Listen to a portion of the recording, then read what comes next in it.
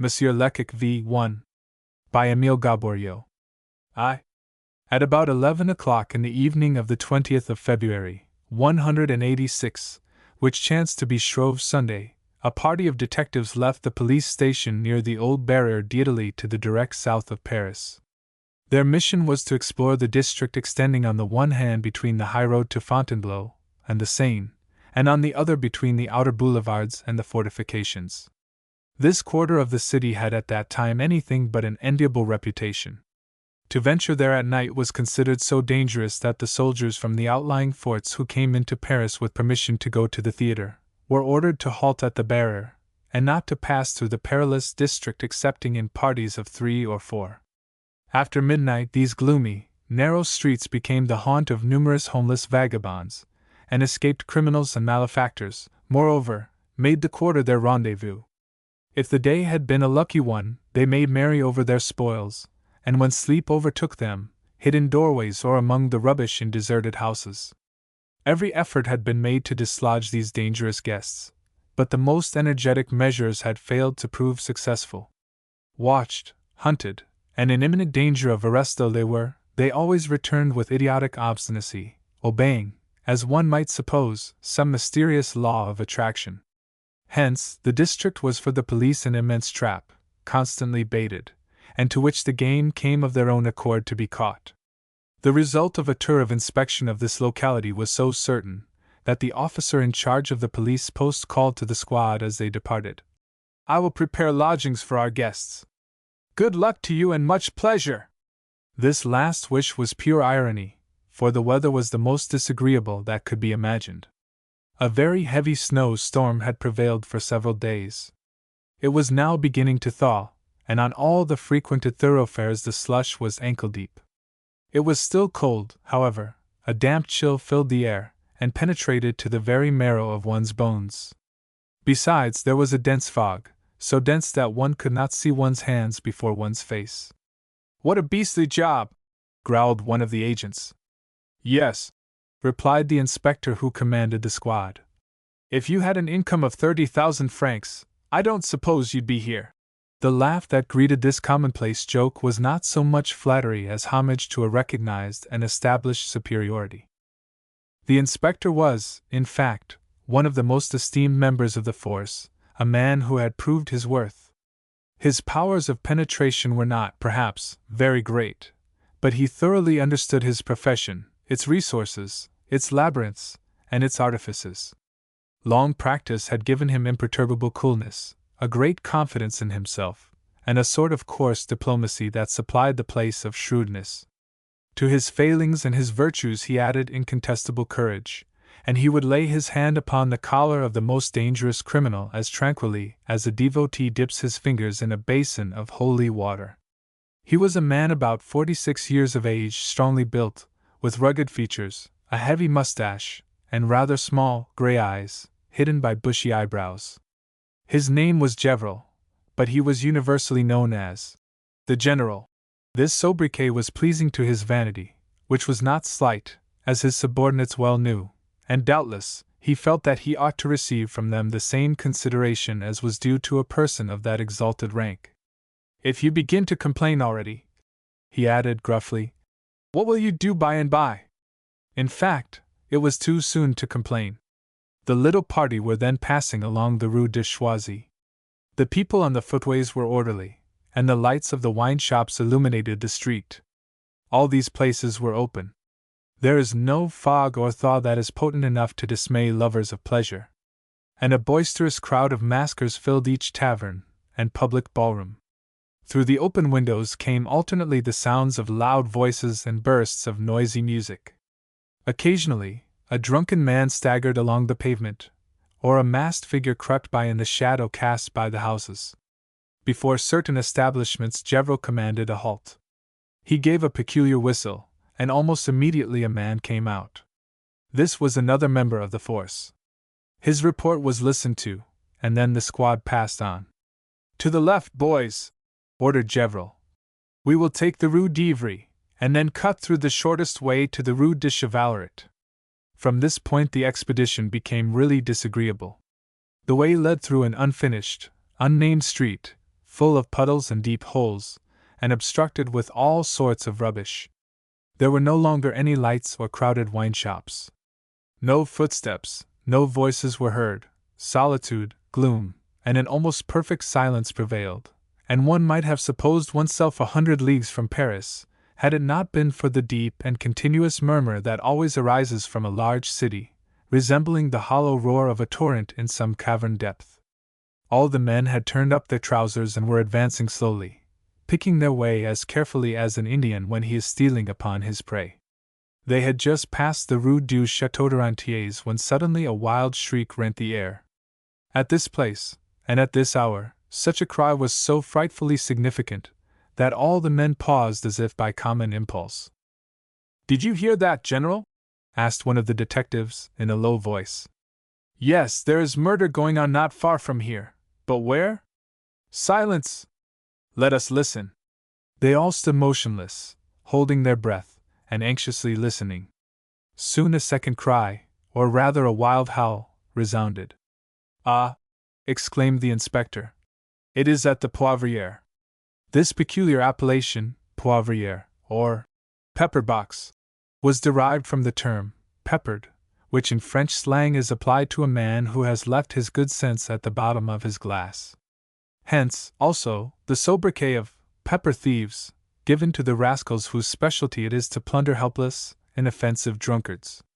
"What?" added Gevrol to his companions. "Don't you know Mother Chupin's drinking shop there on the right? Run!" And setting the example, he dashed off in the direction indicated. His men followed, and in less than a minute they reached a hovel of sinister aspect, standing alone, in a tract of waste ground. It was indeed from this den that the cries had proceeded. They were now repeated, and were immediately followed by 2 pistol shots. The house was hermetically closed, but through the cracks in the window shutters gleamed a reddish light like that of a fire. One of the police agents started to one of these windows, and raising himself up by clinging to the shutters with his hands, endeavored to peer through the cracks, and to see what was passing within. Gevrol himself ran to the door. "Open!" he commanded, striking it heavily. No response came. But they could hear plainly enough the sound of a terrible struggle, of fierce imprecations, hollow groans, and occasionally the sobs of a woman. "Horrible!" cried the police agent, who was peering through the shutters. "It is horrible!" This exclamation decided Gevrol. "Open, in the name of the law!" he cried a third time. And no one responding, with a blow of the shoulder that was as violent as a blow from a battering ram, he dashed open the door. Then the horror-stricken accent of the man who had been peering through the shutters was explained. The room presented such a spectacle that all the agents, and even Gevrol himself, remained for a moment rooted to the threshold, shuddering with unspeakable horror. Everything denoted that the house had been the scene of a terrible struggle, of one of those savage conflicts which only too often stain the barrier drinking dens with blood. The lights had been extinguished at the beginning of the strife, but a blazing fire of pine logs illuminated even the furthest corners of the room. Tables, glasses, decanters, household utensils, and stools had been overturned, thrown in every direction, trodden upon, shivered into fragments. Near the fireplace 2 men lay stretched upon the floor. They were lying motionless upon their backs, with their arms crossed. A third was extended in the middle of the room. A woman crouched upon the lower steps of a staircase leading to the floor above. She had thrown her apron over her head, and was uttering inarticulate moans. Finally, facing the police, and with his back turned to an open door leading into an adjoining room, stood a young man, in front of whom a heavy oaken table formed, as it were, a rampart. He was of medium stature, and wore a full beard. His clothes, not unlike those of a railway porter, were torn to fragments, and soiled with dust and wine and blood. This certainly was the murderer. The expression on his face was terrible. A mad fury blazed in his eyes, and a convulsive sneer distorted his features. On his neck and cheek were 2 wounds which bled profusely. In his right hand, covered with a handkerchief, he held a pistol, which he aimed at the intruders. "Surrender!" cried Gevrol. The man's lips moved, but in spite of a visible effort he could not articulate a syllable. "Don't do any mischief," continued the inspector. "We are in force, you cannot escape, so lay down your arms." "I am innocent," exclaimed the man, in a hoarse, strained voice. "Naturally, but we do not see it." "I have been attacked. Ask that old woman." "I defended myself. I have killed. I had a right to do so. It was in self-defense." The gesture with which he enforced these words was so menacing that one of the agents drew Gavoriau violently aside, saying, as he did so, "Take care, General, take care! The revolver has 5 barrels, and we have heard but 2 shots." But the inspector was inaccessible to fear. He freed himself from the grasp of his subordinate, and again stepped forward, speaking in a still calmer tone. "No foolishness, my lad. If your case is a good one, which is possible, after all, don't spoil it." A frightful indecision betrayed itself on the young man's features. He held Gavoriau's life at the end of his finger. Was he about to press the trigger? No, he suddenly threw his weapon to the floor, exclaiming, "Come and take me!" And turning as he spoke, he darted into the adjoining room, hoping doubtless to escape by some means of egress which he knew of. Gavoriau had expected this movement. He sprang after him with outstretched arms, but the table retarded his pursuit. "Ah!" he exclaimed. "The wretch escapes us." But the fate of the fugitive was already decided. While Gavoriau parleyed, one of the agents, he who had peered through the shutters, had gone to the rear of the house and effected an entrance through the back door. As the murderer darted out, this man sprang upon him, seized him, and with surprising strength and agility dragged him back. The murderer tried to resist, but in vain. He had lost his strength. He tottered and fell upon the table that had momentarily protected him, murmuring loud enough for every one to hear, "Lost! It is the Prussians who are coming!" This simple and decisive maneuver on the part of the subordinate had won the victory, and at first it greatly delighted the inspector. "Good, my boy," said he. "Very good! Ah! You have a talent for your business, and you will do well if ever an opportunity." But he checked himself. All his followers so evidently shared his enthusiasm that a feeling of jealousy overcame him. He felt his prestige diminishing, and hastened to add, "The idea had occurred to me, but I could not give the order without warning the scoundrel himself." This remark was superfluous. All the police agents had now gathered around the murderer. They began by binding his feet and hands, and then fastened him securely to a chair. He offered no resistance. His wild excitement had given place to that gloomy prostration that follows all unnatural efforts, either of mind or body. Evidently he had abandoned himself to his fate. When Gavoriau saw that the men had finished their task, he called on them to attend to the other inmates of the den, and in addition ordered the lamps to be lit, for the fire was going out. The inspector began his examination with the 2 men lying near the fireplace. He laid his hand on their hearts, but no pulsations were to be detected. He then held the face of his watch close to their lips, but the glass remained quite clear. "Useless," he murmured, after several trials. "Useless, they are dead. They will never see morning again. Leave them in the same position until the arrival of the public prosecutor, and let us look at the other one." The 3rd man still breathed. He was a young fellow, wearing the uniform of a common soldier of the line. He was unarmed, and his large bluish-gray cloak was partly open, revealing his bare chest. The agents lifted him very carefully, for he groaned piteously at the slightest movement, and placed him in an upright position, with his back leaning against the wall. He soon opened his eyes, and in a faint voice asked for something to drink. They brought him a glass of water, which he drank with evident satisfaction. He then drew a long breath, and seemed to regain some little strength. "Where are you wounded?" asked Gavoriau. "In the head there," he responded, trying to raise one of his arms. "Oh! How I suffer!" The police agent, who had cut off the murderer's retreat, now approached, and with a dexterity that an old surgeon might have envied, made an examination of the gaping wound which the young man had received in the back of the neck. "It is nothing," declared the police agent, but as he spoke there was no mistaking the movement of his lower lip. It was evident that he considered the wound very dangerous, probably mortal. It will be nothing, affirmed Gevril in his turn. Wounds in the head, when they do not kill at once, are cured in a month. The wounded man smiled sadly. I have received my death blow, he murmured. Nonsense! Oh! It is useless to say anything. I feel it, but I do not complain. I have only received my just deserts. All the police agents turned toward the murderer on hearing these words, presuming that he would take advantage of this opportunity to repeat his protestations of innocence. But their expectations were disappointed. He did not speak, although he must certainly have heard the words. It was that brigand Lacheneur who enticed me here, continued the wounded man, in a voice that was growing fainter. Lacheneur?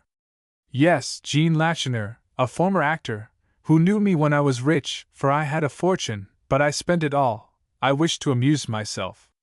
He, knowing I was without a single sou in the world, came and promised me money enough to begin life over again. Fool that I was to believe him, for he brought me to die here like a dog. Oh! I will have my revenge on him. At this thought the wounded man clenched his hands threateningly. I will have my revenge, he resumed. I know much more than he believes. I will reveal everything. But he had presumed too much upon his strength. Anger had given him a moment's energy, but at the cost of his life, which was ebbing away. When he again tried to speak, he could not. Twice did he open his lips, but only a choking cry of impotent rage escaped them. This was his last manifestation of intelligence. A bloody foam gathered upon his lips, his eyes rolled back in their sockets, his body stiffened, and he fell face downward in a terrible convulsion. It is over, murmured Gevril. Not yet, replied the young police agent, who had shown himself so proficient. But he cannot live more than 2 minutes. Poor devil! He will say nothing. The inspector of police had risen from the floor as if he had just witnessed the commonest incident in the world, and was carefully dusting the knees of his trousers. Oh, well, he responded. We shall know all we need to know. This fellow is a soldier, and the number of his regiment will be given on the buttons of his cloak. A slight smile curved the lips of the subordinate. I think you are mistaken, General, said he. How? Yes, I understand. Seeing him attired in a military coat, you supposed, but no, this poor wretch was no soldier. Do you wish for an immediate proof? Is his hair the regulation cut? Where did you ever see soldiers with their hair falling over their shoulders? This objection silenced the general for a moment, but he replied brusquely. Do you think that I keep my eyes in my pocket? What you have remarked did not escape my notice. Only I said to myself, here is a young man who has profited by leave of absence to visit the wig-maker. At least. But Gevril would permit no more interruptions. Enough talk, he declared. We will now hear what has happened. Mother Chupin, the old hussy, is not dead. As he spoke, he advanced toward the old woman, who was still crouching upon the stairs. She had not moved nor ventured so much as a look since the entrance of the police, but her moans had not been discontinued. With a sudden movement, Gevril tore off the apron which she had thrown over her head, and there she stood, such as years, vice, poverty, and drink had made her, wrinkled, shriveled, toothless, and haggard, her skin as yellow and as dry as parchment, and drawn tightly over her bones. Come, stand up, ordered the inspector. Your lamentations don't affect me. You ought to be sent to prison for putting such foul drugs into your liquors, thus breeding madness in the brains of your customers. The old woman's little red eyes traveled slowly round the room, and then in tearful tones she exclaimed, What a misfortune! What will become of me? Everything is broken. I am ruined. She only seemed impressed by the loss of her table utensils. Now tell us how this trouble began, said Gevril. Alas! I know nothing about it. I was upstairs mending my son's clothes when I heard a dispute. And after that? Of course I came down, and I saw those 3 men that are lying there picking a quarrel with the young man you have arrested, the poor innocent. For he is innocent, as truly as I am an honest woman. If my son Paullite had been here he would have separated them, but I, a poor widow, what could I do? I cried police with all my might. After giving this testimony, she resumed her seat, thinking she had said enough.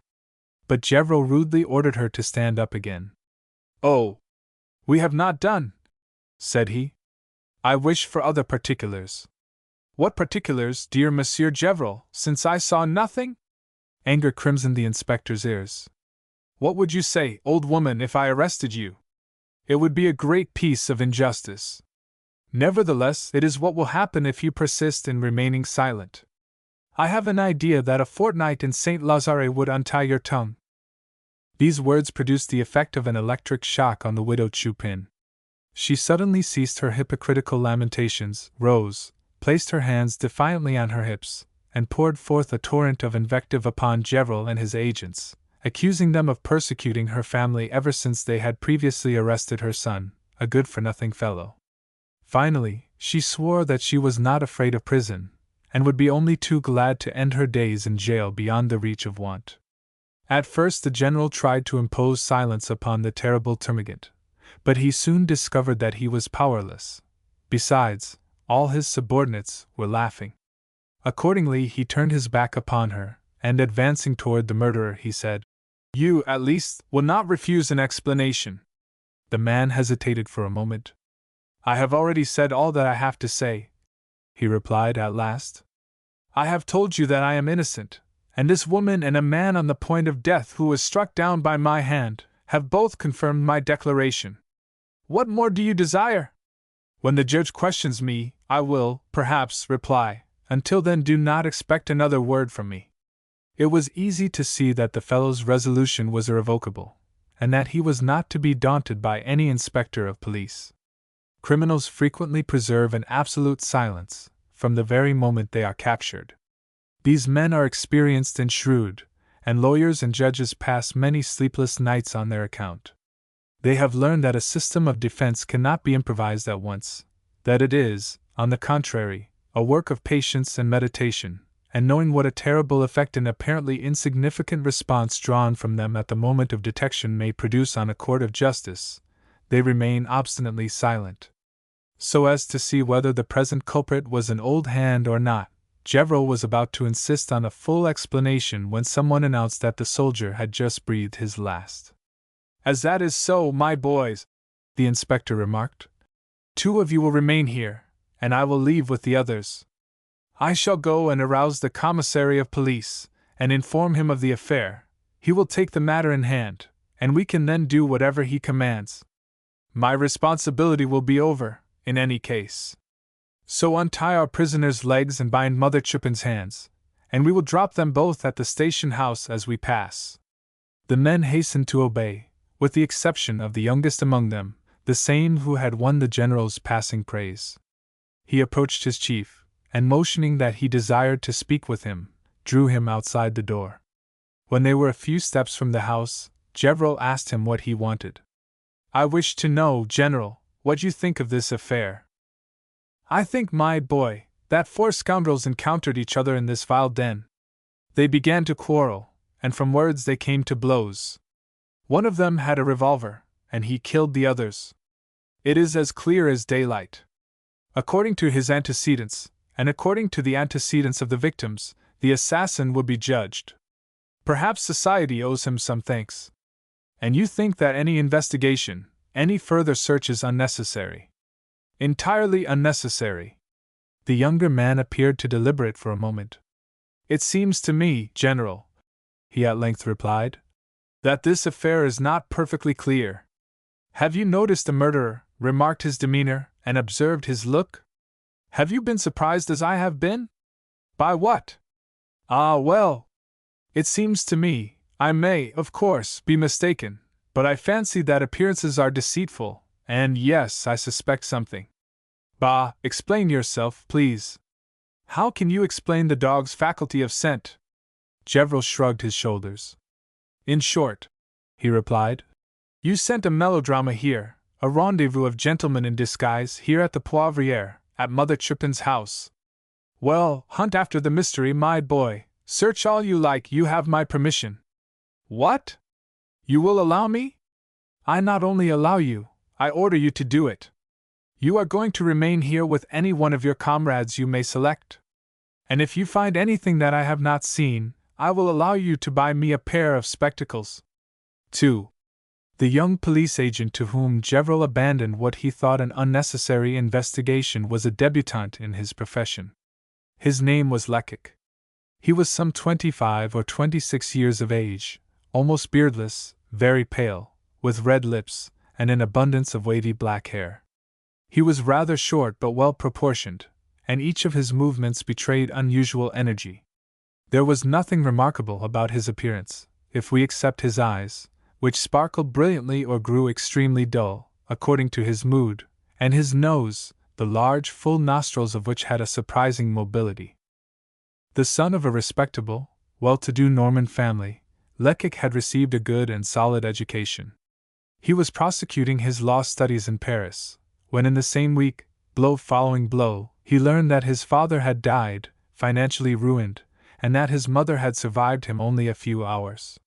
He was left alone in the world, destitute of resources, obliged to earn his living. But how? He had an opportunity of learning his true value, and found that it amounted to nothing, for the university, on bestowing its diploma of bachelor, does not give an annuity with it. Hence, of what use is a college education to a poor orphan boy? He envied the lot of those who, with a trade at the ends of their fingers, could boldly enter the office of any manufacturer and say, "I would like to work." Such men were working and eating. Lecoq sought bread by all the methods employed by people who are in reduced circumstances. Fruitless labor. There are 100,000 people in Paris who have seen better days. No matter. He gave proofs of undaunted energy. He gave lessons, and copied documents for a lawyer. He made his appearance in a new character almost every day, and left no means untried to earn an honest livelihood. At last he obtained employment from a well-known astronomer, the Baron Moser, and spent his days in solving bewildering and intricate problems, at the rate of 100 francs a month. But a season of discouragement came. After 5 years of constant toil, he found himself at the same point from which he had started. He was nearly crazed with rage and disappointment when he recapitulated his blighted hopes, his fruitless efforts, and the insults he had endured. The past had been sad, the present was intolerable, the future threatened to be terrible.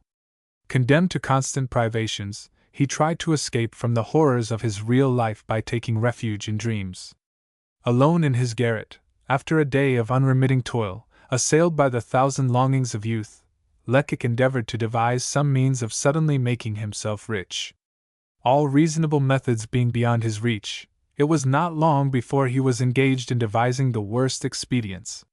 In short, this naturally moral and honest young man spent much of his time in perpetrating, in fancy, the most abominable crimes. Sometimes he himself was frightened by the work of his imagination, for an hour of recklessness might suffice to make him pass from the idea to the fact, from theory to practice. This is the case with all monomaniacs. An hour comes in which the strange conceptions that have filled their brains can be no longer held in check. One day he could not refrain from exposing to his patron a little plan he had conceived, which would enable him to obtain 500 or 600 francs from London. 2 letters and a telegram were all that was necessary, and the game was won. It was impossible to fail, and there was no danger of arousing suspicion. The astronomer, amazed at the simplicity of the plan, could but admire it. On reflection, however, he concluded that it would not be prudent for him to retain so ingenious a secretary in his service. This was why, on the following day, he gave him a month's pay in advance, and dismissed him, saying, "When one has your disposition, and is poor, one may either become a famous thief or a great detective. Choose." Lecoq retired in confusion, but the astronomer's words bore fruit in his mind. "Why should I not follow good advice?" he asked himself. Police service did not inspire him with repugnance, far from it. He had often admired that mysterious power whose hand is everywhere, and which, although unseen and unheard, still manages to hear and see everything. He was delighted with the prospect of being the instrument of such a power. He considered that the profession of detective would enable him to employ the talents with which he had been endowed in a useful and honorable fashion, besides opening out a life of thrilling adventure with fame as its goal. In short, this profession had a wonderful charm for him. So much so, that on the following week, thanks to a letter from Baron Moser, he was admitted into the service. A cruel disenchantment awaited him. He had seen the results, but not the means. His surprise was like that of a simple-minded frequenter of the theater, when he is admitted for the first time behind the scenes, and is able to pry into the decorations and tinsel that are so dazzling at a distance. However, the opportunity for which he had so ardently longed, for which he had been waiting during many weary months, had come, he thought, at last, as he reached the Poivriere with Gevrol and the other police agents. While he was clinging to the window shutters, he saw by the light of his ambition a pathway to success.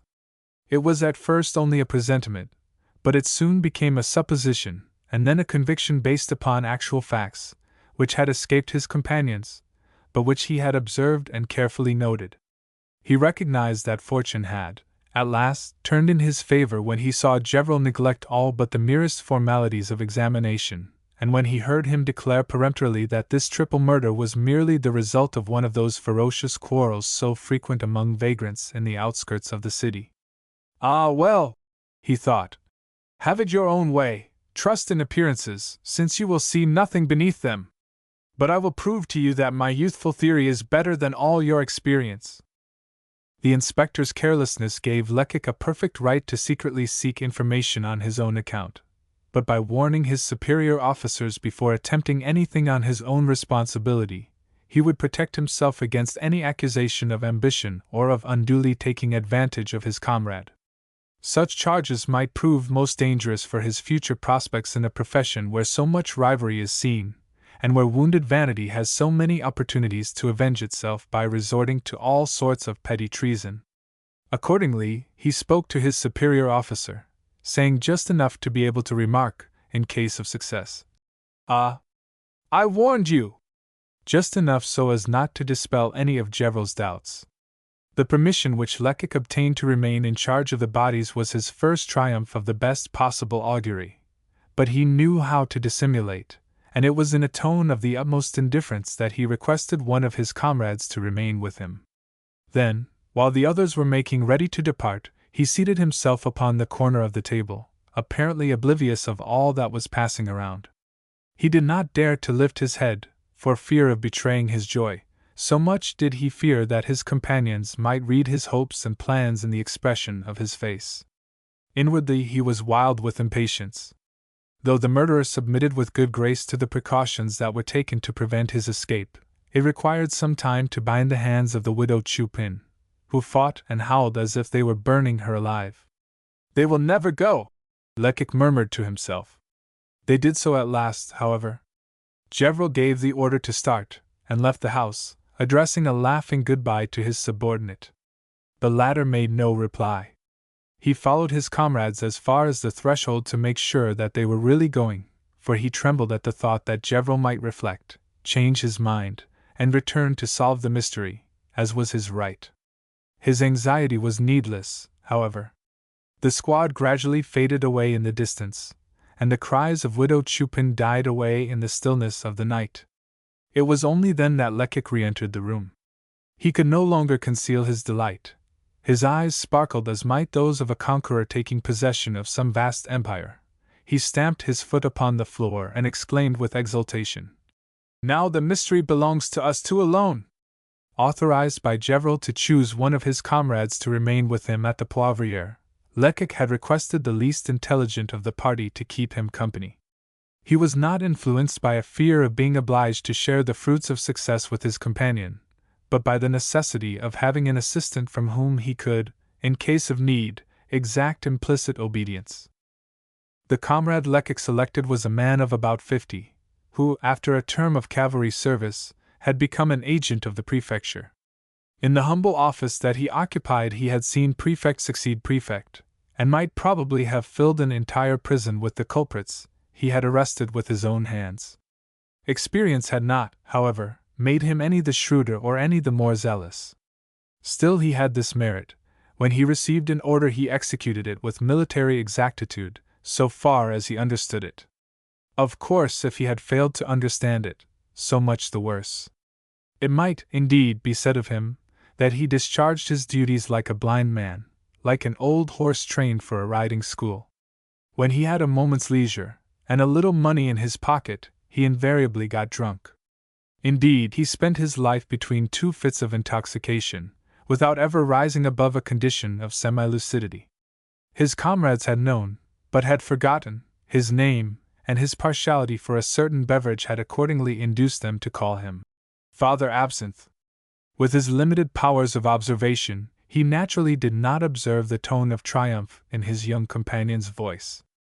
"Upon my word," he remarked, when they were alone, "your idea of keeping me here was a good one, and I thank you for it. While the others spend the night paddling about in the slush, I shall get a good sleep." Here he stood, in a room that was splashed with blood, that was shuddering, so to speak, with crime, and yet face to face with the still warm bodies of 3 murdered men. He could talk of sleep. But, after all, what did it matter to him? He had seen so many similar scenes in his time. And does not habit infallibly lead to professional indifference, making the soldier cool and composed in the midst of conflict, and rendering the surgeon impassible when the patient shrieks and writhes beneath his operating knife? "I have been upstairs, looking about," pursued Father Absinthe. "I saw a bed up there, and we can mount guard here by turns." With an imperious gesture, Lecoq interrupted him. "You must give up that idea, Father Absinthe," he said. "We are not here to sleep, but to collect information, to make the most careful researches, and to note all the probabilities. In a few hours the commissary of police, the legal physician, and the public prosecutor will be here. I wish to have a report ready for them." This proposition seemed anything but pleasing to the old police agent. What is the use of that?" he exclaimed. "I know the general. When he goes in search of the commissary, as he has gone this evening, there is nothing more to be done. Do you think you can see anything that he didn't see? I think that Gevrol, like everyone else, is liable to be mistaken. I think that he believes too implicitly in what seems to him evidence. I could swear that this affair is not what it seems to be, and I am sure that if we like we can discover the mystery which is concealed beneath present appearances." Although Lecoq's vehemence was intense, he did not succeed in making any impression upon his companion, who, with a yawn that threatened to dislocate his jaws, replied, "Perhaps you are right, but I am going to bed. This need not prevent you from searching around, however, and if you find anything you can wake me." Lecoq made no sign of impatience, nor in reality was he impatient. These words afforded him the opportunity for which he was longing. "You will give me a moment first," he remarked. "In 5 minutes, by your watch, I promise to let you put your finger on the mystery that I suspect here. Well, go on for 5 minutes. After that you shall be free, Father Absinthe. Only it is clear that if I unravel the mystery alone, I alone ought to pocket the reward that a solution will certainly bring." At the word, reward, the old police agent pricked up his ears. He was dazzled by the vision of an infinite number of bottles of the greenish liquor whose name he bore. "Convince me, then," said he, taking a seat upon a stool, which he had lifted from the floor. Lecoq remained standing in front of him. "To begin with," he remarked, "whom do you suppose the person we have just arrested to be? A porter, probably, or a vagabond. That is to say, a man belonging to the lowest class of society, consequently, a fellow without education." "Certainly." Lecoq spoke with his eyes fixed upon those of his companion. He distrusted his own powers, as is usual with persons of real merit, but he felt that if he could succeed in making his convictions penetrate his comrade's obtuse mind, their exactitude would be virtually proved. "And now," he continued, "what would you say if I showed you that this young man had received an excellent, even refined education? I should reply that it was very extraordinary. I should reply that, but what a fool I am! You have not proved it to me yet. But I can do so very easily. Do you remember the words that he uttered as he fell?" "Yes, I remember them perfectly. He said, 'It is the Prussians who are coming.' What do you suppose he meant by that? What a question! I should suppose that he did not like the Prussians, and that he supposed he was offering us a terrible insult." Lecoq was waiting anxiously for this response. Ah, well, Father Absinthe, he said gravely, you are wrong, quite wrong. And that this man has an education superior to his apparent position is proved by the fact that you did not understand his meaning, nor his intention. It was this single phrase that enlightened me. Father Absinthe's physiognomy expressed the strange and comical perplexity of a man who is so thoroughly mystified that he knows not whether to laugh or to be angry. After reflecting a little, he decided to adopt the latter course. You are rather too young to impose upon an old fellow like me, he remarked. I don't like boasters. One moment, interrupted Lecoq. Allow me to explain. You have certainly heard of a terrible battle which resulted in one of the greatest defeats that ever happened to France, the Battle of Waterloo? I don't see the connection.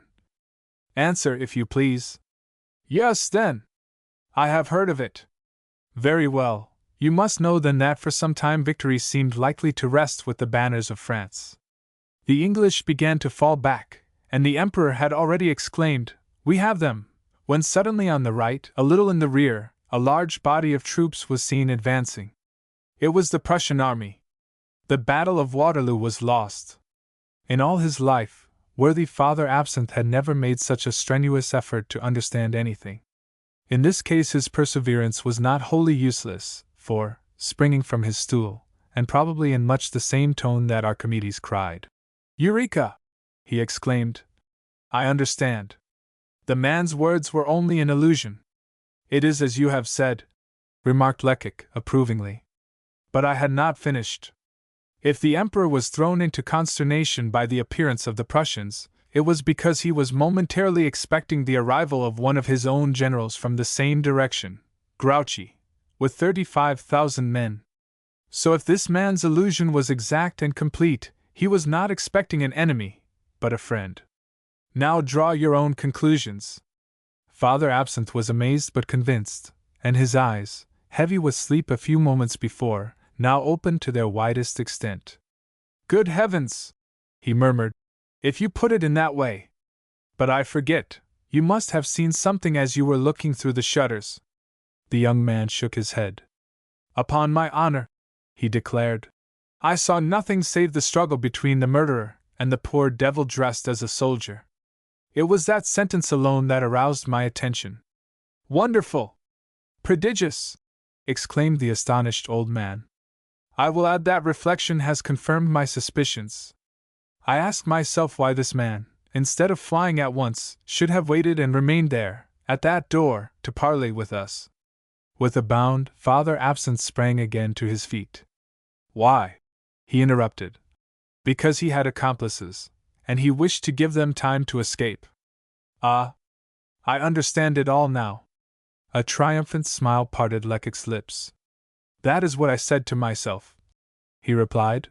And now it is easy to verify my suspicions. There is snow outside, isn't there? It was not necessary to say any more. The elder officer seized the light, and followed by his companion, he hastened to the back door of the house, which opened into a small garden. In this sheltered enclosure the snow had not melted, and upon its white surface the dark stains of numerous footprints presented themselves. Without hesitation, Lecoq threw himself upon his knees in the snow. He rose again almost immediately. These indentations were not made by the men's feet, said he. There have been women here. 3. Obstinate men of Father Absinthe's stamp, who are at first always inclined to differ from other people's opinions, are the very individuals who end in madly adopting them. When an idea has at last penetrated their empty brains, they twist and turn it, dwell upon it, and develop it until it exceeds the bounds of reason. Hence, the police veteran was now much more strongly convinced than his companion that the usually clever Gevrol had been mistaken, and accordingly he laughed the inspector to scorn. On hearing Lecoq affirm that women had taken part in the horrible scene at the Poivriere, his joy was extreme. A fine affair! He exclaimed. An excellent case! And suddenly recollecting a maxim that has been handed down from the time of Cicero, he added in sententious tones, Who holds the woman holds the cause. Lecoq did not deign to reply. He was standing upon the threshold, leaning against the framework of the door, his hand pressed to his forehead, as motionless as a statue. The discovery he had just made, and which so delighted Father Absinthe, filled him with consternation. It was the death of his hopes, the annihilation of the ingenious structure which his imagination had built upon the foundation of a single sentence. There was no longer any mystery, so celebrity was not to be gained by a brilliant stroke.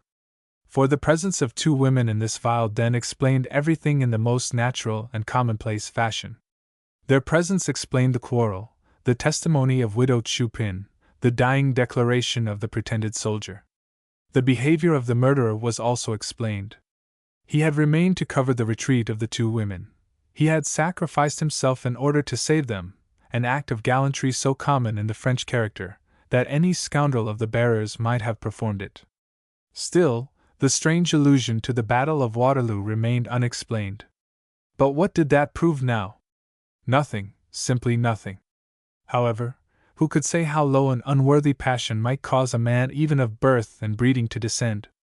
And the carnival afforded an opportunity for the parties to disguise themselves. But while Lecoq was turning and twisting all these probabilities in his mind, Father Absinthe became impatient. "Are we going to remain here until doomsday?" he asked. "Are we to pause just at the moment when our search has been productive of such brilliant results?" Brilliant results! These words stung the young man as deeply as the keenest irony could have done. "Leave me alone," he replied gruffly. "And above all, don't walk about the garden, as by doing so, you'll damage any footprints." His companion swore a little, but soon became silent in his turn. He was constrained to submit to the irresistible ascendancy of superior will and intelligence. Lecoq was engaged in following out his course of reasoning. The murderer, leaving the ball at the Rainbow, a dancing house not far from here, near the fortifications, came to this wine shop, accompanied by two women. He found three men drinking here, who either began teasing him, or who displayed too much gallantry toward his companions. He became angry. The others threatened him. He was 1 against 3. He was armed. He became wild with rage, and fired. He checked himself, and an instant after added aloud, "But was it the murderer who brought these women here? If he is tried, this will be the important point. It is necessary to obtain information regarding it." He immediately went back into the house, closely followed by his colleague, and began an examination of the footprints round about the door that Gevril had forced open. Labor lost. There was but little snow on the ground near the entrance of the hovel, and so many persons had passed in and out that Lecoq could discover nothing. What a disappointment after his patient hopes! Lecoq could have cried with rage. He saw the opportunity for which he had sighed so long indefinitely postponed. He fancied he could hear Gevril's coarse sarcasms. "Enough of this," he murmured under his breath. "The general was right, and I am a fool." He was so positively convinced that one could do no more than discover the circumstances of some commonplace, vulgar broil, that he began to wonder if it would not be wise to renounce his search and take a nap, while awaiting the coming of the commissary of police. But Father Absinthe was no longer of this opinion. This worthy man, who was far from suspecting the nature of his companion's reflections, could not explain his inaction. "Come, my boy," said he, "have you lost your wits? This is losing time, it seems to me. The authorities will arrive in a few hours, and what report shall we be able to give them? As for me, if you desire to go to sleep, I shall pursue the investigation alone." Disappointed as he was, the young police officer could not repress a smile. He recognized his own exhortation of a few moments before. It was the old man who had suddenly become intrepid. "To work, then!" he sighed, like a man who, while foreseeing defeat, wishes, at least, to have no cause for self-reproach. He found it, however, extremely difficult to follow the footprints in the open air by the uncertain light of a candle, which was extinguished by the least breath of wind. "I wonder if there is a lantern in the house," he said. "If we could only lay our hands upon one." They searched everywhere, and at last, upstairs in the Widow Chupin's own room, they found a well-trimmed lantern, so small and compact that it certainly had never been intended for honest purposes. "A regular burglar's implement," said Father Absinthe, with a coarse laugh. The implement was useful in any case, as both men agreed when they returned to the garden and recommenced their investigations systematically. They advanced very slowly and with extreme caution. The old man carefully held the lantern in the best position, while Lecoq, on his knees, studied each footprint with the attention of a chiromancer professing to read the future in the hand of a rich client. This new examination assured Lecoq that he had been correct in his first supposition. It was plain that two women had left the Poivriere by the back door. They had started off running, as was proved by the length of the steps and the shape of the footprints. The difference in the tracks left by the two fugitives was so remarkable that it did not escape Father Absinthe's eyes. "Sapristi!" he muttered. "One of these jades can boast of having a pretty foot at the end of her leg." He was right. One of the tracks betrayed a small, coquettish, slender foot, clad in an elegant high-heeled boot with a narrow sole and an arched instep. The other denoted a broad, short foot growing wider toward the end. It had evidently been encased in a strong, low shoe. This was indeed a clue. Lecoq's hopes at once revived. So eagerly does a man welcome any supposition that is in accordance with his desires. Trembling with anxiety, he went to examine some other footprints a short distance from these, and an excited exclamation at once escaped his lips. "What is it?" eagerly inquired the other agent. "What do you see?" "Come and look for yourself, see there!" cried Lecoq. The old man bent down, and his surprise was so great that he almost dropped the lantern. "Oh," said he in a stifled voice, "a man's footprint." "Exactly. And this fellow wore the finest of boots. See that imprint, how clear, how neat it is!" Worthy Father Absinthe was scratching his ear furiously, his usual method of quickening his rather slow wits. "But it seems to me," he ventured to say at last, "that this individual was not coming from this ill-fated hovel." "Of course not. The direction of the foot tells you that." "No, he was not going away, he was coming here.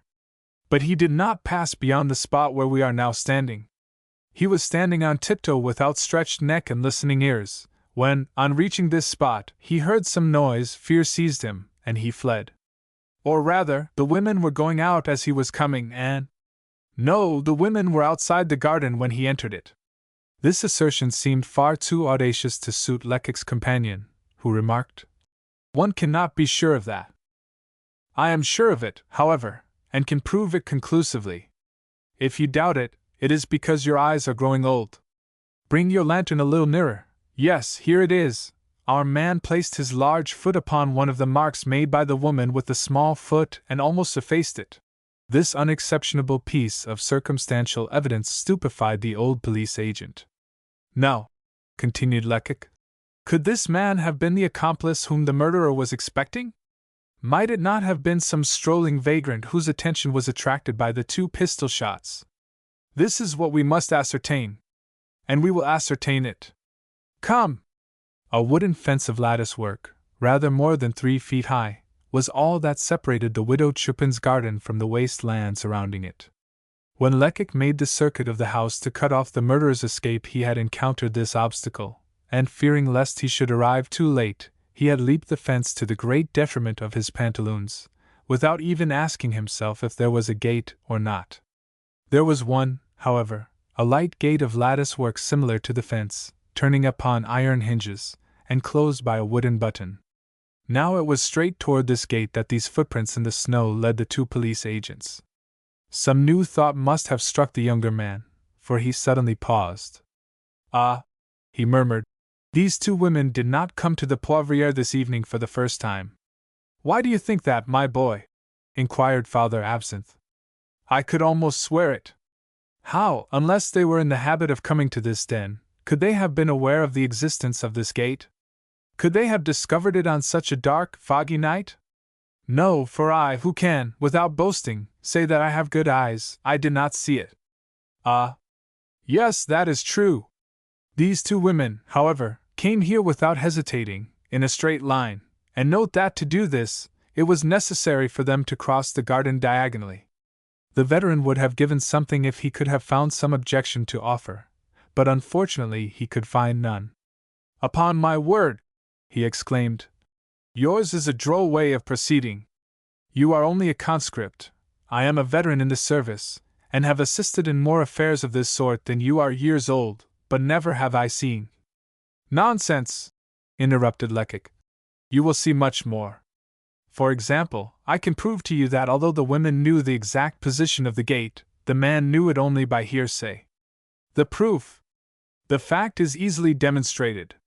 Study the man's footprints, and you, who are very sharp, will see at once that he deviated greatly from the straight course. He was in such doubt that he was obliged to search for the gate with his hands stretched out before him, and his fingers have left their imprint on the thin covering of snow that lies upon the upper railing of the fence. The old man would have been glad to verify this statement for himself, as he said, but Lecoq was in a hurry. Let us go on, said he. You can verify my assertions some other time. They left the garden and followed the footprints which led them toward the outer boulevards, inclining somewhat in the direction of the Rue de Patay. There was now no longer any need of close attention. No one save the fugitives had crossed this lonely waste since the last fall of snow. A child could have followed the track, so clear and distinct it was. For a series of footprints, very unlike in character, formed the track. 2 of these had evidently been left by the women. The other 2, one going and one returning, had been made by the man. On several occasions the latter had placed his foot exactly on the footprints left by the 2 women, half effacing them, thus dispelling all doubt as to the precise moment of his approach. About 100 yards from the Poivriere, Lecoq suddenly seized his colleague's arm. Halt! He exclaimed. We have reached a good place. I can see unmistakable proofs. The spot, all unenclosed as it was evidently utilized by some builder for the storage of various kinds of lumber. The ground was strewn with large blocks of granite, some chiseled, some in the rough, with numerous long planks and logs of wood in their midst. In front of one of these logs, the surface of which had been evidently wiped, all the various footprints came together, mingling confusedly. Here, declared the young detective, our fugitives met the man and took counsel with him. One of the women, the one with the little feet, sat down upon this log. We ought to make quite sure of that, said Father Absinthe, in an oracular tone. But his companion cut short his desire for verification. You, my old friend, said he, are going to do me the kindness to keep perfectly still. Pass me the lantern and do not move. Lecoq's modest tone had suddenly become so imperious that his colleague dared offer no resistance. Like a soldier at the command to halt, he remained erect, motionless, and mute, following his colleague's movements with an inquisitive, wondering eye. Quick in his motions, and understanding how to maneuver the lantern in accordance with his wishes, the young police agent explored the surroundings in a very short space of time. A bloodhound in pursuit of his prey would have been less alert, less discerning, less agile. He came and went, now turning, now pausing, now retreating, now hurrying on again without any apparent reason. He scrutinized, he questioned every surrounding object, the ground, the logs of wood, the blocks of stone. In a word, nothing escaped his glance. For a moment he would remain standing, then fall upon his knees, and at times lie flat upon his stomach with his face so near the ground that his breath must have melted the snow.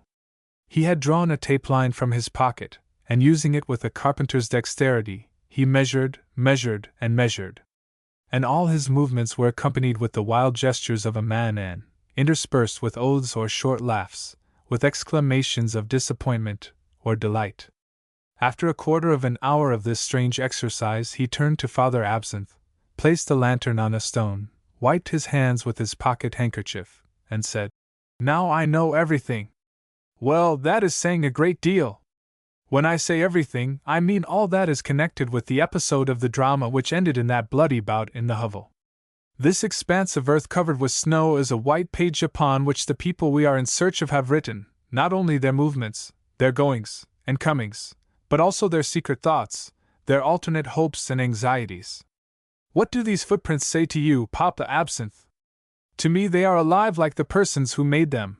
They breathe, speak, accuse. The old agent was saying to himself. Certainly, this fellow is intelligent, undeniably shrewd, but he is very disagreeable. These are the facts as I have read them, pursued Lecoq. When the murderer repaired to the Poivriere with the two women, his companion, I should say his accomplice, came here to wait. He was a tall man of middle age. He wore a soft hat and a shaggy brown overcoat.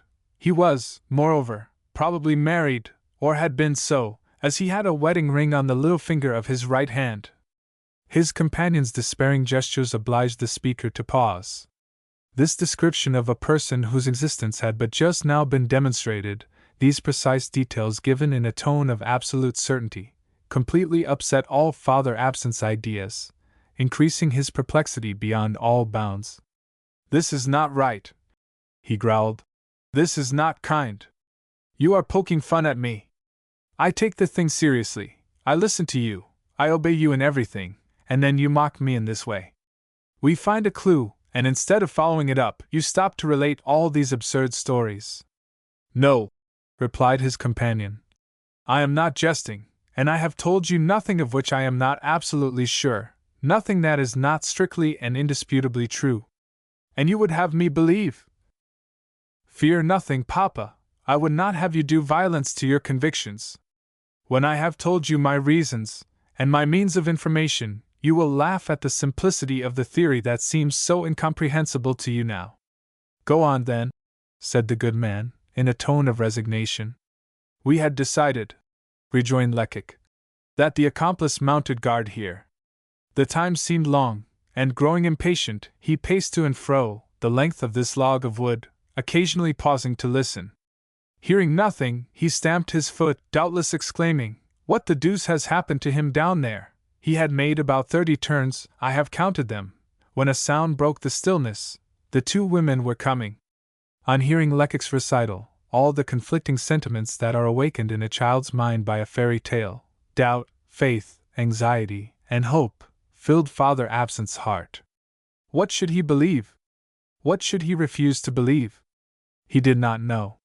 How was he to separate the true from the false among all these equally surprising assertions? On the other hand, the gravity of his companion, which certainly was not feigned, dismissed all idea of pleasantry.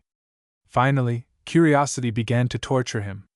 "We had reached the point where the women made their appearance," said he. "Yes, indeed," responded Lecoq. "But here all certainty ceases. No more proofs, only suppositions. Still, I have every reason to believe that our fugitives left the drinking den before the beginning of the fight, before the cries that attracted our attention. Who were they? I can only conjecture. I suspect, however, that they were not equals in rank. I am inclined to think that one was the mistress, the other her servant." "That is proved," ventured the old man, "by the great difference in their feet and in their shoes." This shrewd observation elicited a smile from Lecoq. "That difference," he replied seriously, "is something, of course, but it was not that which decided me in my opinion. If greater or less perfection of the extremities regulated social distinctions, many mistresses would be servants.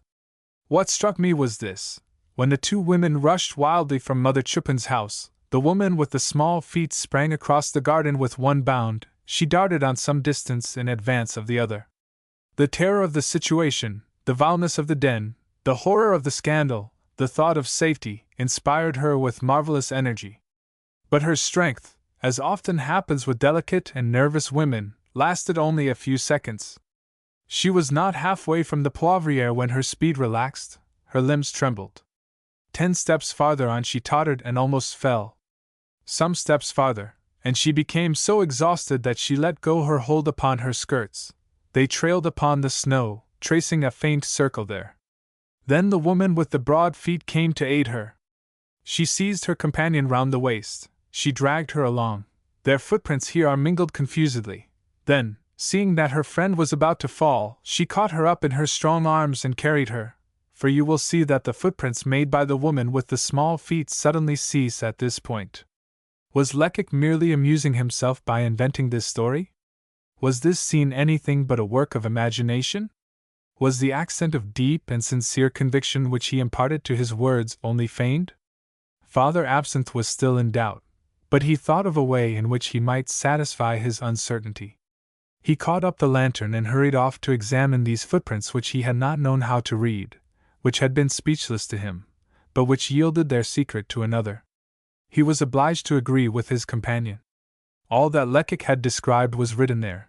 He saw the confused footprints, the circle made by the sweeping skirts, the cessation of the tiny imprints. On his return, his countenance betrayed a respectful and astonished admiration, and it was with a shade of embarrassment that he said, "You can scarcely blame an old man for being a little like St. Thomas. I have touched it with my fingers, and now I am content to follow you." The young police agent could not, indeed, blame his colleague for his incredulity. Resuming his recital, he continued, "Then the accomplice, who had heard the fugitives coming, ran to meet them, and he aided the woman with large feet in carrying her companion. The latter must have been really ill, for the accomplice took off his hat and used it in brushing the snow off this log. Then, thinking the surface was not yet dry enough, he wiped it with the skirt of his overcoat. Were these civilities pure gallantry, or the usual attentions of an inferior? I have asked myself that question. This much, however, is certain: while the woman with the small feet was recovering her strength, half reclining upon this board, the other took the accomplice a little on one side, 5 or 6 steps away to the left, just beside that enormous block of granite. There she talked with him, and, as he listened, the man leaned upon the snow-covered stone. His hand left a very distinct imprint there. Then, as the conversation continued, he rested his elbow upon the snowy surface. Like all men of limited intelligence, Father Absinthe had suddenly passed from unreasoning distrust to unquestioning confidence. Henceforth, he could believe anything for the very same reason that had, at first, made him believe nothing. Having no idea of the bounds of human reasoning and penetration, he saw no limits to the conjectural genius of his companion. With perfect faith, therefore, he inquired, "And what was the accomplice saying to the woman with the broad shoes?" Lecoq smiled at this simplicity, but the other did not see him do so. "It is rather difficult for me to answer that question," replied the young detective. "I think, however, that the woman was explaining to the man the immensity and imminence of the danger that threatened his companion, and that they were trying to devise some means to rescue him from it. Perhaps she brought him orders given by the murderer. It is certain that she ended by beseeching the accomplice to run to the Poivriere and see what was passing there. And he did so, for his tracks start from this block of granite. And only to think," exclaimed Father Absinthe, "that we were in the hovel at that very moment. A word from Gevrol, and we might have had handcuffs on the whole gang. How unfortunate!" Lecoq was not sufficiently disinterested to share his companion's regret. On the contrary, he was very thankful for Gevrol's blunder. Had it not been for that, how would he ever have found an opportunity of investigating an affair that grew more and more mysterious as his search proceeded, but which he hoped to fathom finally? "To conclude," he resumed, "the accomplice soon returned. He had witnessed the scene, and was evidently afraid. He feared that the thought of exploring the premises might enter the minds of the police. It was to the lady with small feet that he addressed himself. He explained the necessity of flight, and told her that even a moment's delay might be fatal. At his words, she summoned all her energy. She rose and hastened away, clinging to the arm of her companion. Did the man indicate the route they were to take, or did they know it themselves? This much is certain: he accompanied them some distance, in order to watch over them. But besides protecting these women, he had a still more sacred duty to perform, that of succoring his accomplice, if possible. He retraced his steps, passed by here once more, and the last footprint that I can discover leads in the direction of the Rue du Château des Rentiers. He wished to know what would become of the murderer, and went to place himself where he might see him pass by with his captors. Like a dilettante who can scarcely restrain his applause until the close of the aria that delights him, Father Absinthe had been unable during the recital to entirely suppress his admiration. But it was not until Lecoq ceased speaking that he gave full vent to his enthusiasm. "Here is a detective if you like," he exclaimed. "And they pretend that Gevrol is shrewd. What has he ever done to compare with this? Ah! Shall I tell you what I think? Why, in comparison with you, the General is a mere John the Baptist." Certainly the flattery was gross, but it was impossible to doubt its sincerity. This was the first time that the balmy dew of praise had fallen upon Lecoq's vanity, and it greatly delighted him, although he modestly replied, "Nonsense, you are too kind, Papa. After all, what have I done that is so very clever? I told you that the man was of middle age. It was not difficult to see that after one had examined his heavy, dragging step. I told you that he was tall, an easy matter. When I saw that he had been leaning upon that block of granite there to the left, I measured the block in question. It is almost 5 feet 5 inches in height, consequently a man who could rest his elbow upon it must be at least 6 feet high. The mark of his hand proves that I am not mistaken. On seeing that he had brushed away the snow which covered the plank, I asked myself what he had used. I thought that it might be his cap, and the mark left by the peak proves that I was right. Finally, if I have discovered the color and the material of his overcoat, it is only because when he wiped the wet board, some splinters of the wood tore off a few tiny flakes of brown wool, which I have found, and which will figure in the trial. But what does this amount to, after all? Nothing. We have only discovered the first clues of the affair. Still, we are on the right scent, so, forward then." The old officer was electrified, and, like an echo, he repeated, "Forward!" For that night the vagabonds, who had taken refuge in the neighborhood of the Poivriere, had a very bad time of it, for while those who managed to sleep were disturbed by frightful dreams of a police raid, those who remained awake witnessed some strange incidents, well calculated to fill their minds with terror. On hearing the shots fired inside Mother Chupin's drinking den, most of the vagrants concluded that there had been a collision between the police and some of their comrades, and they immediately began prowling about, eagerly listening and watching, and ready to take flight at the least sign of danger. At first they could discover no particular reasons for alarm. But later on, at about 2 o'clock in the morning, just as they were beginning to feel secure again, the fog lifted a little, and they witnessed a phenomenon well calculated to arouse anxiety. Upon the unoccupied tract of land, which the people of the neighborhood called the plain, a small but very bright light was seen describing the most capricious evolutions. It moved here and there without any apparent aim, tracing the most inexplicable zigzags, sometimes sinking to the earth, sometimes rising to a height of 4 or 5 feet, at others remaining quite motionless, and the next second flying off like a ball. In spite of the place and the season of the year, the less ignorant among vagabonds believed the light to be some ignis fatuus, one of those luminous meteors that raise from the marshes and float about in the atmosphere at the bidding of the wind. In point of fact, however, this ignis fatuus was the lantern by the light of which the 2 police agents were pursuing their investigations. After thus suddenly revealing his capacity to his first disciple, Lecoq found himself involved in a cruel perplexity.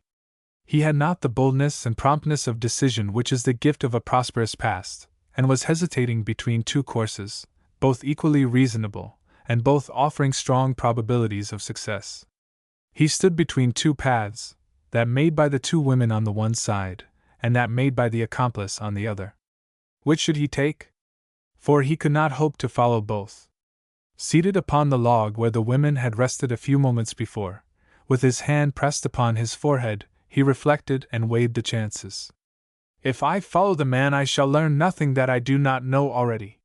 He has gone to hover round the party, he has followed them at a distance, he has seen them lock up his accomplice, and he is undoubtedly prowling round about the station house.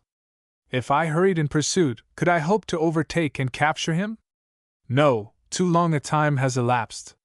Father Absinthe listened to this monologue with intense curiosity, as anxious as an unsophisticated person who, having questioned a clairvoyant in regard to some lost articles, is waiting the oracle's response. To follow the women, continued the young man. To what would that lead? Perhaps to an important discovery, perhaps to nothing. However, he preferred the unknown, which, with all its chances of failure, had chances of success as well. He rose, his course was decided. Father Absinthe, said he, we are going to follow the footprints of these 2 women, and wherever they lead us we will go. Inspired with equal ardor they began their walk. At the end of the path upon which they had entered they fancied they observed, as in some magic glass, the one the fruits, the other the glory of success. They hurried forward. At first it was only play to follow the distinct footprints that led toward the Seine. But it was not long before they were obliged to proceed more slowly.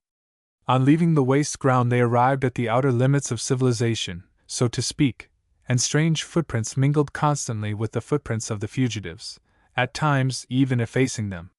In many spots, either on account of exposure or the nature of the soil, the thaw had completed its work, and there were large patches of ground entirely free from snow. In such cases they lost the trail, and it required all Lecoq's sagacity and all his companions' goodwill to find it again.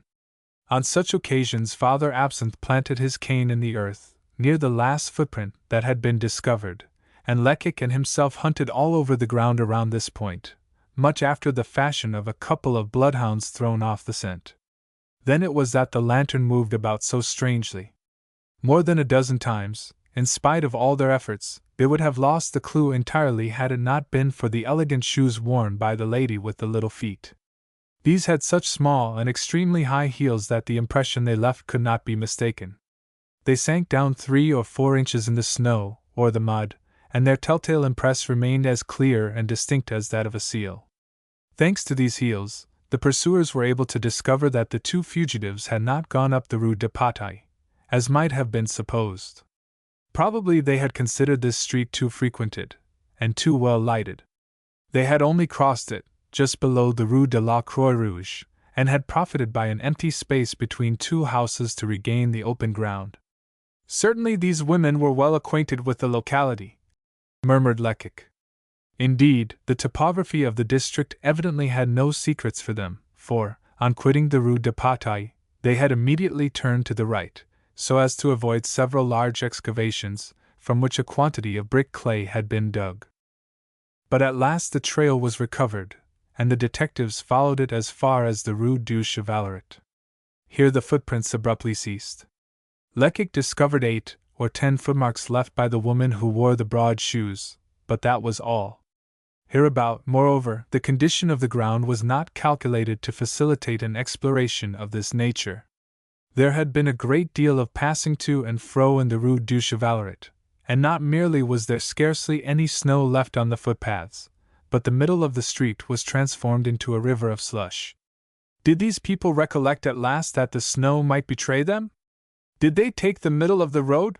Grumbled the young police agent. Certainly they could not have crossed to a vacant space as they had done just before, for on the other side of the street extended a long factory wall. Ah, sighed Father Absinthe, we have our labor for our pains. But Lecoq possessed a temperament that refused to acknowledge defeat.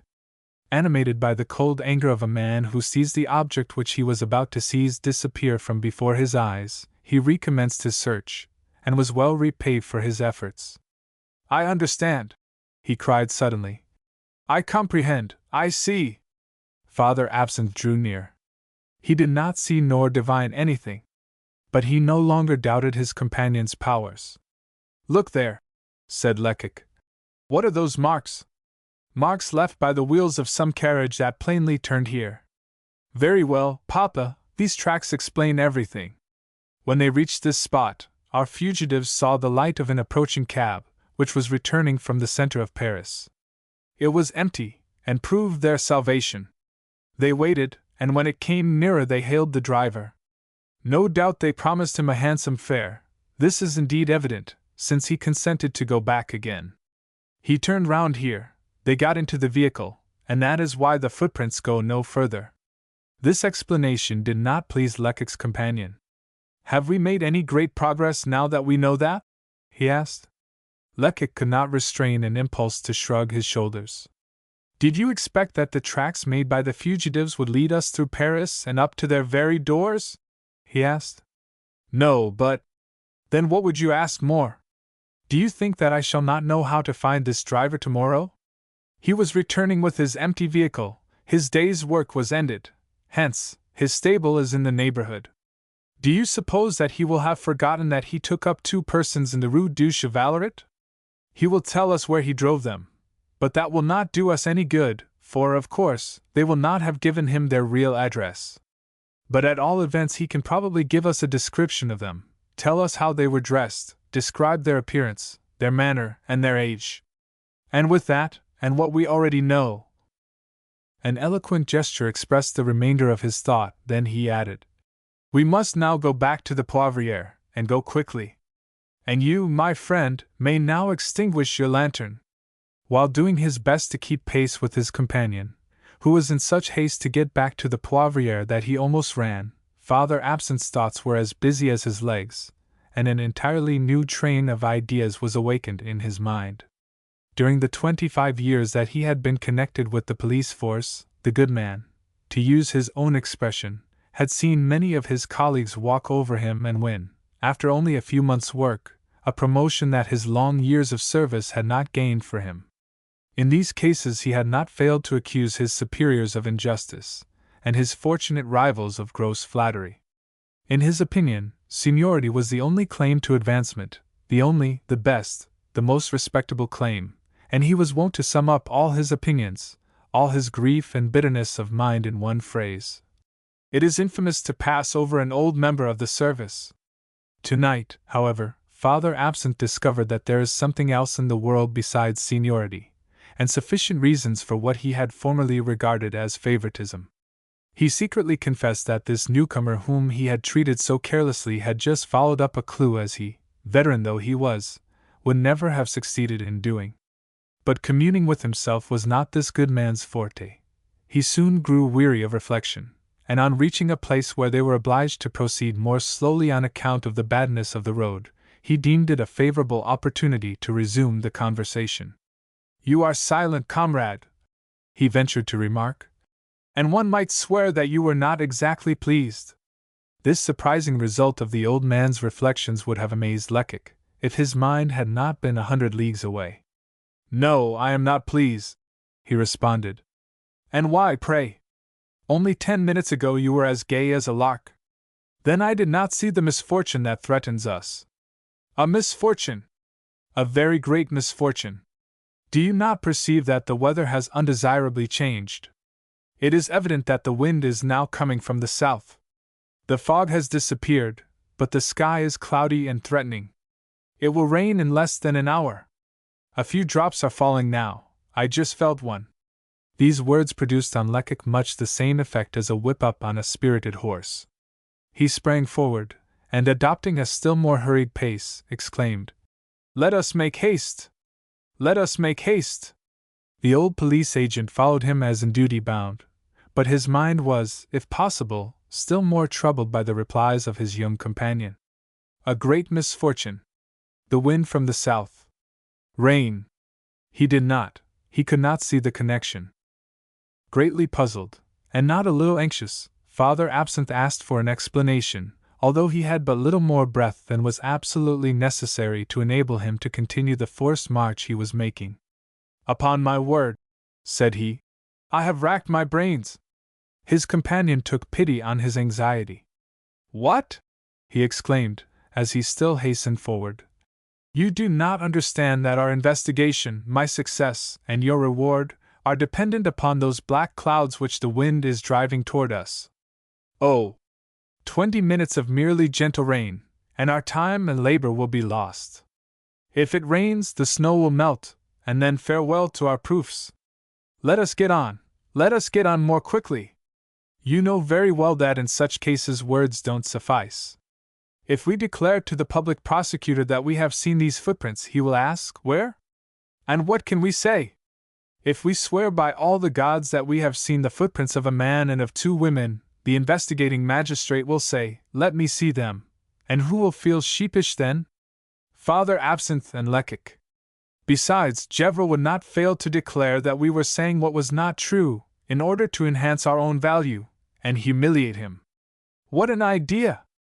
Faster, Papa, faster, you will have all day tomorrow to be indignant. Perhaps it will not rain. In that case, these perfect, clear, and easily recognizable footprints will prove the culprit's ruin. How can we preserve them? By what process could we solidify them? I would deluge them with my blood if that could only cause them to congeal. Father Absinthe was just then thinking that his share of the labor had hitherto been the least important, for he had merely held the lantern. But here was a chance for him to acquire a real and substantial right to the prospective reward. "I know a method," said he, "by which one could preserve these marks in the snow." At these words the younger man stopped short. "You know, you?" he interrupted. "Yes, I know," replied the old detective, with the evident satisfaction of a man who has gained his revenge. "They invented a way at the time of that affair at the Maison Blanche, last December." "I recollect." "Ah. Well, on the snow in the courtyard there was a footprint that attracted a detective's attention. He said that the whole evidence depended on that mark alone, that it was worth more than 10 years' hard work in following up the case. Naturally, he desired to preserve it. They sent for a great chemist." Go on, go on." "I have never seen the method put into practice, but an expert told me all about it, and showed me the mold they obtained. He explained it to me precisely, on account of my profession." Lecoq was trembling with impatience. "And how did they obtain the mold?" he asked abruptly. "Wait, I was just going to explain. They take some of the best gelatin, and allow it to soak in cold water. When it becomes thoroughly softened, they heat it until it forms a liquid, of moderate consistency. Then, when it is just cool enough, they pour a nice little covering of it upon the footprint." Lecoq felt the irritation that is natural to a person who has just heard a bad joke, or who has lost his time in listening to a fool. "Enough!" he interrupted angrily. "That method can be found in all the manuals. It is excellent, no doubt, but how can it serve us? Have you any gelatin about you?" "No." "Nor have I. You might as well have counseled me to pour melted lead upon the footprints to fix them." They continued their way, and 5 minutes later, without having exchanged another word, they re-entered the widow Chupin's hovel. The first impulse of the older man would have been to rest to breathe, but Lecoq did not give him time to do so. "Make haste, get me a dish, a plate, anything," cried the young detective, "and bring me some water. Gather together all the boards and old boxes you can find lying about." While his companion was obeying him, Lecoq armed himself with a fragment of one of the broken bottles, and began scraping away furiously at the plastered wall that separated the two rooms. His mind, disconcerted at first by the imminence of this unexpected catastrophe, a fall of rain, had now regained its equilibrium. He had reflected, he had thought of a way by which failure might possibly be averted, and he hoped for ultimate success. When he had accumulated some 7 or 8 handfuls of fine plaster dust, he mixed 1/2 with a little water so as to form a thin paste, leaving the rest untouched on the side of the plate. "Now, Papa," said he, "come and hold the light for me." When in the garden, the young man sought for the deepest and most distinct of the footprints, knelt beside it, and began his experiment, trembling with anxiety.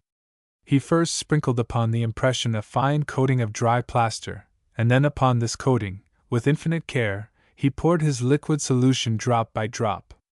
What luck! The experiment was successful. The plaster united in a homogeneous mass, forming a perfect model of the impression. Thus, after an hour's labor, Lecoq possessed 6 of these casts, which might, perhaps, be a little wanting in clearness of outline, but which were quite perfect enough to be used as evidence. The young detective's alarm had been well founded, for it was already beginning to rain.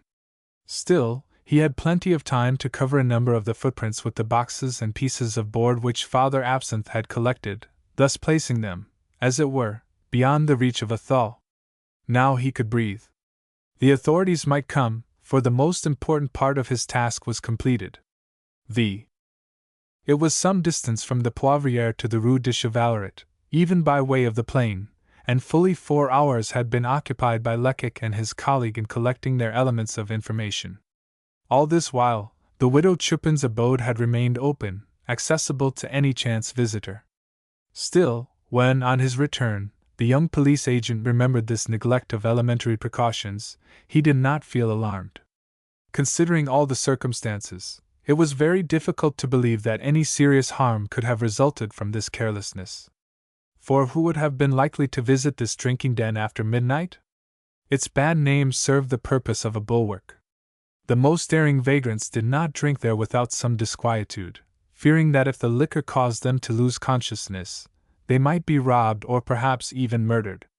Hence, if any one had been attracted to this notoriously dangerous drinking shop by the light that streamed through the open door, it could only have been some very reckless person returning late at night from the ball at the Rainbow, with a few sous left in his pocket. But even then, a single glance inside would have sufficed to put the bravest to flight. In less than a second the young police agent had weighed all these possibilities, concerning which he did not breathe a word to Father Absinthe. When, little by little, the excitement caused by his successive hopes and disappointments, and by the accomplishment of the experiment with the footprints had died away, and he had regained his usual calm of mind, he made a careful inspection of the abode, and was by no means satisfied with himself. He had experimented upon Father Absinthe with his new system of investigation, just as an aspiring orator tries his powers before his least gifted friends, not before the cleverest. He had certainly overwhelmed the old veteran by his superiority. He had literally crushed him. But what great merit, what wonderful victory was this? Why should he boast of having outwitted Father Absinthe, one of the least sagacious men in the service?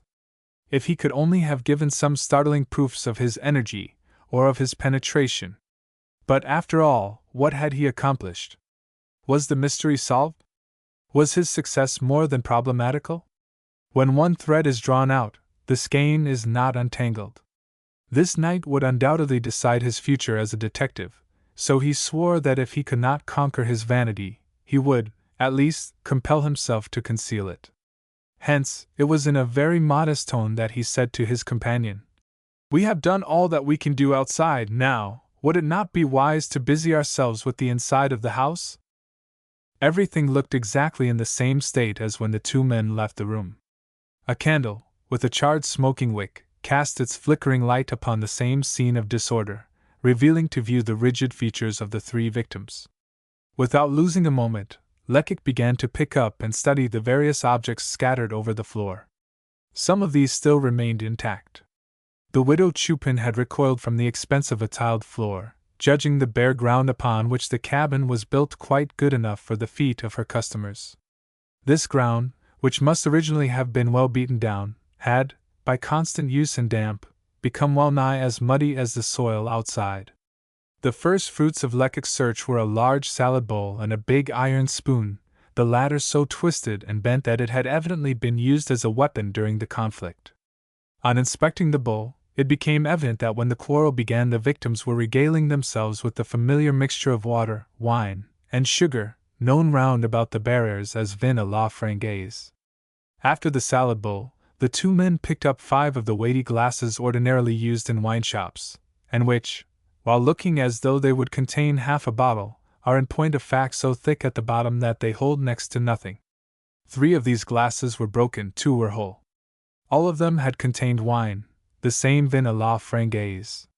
This was plain, but for greater surety, Lecoq applied his tongue to the bluish mixture remaining in the bottom of each glass. "The deuce!" he muttered, with an astonished air. Then he examined successively the surfaces of the 3 overturned tables. Upon one of these, the one nearest the fireplace and the window, the still wet marks of the 5 glasses, of the salad bowl, and even of the spoons could be distinguished. Lecoq very properly regarded this circumstance as a matter of the greatest importance, for it proved clearly enough that 5 persons had emptied the salad bowl in company. Who were these 5 persons? "Oh! Oh!" suddenly exclaimed Lecoq in 2 entirely different tones. "Then the 2 women could not have been with the murderer!" A very simple mode of discovery had presented itself to his mind. It was to ascertain if there were any other glasses, and what they had contained. After a fresh search on the floor, a 6th glass was found, similar in form to the others, but much smaller. Its smell showed that it had contained brandy. Then these 2 women had not been with the murderer, and therefore he could not have fought because the other men had insulted them. This discovery proved the inaccuracy of Lecoq's original suppositions. It was an unexpected check, and he was mourning over it in silence, when Father Absinthe, who had not ceased ferreting about, uttered a cry of surprise. The young man turned. He saw that his companion had become very pale. "What is it?" he asked. "Someone has been here in our absence." Impossible! It was not impossible, it was true. When Gevrol had torn the apron off Widow Chupin's head, he had thrown it upon the steps of the stairs. Either of the police agents had since touched it. And yet the pockets of this apron were now turned inside out. This was a proof, this was evidence. At this discovery Lecoq was overcome with consternation, and the contraction of his features revealed the struggle going on in his mind. "Who could have been here?" he murmured. "Robbers? That is improbable." Then, after a long silence which his companion took good care not to interrupt, he added, "The person who came here, who dared to penetrate into this abode and face the corpses of these murdered men, this person could have been none other than the accomplice. But it is not enough to suspect this, it is necessary to know it. I will know it."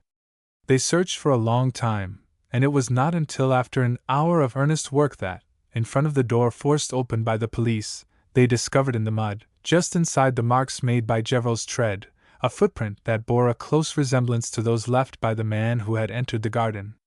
They compared the impressions and recognized the same designs formed by the nails upon the sole of the boot. "It must have been the accomplice!" exclaimed Lecoq. "He watched us, he saw us go away, and then he entered. But why? What pressing, irresistible necessity made him decide to brave such imminent danger?" He seized his companion's hand, nearly crushing it in his excitement. "Ah! I know why," continued he, violently. "I understand only too well. Some article that would have served to throw light on this horrible affair had been left or forgotten, or lost here, and to obtain it, to find it, he decided to run this terrible risk. And to think that it was my fault alone, that this convincing proof escaped us. And I thought myself so shrewd! What a lesson! The door should have been locked, any fool would have thought of it." Here he checked himself, and remained with open mouth and distended eyes, pointing with his finger to one of the corners of the room. "What is the matter?" asked his frightened companion. Lecoq made no reply, but slowly, and with the stiff movements of a somnambulist, he approached the spot to which he had pointed, stooped, picked up something, and said, "My folly is not deserving of such luck." The object he had found was an earring composed of a single large diamond. The setting was of marvelous workmanship. "This diamond," declared Lecoq, after a moment's examination, "must be worth at least 5,000 or 6,000 francs. Are you in earnest? I think I could swear to it." He would not have troubled about such a preamble as, "I think," a few hours before, but the blunder he had made was a lesson that would not be forgotten so long as he lived. "Perhaps it was that same diamond earring that the accomplice came to seek," ventured Father Absinthe. "The supposition is scarcely admissible. In that case, he would not have sought for it in Mother Chupin's apron. No, he must have been seeking for something else, a letter, for example." The older man was not listening. He had taken the earring, and was examining it in his turn. "And to think," he murmured, astonished by the brilliancy of the stone, "to think that a woman who had 10,000 francs worth of jewels in her ears would have come to the Poivriere. Who would have believed it?" Lecoq shook his head thoughtfully. "Yes, it is very strange, very improbable, very absurd. And yet we shall see many things quite as strange if we ever arrive, which I very much doubt, at a solution of this mysterious affair." Day was breaking, cold, cheerless, and gloomy, when Lecoq and his colleague concluded their investigation. There was not an inch of space that had not been explored, carefully examined and studied, one might almost say, with a magnifying glass. There now only remained to draw up the report. The younger man seated himself at the table, and with the view of making his recital as intelligible as possible, he began by sketching a plan of the scene of the murder. Graphic omitted. It will be seen that in the memoranda appended to this explanatory diagram, Lecoq had not once written his own name. In noting the things that he had imagined or discovered, he referred to himself simply as one of the police. This was not so much modesty as calculation. By hiding oneself on well-chosen occasions, one gains greater notoriety when one emerges from the shade. It was also through cunning that he gave Gevrol such a prominent position. These tactics, rather subtle, perhaps, but after all perfectly fair, could not fail to call attention to the man who had shown himself so efficient when the efforts of his chief had been merely confined to breaking open the door. The document Lecoq drew up was not a procès-verbal, a formal act reserved for the officers of judiciary police. It was a simple report that would be admitted under the title of an inquiry, and yet the young detective composed it with quite as much care as a general would have displayed in drawing up the bulletin of his first victory. While Lecoq was drawing and writing, Father Absinthe leaned over his shoulder to watch him. The plan amazed that worthy man. He had seen a great deal, but he had always supposed that it was necessary to be an engineer, an architect, or, at least, a carpenter, to execute such work. Not at all. With a tape line with which to take some measurements, and a bit of board in place of a rule, his inexperienced colleague had soon accomplished the miracle. Father Absinthe's respect for Lecoq was thereby greatly augmented. It is true that the worthy veteran had not noticed the explosion of the young police agent's vanity, nor his return to his former modest demeanor. He had not observed his alarm, nor his perplexity, nor his lack of penetration. After a few moments, Father Absinthe ceased watching his companion. He felt weary after the labors of the night, his head was burning, and he shivered and his knees trembled. Perhaps, though he was by no means sensitive, he felt the influence of the horrors that surrounded him, and which seemed more sinister than ever in the bleak light of morning.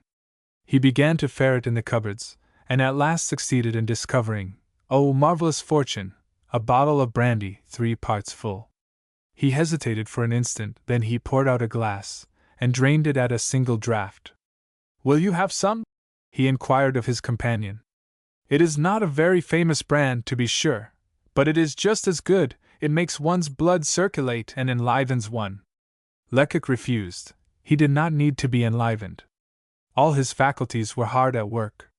He intended that, after a single perusal of his report, the investigating magistrate should say, "Let the officer who drew up this document be sent for."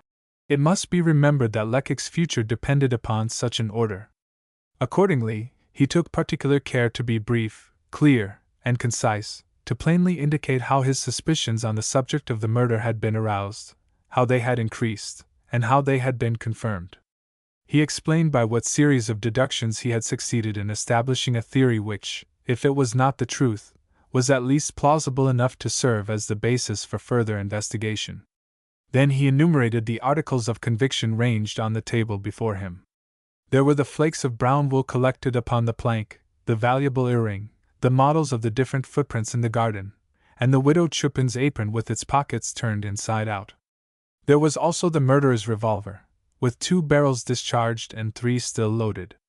This weapon, although not of an ornamental character, was still a specimen of highly finished workmanship. It bore the name of one Stevens, 14 Skinner Street, a well-known London gunsmith. Lecoq felt convinced that by examining the bodies of the victims he would obtain other and perhaps very valuable information, but he did not dare venture upon such a course.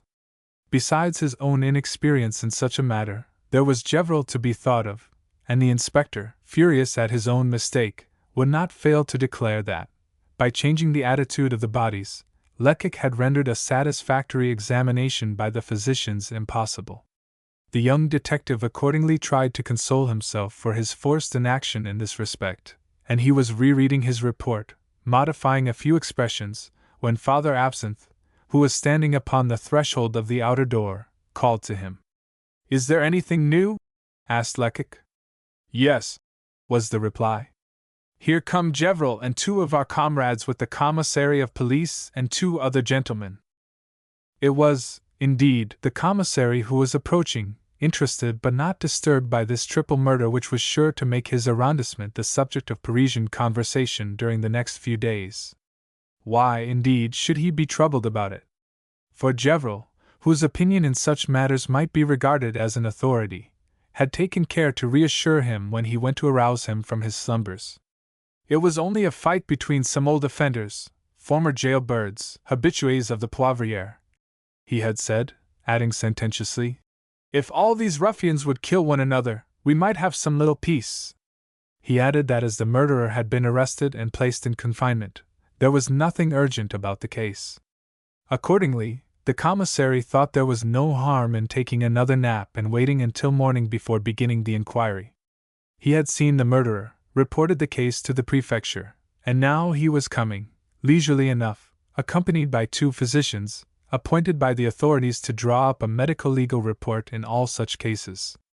The party also comprised a sergeant-major of the 53d Regiment of Infantry of the Line, who had been summoned by the commissary to identify, if possible, the murdered man who wore a uniform, for if one might believe the number engraved upon the buttons of his overcoat, he belonged to the 53d Regiment, now stationed at the neighboring fort.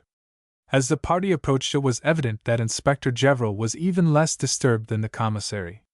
He whistled as he walked along, flourishing his cane, which never left his hand, and already laughing in his sleeve over the discomfiture of the presumptuous fool who had desired to remain to glean, where he, the experienced and skillful officer, had perceived nothing.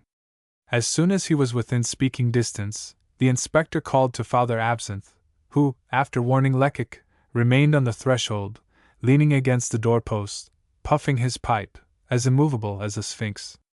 "Ah, well, old man," cried Gevril, "have you any great melodrama, very dark and very mysterious, to relate to us?" "I have nothing to relate myself," replied the old detective, without even drawing his pipe from his lips. "I am too stupid, that is perfectly understood. But Monsieur Lecoq will tell you something that will astonish you." The prefix, Monsieur, which the old police agent used in speaking of his colleague, displeased Gevril so much that he pretended not to understand. "Who are you speaking of?" he asked abruptly. "Of my colleague, of course, who is now busy finishing his report, of Monsieur Lecoq." Quite unintentionally, the worthy fellow had certainly become the young police agent's godfather. From that day forward, for his enemies as well as for his friends, he was and he remained Monsieur Lecoq. "Ah, said the inspector, whose hearing was evidently impaired. "Ah, he has discovered the pot of roses which others did not scent, General." By this remark, Father Absinthe made an enemy of his superior officer. But he cared little for that. Lecoq had become his deity, and no matter what the future might reserve, the old veteran had resolved to follow his young colleague's fortunes. "We'll see about that," murmured the inspector, mentally resolving to have an eye on this youth whom success might transform into a rival. He said no more, for the little party which he preceded had now overtaken him, and he stood aside to make way for the commissary of police. This commissary was far from being a novice. He had served for many years, and yet he could not repress a gesture of horror as he entered the Poivriere. The sergeant-major of the 53d, who followed him, an old soldier, decorated and medalled, who had smelt powder many scores of times, was still more overcome. He grew as pale as the corpses lying on the ground, and was obliged to lean against the wall for support. The 2 physicians alone retained their stoical indifference. Lecoq had risen, his report in his hand. He bowed, and assuming a respectful attitude, was waiting to be questioned. "You must have passed a frightful night," said the commissary kindly. "And quite unnecessarily, since any investigation was superfluous." "I think, however," replied the young police agent, having recourse to all his diplomacy, "that my time has not been entirely lost. I have acted according to the instructions of my superior officer. I have searched the premises thoroughly, and I have ascertained many things. I have, for example, acquired the certainty that the murderer had a friend, possibly an accomplice, of whom I can give quite a close description. He must have been of middle age, and wore, if I am not mistaken, a soft cap and a brown woolen overcoat. As for his boots—" "Zounds!" exclaimed Gevril. "And I—" He stopped short, like a man whose impulse had exceeded his discretion, and who would have gladly recalled his words. "And you?" inquired the commissary. "Pray, what do you mean?" The inspector had gone too far to draw back, and unwittingly, was now obliged to act as his own executioner. "I was about to mention," he said, "that this morning, an hour or so ago, while I was waiting for you, sir, before the station house, at the Barrière d'Italie, where the murderer is confined, I noticed close by an individual whose appearance was not unlike that of the man described by Lecoq. This man seemed to be very intoxicated, for he reeled and staggered against the walls. He tried to cross the street, but fell down in the middle of it, in such a position that he would inevitably have been crushed by the first passing vehicle. Lecoq turned away his head. He did not wish them to read in his eyes how perfectly he understood the whole game. Seeing this, pursued Gevrol, I called 2 men and asked them to aid me in raising the poor devil. We went up to him. He had apparently fallen asleep. We shook him. We made him sit up. We told him that he could not remain there, but he immediately flew into a furious rage. He swore at us, threatened us, and began fighting us. And, on my word, we had to take him to the station house, and leave him there to recover from the effects of his drunken debauch. Did you shut him up in the same cell with the murderer? Inquired Lecoq. Naturally. You know very well that there are only 2 cages in the station house at the barrier, one for men and the other for women, consequently. The commissary seemed thoughtful. Ah, that's very unfortunate, he stammered. And there is no remedy. Excuse me, there is one, observed Gevrol. I can send one of my men to the station house with an order to detain the drunken man. Lecoq interposed with a gesture. Trouble lost, he said coldly. If this individual is an accomplice, he has got sober by now, rest assured of that, and is already far away. Then what is to be done? Asked the inspector, with an ironical air. May one be permitted to ask the advice of Monsieur Lecoq? I think chance offered us a splendid opportunity, and we did not know how to seize it, and that the best thing we can do now is to give over mourning, and prepare to profit by the next opportunity that presents itself.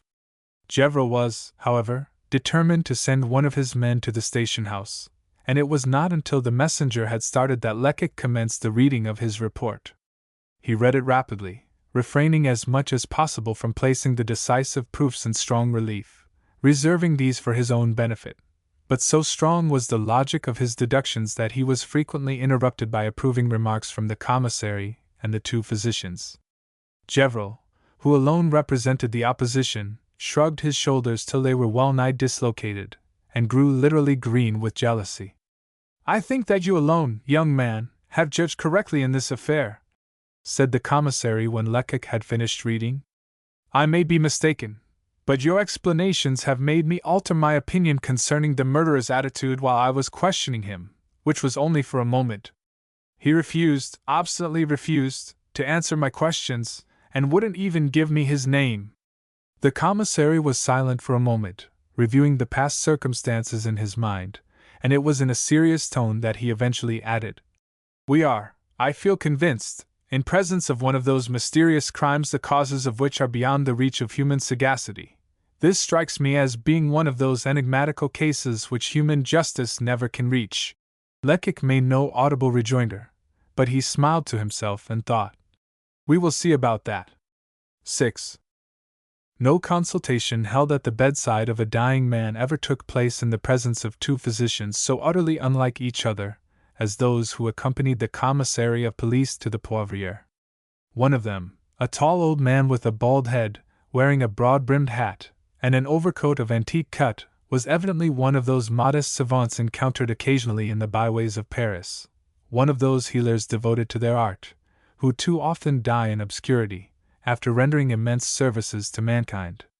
He had the gracious calmness of a man who, having seen so much of human misery, has nothing left to learn, and no troubled conscience could have possibly sustained his searching glance, which was as keen as his lancet. His colleague, young, fresh-looking, light-haired, and jovial, was somewhat foppishly attired, and his white hands were encased in handsome fur gloves. There was a soft, self-satisfied smile on his face, and he had the manners of those practitioners who, for profit's sake, invariably recommend the infallible panaceas invented each month in chemical laboratories and advertised ad nauseam in the back pages of newspapers. He had probably written more than one article upon medicine for the use of the people, puffing various mixtures, pills, ointments, and plasters for the benefit of their respective inventors. I will request you, gentlemen, said the commissary of police, to begin your duties by examining the victim who wears a military costume. Here is a sergeant major summoned to answer a question of identity, whom I must send back to his quarters as soon as possible." The two physicians responded with a gesture of assent, and aided by Father Absinthe and another agent of police, they lifted the body and laid it upon two tables, which had previously been placed end to end. They were not obliged to make any note of the attitude in which they found the body, since the unfortunate man, who was still alive when the police entered the cabin, had been moved before he expired. "Approach, sergeant," ordered the commissary, "and look carefully at this man." It was with very evident repugnance that the old soldier obeyed. "What is the uniform that he wears?" "It is the uniform of the 2D Battalion of the 53D Regiment of the Line." "Do you recognize him?" "Not at all." "Are you sure that he does not belong to your regiment?" "I cannot say for certain. There are some conscripts at the depot whom I have never seen. But I am ready to swear that he had never formed part of the 2D Battalion, which, by the way, is mine, and in which I am sergeant major." Lecoq, who had hitherto remained in the background, now stepped forward. "It might be as well," he suggested, "to note the numbers marked on the other articles of clothing."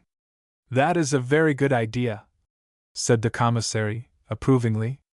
"Here is his shako," added the young police agent. "It bears the number 3129. The officials followed Lecoq's advice, and soon discovered that each article of clothing worn by the unfortunate man bore a different number. "The deuce!" murmured the sergeant. "There is every indication, but it is very singular." Invited to consider what he was going to say, the brave trooper evidently made an effort to collect his intellectual faculties. "I would stake my epaulets that this fellow never was a soldier," he said at last. "He must have disguised himself to take part in the Shrove Sunday Carnival." "Why do you think that?" "Oh, I know it better than I can explain it. I know it by his hair, by his nails, by his whole appearance, by a certain je ne sais quoi. In short, I know it by everything and by nothing. Why, look, the poor devil did not even know how to put on his shoes. He has laced his gaiters wrong side outwards." Evidently further doubt was impossible after this evidence, which confirmed the truth of Lecoq's first remark to Inspector Gevrol. "Still, if this person was a civilian, how could he have procured this clothing?" insisted the commissary. "Could he have borrowed it from the men in your company?" "Yes, that is possible, but it is difficult to believe." "Is there no way by which you could ascertain?" "Oh, very easily. I have only to run over to the fort and order an inspection of clothing." "Do so," approved the commissary. "It would be an excellent way of getting at the truth." But Lecoq had just thought of a method quite as convincing, and much more prompt. "One word, sergeant," said he. "Isn't cast-off military clothing sold by public auction?" "Yes, at least once a year, after the inspection." "And are not the articles thus sold marked in some way?" "Assuredly." "Then see if there isn't some mark of the kind on this poor wretch's uniform." The sergeant turned up the collar of the coat and examined the waistband of the pantaloons. "You are right," he said. "These are condemned garments." The eyes of the young police agent sparkled.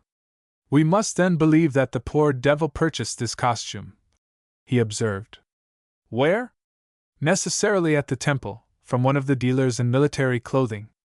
There are only 5 or 6 of these establishments. I will go from one to another of them, and the person who sold these clothes will certainly recognize them by some trade mark." "And that will assist us very much," growled Gevrol. The sergeant major, to his great relief, now received permission to retire, but not without having been warned that very probably the commissary would require his deposition. The moment had come to search the garments of the pretended soldier, and the commissary, who performed this duty himself, hoped that some clue as to the man's identity would be forthcoming. He proceeded with his task, at the same time dictating to one of the men a procès-verbal of the search, that is to say, a minute description of all the articles he found upon the dead man's person. In the right-hand trousers pocket some tobacco, a pipe, and a few matches were found. In the left-hand one, a linen handkerchief of good quality, but unmarked, and a soiled leather pocket-book, containing 7 francs and 60 centimes. There appeared to be nothing more, and the commissary was expressing his regret, when, on carefully examining the pocketbook, he found a compartment which had at first escaped his notice, being hidden by a leather flap. This compartment contained a carefully folded paper. The commissary unfolded it and read the contents aloud. My dear Gustave, tomorrow, Sunday evening, do not fail to come to the ball at the Rainbow, according to our agreement. If you have no money, pass by my house, and I will leave some with the concierge, who will give it to you. Be at the ball by 8 o'clock. If I am not already there, it will not be long before I make my appearance. Everything is going on satisfactorily. Lacheneur. Alas! What did this letter reveal? Only that the dead man's name was Gustave, that he had some connection with a man named Lacheneur, who had advanced him money for a certain object, and that they had met at the Rainbow some hours before the murder. It was little, very little, but still it was something. It was a clue, and in this absolute darkness even the faintest gleam of light was eagerly welcomed. Lacheneur! Growled Gevrol. The poor devil uttered that name in his last agony. Precisely, insisted Father Absinthe. And he declared that he wished to revenge himself upon him. He accused him of having drawn him into a trap. Unfortunately, death cut his story short. Lecoq was silent. The commissary of police had handed him the letter, and he was studying it with the closest attention. The paper on which it was written was of the ordinary kind, the ink was blue. In one of the corners was a half-effaced stamp, of which one could just distinguish the word, Beaumarchais. This was enough for Lecoq. This letter, he thought, was certainly written in a café on the boulevard Beaumarchais. In which one?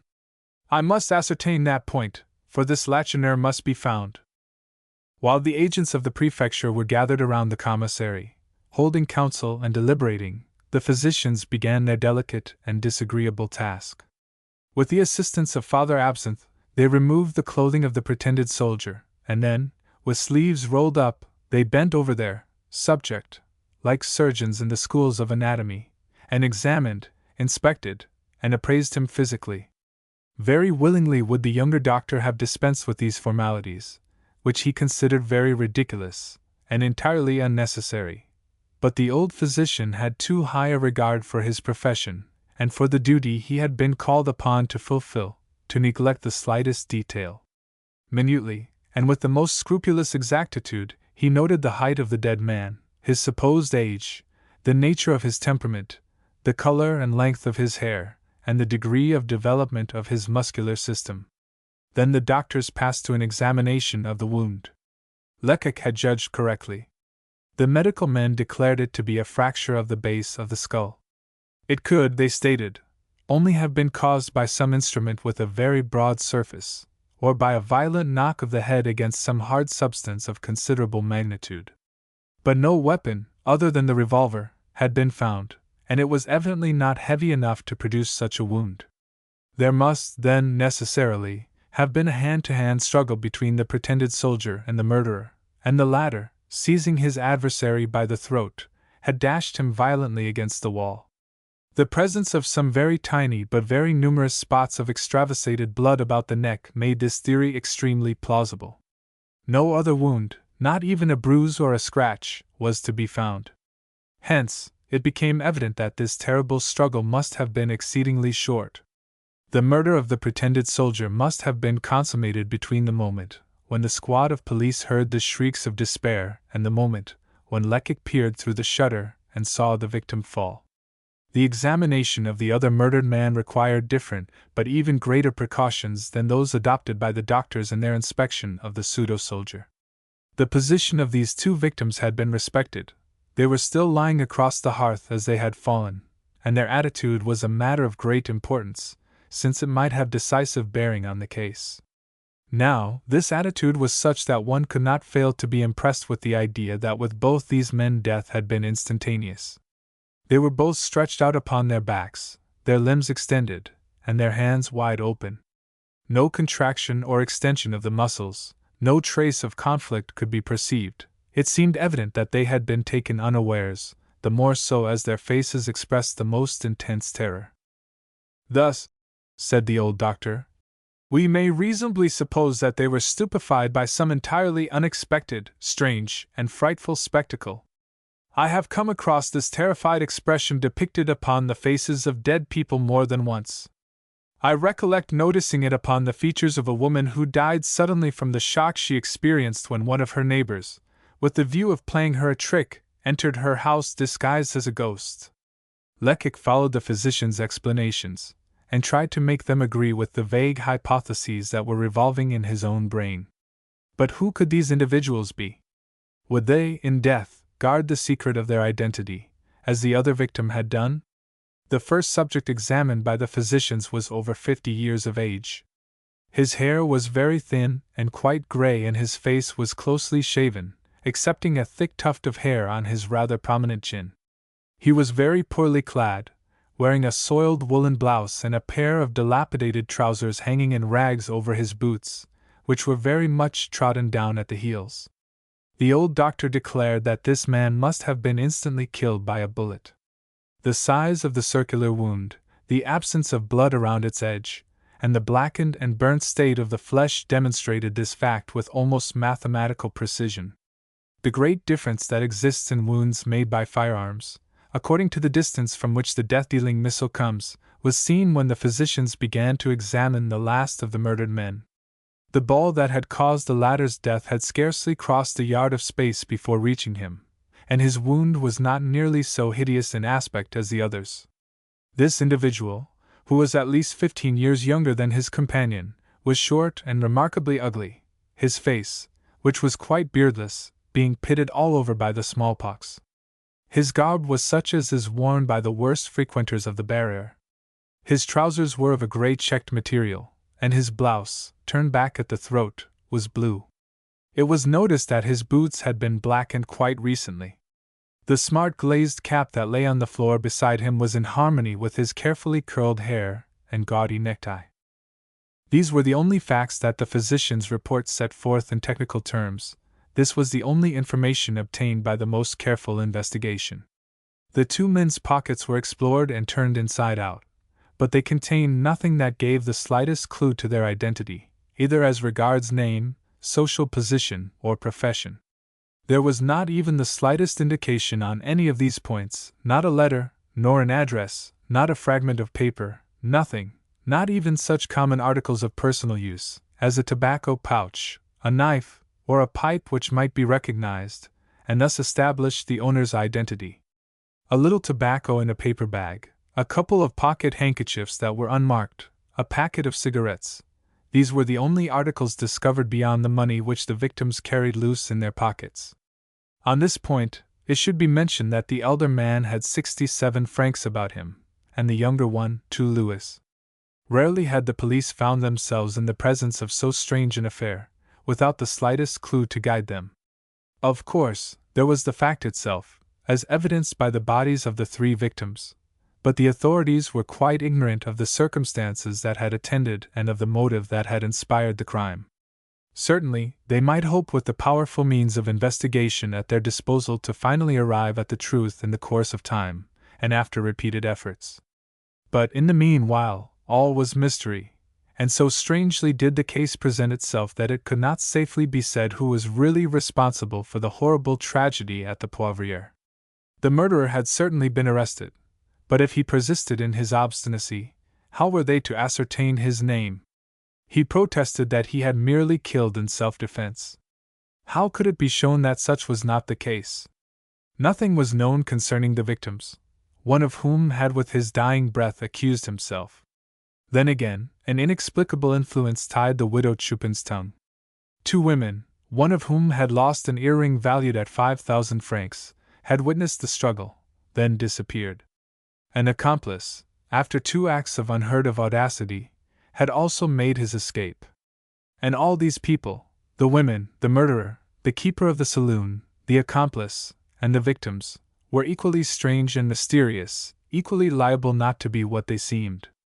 Perhaps the commissary of police thought he would spend a very unpleasant quarter of an hour at the prefecture when he reported the case. Certainly, he spoke of the crime in a very despondent tone. "It will now be best," he said at last, "to transport these 3 bodies to the morgue. There they will doubtless be identified. He reflected for a moment, and then added, and to think that one of these dead men is perhaps Lacheneur himself. That is scarcely possible, said Lecoq. The spurious soldier, being the last to die, had seen his companions fall. If he had supposed Lacheneur to be dead, he would not have spoken of vengeance. Gevrol, who for the past 2 hours had pretended to pay no attention to the proceedings, now approached. He was not the man to yield even to the strongest evidence. If Monsieur the Commissary will listen to me, he shall hear my opinion, which is a trifle more definite than M. Lecoq's fancies. Before he could say any more, the sound of a vehicle stopping before the door of the cabin interrupted him, and an instant afterward the investigating magistrate entered the room. All the officials assembled at the Poivriere knew at least by sight the magistrate who now made his appearance, and Gevrol, an old habitué of the Palais de Justice, mechanically murmured his name. M. Maurice d'Escorval. He was the son of that famous Baron d'Escorval, who, in 1815, sealed his devotion to the Empire with his blood, and upon whom Napoleon, in the memorial of St. Helena, pronounced this magnificent eulogium. Men as honest as he may, I believe, exist, but more honest, no, it is not possible. Having entered upon his duties as magistrate early in life, and being endowed with remarkable talents, it was at first supposed that the younger d'Escorval would rise to the most exalted rank in his profession. But he had disappointed all such prognostications by resolutely refusing the more elevated positions that were offered to him, in order to retain his modest but useful functions in the public prosecutor's offices at Paris. To explain his repeated refusals, he said that life in the capital had more charms for him than the most enviable advancement in provincial centers. But it was hard to understand this declaration, for in spite of his brilliant connections and large fortune, he had, ever since the death of his eldest brother, led a most retired life, his existence merely being revealed by his untiring labors and the good he did to those around him. He was now about 42 years of age, but appeared much younger, although a few furrows already crossed his brow. One would have admired his face, had it not been for the puzzling immobility that marred its beauty, the sarcastic curl of his thin lips, and the gloomy expression of his pale blue eyes. To say that he was cold and grave did not express the truth, it was saying too little. He was gravity and coldness personified, with a shade of hauteur added. Impressed by the horror of the scene the instant he placed his foot upon the threshold, M. d'Escorval acknowledged the presence of the physicians and the commissary by a slight nod of the head. The others in the room had no existence so far as he was concerned. At once his faculties went to work. He studied the ground, and carefully noted all the surroundings with the attentive sagacity of a magistrate who realizes the immense weight of even the slightest detail, and who fully appreciates the eloquence of circumstantial evidence. "This is a serious affair," he said gravely. "Very serious." The commissary's only response was to lift his eyes to heaven. A gesture that plainly implied, "I quite agree with you." The fact is, that for the past 2 hours the worthy commissary's responsibility had weighed heavily upon him, and he secretly blessed the investigating magistrate for relieving him of it. "The public prosecutor was unable to accompany me," resumed M. d'Escorval. "He has not the gift of omnipresence, and I doubt if it will be possible for him to join me here. Let us, therefore, begin operations at once." The curiosity of those present had become intense, and the commissary only expressed the general feeling when he said, "You have undoubtedly questioned the murderer, sir, and have learnt—" "I have learnt nothing," interrupted M. d'Escorval, apparently much astonished at the interruption. He took a chair and sat himself down, and while his clerk was busy in authenticating the commissary's procès-verbal, he began to read the report prepared by Lecoq. Pale, agitated, and nervous, the young police agent tried to read upon the magistrate's impassive face the impression produced by the document. His future depended upon the magistrate's approval or disapproval, and it was not with a fuddled mind like that of Father Absinthe that he had now to deal, but with a superior intelligence. "If I could only plead my own cause," he thought. "What are cold written phrases in comparison with spoken, living words, palpitating with emotion and imbued with the convictions of the speaker? However, he was soon reassured. The magistrate's face retained its immobility, but again and again did M. d'Escorval nod his head in token of approval, and occasionally some point more ingenious than the others extorted from his lips the exclamations, "Not bad, very good." When he had finished the perusal, he turned to the commissary and remarked, "All this is very unlike your report of this morning, which represented the affair as a low broil between a party of miserable vagabonds." The observation was only too just and fair, and the commissary deeply regretted that he had trusted to Gevrol's representations, and remained in bed. "This morning," he responded evasively, "I only gave you my first impressions. These have been modified by subsequent researches so that—" "Oh," interrupted the magistrate, "I did not intend to reproach you. On the contrary, I must congratulate you. One could not have done better nor acted more promptly. The investigation that has been carried out shows great penetration and research, and the results are given with unusual clearness and wonderful precision." Lecoq's head whirled. The commissary hesitated for an instant. At first he was sorely tempted to confiscate this praise to his own profit. If he drove away the unworthy thought, it was because he was an honest man, and more than that, because he was not displeased to have the opportunity to do Gevrol a bad turn and punish him for his presumptuous folly. "I must confess," he said with some embarrassment, "that the merit of this investigation does not belong to me." "To whom, then, shall I attribute it? To the inspector?" thought M. d'Escorval, not without surprise, for having occasionally employed Gevrol, he did not expect from him such ingenuity and sagacity as was displayed in this report. "Is it you, then, who have conducted this investigation so ably?" he asked. "Upon my word, no," responded Inspector Gevrol. "I, myself, am not so clever as all that. I content myself with telling what I actually discover, and I only give proofs when I have them in hand. May I be hung if the grounds of this report have any existence save in the brains of the man who imagined them." Perhaps the inspector really believed what he said, being one of those persons who are blinded by vanity to such a degree that, with the most convincing evidence before their eyes, they obstinately deny it.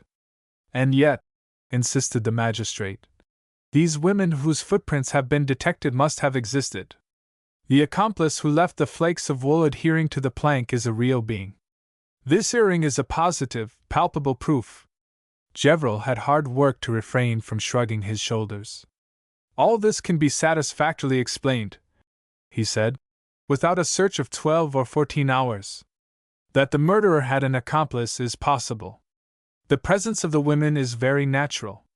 Wherever there are male thieves, you will find female thieves as well. As for the diamond, what does that prove? That the scoundrels had just met with a stroke of good luck, that they had come here to divide their booty, and that the quarrel arose from the division." This was an explanation, and such a plausible one, that M. d'Escorval was silent, reflecting before he announced his decision. "Decidedly," he declared at last. "Decidedly, I adopt the hypothesis set forth in the report." "Who prepared it?" Gevrol's face turned red with anger. "One of my men," he replied. "A clever, adroit fellow, Monsieur Lecoq. Come forward, Lecoq, that the magistrate may see you." The young man advanced, his lips tightly compressed so as to conceal a smile of satisfaction which almost betrayed itself. "My report, sir, is only a summary," he began. "But I have certain ideas—" "Which you will acquaint me with, when I ask for them," interrupted the magistrate. And oblivious of Lecoq's chagrin, he drew from his clerk's portfolio 2 forms, which he filled up and handed to Gevrol, saying, "Here are 2 orders. Take them to the station, where the murderer and the landlady of this cabin are confined, and have them conducted to the prefecture, where they will be privately examined." Having given these directions, M. d'Escorval was turning toward the physicians, when Lecoq, at the risk of a second rebuff, interposed. "May I venture, sir, to beg of you to confide this message to me?" he asked of the investigating magistrate. "Impossible, I may have need of you here. I desired, sir, to collect certain evidence, and an opportunity to do so may not present itself again." The magistrate perhaps fathomed the young man's motive. "Then, let it be so," he replied. "But after your task is completed you must wait for me at the prefecture, where I shall proceed as soon as I have finished here. You may go." Lecoq did not wait for the order to be repeated. He snatched up the papers and hastened away. He literally flew over the ground, and strange to say he no longer experienced any fatigue from the labors of the preceding night. Never had he felt so strong and alert, either in body or mind. He was very hopeful of success. He had every confidence in himself, and his happiness would indeed have been complete if he had had another judge to deal with. But M. D'Escorval overawed him to such a degree that he became almost paralyzed in his presence. With what a disdainful glance the magistrate had surveyed him! With what an imperious tone he had imposed silence upon him, and that, too, when he had found his work deserving of commendation. "Still, never mind," the young detective mentally exclaimed. "No one ever tastes perfect happiness here below." And concentrating all his thoughts on the task before him, he hurried on his way. 7. When, after a rapid walk of 20 minutes, Lecoq reached the police station near the Barrière d'Italie, the doorkeeper, with his pipe in his mouth, was pacing slowly to and fro before the guardhouse. His thoughtful air, and the anxious glances he cast every now and then toward one of the little grated windows of the building sufficed to indicate that some very rare bird indeed had been entrusted to his keeping. As soon as he recognized Lecoq, his brow cleared, and he paused in his promenade. "Ah, well," he inquired, "what news do you bring? I have an order to conduct the prisoners to the prefecture." The keeper rubbed his hands, and his smile of satisfaction plainly implied that he felt a load the less on his shoulders. "Capital! Capital!" he exclaimed. "The Black Maria, the prison van, will pass here in less than an hour. We will throw them in, and hurry the driver off." Lecoq was obliged to interrupt the keeper's transports of satisfaction. "Are the prisoners alone?" he inquired. "Quite alone, the woman in one cell, and the man in the other. This has been a remarkably quiet night, for Shrove Sunday. Quite surprising indeed. It is true your hunt was interrupted. You had a drunken man here, however." "No, yes, that's true, this morning just at daybreak. A poor devil, who is under a great obligation to Gevrol." The involuntary irony of this remark did not escape Lecoq. "Yes, under a great obligation, indeed," he said with a derisive laugh. "You may laugh as much as you like," retorted the keeper. "But such is really the case. If it hadn't been for Gevrol the man would certainly have been run over." "And what has become of him?" The keeper shrugged his shoulders. "You asked me too much," he responded. He was a worthy fellow who had been spending the night at a friend's house, and on coming out into the open air, the wine flew into his head. He told us all about it when he got sober, half an hour afterward. I never saw a man so vexed as he was. He wept and stammered. "The father of a family, and at my age too! Oh! It is shameful! What shall I say to my wife? What will the children think?"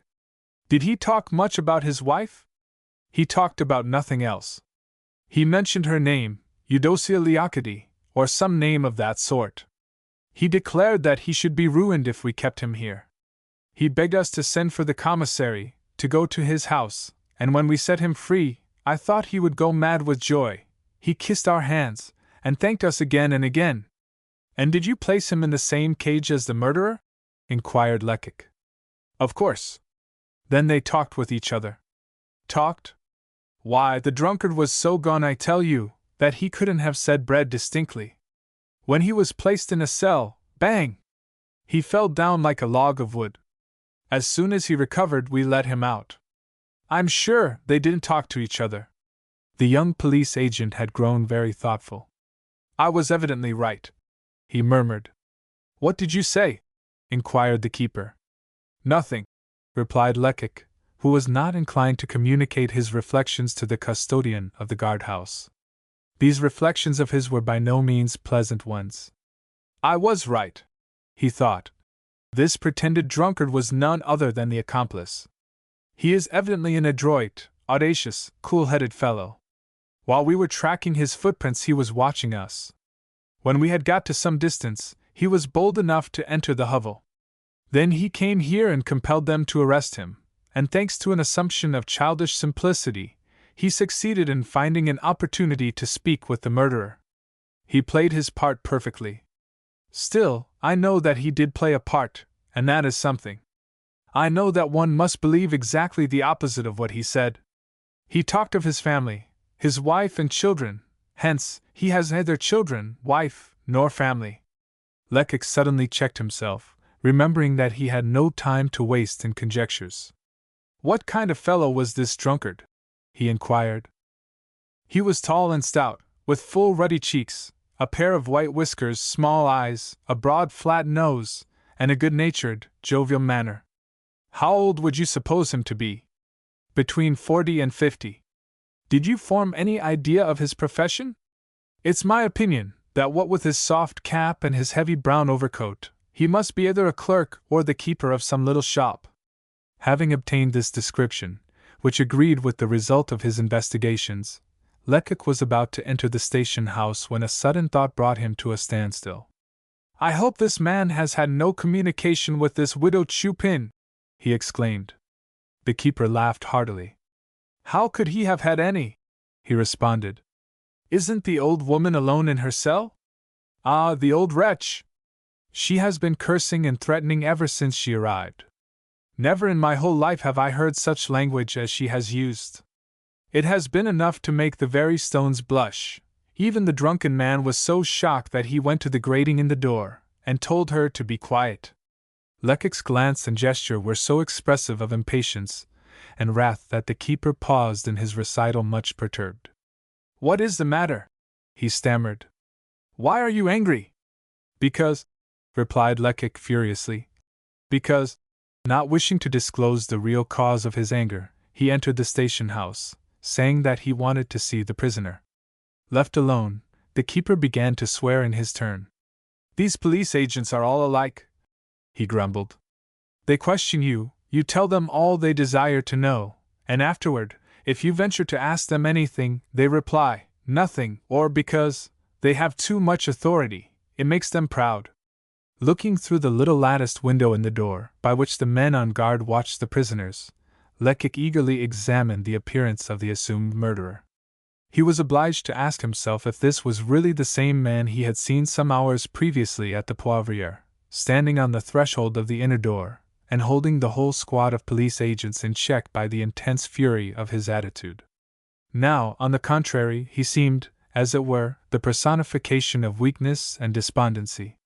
He was seated on a bench opposite the grating in the door, his elbows resting on his knees, his chin upon his hand, his under lip hanging low and his eyes fixed upon vacancy.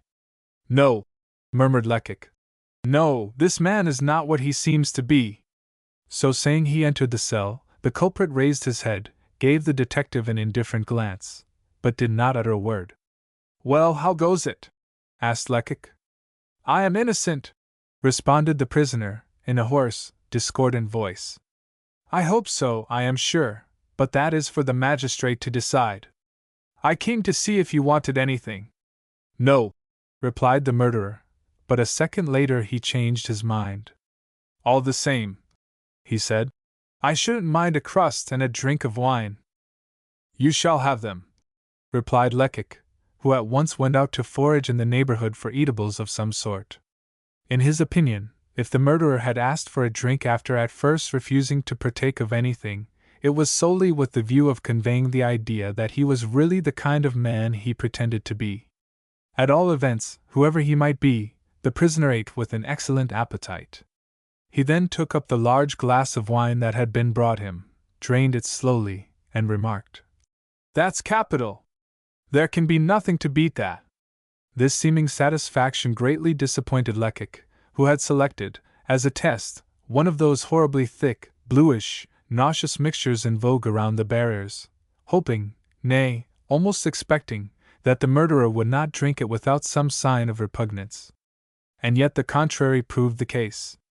However, the young detective had no time to ponder over the circumstance, for a rumble of wheels now announced the approach of that lugubrious vehicle, the Black Maria.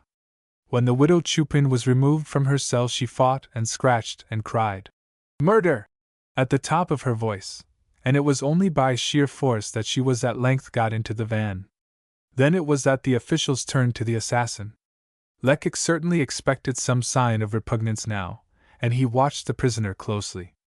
But he was again doomed to disappointment.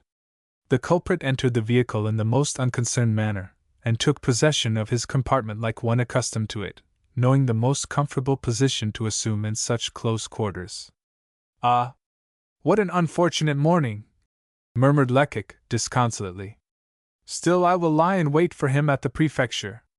When the door of the prison van had been securely closed, the driver cracked his whip, and the sturdy horses started off at a brisk trot. Lecoq had taken his seat in front, between the driver and the guard, but his mind was so engrossed with his own thoughts that he heard nothing of their conversation, which was very jovial, although frequently interrupted by the shrill voice of the widow Chupin, who sang and yelled her imprecations alternately. It is needless, however, to recapitulate her oaths. Let us rather follow the train of Lecoq's meditation. By what means could he secure some clue to the murderer's identity? He was still convinced that the prisoner must belong to the higher ranks of society.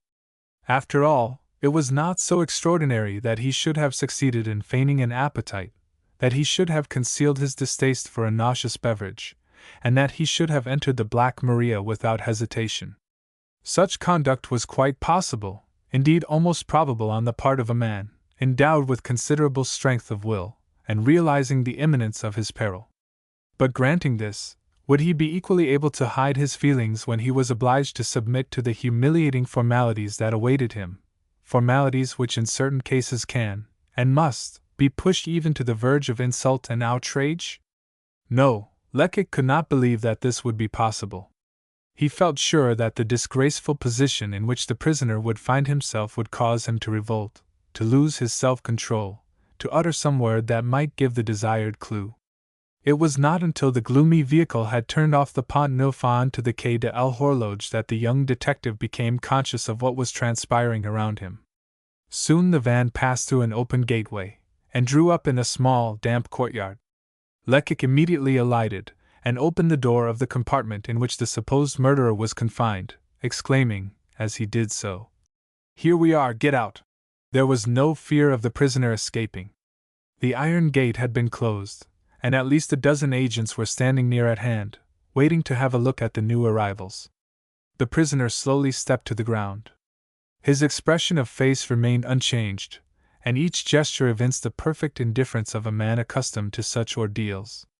Lecoq scrutinized his demeanor as attentively as an anatomist might have watched the action of a muscle. He noted that the prisoner seemed to experience a sensation of satisfaction directly his foot touched the pavement of the courtyard, that he drew a long breath, and then stretched and shook himself, as if to regain the elasticity of his limbs, cramped by confinement in the narrow compartment from which he had just emerged. Then he glanced around him, and a scarcely perceptible smile played upon his lips. One might have sworn that the place was familiar to him, that he was well acquainted with these high grim walls, these grated windows, these heavy doors, in short, with all the sinister belongings of a prison. "Good Lord!" murmured Lecoq, greatly chagrined. "Does he indeed recognize the place?" And his sense of disappointment and disquietude increased when, without waiting for a word, a motion, or a sign, the prisoner turned toward one of the 5 or 6 doors that opened into the courtyard. Without an instant's hesitation he walked straight toward the very doorway he was expected to enter. Lecoq asked himself, was it chance? But his amazement and disappointment increased tenfold when, after entering the gloomy corridor, he saw the culprit proceed some little distance, resolutely turn to the left, pass by the keeper's room, and finally enter the registrar's office. An old offender could not have done better. Big drops of perspiration stood on Lecoq's forehead. "This man," thought he, "has certainly been here before. He knows the ropes." The registrar's office was a large room heated almost to suffocation by an immense stove, and badly lighted by 3 small windows, the panes of which were covered with a thick coating of dust. There sat the clerk reading a newspaper, spread out over the open register, that fatal book in which are inscribed the names of all those whom misconduct, crime, misfortune, madness, or error have brought to these grim portals. 3 or 4 attendants, who were awaiting the hour for entering upon their duties, reclined half asleep upon the wooden benches that lined 3 sides of the room. These benches, with a couple of tables, and some dilapidated chairs, constituted the entire furniture of the office, in one corner of which stood a measuring machine, under which each culprit was obliged to pass, the exact height of the prisoners being recorded in order that the description of their persons might be complete in every respect. At the entrance of the culprit accompanied by Lecoq, the clerk raised his head. "Ah," said he, "has the van arrived?" "Yes," responded Lecoq. And showing the orders signed by M. d'Escorval, he added, "Here are this man's papers." The registrar took the documents and read them. "Oh!" he exclaimed. "A triple assassination! Oh! Oh!" The glance he gave the prisoner was positively deferential. This was no common culprit, no ordinary vagabond, no vulgar thief. "The investigating magistrate orders a private examination," continued the clerk, "and I must get the prisoner other clothing, as the things he is wearing now will be used as evidence. Let someone go at once and tell the superintendent that the other occupants of the van must wait." At this moment, the governor of the depot entered the office. The clerk at once dipped his pen in the ink, and turning to the prisoner, he asked, "What is your name?" "May." "Your Christian name?" "I have none." "What, have you no Christian name?" The prisoner seemed to reflect for a moment, and then answered sulkily, "I may as well tell you that you need not tire yourself by questioning me. I shan't answer any one else but the magistrate. You would like to make me cut my own throat, wouldn't you? A very clever trick, of course, but one that won't do for me." "You must see that you only aggravate your situation," observed the governor. "Not in the least. I am innocent. You wish to ruin me. I only defend myself. Get anything more out of me now, if you can. But you had better give me back what they took from me at the station house. My 136 francs and 8 sous. I shall need them when I get out of this place. I want you to make a note of them on the register." "Where are they?" The money had been given to Lecoq by the keeper of the station house, who had found it upon the prisoner when he was placed in his custody. Lecoq now laid it upon the table. "Here are your 136 francs and 8 sous," said he, "and also your knife, your handkerchief, and 4 cigars." An expression of lively contentment was discernible on the prisoner's features.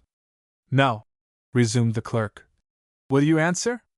But the governor perceived the futility of further questioning, and silencing the clerk by a gesture, he told the prisoner to take off his boots. Lecoq thought the assassin's glance wavered as he heard this order. Was it only a fancy? "Why must I do that?" asked the culprit.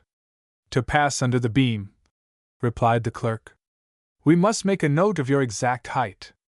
The prisoner made no reply, but sat down and drew off his heavy boots. The heel of the right one was worn down on the inside.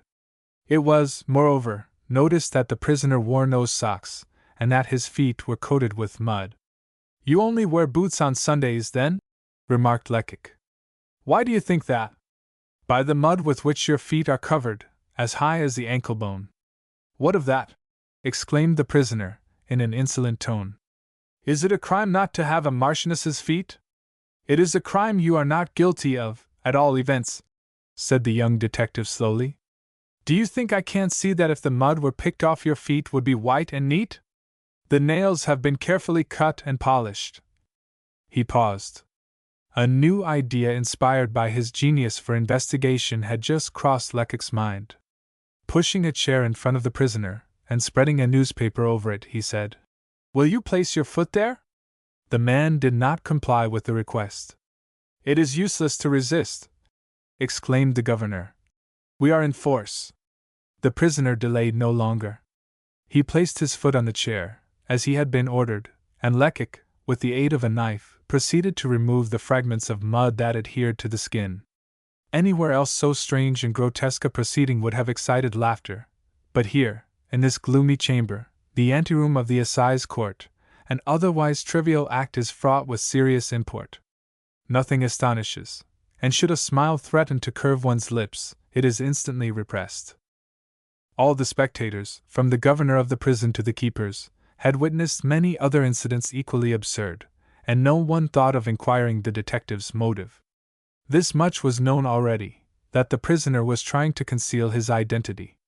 Now it was necessary to establish it, at any cost, and Lecoq had probably discovered some means of attaining this end. The operation was soon concluded, and Lecoq swept the dust off the paper into the palm of his hand. He divided it into two parts, enclosing one portion in a scrap of paper, and slipping it into his own pocket.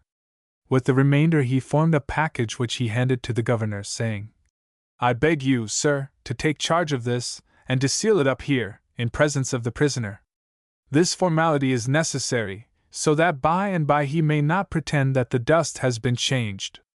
The governor complied with the request, and as he placed this bit of proof, as he styled it, in a small satchel for safekeeping, the prisoner shrugged his shoulders with a sneering laugh.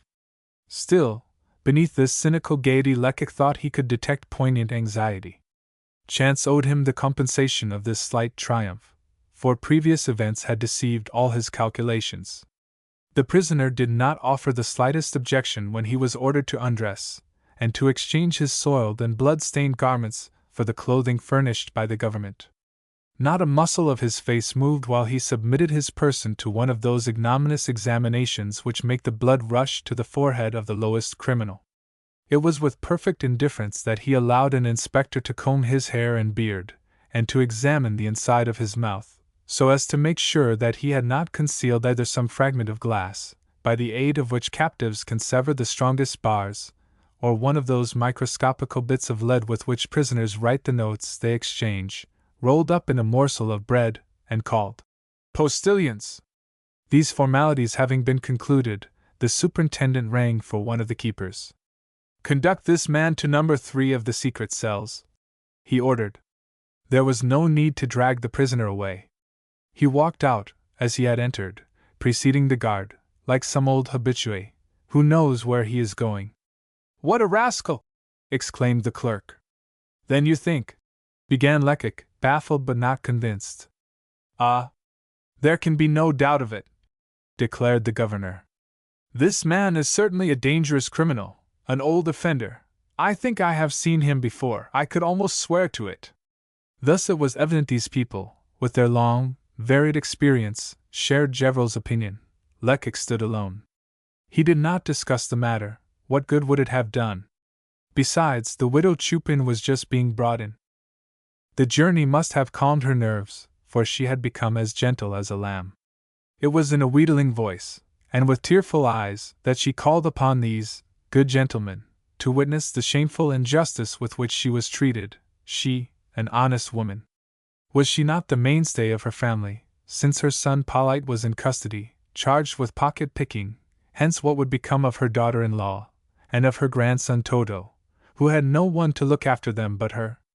Still, when her name had been taken, and a keeper was ordered to remove her, nature reasserted itself, and scarcely had she entered the corridor than she was heard quarreling with the guard. "You are wrong not to be polite," she said.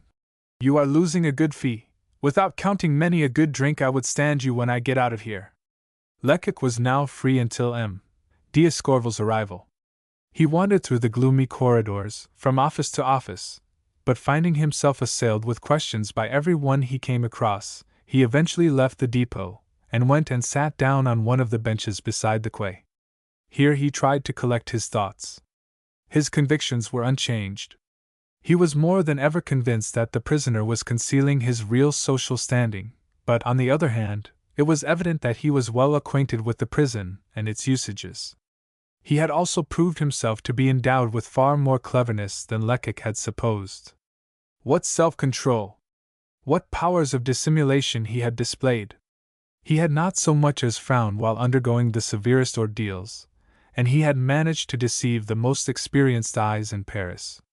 The young detective had waited during nearly 3 hours, as motionless as the bench on which he was seated, and so absorbed in studying his case that he had thought neither of the cold nor of the flight of time, when a carriage drew up before the entrance of the prison, and M. d'Escorval alighted, followed by his clerk. Lecoq rose and hastened, well-nigh breathless with anxiety, toward the magistrate. "My researches on the spot," said this functionary, "confirm me in the belief that you are right. Is there anything fresh?" "Yes, sir, a fact that is apparently very trivial, though, in truth, it is of importance that—" "Very well," interrupted the magistrate. "You will explain it to me by and by. First of all, I must summarily examine the prisoners. A mere matter of form for today. Wait for me here." Although the magistrate promised to make haste, Lecoq expected that at least an hour would elapse before he reappeared. In this he was mistaken. 20 minutes later, M. d'Escorval emerged from the prison without his clerk. He was walking very fast, and instead of approaching the young detective, he called to him at some little distance. "I must return home at once," he said. "Instantly. I cannot listen to you." "But, sir—" "Enough! The bodies of the victims have been taken to the morgue. Keep a sharp lookout there. Then, this evening do whatever you think best." "But, sir, I must—" Tomorrow, at 9 o'clock, in my office in the Palais de Justice." Lecoq wished to insist upon a hearing, but M. d'Escorval had entered, or rather thrown himself into, his carriage, and the coachman was already whipping up the horse. "And to think that he's an investigating magistrate," panted Lecoq, left spellbound on the quay. "Has he gone mad?" As he spoke, an uncharitable thought took possession of his mind. "Can it be," he murmured, "that M. d'Escorval holds the key to the mystery? Perhaps he wishes to get rid of me." This suspicion was so terrible that Lecoq hastened back to the prison, hoping that the prisoner's bearing might help to solve his doubts. On peering through the grated aperture in the door of the cell, he perceived the prisoner lying on the pallet that stood opposite the door. His face was turned toward the wall, and he was enveloped in the coverlet up to his eyes. He was not asleep, for Lecoq could detect a strange movement of the body, which puzzled and annoyed him. On applying his ear instead of his eye to the aperture, he distinguished a stifled moan. There could no longer be any doubt. The death rattle was sounding in the prisoner's throat. "Help! Help!" cried Lecoq, greatly excited. "The prisoner is killing himself." A dozen keepers hastened to the spot. The door was quickly opened, and it was then ascertained that the prisoner, having torn a strip of binding from his clothes, had fastened it round his neck and tried to strangle himself with the assistance of a spoon that had been left him with his food. He was already unconscious, and the prison doctor, who immediately bled him, declared that had another 10 minutes elapsed, help would have arrived too late. When the prisoner regained his senses, he gazed around him with a wild, puzzled stare. One might have supposed that he was amazed to find himself still alive.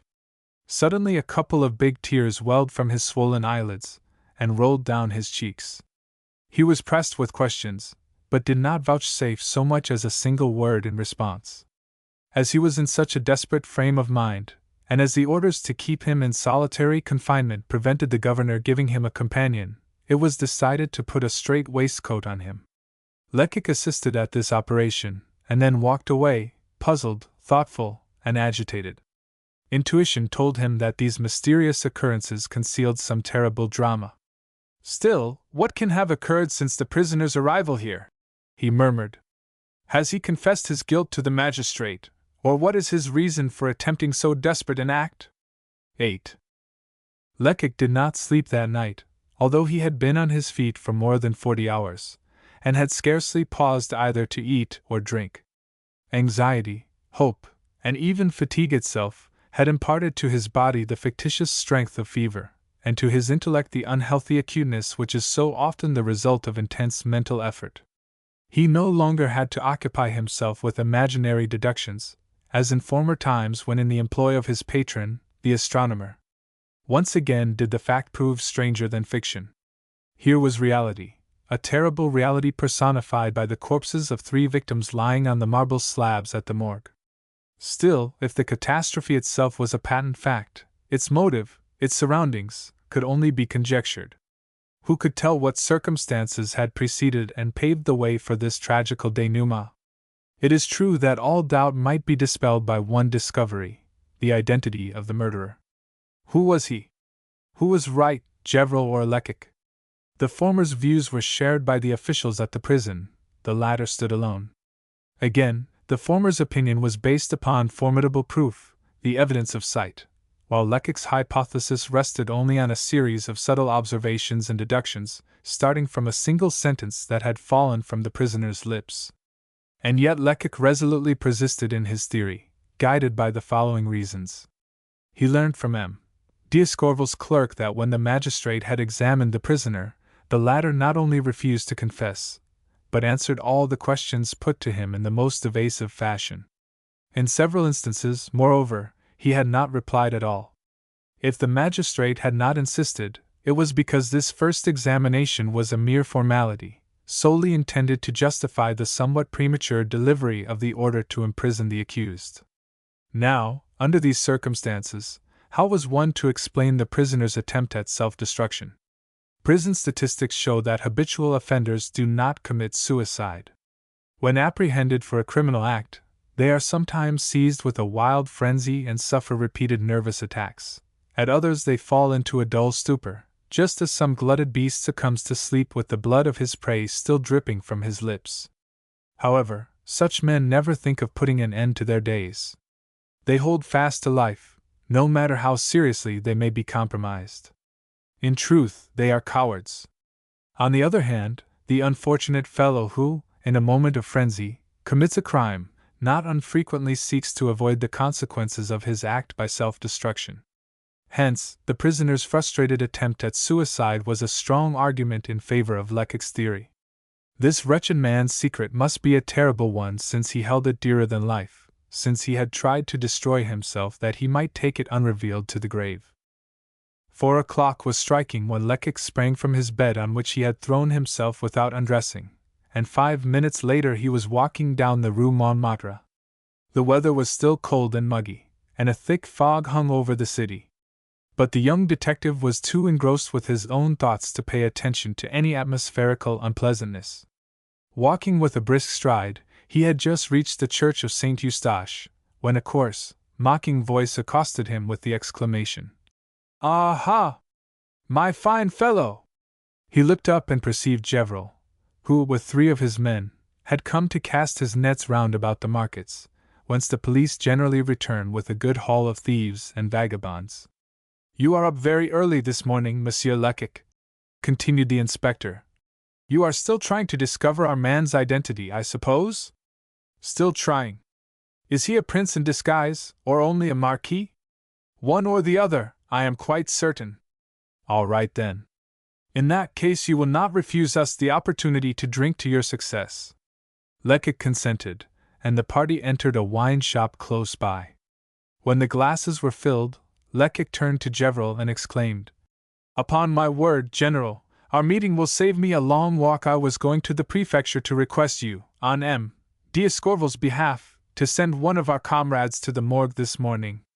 The affair at the Poivriere has been noised about, and all the world will be there, so he desires some officer to be present to watch the crowd and listen to the remarks of the visitors."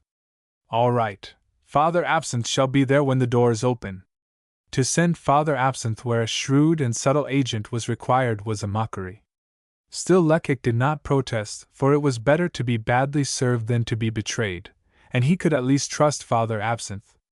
"It doesn't much matter," continued Gaboriau, "but you should have informed me of this last evening.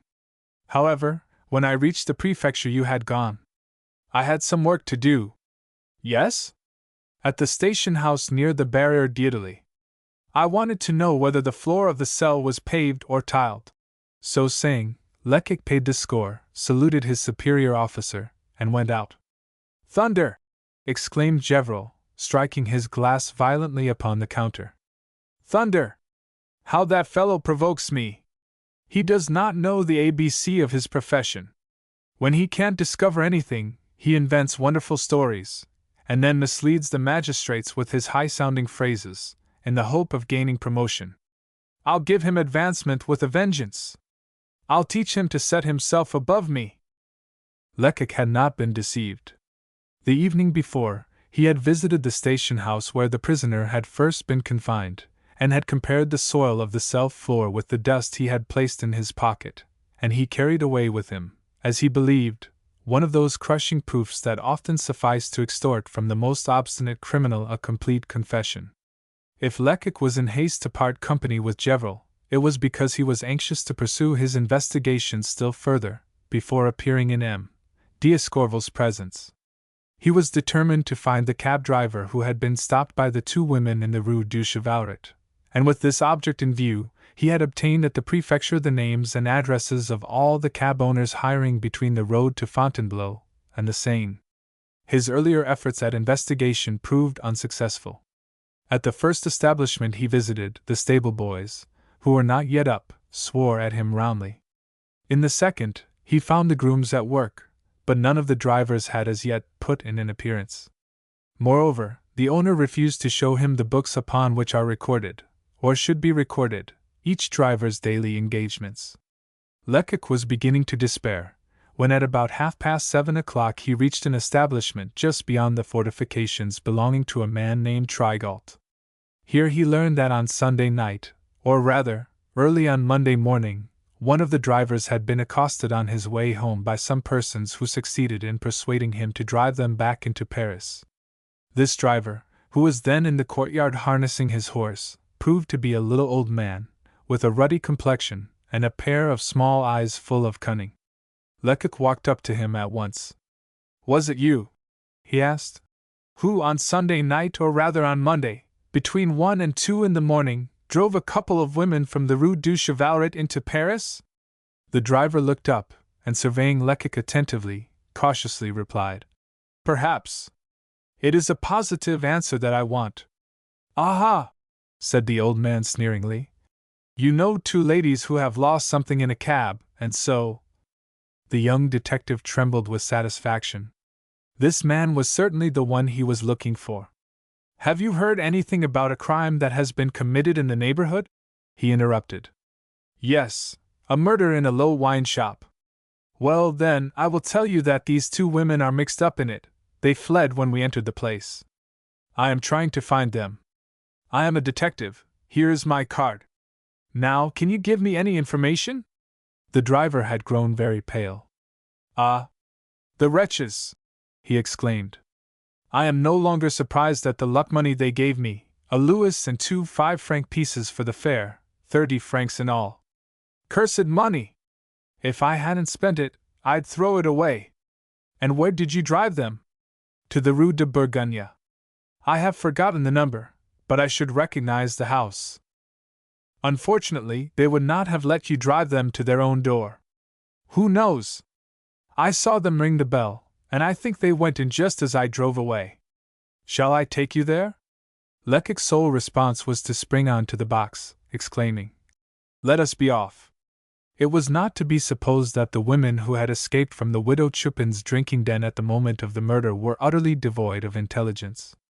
Nor was it at all likely that these two fugitives, conscious as they were of their perilous situation, had gone straight to their real home in a vehicle hired on the public highway. Hence, the driver's hope of finding them in the Rue de Bourgogne was purely chimerical. Lecoq was fully aware of this, and yet he did not hesitate to jump onto the box and give the signal for starting. In so doing, he obeyed a maxim which he had framed in his early days of meditation, a maxim intended to assure his after fame, and which ran as follows: "Always suspect that which seems probable, and begin by believing what appears incredible." As soon as the vehicle was well under way, the young detective proceeded to ingratiate himself into the driver's good graces, being anxious to obtain all the information that this worthy was able to impart. In a tone that implied that all trifling would be useless, the cabman cried, hey up, cocotte!"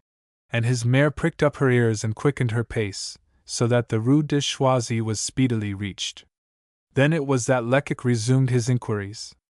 "Well, my good fellow," he began, "you have told me the principal facts, now I should like the details. How did these two women attract your attention?" "Oh, it was very simple. I had been having a most unfortunate day, 6 hours on a stand on the boulevards, with the rain pouring all the time.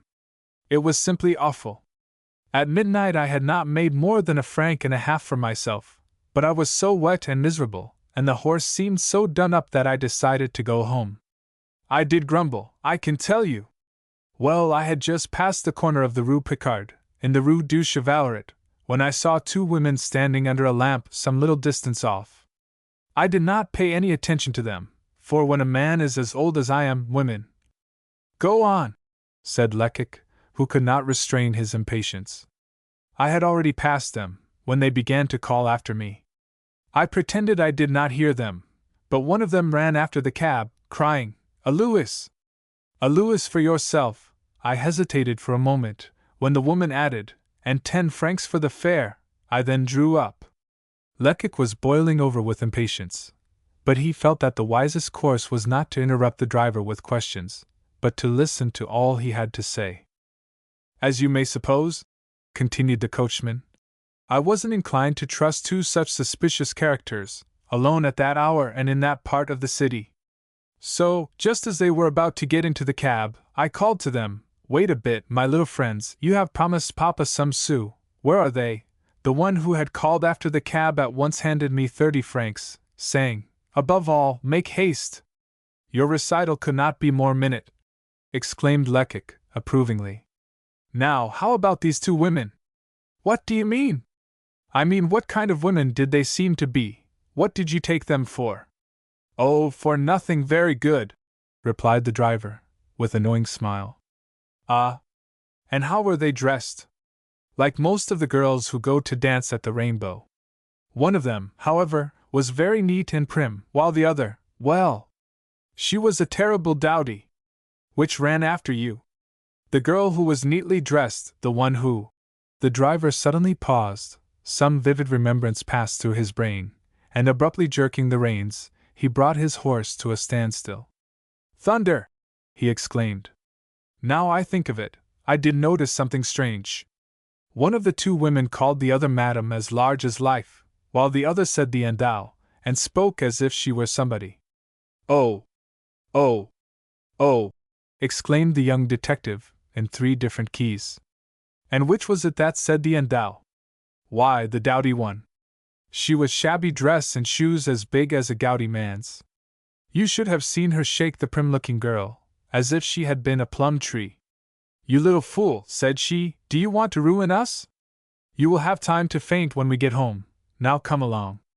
And then she began to sob. 'Indeed, madam, indeed I can't,' she said, and really she seemed quite unable to move. In fact, she appeared to be so old that I said to myself, 'Here is a young woman who has drunk more than is good for her.'" These facts confirmed even if they corrected Lecoq's first suppositions. As he had suspected, the social position of the two women was not the same. He had been mistaken, however, in attributing the higher standing to the woman wearing the shoes with the high heels, the marks of which he had so particularly noticed in the snow, with all the attendant signs of precipitation, terror, and weakness. In reality, social preeminence belonged to the woman who had left the large, broad footprints behind her. And not merely was she of a superior rank, but she had also shown superior energy. Contrary to Lecoq's original idea, it now seemed evident that she was the mistress, and her companion the servant. "Is that all, my good fellow?" he asked the driver, who during the last few minutes had been busy with his horses. "Yes," replied the cabman, "except that I noticed that the shabbily dressed woman who paid me had a hand as small as a child's, and in spite of her anger, her voice was as sweet as music. Did you see her face?" "I just caught a glimpse of it." "Could you tell if she were pretty, or whether she was a blonde or brunette?" So many questions at a time confused the driver. "Stop a minute," he replied. "In my opinion she wasn't pretty, and I don't believe she was young, but she certainly was a blonde, and with plenty of hair too." "Was she tall or short, stout or slender?" "Between the two." This was very vague. "And the other?" asked Lecoq. "The neatly dressed one?" "The deuce! As for her, I did not notice her at all. All I know about her is that she was very small." "Would you recognize her if you met her again?" "Good heavens! No." The vehicle was now rolling along the Rue de Bourgogne. Halfway down the street the driver pulled up, and turning to Lecoq, exclaimed, "Here we are." That's the house the hussies went into. To draw off the silk handkerchief that served him as a muffler, to fold it and slip it into his pocket, to spring to the ground and enter the house indicated, was only the work of an instant for the young detective. In the concierge's little room he found an old woman knitting. Lecoq bowed to her politely, and, displaying the silk handkerchief, exclaimed, "Madam, I have come to return this article to one of your lodgers." "To which one?" "Really, I don't exactly know." In a moment the worthy dame imagined that this polite young man was making fun of her. "You scamp!" she began. "Excuse me," interrupted Lecoq. "Allow me to finish. I must tell you that at about 3 o'clock in the morning of the day before yesterday, I was quietly returning home, when two ladies, who were seemingly in a great hurry, overtook me and passed on. One of them dropped this handkerchief, which I picked up. I hastened after her to restore it, but before I could overtake them they had rung the bell at your door and were already in the house. I did not like to ring at such an unearthly hour for fear of disturbing you. Yesterday I was so busy I couldn't come. However, here I am at last, and here's the handkerchief." So saying, Lecoq laid the handkerchief on the table, and turned as if to go, when the concierge detained him. "Many thanks for your kindness," said she, "but you can keep it. We have no ladies in this house who are in the habit of coming home alone after midnight." "Still I have eyes," insisted Lecoq, "and I certainly saw—" "Ah, I had forgotten," exclaimed the old woman.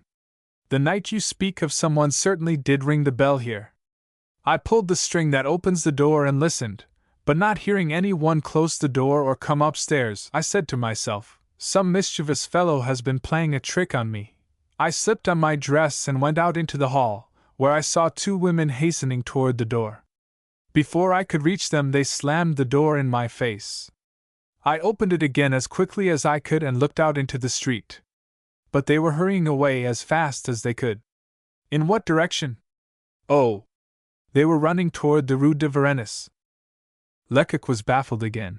However, he bowed civilly to the concierge, whom he might possibly have need of at another time, and then went back to the cab. "As I had supposed, they do not live here," he remarked to the driver. The latter shrugged his shoulders in evident vexation, which would inevitably have vent in a torrent of words, if Lecoq, who had consulted his watch, had not forestalled the outburst by saying, "9 o'clock, I am an hour behind time already, still I shall have some news to tell. Now take me to the morgue as quickly as possible. When a mysterious crime has been perpetrated, or a great catastrophe has happened, and the identity of the victims has not been established, a great day invariably follows at the morgue. The attendants are so accustomed to the horrors of the place that the most sickly sight fails to impress them, and even under the most distressing circumstances, they hasten gaily to and fro, exchanging jests well calculated to make an ordinary mortal's flesh creep. As a rule, they are far less interested in the corpses laid out for public view on the marble slabs in the principal hall than in the people of every age and station in life who congregate here all day long, at times coming in search of some lost relative or friend, but far more frequently impelled by idle curiosity. As the vehicle conveying Lecoq reached the quay, the young detective perceived that a large, excited crowd was gathered outside the building. The newspapers had reported the tragedy at the widow Chupin's drinking den, of course, more or less correctly, and everybody wished to see the victims. On drawing near the Pont Notre Dame, Lecoq told the driver to pull up. "I prefer to alight here, rather than in front of the morgue," he said, springing to the ground. Then, producing first his watch, and next his purse, he added, "We have been an hour and 40 minutes, my good fellow, consequently I owe you." "Nothing at all," replied the driver, decidedly. "But—" "No, not a so. I am too worried already to think that I took the money these hussies offered me. It would only have served me right if the liquor I bought with it had given me the gripes. Don't be uneasy about the score, and if you need a trap use mine for nothing, till you have caught the jades." As Lecoq's purse was low, he did not insist. "You will, at least, take my name and address?" continued the driver. "Certainly. The magistrate will want your evidence, and a summons will be sent you." "All right, then." Address it to Papillon, Eugene, driver, care of M. Trigault. I lodge at his place, because I have some small interest in the business, you see." The young detective was hastening away, when Papillon called him back. "When you leave the morgue you will want to go somewhere else," he said. "You told me that you had another appointment, and that you were already late." "Yes, I ought to be at the Palais de Justice, but it is only a few steps from here." "No matter. I will wait for you at the corner of the bridge." "It's useless to say no. I've made up my mind, and I'm a Breton, you know. I want you to ride out the 30 francs that those jades paid me." It would have been cruel to refuse such a request. Accordingly, Lecoq made a gesture of assent, and then hurried toward the morgue. If there was a crowd on the roadway outside, it was because the gloomy building itself was crammed full of people. Indeed, the sightseers, most of whom could see nothing at all, were packed as closely as sardines, and it was only by dint of well-nigh superhuman efforts that Lecoq managed to effect an entrance. As usual, he found among the mob a large number of girls and women, for, strange to say, the Parisian fair sex is rather partial to the disgusting sights and horrible emotions that repay a visit to the morgue. The shop and work girls who reside in the neighborhood readily go out of their way to catch a glimpse of the corpses which crime, accident, and suicide bring to this horrible place. A few, the more sensitive among them, may come no further than the door, but the others enter, and after a long stare return and recount their impressions to their less courageous companions. If there should be no corpse exhibited, if all the marble slabs are unoccupied, strange as it may seem, the visitors turn hastily away with an expression of disappointment or discontent. There was no fear of their doing so, however, on the morrow of the tragedy at Poivriere, for the mysterious murderer whose identity Lecoq was trying to establish had furnished 3 victims for their delectation. Panting with curiosity, they paid but little attention to the unhealthy atmosphere, and yet a damp chill came from beyond the iron railings, while from the crowd itself rose an infectious vapor, impregnated with the stench of the chloride of lime used as a disinfectant. As a continuous accompaniment to the exclamations, sighs, and whispered comments of the bystanders came the murmur of the water trickling from a spigot at the head of each slab, a tiny stream that flowed forth only to fall in fine spray upon the marble. Through the small arched windows a grey light stole in on the exposed bodies, bringing each muscle into bold relief, revealing the ghastly tints of the lifeless flesh, and imparting a sinister aspect to the tattered clothing hung around the room to aid in the identification of the corpses. This clothing, after a certain time, is sold, for nothing is wasted at the morgue. However, Lecoq was too occupied with his own thoughts to remark the horrors of the scene. He scarcely bestowed a glance on the 3 victims. He was looking for Father Absinthe, whom he could not perceive. Had Gevril intentionally or unintentionally failed to fulfill his promise, or had Father Absinthe forgotten his duty in his morning dram? Unable to explain the cause of his comrade's absence, Lecoq addressed himself to the head keeper. "It would seem that no one has recognized the victims," he remarked. "No one. And yet, ever since opening, we have had an immense crowd. If I were master here, on days like this, I would charge an admission fee of 2 sous a head, with half price for children. It would bring in a round sum, more than enough to cover the expenses." The keeper's reply seemed to offer an inducement to conversation, but Lecoq did not seize it. "Excuse me," he interrupted. "Didn't a detective come here this morning?" "Yes, there was one here." "Has he gone away then?" "I don't see him anywhere." The keeper glanced suspiciously at his eager questioner, but after a moment's hesitation, he ventured to inquire, "Are you one of them?" "Yes, I am," replied Lecoq, exhibiting his card in support of his assertion. "And your name?" "Is Lecoq." The keeper's face brightened up. "In that case," said he, "I have a letter for you, written by your comrade, who was obliged to go away. Here it is." The young detective at once tore open the envelope and read, "Monsieur Lecoq." "Monsieur?" This simple formula of politeness brought a faint smile to his lips. Was it not, on Father Absinthe's part, an evident recognition of his colleague's superiority?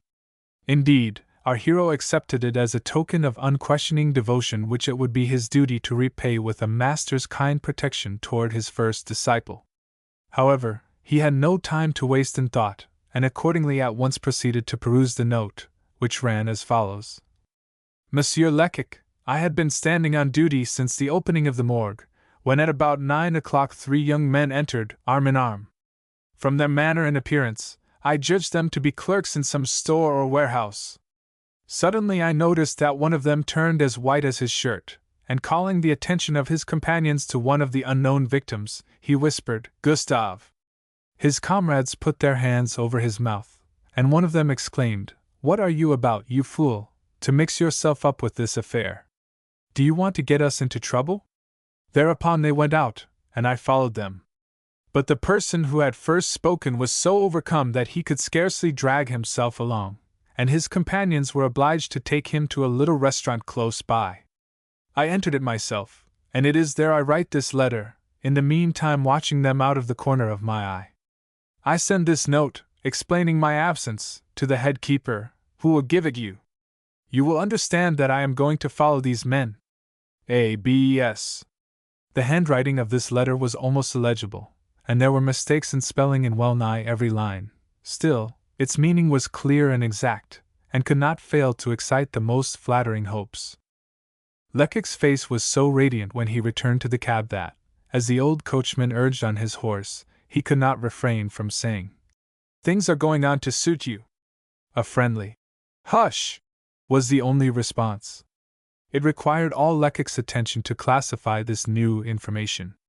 When he alighted from the cab in front of the Palais de Justice, he experienced considerable difficulty in dismissing the old cabman, who insisted upon remaining at his orders. He succeeded at last, however, but even when he had reached the portico on the left side of the building, the worthy fellow, standing up, still shouted at the top of his voice, "At M. Trigault's house, don't forget, Father Papillon, number 998, 1000 less 2. Lecoq had entered the left wing of the Palais. He climbed the stairs till he had reached the 3rd floor, and was about to enter the long, narrow, badly lighted corridor known as the Galerie de l'Instruction, when, finding a doorkeeper installed behind a heavy oaken desk, he remarked, "M. d'Escorval is, of course, in his office?" The man shook his head. "No," said he. "M. d'Escorval is not here this morning, and he won't be here for several weeks." "Why not?" "What do you mean?"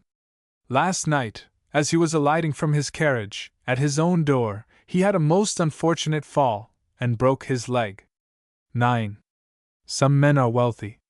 They own a carriage drawn by a pair of high-stepping horses, and driven by a coachman in stylish livery, and as they pass by, leaning back on comfortable cushions, they become the object of many an envious glance. Sometimes, however, the coachman has taken a drop too much, and upsets the carriage. Perhaps the horses run away and a general smash ensues.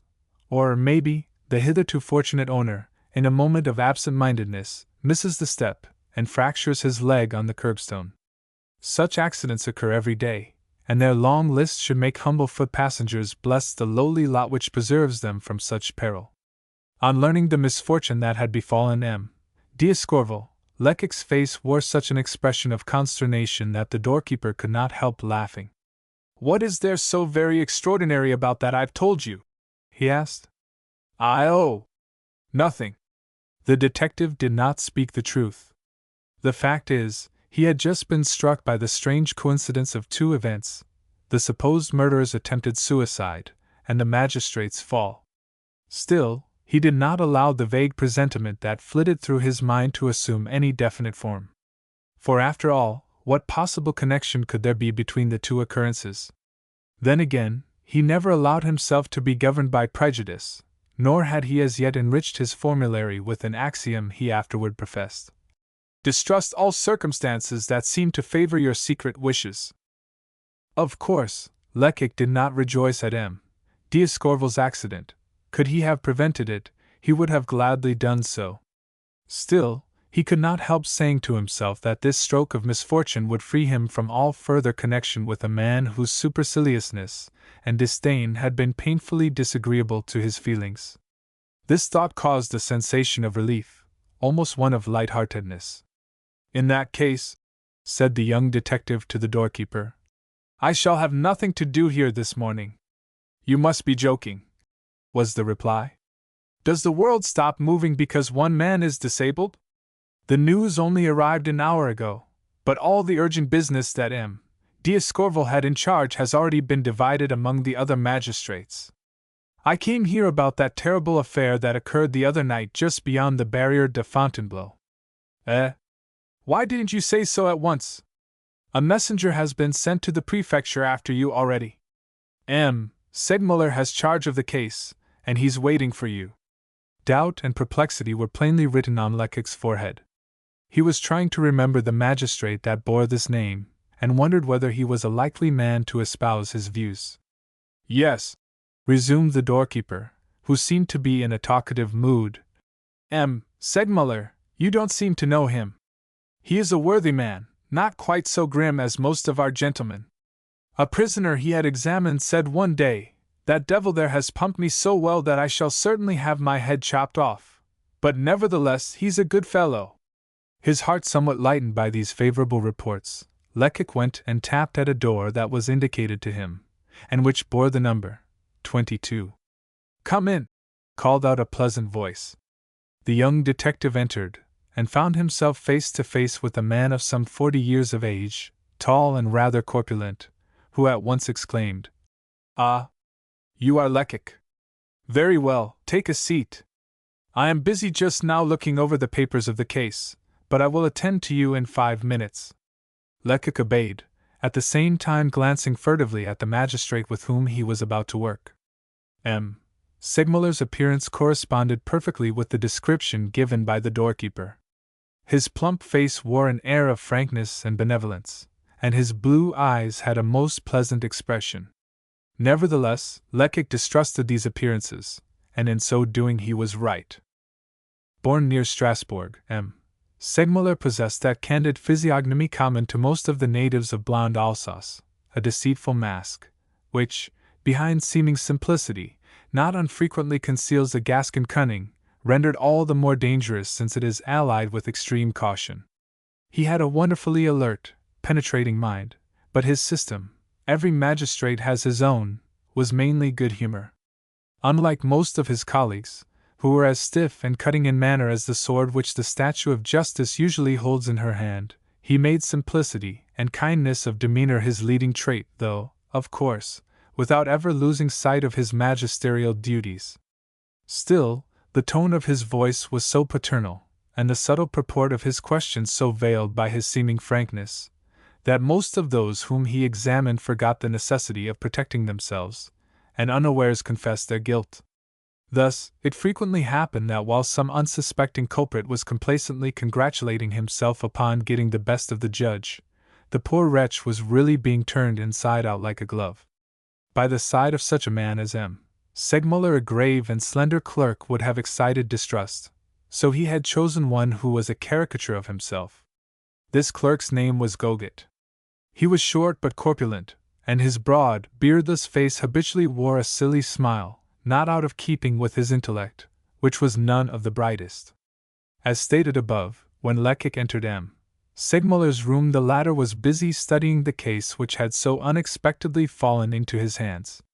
All the articles which the young detective had collected, from the flakes of wool to the diamond earring, were spread out upon the magistrate's desk.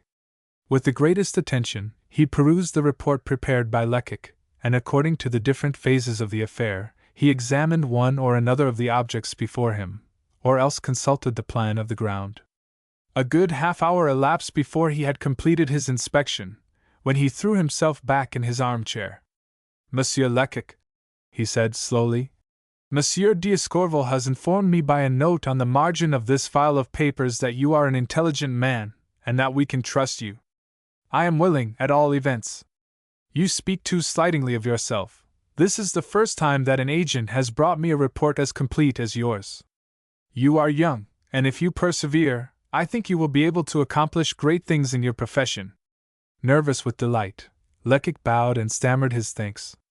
"Your opinion in this matter coincides with mine," continued M. Segmuller, "and the public prosecutor informs me that M. D'Escorval shares the same views. An enigma is before us, and it ought to be solved. "Oh, we'll solve it, I am certain, sir!" exclaimed Lecoq, who at this moment felt capable of the most extraordinary achievements.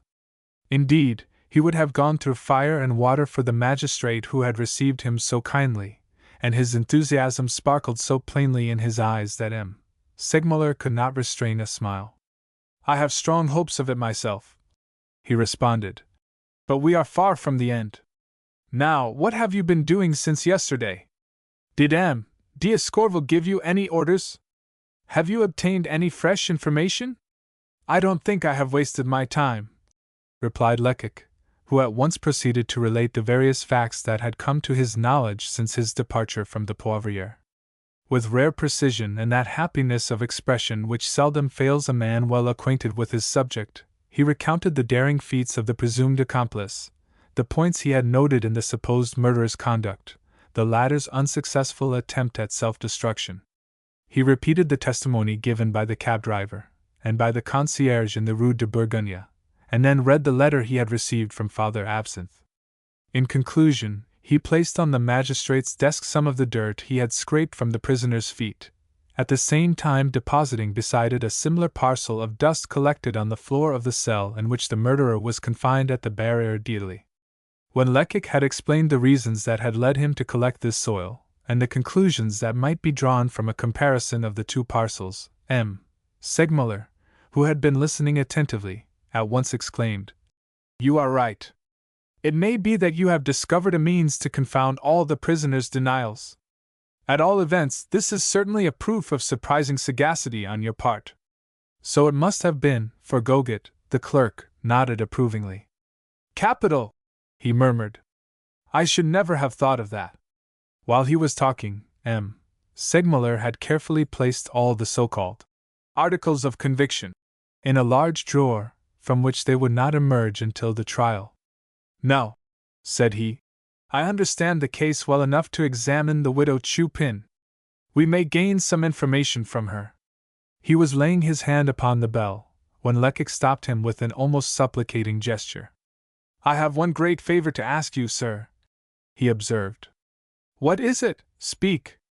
I should very much like to be present at this examination. It takes so little, sometimes, to awaken a happy inspiration. Although the law says that the accused shall first of all be privately examined by the investigating magistrate assisted by his clerk, it also allows the presence of police agents." Accordingly, Segmuller told Lecoq that he might remain. At the same time he rang his bell, which was speedily answered by a messenger. "Has the widow Chupin been brought here, in compliance with my orders?" asked Segmuller. "Yes, sir, she is in the gallery outside." "Let her come in then." An instant later the hostess of the Poivriere entered the room, bowing to the right and to the left. This was not her first appearance before a magistrate, and she was not ignorant of the respect that is due to justice. Accordingly, she had arrayed herself for her examination with the utmost care. She had arranged her rebellious grey locks in smooth bandeaus, and her garments, although of common material, looked positively neat. She had even persuaded one of the prison warders to buy her, with the money she had about her at the time of her arrest, a black crape cap and a couple of white pocket handkerchiefs, intending to deluge the latter with her tears should the situation call for a pathetic display. She was indeed far too knowing to rely solely on the mere artifices of dress, hence she had also drawn upon her repertoire of grimaces for an innocent, sad, and yet resigned expression, well fitted, in her opinion, to win the sympathy and indulgence of the magistrate upon whom her fate would depend. Thus disguised, with downcast eyes and honeyed voice, she looked so unlike the terrible termagant of the Poivriere, that her customers would scarcely have recognized her. Indeed, an honest old bachelor might have offered her 20 francs a month to take charge of his chambers, solely on the strength of her good looks. But Segmuller had unmasked so many hypocrites that he was not deceived for a moment. "What an old actress!" he muttered to himself, and glancing at Lecoq, he perceived the same thought sparkling in the young detective's eyes. It is true that the magistrate's penetration may have been due to some notes he had just perused, notes containing an abstract of the woman's former life, and furnished by the chief of police at the magistrate's request. With a gesture of authority, Segmuller warned Goget, the clerk with the silly smile, to get his writing materials ready. He then turned toward the widow Chupin. "Your name?" he asked in a sharp tone. "Aspasie Clapperdy, my maiden name," replied the old woman. "And today, the widow Chupin, at your service, sir." So saying, she made a low courtesy, and then added, "A lawful widow, you understand, sir. I have my marriage papers safe in my chest at home, and if you wish to send anyone—" "Your age?" interrupted the magistrate. 54. "Your profession?" "Dealer in wines and spirits outside of Paris, near the Rue du Château de Rentiers, just beyond the fortifications." A prisoner's examination always begins with these questions as to individuality, which gives both the magistrate and the culprit time to study each other, to try, as it were, each other's strength, before joining in a serious struggle, just as two duelists, about to engage in mortal combat, first try a few passes with the foils. "Now," resumed M. Segmuller, "we will note your antecedents. Have you not already been found guilty of several offenses?" The widow Chupin was too well versed in criminal procedure to be ignorant of those famous records which render the denial of identity such a difficult matter in France. "I have been unfortunate, my good judge," she whined. "Yes, several times. First of all, you were arrested on a charge of receiving stolen goods. But it was proved that I was innocent, that my character was whiter than snow. My poor, dear husband had been deceived by his comrades, that was all. Possibly. But while your husband was undergoing his sentence, you were condemned, first to 1 month's and then to 3 months' imprisonment for stealing. Oh, I had some enemies who did their best to ruin me. Next, you were imprisoned for having led some young girls astray. They were good-for-nothing hussies, my kind sir, heartless, unprincipled creatures. I did them many favors, and then they went and related a batch of falsehoods to ruin me. I have always been too kind and considerate toward others." The list of the woman's offenses was not exhausted, but M. Segmuller thought it useless to continue. "Such is your past," he resumed. "At the present time your wine shop is the resort of rogues and criminals. Your son is undergoing his 4th term of imprisonment, and it has been clearly proved that you abetted and assisted him in his evil deeds. Your daughter-in-law, by some miracle, has remained honest and industrious, hence you have tormented and abused her to such an extent that the authorities have been obliged to interfere. When she left your house you tried to keep her child, no doubt meaning to bring it up after the same fashion as its father. This, thought the widow Chupin, is the right moment to try and soften the magistrate's heart. Accordingly, she drew one of her new handkerchiefs from her pocket, and by dint of rubbing her eyes, endeavored to extract a tear. "Oh, unhappy me!" she groaned. "How can anyone imagine that I would harm my grandson, my poor little Toto? Why, I should be worse than a wild beast to try and bring my own flesh and blood to perdition." She soon perceived, however, that her lamentations did not much affect M. Segmuller, hence, suddenly changing both her tone and manner, she began her justification. She did not positively deny her past, but she threw all the blame on the injustice of destiny, which, while favoring a few, generally the less deserving, showed no mercy to others. Alas! She was one of those who had had no luck in life, having always been persecuted, despite her innocence. In this last affair, for instance, how was she to blame?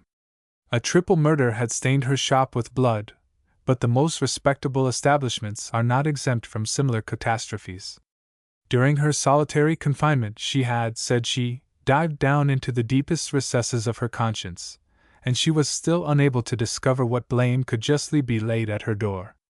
"I can tell you," interrupted the magistrate, "you are accused of impeding the action of the law." "Good heavens!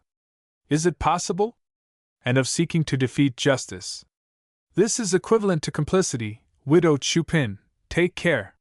When the police entered your cabin, after this crime had been committed, you refused to answer their questions. I told them all that I knew. Very well, then, you must repeat what you told them to me." M. Segmuller had reason to feel satisfied. He had conducted the examination in such a way that the widow Chupin would now have to initiate a narrative of the tragedy. This excellent point gained, for this shrewd old woman, possessed of all her coolness, would naturally have been on her guard against any direct questions. Now, it was essential that she should not suspect either what the magistrate knew of the affair, or what he was ignorant of. By leaving her to her own devices she might, in the course of the version which she proposed to substitute for the truth, not merely strengthen Lecoq's theories, but also let fall some remark calculated to facilitate the task of future investigation. Both M. Segmuller and Lecoq were of opinion that the version of the crime which they were about to hear had been concocted at the station house of the Place d'Italie while the murderer and the spurious drunkard were left together, and that it had been transmitted by the accomplice to the widow during the brief conversation they were allowed to have through the wicket of the latter's cell. Invited by the magistrate to recount the circumstances of the tragedy, Mother Chupin did not hesitate for a moment. "Oh, it was a very simple affair, my good sir," she began. "I was sitting by my fireside on Sunday evening, when suddenly the door opened, and 3 men and 2 women came in." M. Segmuller and the young detective exchanged glances. The accomplice had evidently seen Lecoq and his comrade examining the footprints, and accordingly the presence of the 2 women was not to be denied. "What time was this?" asked the magistrate. "About 11 o'clock. Go on." "As soon as they sat down they ordered a bowl of wine, a la Frangaise. Without boasting, I may say that I haven't an equal in preparing that drink. Of course, I waited on them, and afterward, having a blouse to mend for my boy, I went upstairs to my room, which is just over the shop." "Leaving the people alone?" "Yes, my judge." "That showed a great deal of confidence on your part." The widow sadly shook her head. "People as poor as I am don't fear the thieves," she sighed. Go on, go on." "Well, I had been upstairs about half an hour, when I heard someone below call out, 'Old woman,' so I went down, and found a tall, big-bearded man, who had just come in. He asked for a glass of brandy, which I brought to a table where he had sat down by himself." "And then did you go upstairs again?" interrupted the magistrate. The exclamation was ironical, of course, but no one could have told from the widow Chupin's placid countenance whether she was aware that such was the case. "Precisely, my good sir," she replied in the most composed manner.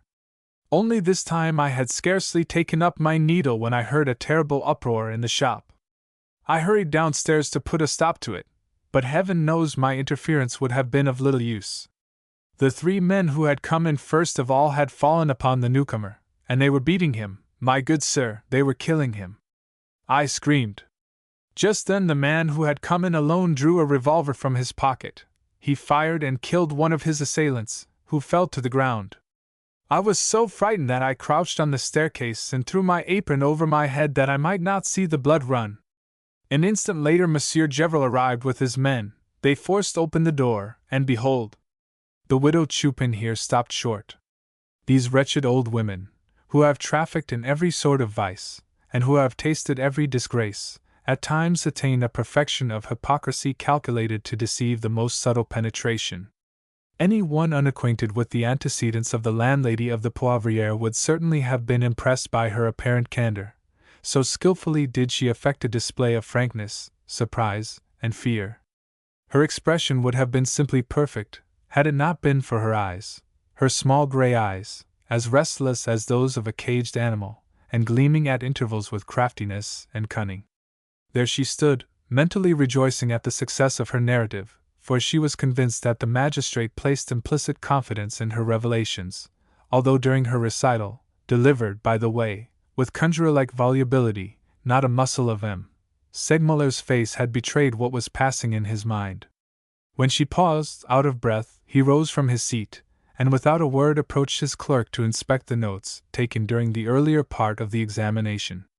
From the corner where he was quietly seated, Lecoq did not cease watching the prisoner. "She thinks that it's all over," he muttered to himself. "She fancies that her deposition is accepted without question." If such were, indeed, the widow's opinion, she was soon to be undeceived, for, after addressing a few low-spoken words to the smiling Goguet, M. Segmuller took a seat near the fireplace, convinced that the moment had now come to abandon defensive tactics, and open fire on the enemy's position. So, Widow Chupin, he began, you tell us that you didn't remain for a single moment with the people who came into your shop that evening. Not a moment. They came in and ordered what they wanted, you waited on them, and then left them to themselves? Yes, my good sir. It seems to me impossible that you didn't overhear some words of their conversation. What were they talking about? I am not in the habit of playing spy over my customers. Didn't you hear anything? Nothing at all. The magistrate shrugged his shoulders with an air of commiseration. In other words, he remarked, you refuse to inform justice. Oh, my good sir! Allow me to finish. All these improbable stories about leaving the shop and mending your son's clothes in your bedroom are so many inventions. You have concocted them so as to be able to say to me, I didn't see anything, I didn't hear anything. If such is your system of defense, I warn you that it will be impossible for you to maintain it, and I may add that it would not be admitted by any tribunal. It is not a system of defense, it is the truth. Segmuller seemed to reflect for a moment, then, suddenly, he exclaimed, Then you have nothing to tell me about this miserable assassin? But he is not an assassin, my good sir. What do you mean by such an assertion? I mean that he only killed the others in protecting himself. They picked a quarrel with him. He was alone against 3, and saw very plainly that he could expect no mercy from brigands who. The color rose to the Widow Chupin's cheeks, and she suddenly checked herself, greatly embarrassed, and evidently regretting that she had not bridled her tongue. It is true she might reasonably hope that the magistrate had imperfectly heard her words, and had failed to seize their full purport, for 2 or 3 red-hot coals having fallen from the grate on the hearth, he had taken up the tongs, and seemed to be engrossed in the task of artistically arranging the fire. Who can tell me, who can prove to me that, on the contrary, it was not this man who first attacked the others? He murmured thoughtfully. I can, stoutly declared the widow, already forgetful of her prudent hesitation. I can swear it. Segmuller looked up, intense astonishment written upon his face. How can you know that? He said slowly. How can you swear it? You were in your bedroom when the quarrel began. Silent and motionless in his corner, Lecoq was inwardly jubilant. This was a most happy result, he thought, but a few questions more, and the old woman would be obliged to contradict herself. What she had already said sufficed to show that she must have a secret interest in the matter, or else she would never have been so imprudently earnest in defending the prisoner. However, you have probably been led to this conclusion by your knowledge of the murderer's character, remarked Segmuller. You are apparently well acquainted with him. Oh, I had never set eyes on him before that evening. But he must have been in your establishment before? Never in his life. Oh. Then how do you explain that on entering the shop while you were upstairs, this unknown person, this stranger, should have called out, Here, old woman? Did he merely guess that the establishment was kept by a woman, and that this woman was no longer young? He did not say that. Reflect a moment, you, yourself just told me so. Oh, I didn't say that, I'm sure, my good sir. Yes, you did, and I will prove it by having your evidence read. Read the passage if you please. The smiling clerk looked back through his minutes and then, in his clearest voice, he read these words, taken down as they fell from the Widow Chupin's lips. I had been upstairs about half an hour, when I heard someone below call out, Old woman, so I went down, etc., etc. Are you convinced? Asked Segmuller. The old offender's assurance was sensibly diminished by this proof of her prevarication. However, instead of discussing the subject any further, the magistrate glided over it as if he did not attach much importance to the incident. And the other men, he resumed, those who were killed, did you know them? No, good sir, no more than I knew Adam and Eve. And were you not surprised to see 3 men utterly unknown to you, and accompanied by 2 women, enter your establishment? Sometimes chance. Come! You do not think of what you are saying. It was not chance that brought these customers, in the middle of the night, to a wine shop with a reputation like yours, an establishment situated far from any frequented route in the midst of a desolate waste. I'm not a sorceress, I say what I think. Then you did not even know the youngest of the victims, the man who was attired as a soldier, he who was named Gustave? Not at all. Segmuller noted the intonation of this response, and then slowly added, But you must have heard of one of Gustave's friends, a man called Lacheneur? On hearing this name, the landlady of the Poivriere became visibly embarrassed, and it was in an altered voice that she stammered. Lacheneur! Lacheneur! No, I have never heard that name mentioned. Still, despite her denial, the effect of Segmuller's remark was evident, and Lecoq secretly vowed that he would find this Lacheneur, at any cost.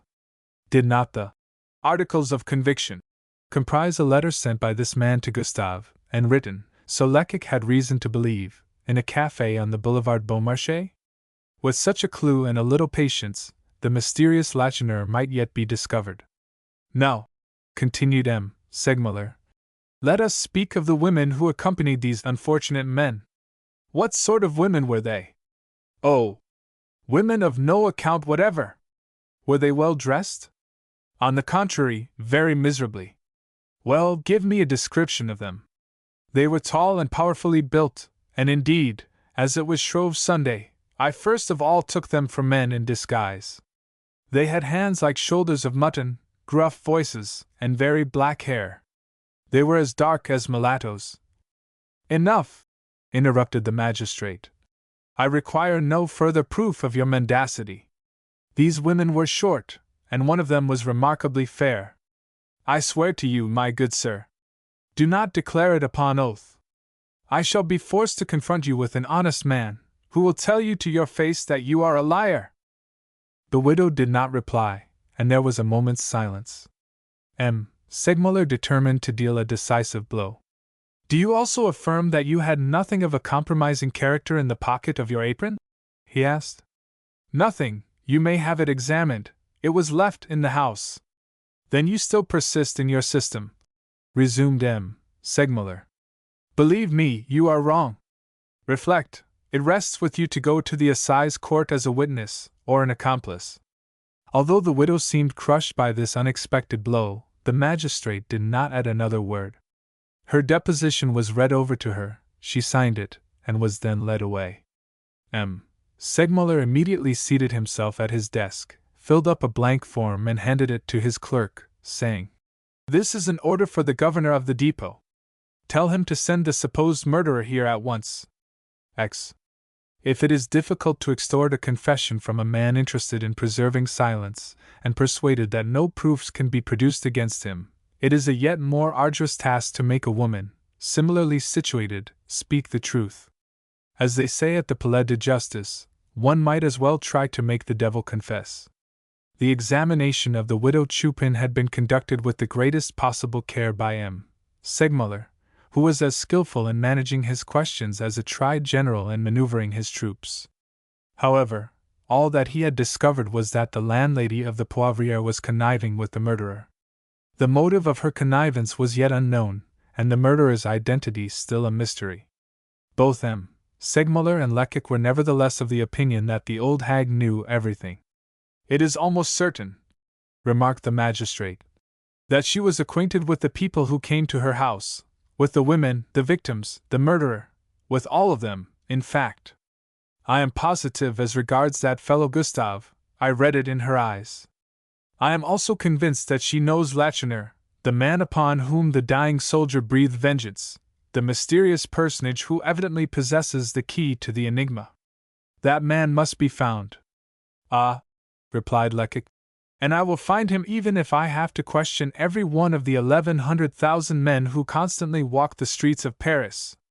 This was promising so much that the magistrate, despite his preoccupation, could not repress a smile. If this old woman would only decide to make a clean breast of it at her next examination, remarked Lecoq. Yes. But she won't. The young detective shook his head despondently. Such was his own opinion. He did not delude himself with false hopes, and he had noticed between the widow Chupin's eyebrows those furrows which, according to physiognomists, indicate a senseless, brutish obstinacy. Women never confess, resumed the magistrate. And even when they seemingly resign themselves to such a course, they are not sincere. They fancy they have discovered some means of misleading their examiner. On the contrary, evidence will crush the most obstinate man. He gives up the struggle and confesses. Now, a woman scoffs at evidence. Show her the sun, tell her it's daytime, at once she will close her eyes and say to you, no, it's night. Male prisoners plan and combine different systems of defense according to their social positions. The women, on the contrary, have but one system, no matter what may be their condition in life. They deny everything, persist in their denials even when the proof against them is overwhelming, and then they cry. When I worry the Chupin with disagreeable questions, at her next examination, you may be sure she will turn her eyes into a fountain of tears. In his impatience, M. Segmuller angrily stamped his foot. He had many weapons in his arsenal, but none strong enough to break a woman's dogged resistance. If I only understood the motive that guides this old hag, he continued. But not a clue. Who can tell me what powerful interest induces her to remain silent? Is it her own cause that she is defending? Is she an accomplice? Is it certain that she did not aid the murderer in planning an ambuscade? Yes, responded Lecoq slowly. Yes, this supposition very naturally presents itself to the mind. But think a moment, sir, such a theory would prove that the idea we entertained a short time since is altogether false. If the widow Chupin is an accomplice, the murderer is not the person we have supposed him to be, he is simply the man he seems to be. This argument apparently convinced M. Segmuller. What is your opinion? He asked. The young detective had formed his opinion a long while ago. But how could he, a humble police agent, venture to express any decided views when the magistrate hesitated? He understood well enough that his position necessitated extreme reserve. Hence, it was in the most modest tone that he replied. Might not the pretended drunkard have dazzled Mother Chupin's eyes with the prospect of a brilliant reward? Might he not have promised her a considerable sum of money? He paused. Goguet, the smiling clerk, had just returned. Behind him stood a private of the Garde de Paris who remained respectfully on the threshold, his heels in a straight line, his right hand raised to the peak of his shako, and his elbow on a level with his eyes, in accordance with the regulations. The governor of the depot, said the soldier, sends me to inquire if he is to keep the widow Chupin in solitary confinement. She complains bitterly about it. M. Segmuller reflected for a moment. Certainly, he murmured, as if replying to an objection made by his own conscience. Certainly, it is an undoubted aggravation of suffering, but if I allow this woman to associate with the other prisoners, she will certainly find some opportunity to communicate with parties outside. This must not be. The interests of justice and truth must be considered first. The thought embodied in these last words decided him. Despite her complaints, the prisoner must be kept in solitary confinement until further orders, he said. The soldier allowed his right hand to fall to his side, he carried his right foot 3 inches behind his left heel, and wheeled around. Goguet, the smiling clerk, then closed the door, and drawing a large envelope from his pocket, handed it to the magistrate. Here is a communication from the governor of the depot, said he. The magistrate broke the seal, and read aloud, as follows. I feel compelled to advise M. Segmuller to take every precaution with the view of assuring his own safety before proceeding with the examination of the prisoner, May. Since his unsuccessful attempt at suicide, this prisoner has been in such a state of excitement that we have been obliged to keep him in a strait waistcoat. He did not close his eyes all last night, and the guards who watched him expected every moment that he would become delirious. However, he did not utter a word. When food was offered him this morning, he resolutely rejected it, and I should not be surprised if it were his intention to starve himself to death. I have rarely seen a more determined criminal. I think him capable of any desperate act. Ah! Exclaimed the clerk, whose smile had disappeared.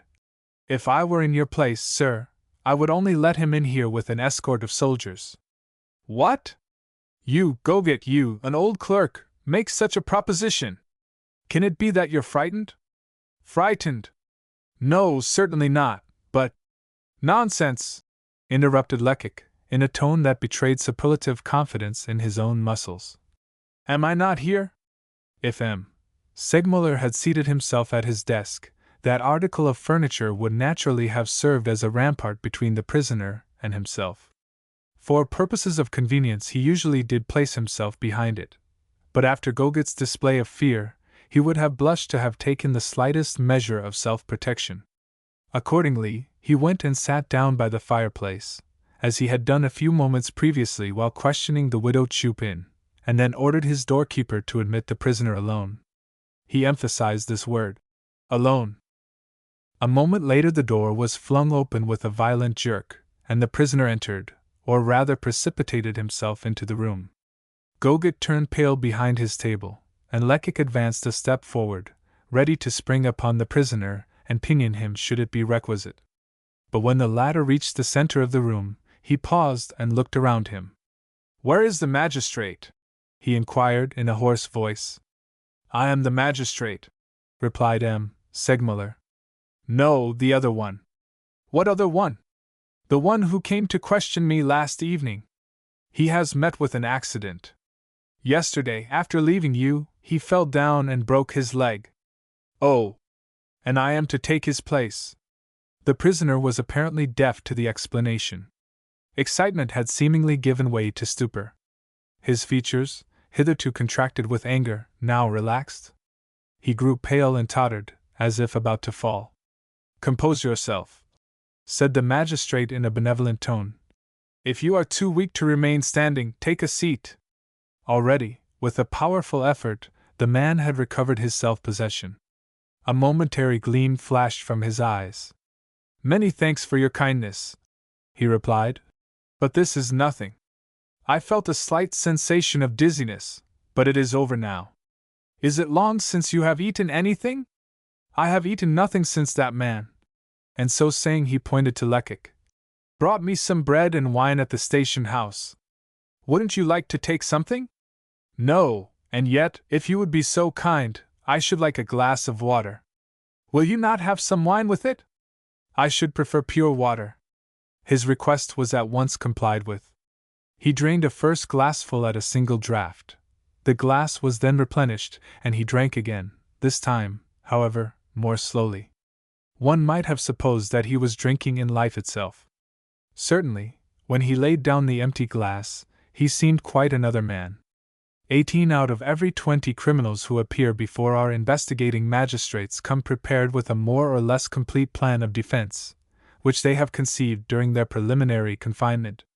Innocent or guilty, they have resolved on playing some part or other, which they begin to act as soon as they cross the threshold of the room where the magistrate awaits them. The moment they enter his presence, the magistrate needs to bring all his powers of penetration into play, for such a culprit's first attitude as surely betrays his plan of defense as an index reveals a book's contents. In this case, however, M. Segmuller did not think that appearances were deceitful. It seemed evident to him that the prisoner was not feigning, but that the excited frenzy which marked his entrance was as real as his after stupor. At all events, there seemed no fear of the danger the governor of the depot had spoken of, and accordingly M. Segmuller seated himself at his desk. Here he felt stronger and more at ease, for his back being turned to the window, his face was half hidden in shadow, and in case of need, he could, by bending over his papers, conceal any sign of surprise or discomfiture. The prisoner, on the contrary, stood in the full light, and not a movement of his features, not the fluttering of an eyelid could escape the magistrate's attention. He seemed to have completely recovered from his indisposition, and his features assumed an expression which indicated either careless indifference or complete resignation. "Do you feel better?" asked M. Segmuller. "I feel very well. I hope," continued the magistrate paternally, "that in future you will know how to moderate your excitement. Yesterday you tried to destroy yourself. It would have been another great crime added to many others, a crime which—" With a hasty movement of the hand, the prisoner interrupted him. "I have committed no crime," said he in a rough, but no longer threatening voice. "I was attacked, and I defended myself. Anyone has a right to do that. There were 3 men against me. It was a great misfortune, and I would give my right hand to repair it, but my conscience does not reproach me, That much? The prisoner's. That much? Was a contemptuous snap of his finger and thumb. And yet I've been arrested and treated like an assassin, he continued. When I saw myself interred in that living tomb which you call a secret cell, I grew afraid, I lost my senses.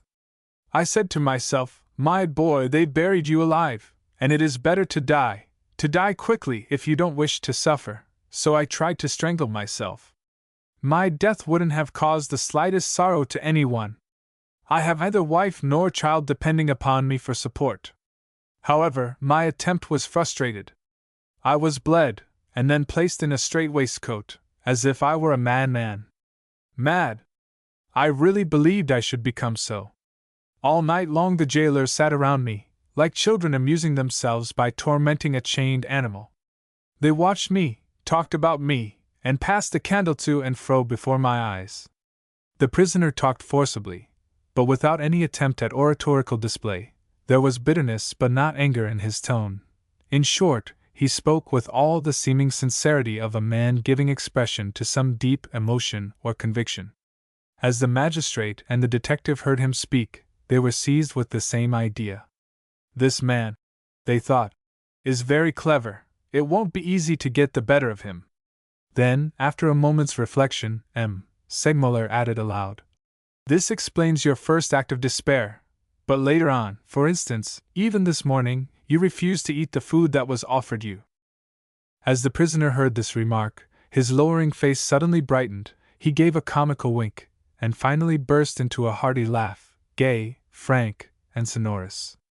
That, said he, is quite another matter. Certainly, I refused all they offered me, and now I will tell you why. As I had my hands confined in the strait waistcoat, the jailer tried to feed me just as a nurse tries to feed a baby with pap. Now I wasn't going to submit to that, so I closed my lips as tightly as I could. Then he tried to force my mouth open and push the spoon in, just as one might force a sick dog's jaws apart, and pour some medicine down its throat. The deuce take his impertinence! I tried to bite him, that's the truth, and if I had succeeded in getting his finger between my teeth, it would have stayed there. However, because I wouldn't be fed like a baby, all the prison officials raised their hands to heaven in holy horror, and pointed at me, saying, "What a terrible man! What an awful rascal!" The prisoner seemed to thoroughly enjoy the recollection of the scene he had described, for he now burst into another hearty laugh, to the great amazement of Lecoq, and the scandal of Goget, the smiling clerk. M. Segmuller also found it difficult to conceal his surprise. "You are too reasonable, I hope," he said at last, "to attach any blame to these men, who, in confining you in a strait waistcoat, were merely obeying the orders of their superior officers with the view of protecting you from your own violent passions." "Hum!" responded the prisoner, suddenly growing serious. "I do blame them, however, and if I had one of them in a corner. But never mind, I shall get over it. If I know myself aright, I have no more spite in my composition than a chicken." "Your treatment depends on your own conduct," rejoined M. Segmuller. "If you will only remain calm, you shan't be put in a strait waistcoat again. But you must promise me that you will be quiet and conduct yourself properly." The murderer sadly shook his head. "I shall be very prudent hereafter," said he, "but it is terribly hard to stay in prison with nothing to do. If I had some comrades with me, we could laugh and chat, and the time would slip by, but it is positively horrible to have to remain alone, entirely alone, in that cold, damp cell, where not a sound can be heard." The magistrate bent over his desk to make a note. The word comrades had attracted his attention, and he proposed to ask the prisoner to explain it at a later stage of the inquiry. "If you are innocent," he remarked, "you will soon be released, but it is necessary to prove your innocence." "What must I do to prove it?" "Tell the truth, the whole truth, answer my questions honestly without reserve. As for that, you may depend upon me." As he spoke, the prisoner lifted his hand, as if to call upon God to witness his sincerity. But M. Segmuller immediately intervened. "Prisoners do not take the oath," said he. "Indeed!" ejaculated the man with an astonished air. "That's strange." Although the magistrate had apparently paid but little attention to the prisoner, he had in point of fact carefully noted his attitude, his tone of voice, his looks and gestures. Segmuller had, moreover, done his utmost to set the culprit's mind at ease, to quiet all possible suspicion of a trap, and his inspection of the prisoner's person led him to believe that this result had been attained. "Now," said he, "you will give me your attention, and do not forget that your liberty depends upon your frankness. What is your name?" "May." "What is your Christian name?" "I have none." "That is impossible." "I have been told that already 3 times since yesterday," rejoined the prisoner impatiently. "And yet it's the truth. If I were a liar, I could easily tell you that my name was Peter, James, or John. But lying is not in my line. Really, I have no Christian name. If it were a question of surnames, it would be quite another thing. I have had plenty of them." "What were they?" "Let me see, to commence with, when I was with Father Fougas, I was called a filwar, because you see." "Who was this Father Fougas?" "The great wild beast tamer, sir." "Ah! He could boast of a menagerie and no mistake. Lions, tigers, and bears, serpents as big round as your thigh, parakeets of every color under the sun. Ah! It was a wonderful collection. But unfortunately—" Was the man jesting, or was he in earnest? It was so hard to decide, that Segmuller and Lecoq were equally in doubt. As for Goget, the smiling clerk, he chuckled to himself as his pen ran over the paper. "Enough," interrupted the magistrate. "How old are you?" 44 or 45 years of age." "Where were you born?" "In Brittany, probably." Segmuller thought he could detect a hidden vein of irony in this reply. "I warn you," said he, severely, "that if you go on in this way your chances of recovering your liberty will be greatly compromised. Each of your answers is a breach of propriety." As the supposed murderer heard these words, an expression of mingled distress and anxiety was apparent in his face. "Ah! I meant no offense, sir," he sighed. "You questioned me, and I replied. You will see that I have spoken the truth, if you will allow me to recount the history of the whole affair. When the prisoner speaks, the prosecution is enlightened. So runs an old proverb frequently quoted at the Palais de Justice. It does, indeed, seem almost impossible for a culprit to say more than a few words in an investigating magistrate's presence, without betraying his intentions or his thoughts, without, in short, revealing more or less of the secret he is endeavoring to conceal. All criminals, even the most simple-minded, understand this, and those who are shrewd prove remarkably reticent. Confining themselves to the few facts upon which they have founded their defense, they are careful not to travel any further unless absolutely compelled to do so, and even then they only speak with the utmost caution. When questioned, they reply, of course, but always briefly, and they are very sparing of details. In the present instance, however, the prisoner was prodigal of words. He did not seem to think that there was any danger of his being the medium of accomplishing his own decapitation. He did not hesitate like those who are afraid of misplacing a word of the romance they are substituting for the truth. Under other circumstances, this fact would have been a strong argument in his favor. "You may tell your own story then," said Segmuller in answer to the prisoner's indirect request. The presumed murderer did not try to hide the satisfaction he experienced at thus being allowed to plead his own cause, in his own way. His eyes sparkled and his nostrils dilated as if with pleasure. He sat himself down, threw his head back, passed his tongue over his lips as if to moisten them, and said, "Am I to understand that you wish to hear my history?" "Yes." "Then you must know that one day about 45 years ago, Father Tringlot, the manager of a traveling acrobatic company, was going from Guingamp to St. Brook, in Brittany. He had with him 2 large vehicles containing his wife, the necessary theatrical paraphernalia, and the members of the company. Well, soon after passing Châtelaudren, he perceived something white lying by the roadside, near the edge of a ditch. 'I must go and see what that is,' he said to his wife. He stopped the horses, alighted from the vehicle he was in, went to the ditch, picked up the object he had noticed, and uttered a cry of surprise. You will ask me what he had found? Ah, Good heavens! A mere trifle. He had found your humble servant then about 6 months old. With these last words, the prisoner made a low bow to his audience. Naturally, Father Tringlot carried me to his wife. She was a kind-hearted woman. She took me, examined me, fed me, and said, "He's a strong, healthy child, and we'll keep him since his mother has been so wicked as to abandon him by the roadside. I will teach him, and in 5 or 6 years he will be a credit to us."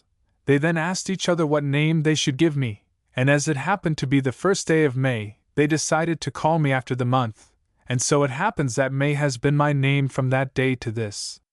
The prisoner paused again and looked from one to another of his listeners, as if seeking some sign of approval. None being forthcoming, he proceeded with his story. Father Tringlot was an uneducated man, entirely ignorant of the law. He did not inform the authorities that he had found a child, and for this reason, although I was living, I did not legally exist, for, to have a legal existence it is necessary that one's name, parentage, and birthplace should figure upon a municipal register. When I grew older, I rather congratulated myself on Father Tringlot's neglect. "May, my boy," said I, "you are not put down on any government register, consequently there's no fear of your ever being drawn as a soldier. I had a horror of military service, and a positive dread of bullets and cannon balls. Later on, when I had passed the proper age for the conscription, a lawyer told me that I should get into all kinds of trouble if I sought a place on the civil register so late in the day, and so I decided to exist surreptitiously. And this is why I have no Christian name, and why I can't exactly say where I was born. If truth has any particular accent of its own, as moralists have asserted, the murderer had found that accent.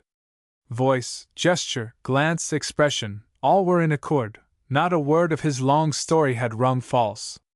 "Now," said M. Segmuller coldly, "what are your means of subsistence?" By the prisoner's discomfited mien one might have supposed that he had expected to see the prison doors fly open at the conclusion of his narrative. "I have a profession," he replied plaintively. "The one that Mother Tringlot taught me. I subsist by its practice, and I have lived by it in France and other countries."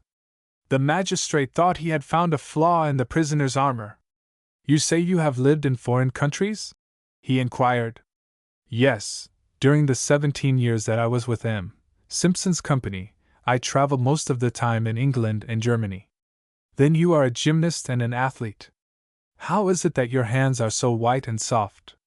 Far from being embarrassed, the prisoner raised his hands from his lap and examined them with evident complacency. "It is true they are pretty," said he, "but this is because I take good care of them and scarcely use them." "Do they pay you, then, for doing nothing?" "Ah, no, indeed. But, sir, my duty consists in speaking to the public, in turning a compliment, in making things pass off pleasantly, as the saying is, and without boasting, I flatter myself that I have a certain knack." M. Segmuller stroked his chin, according to his habit whenever he considered that a prisoner had committed some grave blunder. "In that case," said he, "will you give me a specimen of your talent?" "Ah-ha!" laughed the prisoner, evidently supposing this to be a jest on the part of the magistrate. "Ah-ha! Obey me, if you please," insisted M. Segmuller. The supposed murderer made no objection. His face at once assumed a different expression, his features wearing a mingled air of impudence, conceit, and irony. He caught up a ruler that was lying on the magistrate's desk, and flourishing it wildly, began as follows, in a shrill falsetto voice. "Silence, music! And you, big drum, hold your peace! Now is the hour, now is the moment, ladies and gentlemen, to witness the grand, unique performance of these great artists, unequaled in the world for their feats upon the trapeze and the tightrope, and in innumerable other exercises of grace, suppleness, and strength."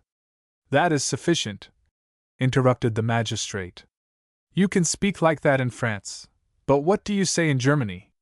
"Of course, I use the language of that country." "Let me hear, then," retorted M. Segmuller, whose mother tongue was German. The prisoner ceased his mocking manner, assumed an air of comical importance, and without the slightest hesitation began to speak as follows, in very emphatic tones. MIT Bewilligung der Hochloeblichen Abrigkeit, Word Hut, vor Hiesiger Renwithen Bürgerschaft, zum Stemmel Oftfurt, Genovese, Oder. This opening of the prisoner's German harangue may be thus rendered. With the permission of the local authorities, there will now be presented before the honorable citizens, for the first time, Genevieve, or the. Enough, said the magistrate harshly. He rose, perhaps to conceal his chagrin, and added, We will send for an interpreter to tell us whether you speak English as fluently. On hearing these words, Lecoq modestly stepped forward. I understand English, said he. Very well. You here, prisoner? But the man was already transformed. British gravity and apathy were written upon his features. His gestures were stiff and constrained, and in the most ponderous tones he exclaimed, Walk up! Ladies and gentlemen, walk up! Long life to the Queen and to the honorable mayor of this town! No country, England excepted, our glorious England, could produce such a marvel, such a paragon. For a minute or two longer he continued in the same strain. Segmuller was leaning upon his desk, his face hidden by his hands. Lecoq, standing in front of the prisoner, could not conceal his astonishment. Goget, the smiling clerk, alone found the scene amusing. 11. The governor of the depot, a functionary who had gained the reputation of an oracle by 20 years' experience in prisons and with prisoners, a man whom it was most difficult to deceive, had advised the magistrate to surround himself with every precaution before examining the prisoner, May. And yet this man, characterized as a most dangerous criminal, and the very announcement of whose coming had made the clerk turn pale, had proved to be a practical, harmless, and jovial philosopher, vain of his eloquence, a bohemian whose existence depended upon his ability to turn a compliment, in short, a somewhat erratic genius. This was certainly strange, but the seeming contradiction did not cause Segmuller to abandon the theory propounded by Lecoq. On the contrary, he was more than ever convinced of its truth. If he remained silent, with his elbows leaning on the desk, and his hands clasped over his eyes, it was only that he might gain time for reflection. The prisoner's attitude and manner were remarkable. When his English harangue was finished, he remained standing in the center of the room, a half-pleased, half-anxious expression on his face. Still, he was as much at ease as if he had been on the platform outside some stroller's booth, where, if one could believe his story, he had passed the greater part of his life.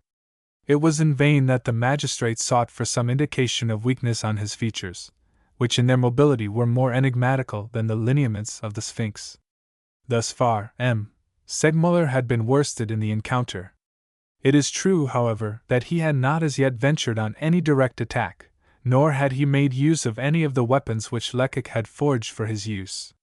Still he was none the less annoyed at his defeat, as it was easy to see by the sharp manner in which he raised his head after a few moments' silence. I see that you speak 3 European languages correctly, said he. It is a rare talent. The prisoner bowed, and smiled complacently. Still that does not establish your identity, continued the magistrate. Have you any acquaintances in Paris? Can you indicate any respectable person who will vouch for the truth of this story? Sir, it is 17 years since I left France. That is unfortunate, but the prosecution cannot content itself with such an explanation. What about your last employer, Simpson? Who is he? Simpson is a rich man, replied the prisoner, rather coldly. Worth more than 200,000 francs, and honest besides. In Germany he traveled with a show of marionettes, and in England with a collection of phenomena to suit the tastes of that country. Very well! Then this millionaire could testify in your favor. It would be easy to find him, I suppose? Certainly, responded May emphatically. Simpson would willingly do me this favor. It would not be difficult for me to find him, only it would require considerable time. Why? Because at the present moment he must be on his way to America. It was on account of this journey that I left his company. I detest the ocean.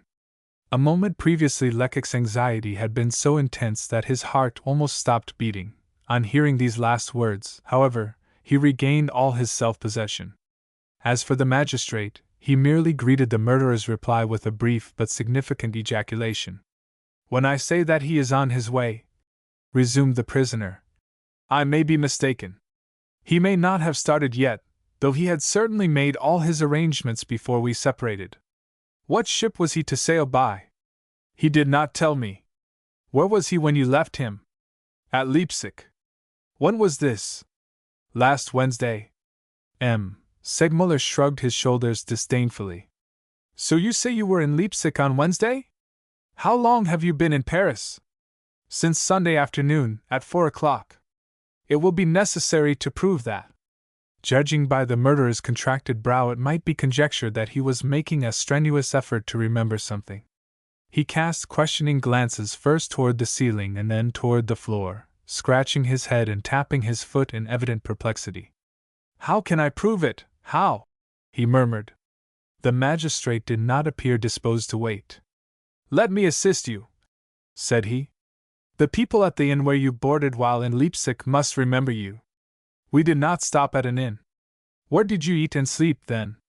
"In Simpson's large traveling carriage. It had been sold, but he was not to give it up until he reached the port he was to sail from." "What port was that?" "I don't know." At this reply, Lecoq, who had less experience than the magistrate in the art of concealing one's impressions, could not help rubbing his hands with satisfaction. The prisoner was plainly convicted of falsehood, indeed driven into a corner. "So you have only your own word to offer in support of this story?" inquired Segmuller. "Wait a moment," said the prisoner, extending his arm as if to clutch at a still vague inspiration. "Wait a moment. When I arrived in Paris, I had with me a trunk containing my clothes. The linen is all marked with the first letter of my name, and besides some ordinary coats and trousers, there were a couple of costumes I used to wear when I appeared in public." "Well, what have you done with all these things?" "When I arrived in Paris, I took the trunk to a hotel, close by the Northern Railway station." "Go on. Tell us the name of this hotel," said Segmuller, perceiving that the prisoner had stopped short, evidently embarrassed. "That's just what I'm trying to recollect. I've forgotten it. But I haven't forgotten the house. I fancy I can see it now, and if someone would only take me to the neighborhood, I should certainly recognize it. The people at the hotel would know me, and besides, my trunk would prove the truth of what I've told you." On hearing this statement, Lecoq mentally resolved to make a tour of investigation through the various hotels surrounding the Gare du Nord. "Very well," retorted the magistrate. "Perhaps we will do as you request. Now, there are two questions I desire to ask. If you arrived in Paris at 4 o'clock in the afternoon, how did it happen that by midnight of the same day you had discovered the Poivriere, which is merely frequented by suspicious characters, and is situated in such a lonely spot that it would be impossible to find it at night time, if one were not familiar with the surrounding localities? In the second place, how does it happen, if you possess such clothing as you describe, that you are so poorly dressed?" The prisoner smiled at these questions.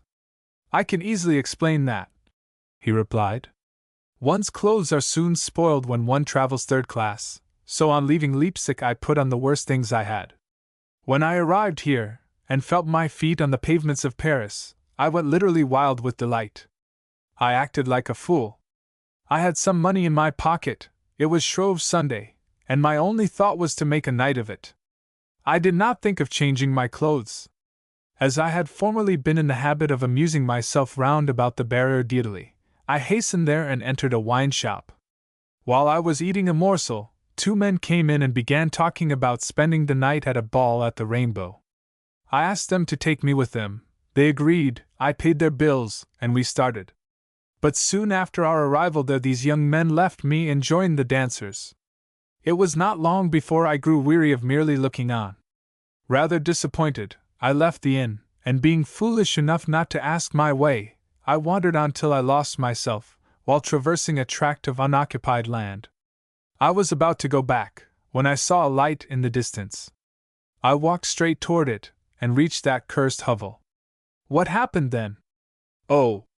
I went in, called for someone. A woman came downstairs, and I asked her for a glass of brandy. When she brought it, I sat down and lighted a cigar. Then I looked about me. The interior was almost enough to frighten one. 3 men and 2 women were drinking and chatting in low tones at another table. My face did not seem to suit them. One of them got up, came toward me, and said, "You are a police agent. You've come here to play the spy, that's very plain." I answered that I wasn't a police agent. He replied that I was. I again declared that I wasn't. In short, he swore that he was sure of it, and that my beard was false.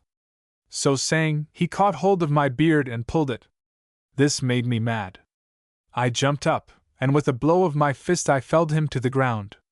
In an instant all the others were upon me. I had my revolver, you know the rest. And while all this was going on, what were the 2 women doing?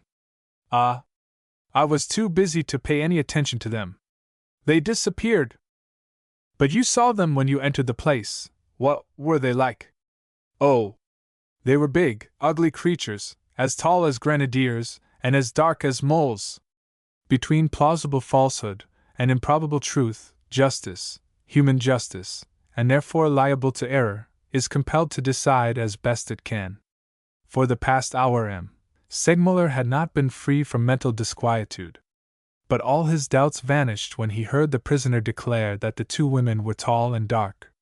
If he had said, "The women were fair," Segmuller would not have known what to believe, but in the magistrate's opinion the audacious falsehood he had just heard proved that there was a perfect understanding between the supposed murderer and Widow Chupin.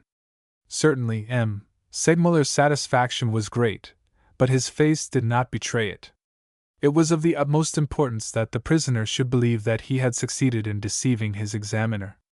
"You must understand how necessary it is to find these women," said the magistrate kindly. "If their testimony corresponds with your allegations, your innocence will be proved conclusively." "Yes, I understand that, but how can I put my hand upon them?" "The police can assist you. Our agents are always at the service of prisoners who desire to make use of them in establishing their innocence." "Did you make any observations which might aid in the discovery of these women?" Lecoq, whose eyes never wandered from the prisoner's face, fancied that he saw the faint shadow of a smile on the man's lips. "I remarked nothing," said the prisoner coldly. Segmuller had opened the drawer of his desk a moment before. He now drew from it the earring which had been found on the scene of the tragedy, and handing it abruptly to the prisoner, he asked, "So you didn't notice this in the ear of one of the women?" The prisoner's imperturbable coolness of demeanor did not forsake him. He took the jewel in his hand, examined it attentively, held it up to the light, admired its brilliant scintillations, and said, "It is a very handsome stone, but I didn't notice it." "This stone," remarked the magistrate, "is a diamond." "Ah, yes, and worth several thousand francs." "So much as that?" This exclamation may have been in accordance with the spirit of the part assumed by the prisoner, though, at the same time, its simplicity was undoubtedly far-fetched. It was strange that a nomad, such as the murderer pretended to have been, acquainted with most of the countries and capitals of Europe, should have displayed this astonishment on learning the value of a diamond.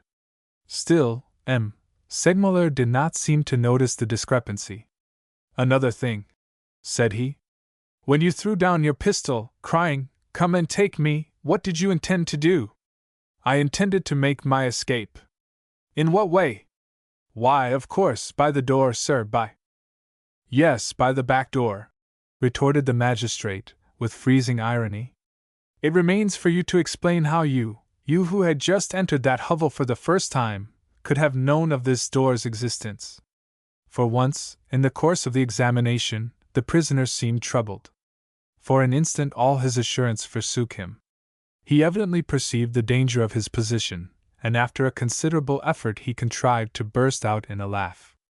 His laugh was a poor one, however. It rang false, and failed to conceal a sensation of deep anxiety. Growing gradually bolder, he at length exclaimed, "That's nonsense! I had just seen these 2 women go out by that very door." "Excuse me, you declared a minute ago that you did not see these women leave, that you were too busy to watch their movements." "Did I say that?" "Word for word. The passage shall be shown you." "Go find it." The clerk at once read the passage referred to, whereupon the prisoner undertook to show that the remark had been misunderstood. He had not said, at least, he did not intend to say, that they had quite misinterpreted his words. With such remarks did he try to palliate the effect of his apparent blunders. In the meanwhile, Lecoq was jubilant. "Ah, my fine fellow," thought he, "you are contradicting yourself, you are in deep water already, you are lost. There's no hope for you." The prisoner's situation was indeed not unlike that of a bather, who, unable to swim, imprudently advances into the sea until the water rises above his chin. He may for a while have preserved his equilibrium, despite the buffeting of the waves, but now he totters, loses his footing, another second, and he will sink. "Enough, enough," said the magistrate, cutting the prisoner's embarrassed explanation short.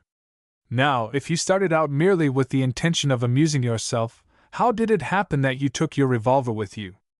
"I had it with me while I was traveling, and did not think of leaving it at the hotel any more than I thought of changing my clothes."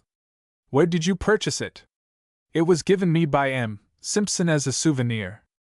"Confess that this M. Simpson is a very convenient personage," said the magistrate coldly. "Still, go on with your story." "Only 2 chambers of this murderous weapon were discharged, but 3 men were killed." "You have not told me the end of the affair." "What's the use?" exclaimed the prisoner, in saddened tones. "2 of my assailants had fallen, the struggle became an equal one.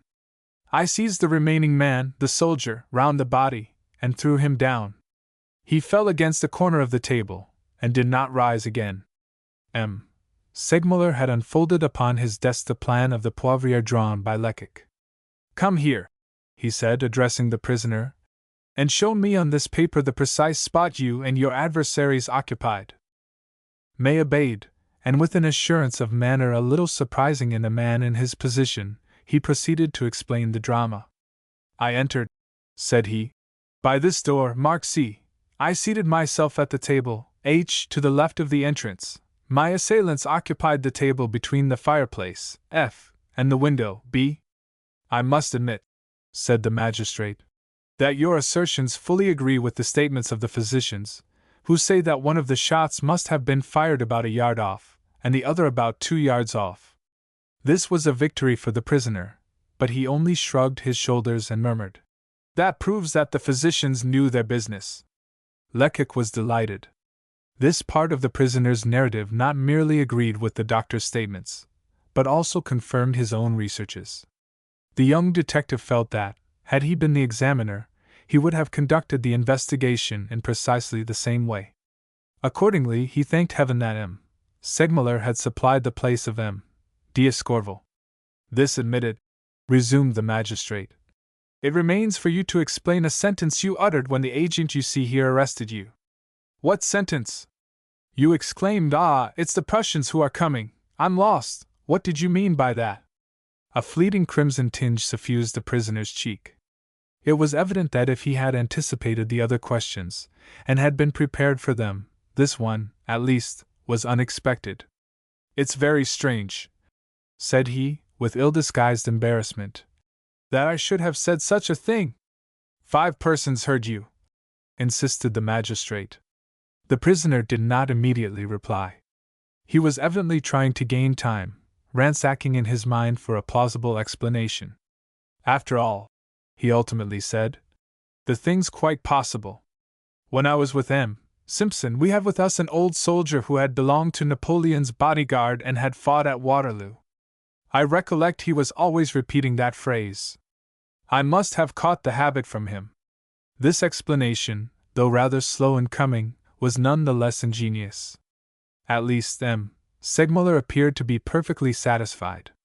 "That's very plausible," said he, "but there's one circumstance that passes my comprehension.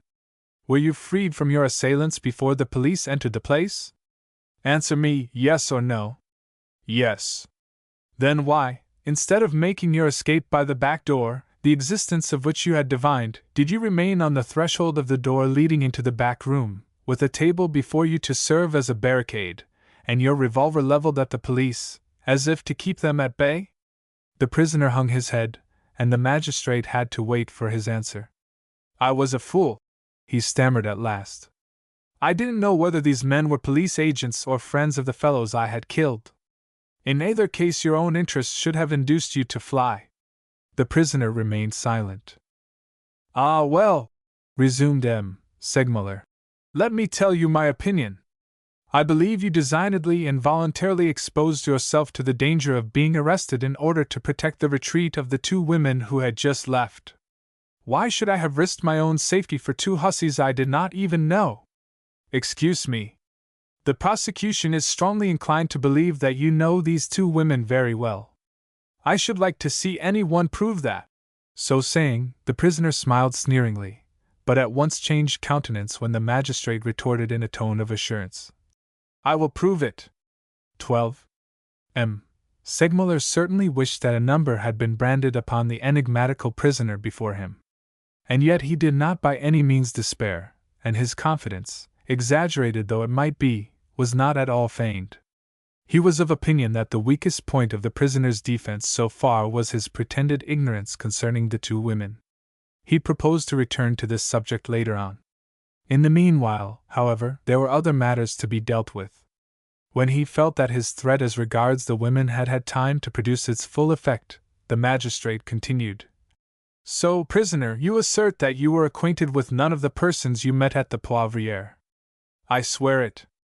"Have you never had occasion to meet a person called Lacheneur, an individual whose name is connected with this unfortunate affair?" "I heard the name for the first time when it was pronounced by the dying soldier." "Poor fellow! I had just dealt him his death blow, and yet his last words testified to my innocence." This sentimental outburst produced no impression whatever upon the magistrate. "In that case," said he, "I suppose you are willing to accept this soldier's statement." The man hesitated, as if conscious that he had fallen into a snare, and that he would be obliged to weigh each answer carefully. "I accept it," said he at last. "Of course I accept it." "Very well, then. This soldier, as you must recollect, wished to revenge himself on Lacheneur, who, by promising him a sum of money, had inveigled him into a conspiracy." "A conspiracy against whom?" "Evidently against you. And yet you pretend that you had only arrived in Paris that evening, and that mere chance brought you to the Poivriere. Can you reconcile such conflicting statements?" The prisoner had the hardihood to shrug his shoulders disdainfully. "I see the matter in an entirely different light," said he. "These people were plotting mischief against I don't know whom, and it was because I was in their way that they sought a quarrel with me, without any cause whatever." Skillfully as the magistrate had delivered this thrust, it had been as skillfully parried, so skillfully, indeed, that Goget, the smiling clerk, could not conceal an approving grimace. Besides, on principle, he always took the prisoner's part, in a mild, platonic way, of course. "Let us consider the circumstances that followed your arrest," resumed M. Segmuller. "Why did you refuse to answer all the questions put to you?" A gleam of real or assumed resentment shone in the prisoner's eyes. "This examination," he growled, "will alone suffice to make a culprit out of an innocent man. I advise you, in your own interest, to behave properly. Those who arrested you observed that you were conversant with all the prison formalities and rules."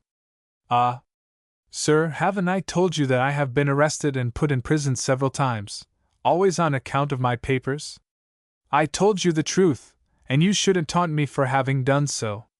The prisoner had dropped his mask of careless gaiety, and had assumed a surly, discontented tone. But his troubles were by no means ended. In fact, the battle had only just begun. Laying a tiny linen bag on his desk, M. Segmuller asked him if he recognized it. "Perfectly. It is the package that the governor of the depot placed in his safe." The magistrate opened the bag, and poured the dust that it contained onto a sheet of paper. "You are aware, prisoner," said he, "that this dust comes from the mud that was sticking to your feet.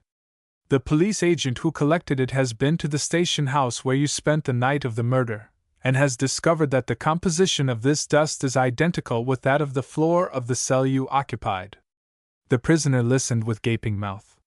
"Hence," continued the magistrate, "it was certainly at the station house, and designedly, that you soiled your feet with that mud.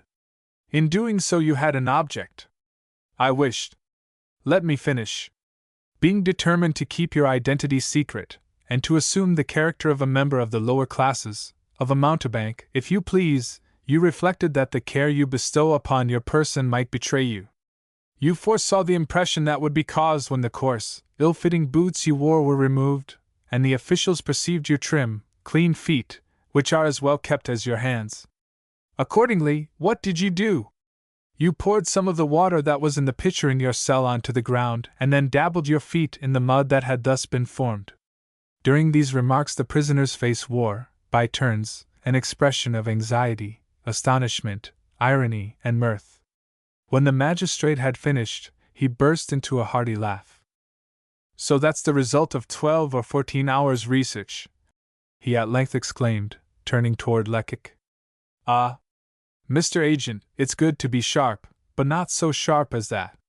The truth is that when I was taken to the station house, 48 hours, 36 of them spent in a railway carriage, had elapsed since I had taken off my boots.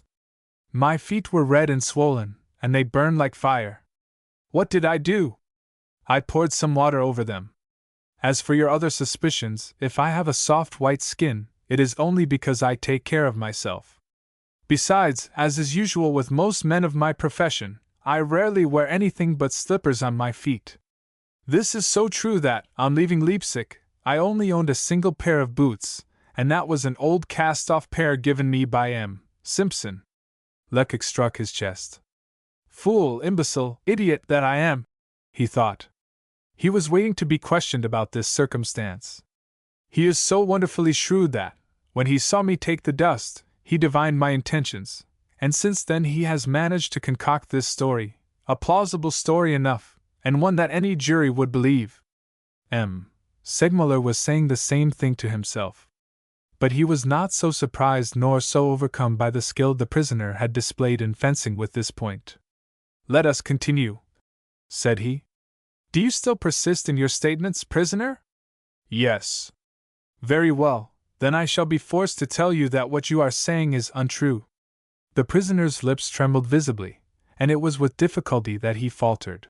May my first mouthful of bread strangle me, if I have uttered a single falsehood. A single falsehood. Wait. The magistrate drew from the drawer of his desk the molds of the footprints prepared by Lecoq, and showing them to the murderer, he said, You told me a few minutes ago that the two women were as tall as grenadiers. Now, just look at the footprints made by these female giants. They were as dark as moles, you said. A witness will tell you that one of them was a small, delicate-featured blonde, with an exceedingly sweet voice. He sought the prisoner's eyes, gazed steadily into them, and added slowly, And this witness is the driver whose cab was hired in the Rue de Chevaleret by the two fugitives, both short, fair-haired women. This sentence fell like a thunderbolt upon the prisoner. He grew pale, tottered, and leaned against the wall for support. Ah! You have told me the truth, scornfully continued the pitiless magistrate. Then, who is this man who was waiting for you while you were at the Poivriere? Who is this accomplice who, after your arrest, dared to enter the widow Chupin's den to regain possession of some compromising object, no doubt a letter, which he knew he would find in the pocket of the widow Chupin's apron? Who is this devoted, courageous friend who feigned drunkenness so effectually that even the police were deceived, and thoughtlessly placed him in confinement with you? Dare you deny that you have not arranged your system of defense in concert with him? Can you affirm that he did not give the widow Chupin counsel as to the course she should pursue? But already, thanks to his power of self-control, the prisoner had mastered his agitation. All this, said he in a harsh voice, is a mere invention of the police. However faithfully one may describe an examination of this kind, a narrative can convey no more idea of the real scene than a heap of cold ashes can give the effect of a glowing fire. One can note down each word, each ejaculation, but phraseology is powerless to portray the repressed animation, the impassioned movements, the studied reticence, the very tones of voice, the now bold, now faltering glances, full of hatred and suspicion, which follow each other in rapid succession, mostly on the prisoner's side, but not entirely so. For although the magistrate may be an adept in the art of concealing his feelings, at times nature cannot be controlled. When the prisoner reeled beneath the magistrate's last words, the latter could not control his feelings. He yields, he thought. He succumbs, he is mine.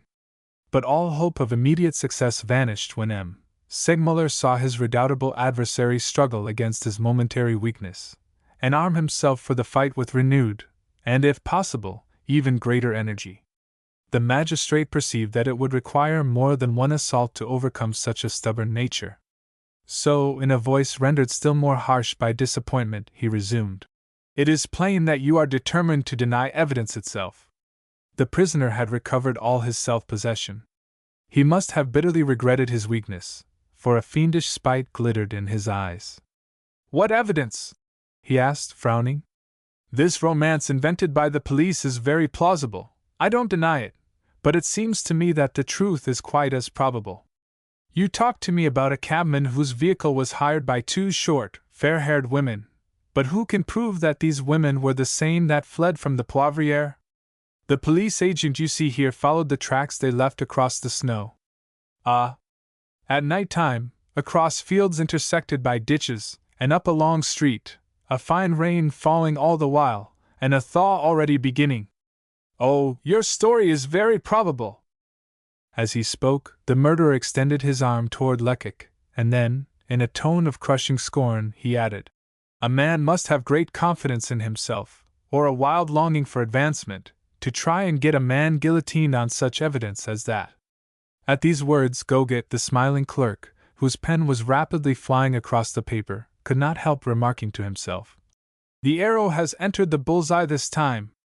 The comment was not without foundation, for Lecoq was evidently cut to the quick. Indeed, he was so incensed that, forgetful of his subordinate position, he sprang to his feet, exclaiming, "This circumstance would be of slight importance if it were not one of a long chain." "Be good enough to keep silent," interrupted the magistrate, who, turning to the prisoner, added, "The court does not utilize the proofs and testimony collected by the police until it has examined and weighed them." "No matter," murmured the prisoner. "I should like to see this cab driver." "Have no fear about that. He shall repeat his evidence in your presence." "Very well.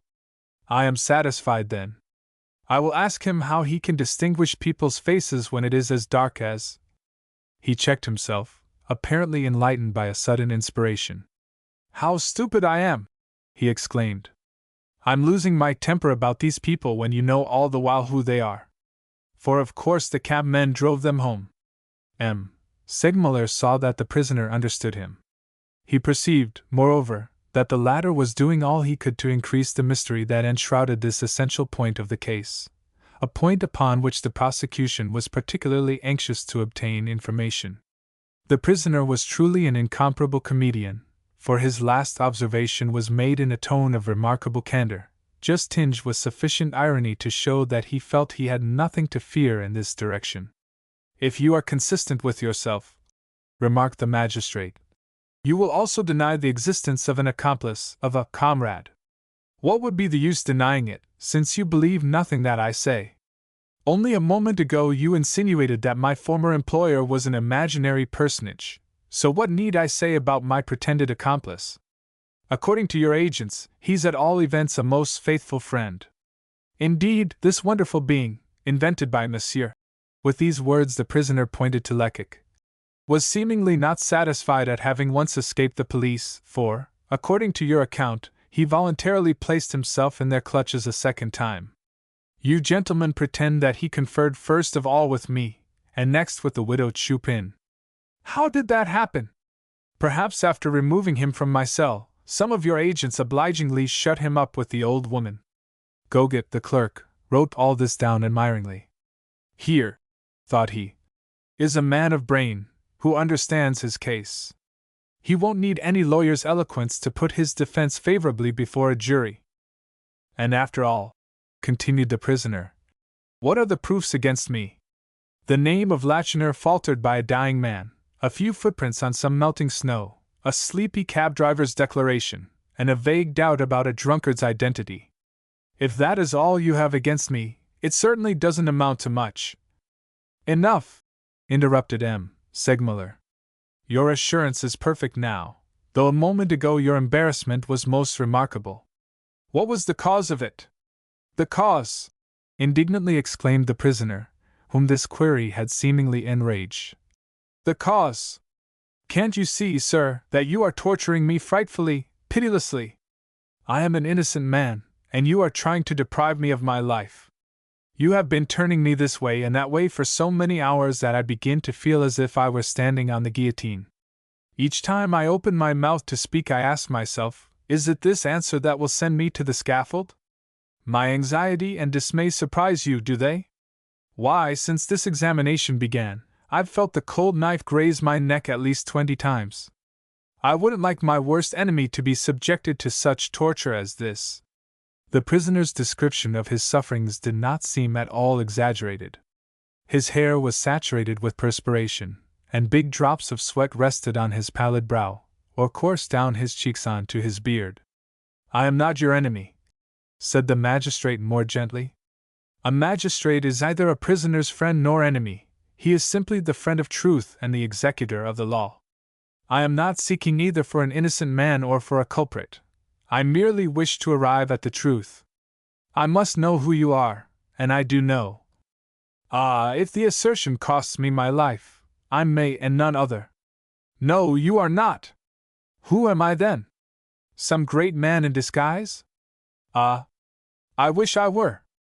In that case, I should have satisfactory papers to show you, and then you would set me free, for you know very well, my good sir, that I am as innocent as you are.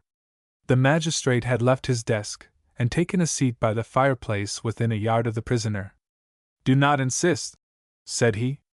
Then, suddenly changing both manner and tone, he added with the urbanity that a man of the world displays when addressing an equal. Do me the honor, sir, to believe me gifted with sufficient perspicuity to recognize, under the difficult part you play to such perfection, a very superior gentleman, a man endowed with remarkable talents. Lecoq perceived that this sudden change of manner had unnerved the prisoner. He tried to laugh, but his merriment partook somewhat of the nature of a sob, and big tears glistened in his eyes. I will not torture you any longer, continued the magistrate. In subtle reasoning I confess that you have conquered me. However, when I return to the charge I shall have proofs enough in my possession to crush you. He reflected for a moment, then lingering over each word, he added, Only do not then expect from me the consideration I have shown you today. Justice is human, that is, she is indulgent towards certain crimes. She has fathomed the depth of the abyss into which blind passion may hurl even an honest man. Today I freely offer you any assistance that will not conflict with my duty. Speak, shall I send this officer of police away? Would you like me to send my clerk out of the room, on an errand? He said no more, but waited to see the effect of this last effort. The prisoner darted upon him one of those searching glances that seemed to pierce an adversary through. His lips moved, one might have supposed that he was about to make a revelation. But no, suddenly he crossed his arms over his chest, and murmured, You are very frank, sir. Unfortunately for me, I'm only a poor devil, as I've already told you. My name is May, and I earn my living by speaking to the public and turning a compliment. I am forced to yield to your decision, said the magistrate sadly. The clerk will now read the minutes of your examination. Listen. While Gogud read the evidence aloud, the prisoner listened without making any remark, but when asked to sign the document, he obstinately refused to do so, fearing, he said, some hidden treachery. A moment afterward the soldiers who had escorted him to the magistrate's room conducted him back to the depot. 13. When the prisoner had gone, M. Segmuller sank back in his armchair, literally exhausted. He was in that state of nervous prostration which so often follows protracted but fruitless efforts. He had scarcely strength enough to bathe his burning forehead and gleaming eyes with cool, refreshing water. This frightful examination had lasted no less than 7 consecutive hours. The smiling clerk, who had kept his place at his desk busily writing the whole while, now rose to his feet, glad of an opportunity to stretch his limbs and snap his fingers, cramped by holding the pen. Still, he was not in the least degree bored. He invariably took a semi-theatrical interest in the dramas that were daily enacted in his presence, his excitement being all the greater owing to the uncertainty that shrouded the finish of the final act, a finish that only too often belied the ordinary rules and deductions of writers for the stage. "What a knave!" he exclaimed after vainly waiting for the magistrate or the detective to express an opinion. "What a rascal!" Segmuller ordinarily put considerable confidence in his clerk's long experience. He sometimes even went so far as to consult him, doubtless somewhat in the same style that Molière consulted his servant. But on this occasion he did not accept his opinion. "No," said he in a thoughtful tone, "that man is not a knave. When I spoke to him kindly he was really touched, he wept, he hesitated. I could have sworn that he was about to tell me everything." "Ah, he's a man of wonderful power," observed Lecoq. The detective was sincere in his praise. Although the prisoner had disappointed his plans, and had even insulted him, he could not help admiring his shrewdness and courage. He, Lecoq, had prepared himself for a strenuous struggle with this man, and he hoped to conquer in the end. Nevertheless, in his secret soul he felt for his adversary, admiring that sympathy which a foeman worthy of one's steel always inspires. "What coolness, what courage!" continued the young detective. "Ah, there's no denying it, his system of defense, of absolute denial, is a masterpiece. It is perfect. How well he played that difficult part of buffoon! At times I could scarcely restrain my admiration. What is a famous comedian beside that fellow? The greatest actors need the adjunct of stage scenery to support the illusion, whereas this man, entirely unaided, almost convinced me even against my reason." "Do you know what your very appropriate criticism proves?" inquired the magistrate. "I am listening, sir." "Ah, well! I have arrived at this conclusion: either this man is really May, the stroller, earning his living by paying compliments, as he says, or else he belongs to the highest rank of society, and not to the middle classes. It is only in the lowest or in the highest ranks that you encounter such grim energy as he has displayed, such scorn of life, as well as such remarkable presence of mind and resolution. A vulgar tradesman attracted to the Poivriere by some shameful passion would have confessed it long ago." "But, sir, this man is surely not the buffoon May," replied the young detective. "No, certainly not," responded Segmuller. "We must, therefore, decide upon some plan of action." He smiled kindly, and added, in a friendly voice, "It was unnecessary to tell you that, Monsieur Lecoq. Quite unnecessary, since to you belongs the honor of having detected this fraud. As for myself, I confess that if I had not been warned in advance, I should have been the dupe of this clever artist's talent." The young detective bowed, a blush of modesty tinged his cheeks, but a gleam of pleased vanity sparkled in his eyes. What a difference between this friendly, benevolent magistrate and D'Escorval, so taciturn and haughty. This man, at least, understood, appreciated, and encouraged him, and it was with a common theory and an equal ardor that they were about to devote themselves to a search for the truth. Scarcely had Lecoq allowed these thoughts to flit across his mind than he reflected that his satisfaction was, after all, a trifle premature, and that success was still extremely doubtful. With this chilling conclusion, presence of mind returned. Turning toward the magistrate, he exclaimed, "You will recollect, sir, that the widow Chupin mentioned a son of hers, a certain Polite." "Yes." "Why not question him? He must know all the frequenters of the Poivriere, and might perhaps give us valuable information regarding Gustave, Lacheneur, and the murderer himself. As he is not in solitary confinement, he has probably heard of his mother's arrest, but it seems to me impossible that he should suspect our present perplexity." "Ah, you are 100 times right," exclaimed the magistrate. "I ought to have thought of that myself. In his position he can scarcely have been tampered with as yet, and I'll have him up here tomorrow morning. I will also question his wife." Turning to his clerk, Segmuller added, "Quick, Goget, prepare a summons in the name of the wife of Hippolyte Chupin, and address an order to the governor of the depot to produce her husband." But night was coming on. It was already too dark to see to write, and accordingly the clerk rang the bell for lights. Just as the messenger who brought the lamps turned to leave the room, a rap was heard at the door. Immediately afterward, the governor of the depot entered.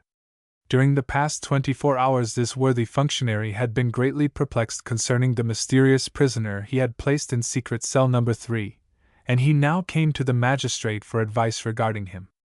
"I come to ask," said he, "if I am still to retain the prisoner May in solitary confinement?"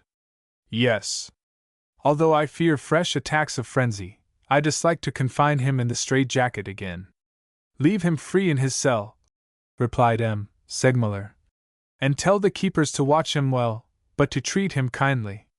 By the provisions of Article 613 of the Code, accused parties are placed in the custody of the government, but the investigating magistrate is allowed to adopt such measures concerning them as he may deem necessary for the interest of the prosecution."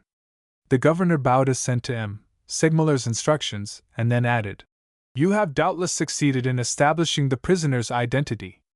"Unfortunately, I have not." The governor shook his head with a knowing air.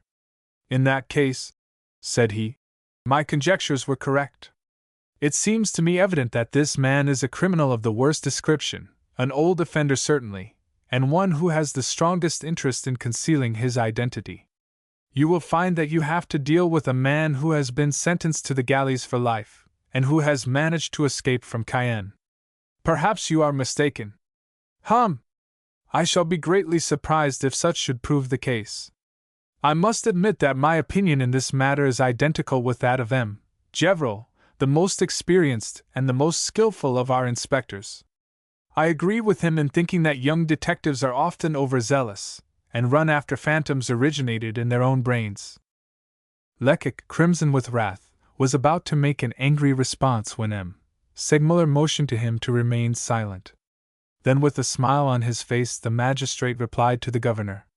"Upon my word, my dear friend," he said, "the more I study this affair, the more convinced I am of the correctness of the theory advanced by the overzealous detective. But, after all, I am not infallible, and I shall depend upon your counsel and assistance." "Oh, I have means of verifying my assertion," interrupted the governor. "And I hope before the end of the next 24 hours that our man will have been identified, either by the police or by one of his fellow prisoners." With these words he took his leave.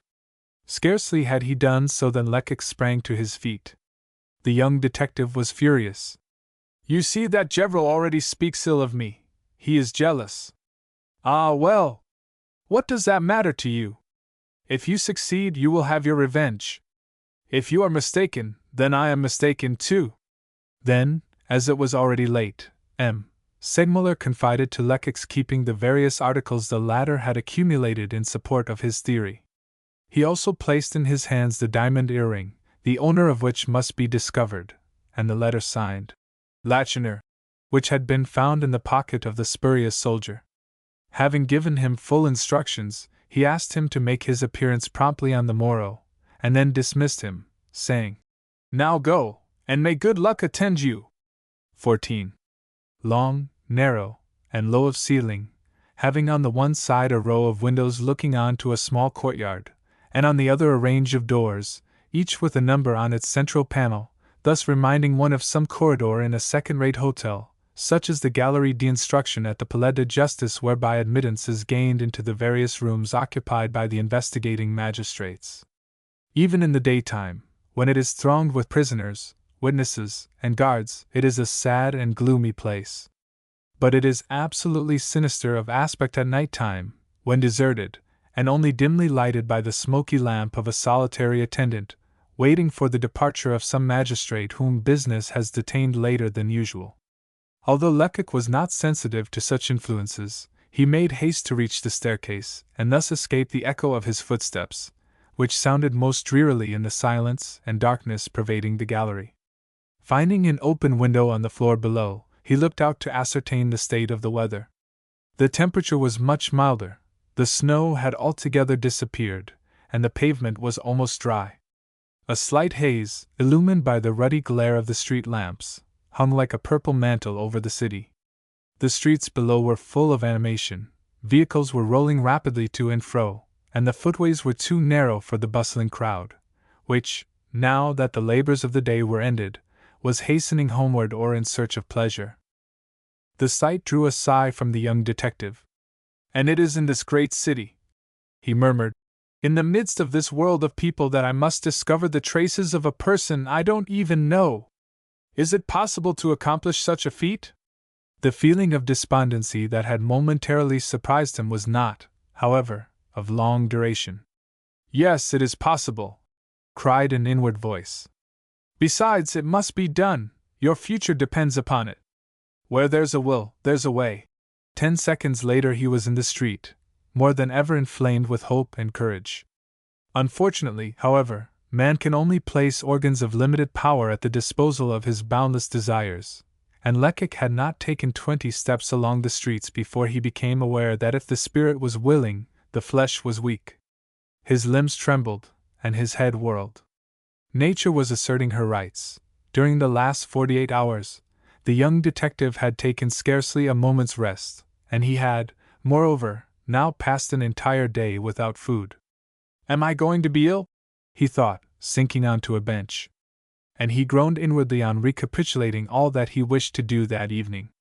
If he dealt only with the more important matters, must he not at once ascertain the result of Father Absinthe's search after the man who had recognized one of the victims at the morgue, test the prisoner's assertions regarding the box of clothes left at one of the hotels surrounding the Northern Railway station, and last, but not the least, must he not procure the address of Pauline Chupin's wife, in order to serve her with the summons to appear before M. Segmuller? Under the power of urgent necessity, he succeeded in triumphing over his attack of weakness, and rose, murmuring, "I will go first to the prefecture and to the morgue, then I will see." But he did not find Father Absinthe at the prefecture, and no one could give any tidings of him. He had not been there at all during the day. Nor could any one indicate, even vaguely, the abode of the widow Chupin's daughter-in-law. On the other hand, however, Lecoq met a number of his colleagues, who laughed and jeered at him unmercifully. "Ah, you are a shrewd fellow," they said. "It seems that you have just made a wonderful discovery, and it's said you are going to be decorated with the Legion of Honor." Gevrol's influence betrayed itself everywhere. The jealous inspector had taken pains to inform all his colleagues and subordinates that poor Lecoq, crazed by ambition, persisted in declaring that a low, vulgar murderer trying to escape justice was some great personage in disguise. However, the jeers and taunts of which Lecoq was the object had but little effect upon him, and he consoled himself with the reflection that he laughs best who laughs last. If he were restless and anxious as he walked along the Quai d'Orfèvres, it was because he could not explain Father Absinthe's prolonged absence, and because he feared that Gevrol, mad with jealousy, might attempt, in some underhand way, to frustrate his, Lecoq's, efforts to arrive at a solution of the mystery. At the morgue the young detective met with no better success than at the prefecture. After ringing 3 or 4 times, one of the keepers opened the door and informed him that the bodies had not been identified, and that the old police agent had not been seen since he went away early in the morning. "This is a bad beginning," thought Lecoq. "I will go and get some dinner, that, perhaps, will change the luck. At all events, I have certainly earned the bottle of good wine to which I intend to treat myself." It was a happy thought. A hearty meal washed down with a couple of glasses of Bordeaux sent new courage and energy coursing through his veins. If he still felt a trifle weary, the sensation of fatigue was at all events greatly diminished when he left the restaurant with a cigar between his lips. Just at that moment he longed for Father Papillon's trap and sturdy steed. Fortunately, a cab was passing, he hired it, and as 8 o'clock was striking, alighted at the corner of the square in front of the Northern Railway station. After a brief glance round, he began his search for the hotel where the murderer pretended to have left a box of clothes. It must be understood that he did not present himself in his official capacity. Hotel proprietors fight shy of detectives, and Lecoq was aware that if he proclaimed his calling he would probably learn nothing at all. By brushing back his hair and turning up his coat collar, he made, however, a very considerable alteration in his appearance, and it was with a marked English accent that he asked the landlords and servants of various hostelries surrounding the station for information concerning a foreign workman named May. He conducted his search with considerable address, but everywhere he received the same reply. "We don't know such a person. We haven't seen any one answering the description you give of him." Any other answer would have astonished Lecoq, so strongly persuaded was he that the prisoner had only mentioned the circumstances of a trunk left at one of these hotels in order to give a semblance of truth to his narrative. Nevertheless, he continued his investigation. If he noted down in his memorandum book the names of all the hotels which he visited, it was with a view of making sure of the prisoner's discomfiture when he was conducted to the neighborhood and asked to prove the truth of his story. Eventually, Lecoq reached the Hotel de Mariembourg, at the corner of the Rue St. Quentin. The house was of modest proportions, but seemed respectable and well kept. Lecoq pushed open the glass door leading into the vestibule, and entered the office, a neat, brightly lighted room, where he found a woman standing upon a chair, her face on a level with a large bird cage covered with a piece of black silk. She was repeating 3 or 4 German words with great earnestness to the inmate of the cage, and was so engrossed in this occupation that Lecoq had to make considerable noise before he could attract her attention. At length she turned her head, and the young detective exclaimed, "Ah! Good evening, madam. You are much interested, I see, in teaching your parrot to talk." "It isn't a parrot," replied the woman, who had not yet descended from her perch, "but a starling, and I am trying to teach it to say 'Have you breakfasted?' in German." "What? Can starlings talk?" "Yes, sir, as well as you or I," rejoined the woman, jumping down from the chair. Just then the bird, as if it had understood the question, cried very distinctly, "Camille! Where is Camille?" But Lecoq was too preoccupied to pay any further attention to the incident. "Madam," he began, "I wish to speak to the proprietor of this hotel." "I am the proprietor." "Oh! Very well. I was expecting a mechanic, from Leipzig, to meet me here in Paris. To my great surprise, he has not made his appearance, and I came to inquire if he was stopping here. His name is May." "May," repeated the hostess thoughtfully. "May. He ought to have arrived last Sunday evening." The woman's face brightened. "Wait a moment," said she. "Was this friend of yours a middle-aged man, of medium size, of very dark complexion, wearing a full beard, and having very bright eyes?" Lecoq could scarcely conceal his agitation. This was an exact description of the supposed murderer. "Yes," he stammered, "that is a very good portrait of the man." "Ah, well! He came here on Shrove Sunday, in the afternoon. He asked for a cheap room, and I showed him one on the 5th floor. The office boy was not here at the time, and he insisted upon taking his trunk upstairs himself. I offered him some refreshments, but he declined to take anything, saying that he was in a great hurry, and he went away after giving me 10 francs as security for the rent." "Where is he now?"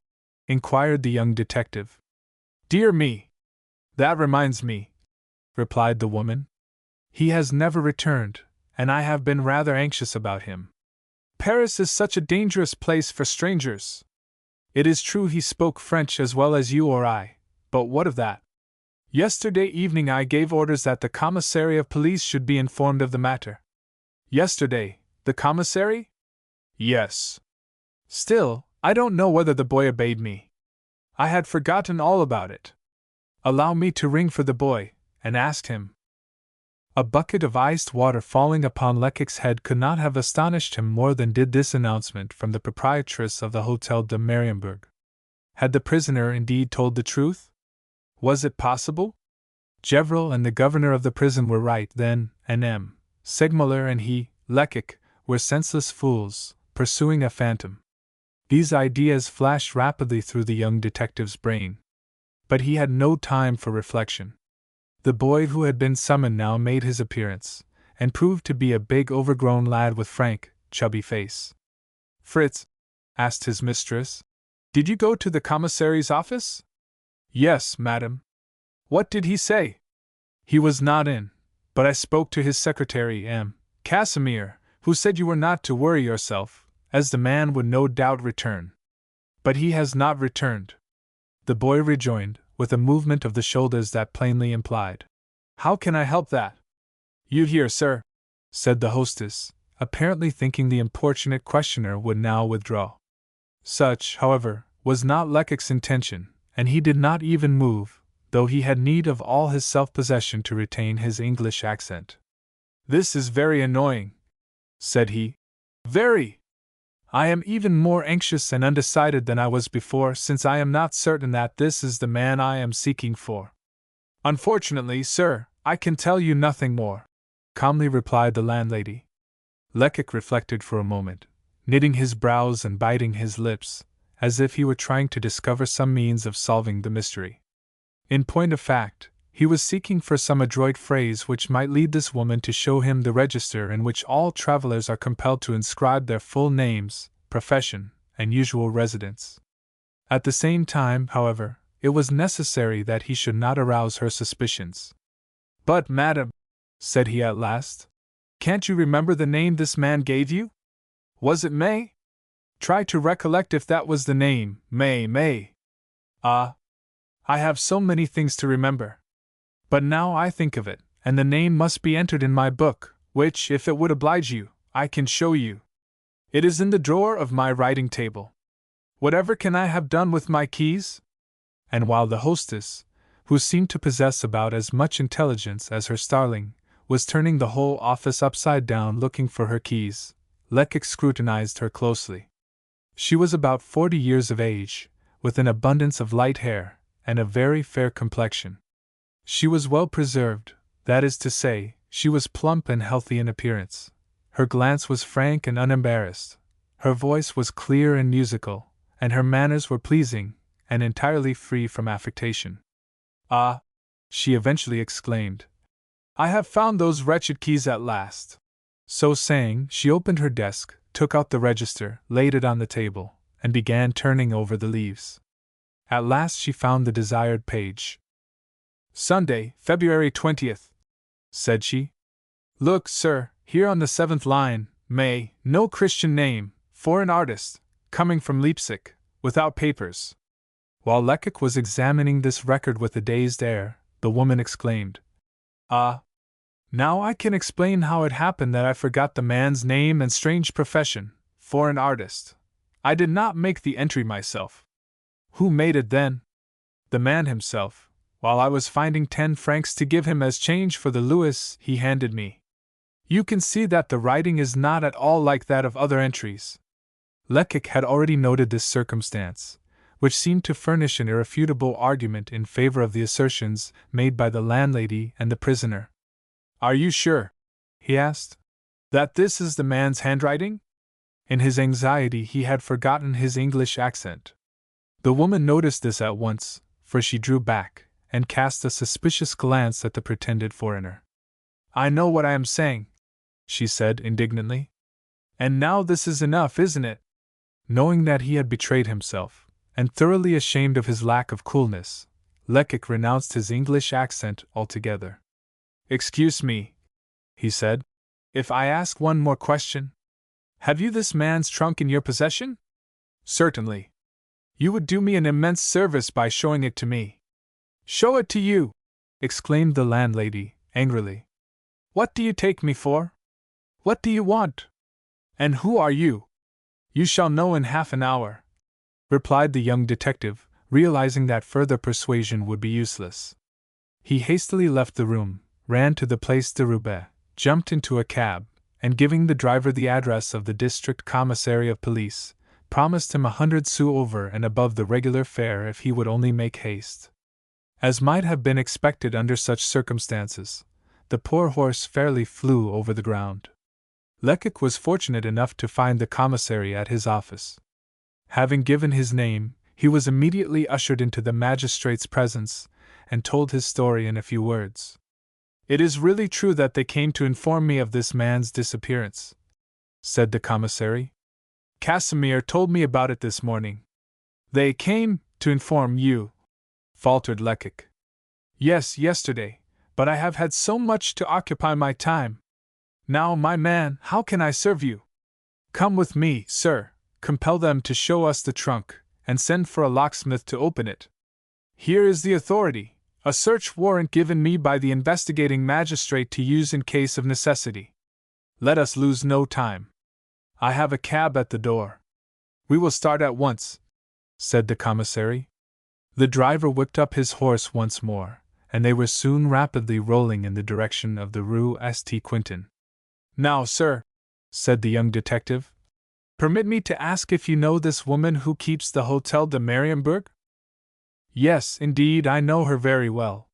When I was first appointed to this district, 6 years ago, I was a bachelor, and for a long while I took my meals at her table d'hôte. Casimir, my secretary, boards there even now. And what kind of woman is she?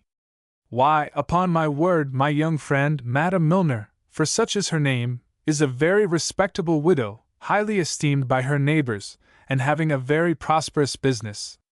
If she remains a widow, it is only from choice, for she is very prepossessing and has plenty of suitors. Then you don't think her capable of serving, for the sake of a good round sum, the interests of some wealthy culprit? Have you gone mad? Interrupted the commissary. What, Madame Milner perjure herself for the sake of money? Haven't I just told you that she is an honest woman, and that she is very well off? Besides, she informed me yesterday that this man was missing, so… Lecoq made no reply. The driver was pulling up. They had reached their destination. On seeing her obstinate questioner reappear, accompanied by the commissary, Madame Milner seemed to understand everything. Good heavens! She exclaimed. A detective! I might have guessed it. Some crime has been committed, and now my hotel has lost its reputation forever. While a messenger was dispatched for a locksmith, the commissary endeavored to reassure and console her, a task of no little difficulty, and which he was some time in accomplishing. At last they all went up to the missing man's room, and Lecoq sprang toward the trunk. Ah! There was no denying it. It had, indeed, come from Leipzig, as the labels pasted upon it by the different railroad companies only too plainly proved. On being opened, it was, moreover, found to contain the various articles mentioned by the prisoner. Lecoq was thunderstruck. When he had seen the commissary lock the trunk and its contents up in a cupboard and take possession of the key, he felt he could endure nothing more. He left the room with downcast head, and stumbled like a drunken man as he went down the stairs. 15. Mardi Gras, or Shrove Tuesday, was very gay that year, that is to say, all places of public resort were crowded. When Lecoq left the Hotel de Mariembourg about midnight, the streets were as full as if it had been noonday, and the cafes were thronged with customers. But the young detective had no heart for pleasure. He mingled with the crowd without seemingly seeing it, and jostled against groups of people chatting at the corners, without hearing the imprecations occasioned by his awkwardness. Where was he going? He had no idea. He walked aimlessly, more disconsolate and desperate than the gambler who had staked his last hope with his last louis, and lost. I must yield, he murmured. This evidence is conclusive. My presumptions were only chimeras, my deductions the playthings of chance. All I can now do is to withdraw, with the least possible damage and ridicule, from the false position I have assumed. Just as he reached the boulevard, however, a new idea entered his brain, an idea of so startling a kind that he could scarcely restrain a loud exclamation of surprise. What a fool I am! Cried he, striking his hand violently against his forehead. Is it possible to be so strong in theory, and yet so ridiculously weak in practice? Ah! I am only a child, a mere novice, disheartened by the slightest obstacle. I meet with a difficulty, and at once I lose all my courage. Now let me reflect calmly. What did I tell the judge about this murderer, whose plan of defense so puzzles us? Did I not tell him that we had to deal with a man of superior talent, with a man of consummate penetration and experience, a bold, courageous fellow of imperturbable coolness, who will do anything to ensure the success of his plans? Yes, I told him all that, and yet I give up the game in despair as soon as I meet with a single circumstance that I cannot instantly explain. It is evident that such a prisoner would not resort to old, hackneyed, commonplace expedients. Time, patience, and research are requisite to find a flaw in his defense. With such a man as he is, the more appearances are against my presumptions, and in favor of his narrative, the more certain it is that I am right, or else logic is no longer logic. At this thought, Lecoq burst into a hearty laugh. Still, continued he, it would perhaps be premature to expose this theory at headquarters in Gevrel's presence. He would at once present me with a certificate for admission into some lunatic asylum. The young detective paused. While absorbed in thought, his legs, obeying an instinctive impulse, had brought him to his lodgings. He rang the bell, the door opened, and he groped his way slowly up to the 4th floor. He had reached his room, and was about to enter, when someone, whom he could not distinguish in the dark, called out, "Is that you, Monsieur Lecoq?" "Yes, it's I," replied the young man, somewhat surprised. "But who are you?" "I'm Father Absinthe." "Oh, indeed? Well, you are welcome. I didn't recognize your voice. Will you come in?" They entered the room, and Lecoq lit a candle. Then the young man could see his colleague, and, good heavens! He found him in a most pitiable condition. He was as dirty and as bespattered with mud as a lost dog that has been wandering about in the rain and the mire for a week at the very least. His overcoat bore the traces of frequent contact with damp walls. His hat had lost its form entirely.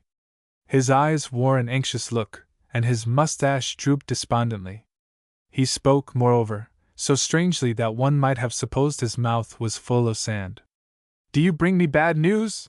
inquired Lecoq, after a short examination of his companion. "Yes, bad." "The people you were following escaped you, then?" The old man nodded his head affirmatively. "It is unfortunate, very unfortunate," said Lecoq. "But it is useless to distress ourselves about it. Don't be so cast down, Father Absinthe. Tomorrow, between us, we will repair the damage." This friendly encouragement only increased the old man's evident embarrassment.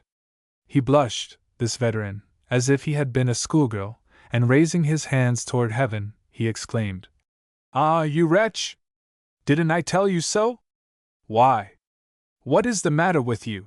inquired Lecoq. Father Absinthe made no reply.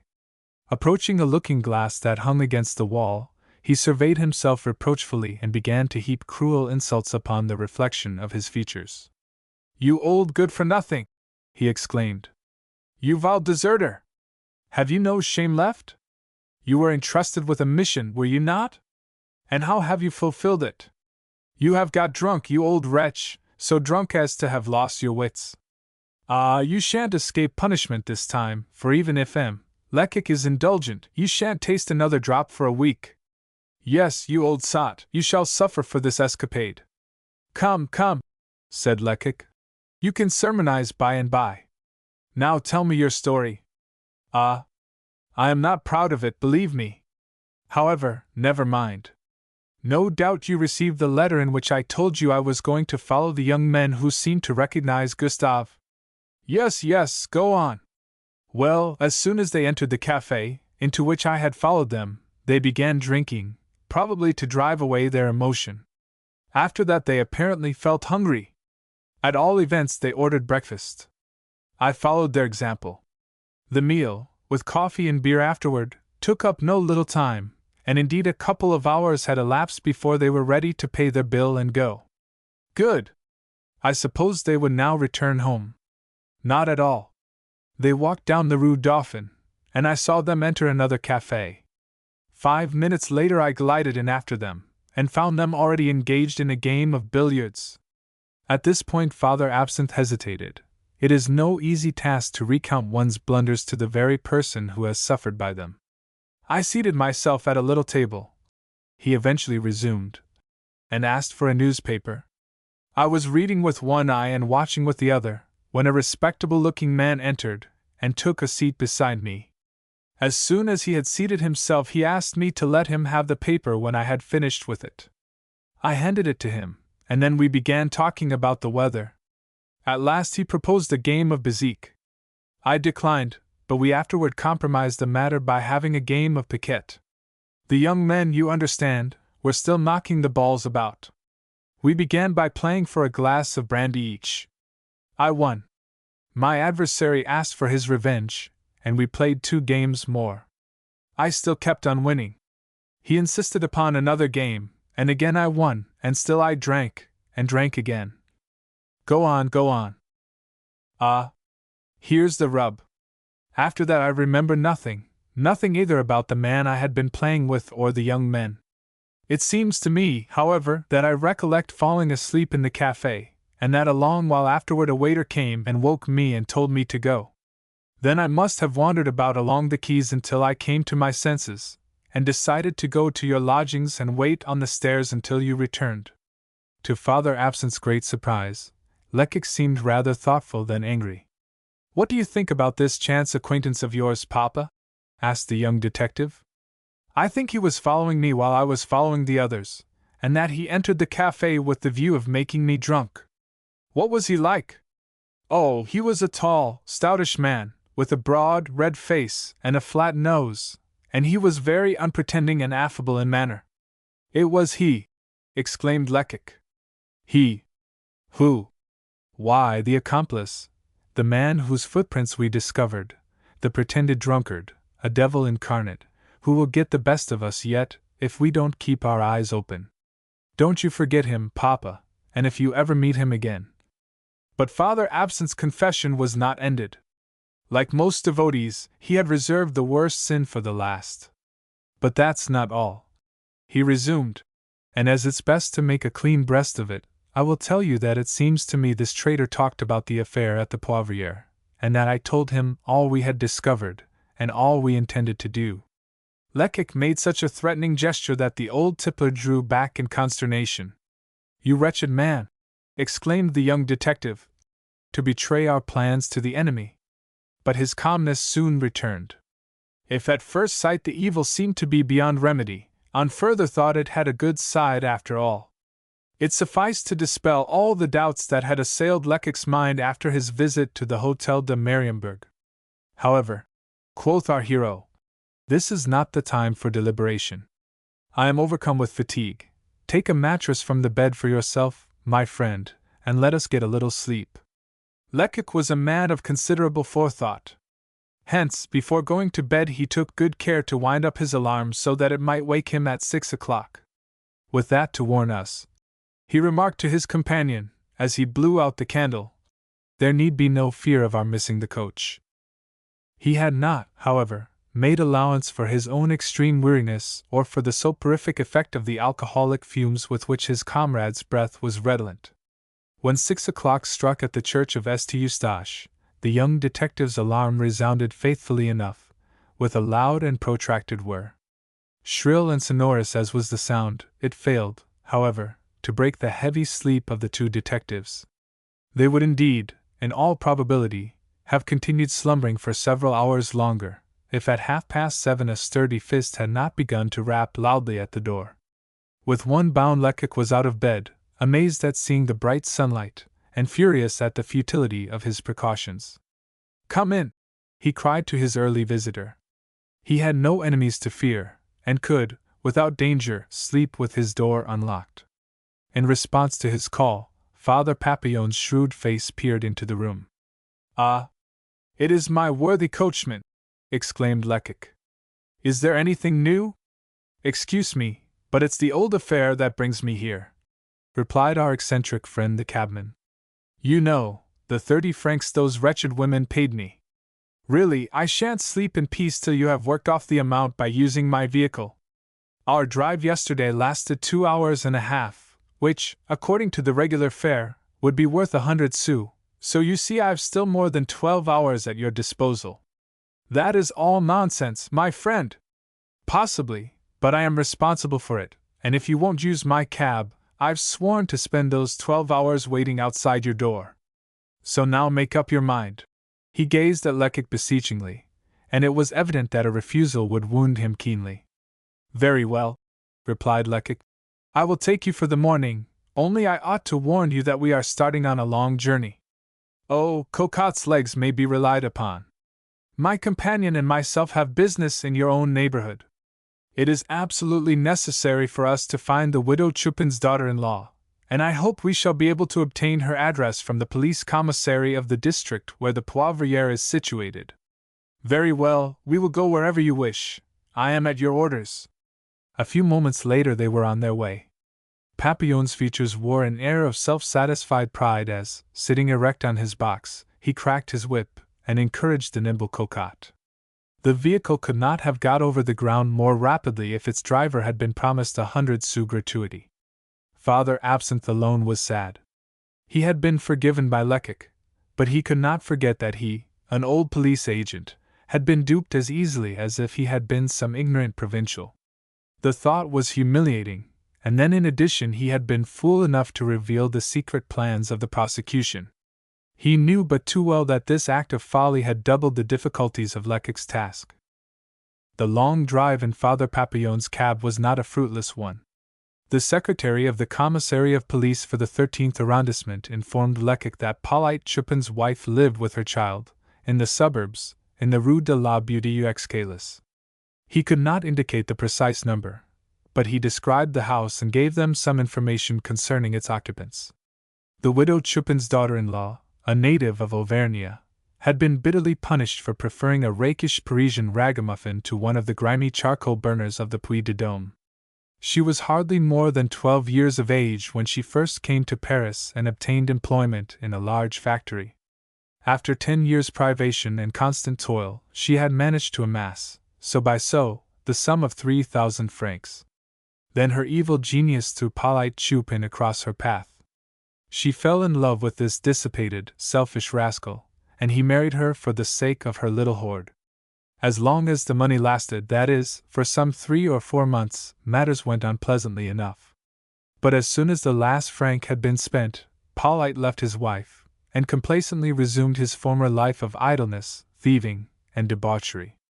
When at times he returned home, it was merely with the view of robbing his wife of what little money she might have saved in the meanwhile, and periodically she uncomplainingly allowed him to despoil her of the last penny of her earnings.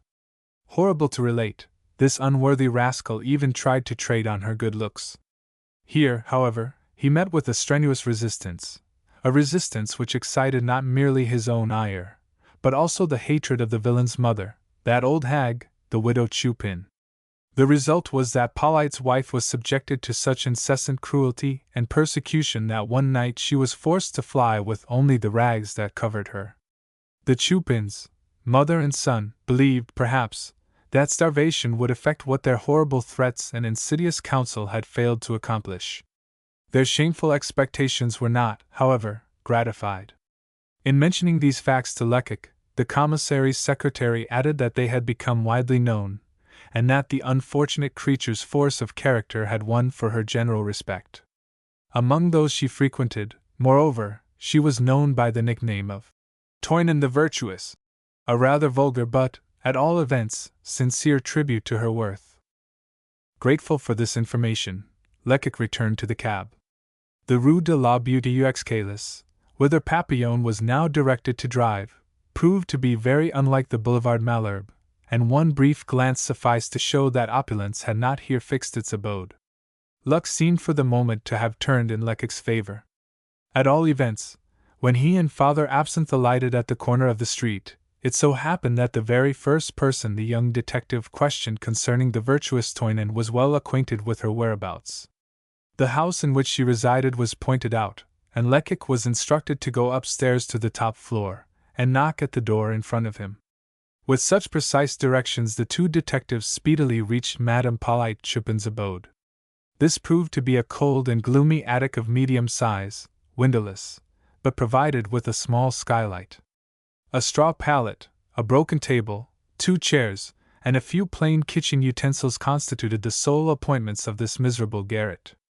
But in spite of the occupants' evident poverty, everything was neat and clean, and to use a forcible expression that fell from Father Absinthe, one could have eaten off the floor. The two detectives entered, and found a woman busily engaged in making a heavy linen sack. She was seated in the center of the room, directly under the skylight, so that the sun's rays might fall upon her work. At the sight of two strangers she half rose from her chair, surprised, and perhaps a little frightened, but when Lecoq had explained that they desired a few moments' conversation with her, she gave up her own seat, and drawing the second chair from a corner, invited both detectives to sit down. Lecoq complied, but Father Absinthe declared that he preferred to remain standing. With a single glance Lecoq took an inventory of the humble abode, and, so to speak, appraised the woman. She was short, stout, and of commonplace appearance. Her forehead was extremely low, being crowned by a forest of coarse, black hair, while the expression of her large, black eyes, set very close together, recalled the look of patient resignation one so often detects in ill-treated and neglected animals. Possibly, in former days, she might have possessed that fleeting attraction called the beauté du diable, but now she looked almost as old as her wretched mother-in-law. Sorrow and privation, excessive toil and ill-treatment, had imparted to her face a livid hue, reddening her eyes and stamping deep furrows round about her temples. Still, there was an attribute of native honesty about her which even the foul atmosphere in which she had been compelled to live had not sufficed to taint. Her little boy furnished a striking contrast. He was pale and puny, his eyes gleamed with a phosphorescent brilliancy, and his hair was of a faded flaxen tint. One little circumstance attracted both detectives' attention. If the mother was attired in an old, thin, faded calico dress, the child was warmly clad in stout woolen material.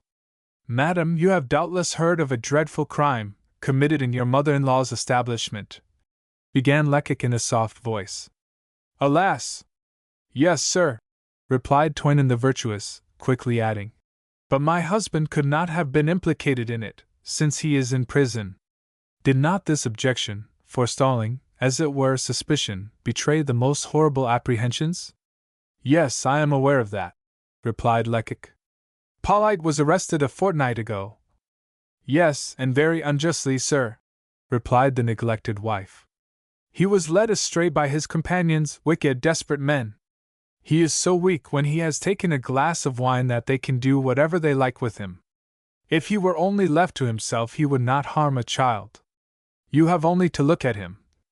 As she spoke, the virtuous Toynon turned her red and swollen eyes to a miserable photograph hanging against the wall. This blotchy smudge portrayed an exceedingly ugly, dissipated-looking young man, afflicted with a terrible squint, and whose repulsive mouth was partially concealed by a faint mustache. This rake of the bearers was Pauline Chupin. And yet, despite his unprepossessing aspect, there was no mistaking the fact that this unfortunate woman loved him, had always loved him. Besides, he was her husband. A moment's silence followed her indication of the portrait, an act which clearly revealed how deeply she worshipped her persecutor, and during this pause the attic door slowly and softly opened. Not of itself, however, for suddenly a man's head peered in. The intruder, whoever he was, instantly withdrew, uttering as he did so a low exclamation. The door was swiftly closed again. The key, which had been left on the outside, grated in the lock, and the occupants of the garret could hear hurried steps descending the stairs. Lecoq was sitting with his back to the door, and could not, therefore, see the intruder's face.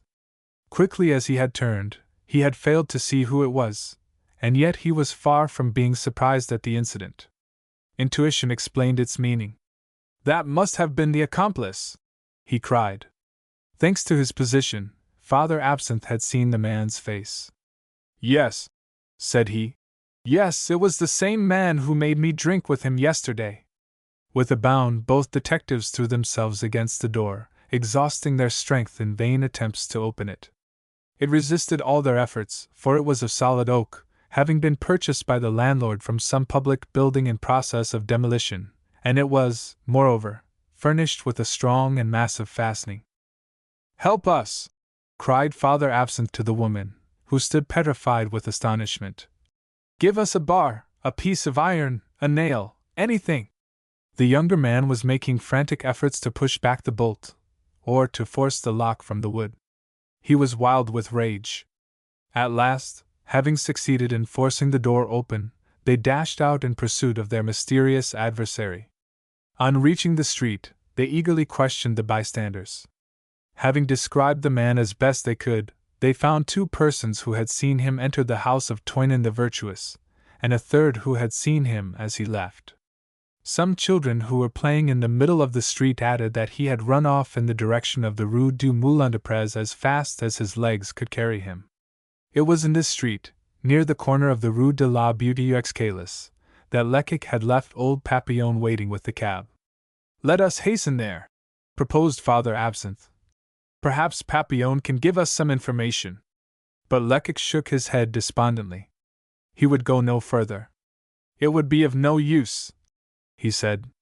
He had sufficient presence of mind to turn the key in the lock, and that saved him. "He is at least 10 minutes in advance of us, and we should never overtake him." Father Absinthe could not restrain his anger. He looked upon this mysterious accomplice who had so cruelly duped him as a personal enemy, and he would willingly have given a month's pay to be able to lay his hand on his shoulder. Lecoq was quite as angry as his subordinate, and his vanity was likewise wounded. He felt, however, that coolness and deliberation were necessary. "Yes," said he thoughtfully, "he's a shrewd and daring fellow, a perfect demon. He doesn't remain idle. If we are working, he's at work too. No matter what side I turn, I find him on the defensive. He foiled you, Papa, in your effort to obtain a clue concerning Gustave's identity, and he made me appear a fool in arranging that little comedy at the Hotel de Mariembourg. His diligence has been wonderful. He has hitherto been in advance of us everywhere, and this fact explains the failures that have attended all my efforts. Here we arrived before him. But if he came here, it was because he scented danger. Hence, we may hope. Now let us get back and question Paulide's wife." Alas! Poor Toinon the virtuous did not understand the affair at all. She had remained upstairs, holding her child by the hand, and leaning over the baluster, her mind in great perplexity, and her eyes and ears on the alert. As soon as she perceived the two detectives coming up the stairs again, she hastened down to meet them. "In the name of heaven, what does this all mean?" she asked. "Whatever has happened?" But Lecoq was not the man to tell his business on a landing, with inquisitive ears all around him, and before he answered Toinon he made her go up into her own garret, and securely closed the door. "We started in pursuit of a man who is implicated in the murders at the Poivriere," he said. "One who came here hoping to find you alone, who was frightened at seeing us." "A murderer!" faltered Toinon, with clasped hands. "What could he want of me?" "Who knows? It is very probable that he is one of your husband's friends." "Oh, sir? Why did you not tell me just now that Paullide had some very undesirable acquaintances? But don't be alarmed, this does not compromise him in the least. Besides, you can very easily clear him of all suspicion." "How? In what way?" "Oh, tell me at once." "Merely by answering me frankly, and by assisting me to find the guilty party. Now, among your husband's friends, don't you know any who might be capable of such a deed? Give me the names of his acquaintances." The poor woman's hesitation was evident. Undoubtedly she had been present at many sinister cabals, and had been threatened with terrible punishment if she dared to disclose the plans formed by Paullide or his associates. "You have nothing to fear," said Lecoq encouragingly, "and I promise you no one shall ever know that you have told me a word. Very probably you can tell me nothing more than I know already. I have heard a great deal about your former life, and the brutality with which Paullide and his mother have treated you." "My husband has never treated me brutally," said the young woman, indignantly. "Besides, that matter would only concern myself." "And your mother-in-law?" "She is, perhaps, a trifle quick-tempered, but in reality she has a good heart." "Then, if you were so happy at the widow Chupin's house, why did you fly from it?" Toinon the virtuous turned scarlet to the very roots of her hair. "I left for other reasons," she replied. "There were always a great many drunken men about the house, and sometimes, when I was alone, some of them tried to carry their pleasantry too far. You may say that I have a solid fist of my own, and that I am quite capable of protecting myself. That's true. But while I was away one day some fellows were wicked enough to make this child drink to such an excess that when I came home I found him as stiff and cold as if he were dead. It was necessary to fetch a doctor or else." She suddenly paused, her eyes dilated. From red she turned livid, and in a hoarse, unnatural voice she cried, "Toto! Wretched child!" Lecoq looked behind him, and shuddered. He understood everything. This child, not yet 5 years old, had stolen up behind him, and ferreting in the pockets of his overcoat, had rifled them of their contents. "Ah, well, yes!" exclaimed the unfortunate mother, bursting into tears. "That's how it was. Directly the child was out of my sight, they used to take him into town. They took him into the crowded streets, and taught him to pick people's pockets, and bring them everything he could lay his hands on. If the child was detected, they were angry with him and beat him, and if he succeeded, they gave him a sou to buy some sweets, and kept what he had taken." The luckless Toynen hid her face in her hands, and sobbed in an almost unintelligible voice. "Ah, I did not wish my little one to be a thief." But what this poor creature did not tell was that the man who had led the child out into the streets, to teach him to steal, was his own father, and her husband, the ruffian, Polyte Chupin. The two detectives plainly understood, however, that such was the case, and the father's crime was so horrible, and the woman's grief so great, that, familiar as they were with all the phases of crime, their very hearts were touched. Lecoq's main thought, however, was to shorten this painful scene. The poor mother's emotion was a sufficient guarantee of her sincerity. "Listen," said he, with affected harshness. "2 questions only, and then I will leave you. Was there a man named Gustave among the frequenters of the Poivriere?" "No, sir, I'm quite sure there wasn't."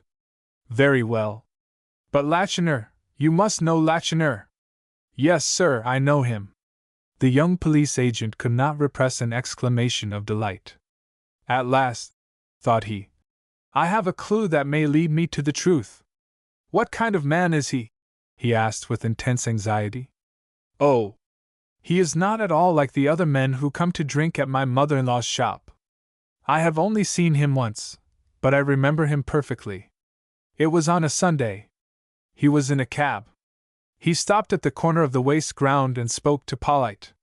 When he went away, my husband said to me, 'Do you see that old man there? He will make all our fortunes.' I thought him a very respectable-looking gentleman." "That's enough," interrupted Lecoq. "Now it is necessary for you to tell the investigating magistrate all you know about him. I have a cab downstairs. Take your child with you, if you like, but make haste, come quickly." 16. The extreme uncertainty of the result was another attraction for M. Segmuller's investigating mind. Given the magnitude of the difficulties that were to be overcome, he rightly considered that if his efforts proved successful, he would have achieved a really wonderful victory. And assisted by such a man as Lecoq, who had a positive genius for his calling, and in whom he recognized a most valuable auxiliary, he really felt confident of ultimate success. Even on returning home after the fatiguing labors of the day, he did not think of freeing himself from the burden of responsibility in relation to the business he had on hand, or of driving away care until the morrow. He dined in haste, and as soon as he had swallowed his coffee began to study the case with renewed ardor. He had brought from his office a copy of the prisoner's narrative, which he attentively perused, not once or twice, but several times, seeking for some weak point that might be attacked with a probability of success. He analyzed every answer, and weighed one expression after another, striving, as he did so, to find some flaw through which he might slip a question calculated to shatter the structure of defense. He worked thus, far into the night, and yet he was on his legs again at an early hour in the morning. By 8 o'clock he was not merely dressed and shaved, he had not merely taken his matutinal chocolate and arranged his papers, but he was actually on his way to the Palais de Justice. He had quite forgotten that his own impatience was not shared by others. In point of fact, the Palais de Justice was scarcely awake when he arrived there. The doors had barely opened. The attendants were busy sweeping and dusting, or changing their ordinary garments for their official costumes. Some of them standing in the windows of the long dressing room were shaking and brushing the judges' and advocates' gowns, while in the great hall several clerks stood in a group, chaffing each other while waiting for the arrival of the head registrar and the opening of the investigation offices. M. Segmuller thought that he had better begin by consulting the public prosecutor, but he discovered that this functionary had not yet arrived.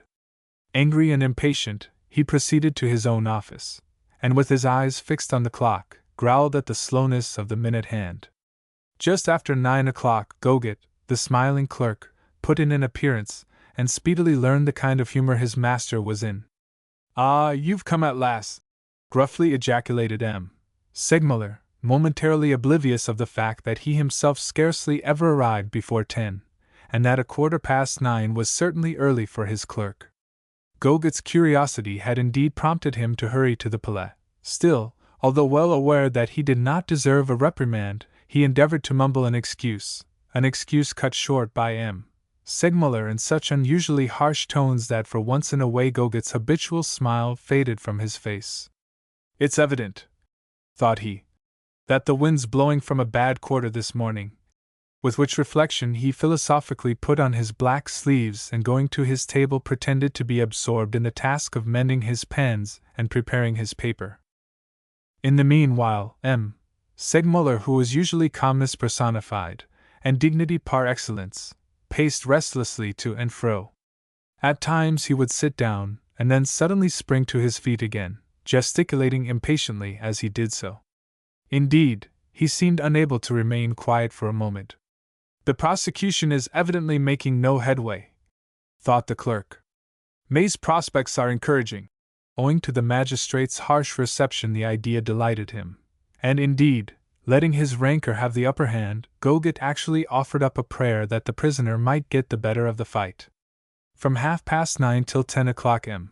Segmuller rang for his messenger at least 5 times, and each time he asked him the same questions. "Are you sure that M. Lecoq has not been here this morning? Inquire! If he has not been here, he must certainly have sent someone, or else have written to me." Each time the astonished doorkeeper replied, "No one has been here, and there is no letter for you." 5 identical negative answers to the same inquiries only increased the magistrate's wrath and impatience. "It is inconceivable!" he exclaimed. "Here I am upon coals of fire, and that man dares to keep me waiting. Where can he be?" At last he ordered a messenger to go and see if he could not find Lecoq somewhere in the neighborhood, perhaps in some restaurant or café. "At all events, he must be found and brought back immediately," said he. When the man had started, M. Segmuller began to recover his composure. "We must not lose valuable time," he said to his clerk. "I was to examine the widow Chupin's son. I had better do so now. Go and tell them to bring him to me." Lecoq left the order at the prison. In less than a quarter of an hour Polite entered the room. From head to foot, from his lofty silk cap to his gaudy colored carpet slippers, he was indeed the original of the portrait upon which poor Toynon the virtuous had lavished such loving glances. And yet the photograph was flattering.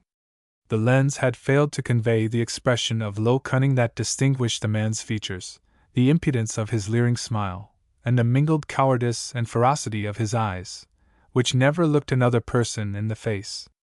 Nor could the portrait depict the unwholesome, livid pallor of his skin, the restless blinking of his eyelids, and the constant movement of his thin lips as he drew them tightly over his short, sharp teeth. There was no mistaking his nature. One glance and he was estimated at his worth. When he had answered the preliminary questions, telling the magistrate that he was 30 years of age, and that he had been born in Paris, he assumed a pretentious attitude and waited to see what else was coming. But before proceeding with the real matter in hand, M. Segmuller wished to relieve the complacent scoundrel of some of his insulting assurance. Accordingly, he reminded Polite, in forcible terms, that his sentence in the affair in which he was now implicated would depend very much upon his behavior and answers during the present examination. Polite listened with a nonchalant and even ironical air. In fact, this indirect threat scarcely touched him. Having previously made inquiries, he had ascertained that he could not be condemned to more than 6 months' imprisonment for the offense for which he had been arrested. And what did a month more or less matter to him?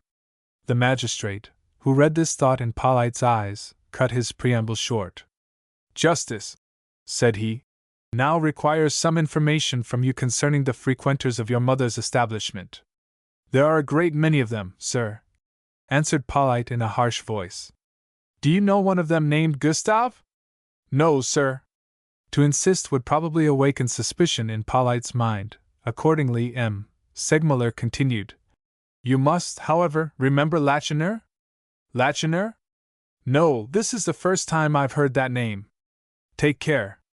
The police have means of finding out a great many things. The scapegrace did not flinch.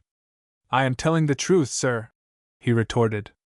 What interest could I possibly have in deceiving you? Scarcely had he finished speaking than the door suddenly opened and Toinon the virtuous entered the room, carrying her child in her arms. On perceiving her husband, she uttered a joyful exclamation and sprang toward him. But Pauline, stepping back, gave her such a threatening glance that she remained rooted to the spot. It must be an enemy who pretends that I know any one named Lacheneur, cried the barrier bully. I should like to kill the person who uttered such a falsehood. Yes, kill him. I will never forgive it. The messenger whom M. Segmuller had instructed to go in search of Lecoq was not at all displeased with the errand, for it enabled him to leave his post and take a pleasant little stroll through the neighborhood. He first of all proceeded to the prefecture of police, going the longest way round as a matter of course, but, on reaching his destination, he could find no one who had seen the young detective. Accordingly, M. Segmuller's envoy retraced his steps, and leisurely sauntered through the restaurants, cafes, and wine shops installed in the vicinity of the Palais de Justice, and dependent on the customers it brought them. Being of a conscientious turn of mind, he entered each establishment in succession, and meeting now and again various acquaintances, he felt compelled to proffer and accept numerous glasses of the favorite morning beverage, white wine. Turn which way he would, however, loiter as long as he might, there were still no signs of Lecoq. He was returning in haste, a trifle uneasy on account of the length of his absence, when he perceived a cab pull up in front of the Palais gateway. A second glance, and oh, great good fortune, he saw Lecoq, Father Absinthe, and the virtuous Toinon alight from this very vehicle. His peace of mind at once returned, and it was in a very important and somewhat husky tone that he delivered the order for Lecoq to follow him without a minute's delay. M. Segmuller has asked for you a number of times, said he. He has been extremely impatient, and he is in a very bad humor, so you may expect to have your head snapped off in the most expeditious manner. Lecoq smiled as he went up the stairs. Was he not bringing with him the most potent of justifications? He thought of the agreeable surprise he had in store for the magistrate, and fancied he could picture the sudden brightening of that functionary's gloomy face. And yet fate so willed it that the doorkeeper's message and his urgent appeal that Lecoq should not loiter on the way produced the most unfortunate results. Believing that M. Segmuller was anxiously waiting for him, Lecoq saw nothing wrong in opening the door of the magistrate's room without previously knocking, and being anxious to justify his absence, he yielded, moreover, to the impulse that led him to push forward the poor woman whose testimony might prove so decisive. When he saw, however, that the magistrate was not alone, and when he recognized Pauline Chupin, the original of the photograph, in the man M. Segmuller was examining, his stupefaction became intense. He instantly perceived his mistake and understood its consequences. There was only one thing to be done. He must prevent any exchange of words between the two. Accordingly, springing toward Toinon and seizing her roughly by the arm, he ordered her to leave the room at once. But the poor creature was quite overcome, and trembled like a leaf. Her eyes were fixed upon her unworthy husband, and the happiness she felt at seeing him again shone plainly in her anxious gaze. Just for 1 second, and then she caught his withering glance and heard his words of menace. Terror-stricken, she staggered back, and then Lecoq seized her around the waist, and, lifting her with his strong arms, carried her out into the passage. The whole scene had been so brief that M. Segmuller was still forming the order for Toinon to be removed from the room, when he found the door closed again, and himself and Goguet alone with Pauline. Ah! Thought the smiling clerk, in a flutter of delight. This is something new. But as these little diversions never made him forget his duties, he leaned toward the magistrate and asked, "Shall I take down the last words the witness uttered?" "Certainly," replied M. Segmuller. "And word for word, if you please." He paused.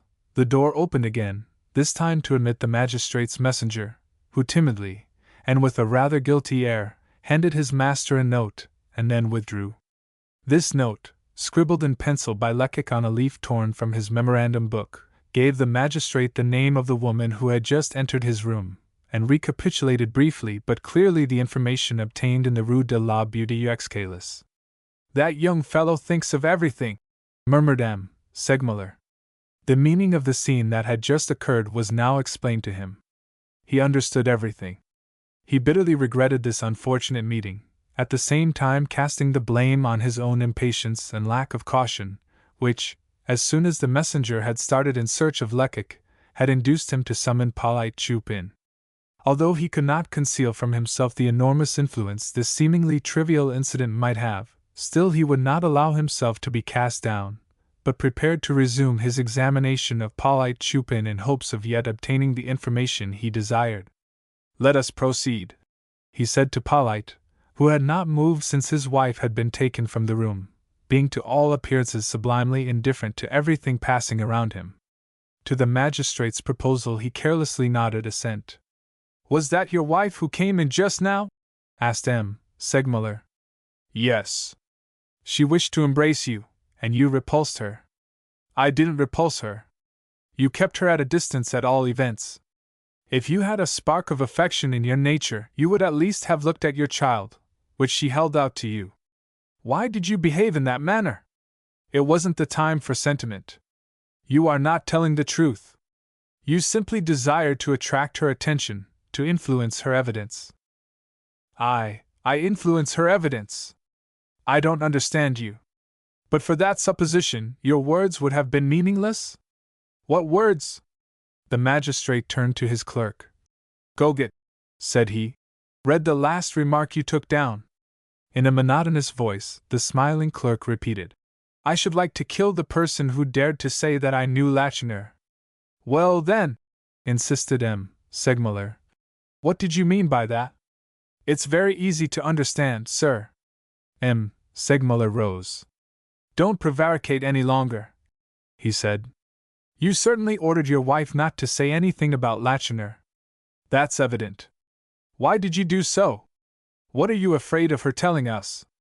Do you suppose the police are ignorant of your acquaintance with Lacheneur, of your conversation with him when he came in a cab to the corner of the waste ground near your mother's wine shop, and of the hopes of fortune you based upon his promises? Be guided by me, confess everything, while there is yet time, and abandon the present course which may lead you into serious danger. One may be an accomplice in more ways than one." As these words fell on Polyte's ears, it was evident his impudence and indifference had received a severe shock. He seemed confounded, and hung his head as if thoroughly abashed. Still, he preserved an obstinate silence, and the magistrate, finding that this last thrust had failed to produce any effect, gave up the fight in despair. He rang the bell, and ordered the guard to conduct the witness back to prison, and to take every precaution to prevent him seeing his wife again. When Polyte had departed, Lecoq re-entered the room. "Ah, sir," said he, despondently, "to think that I didn't draw out of this woman everything she knew, when I might have done so easily.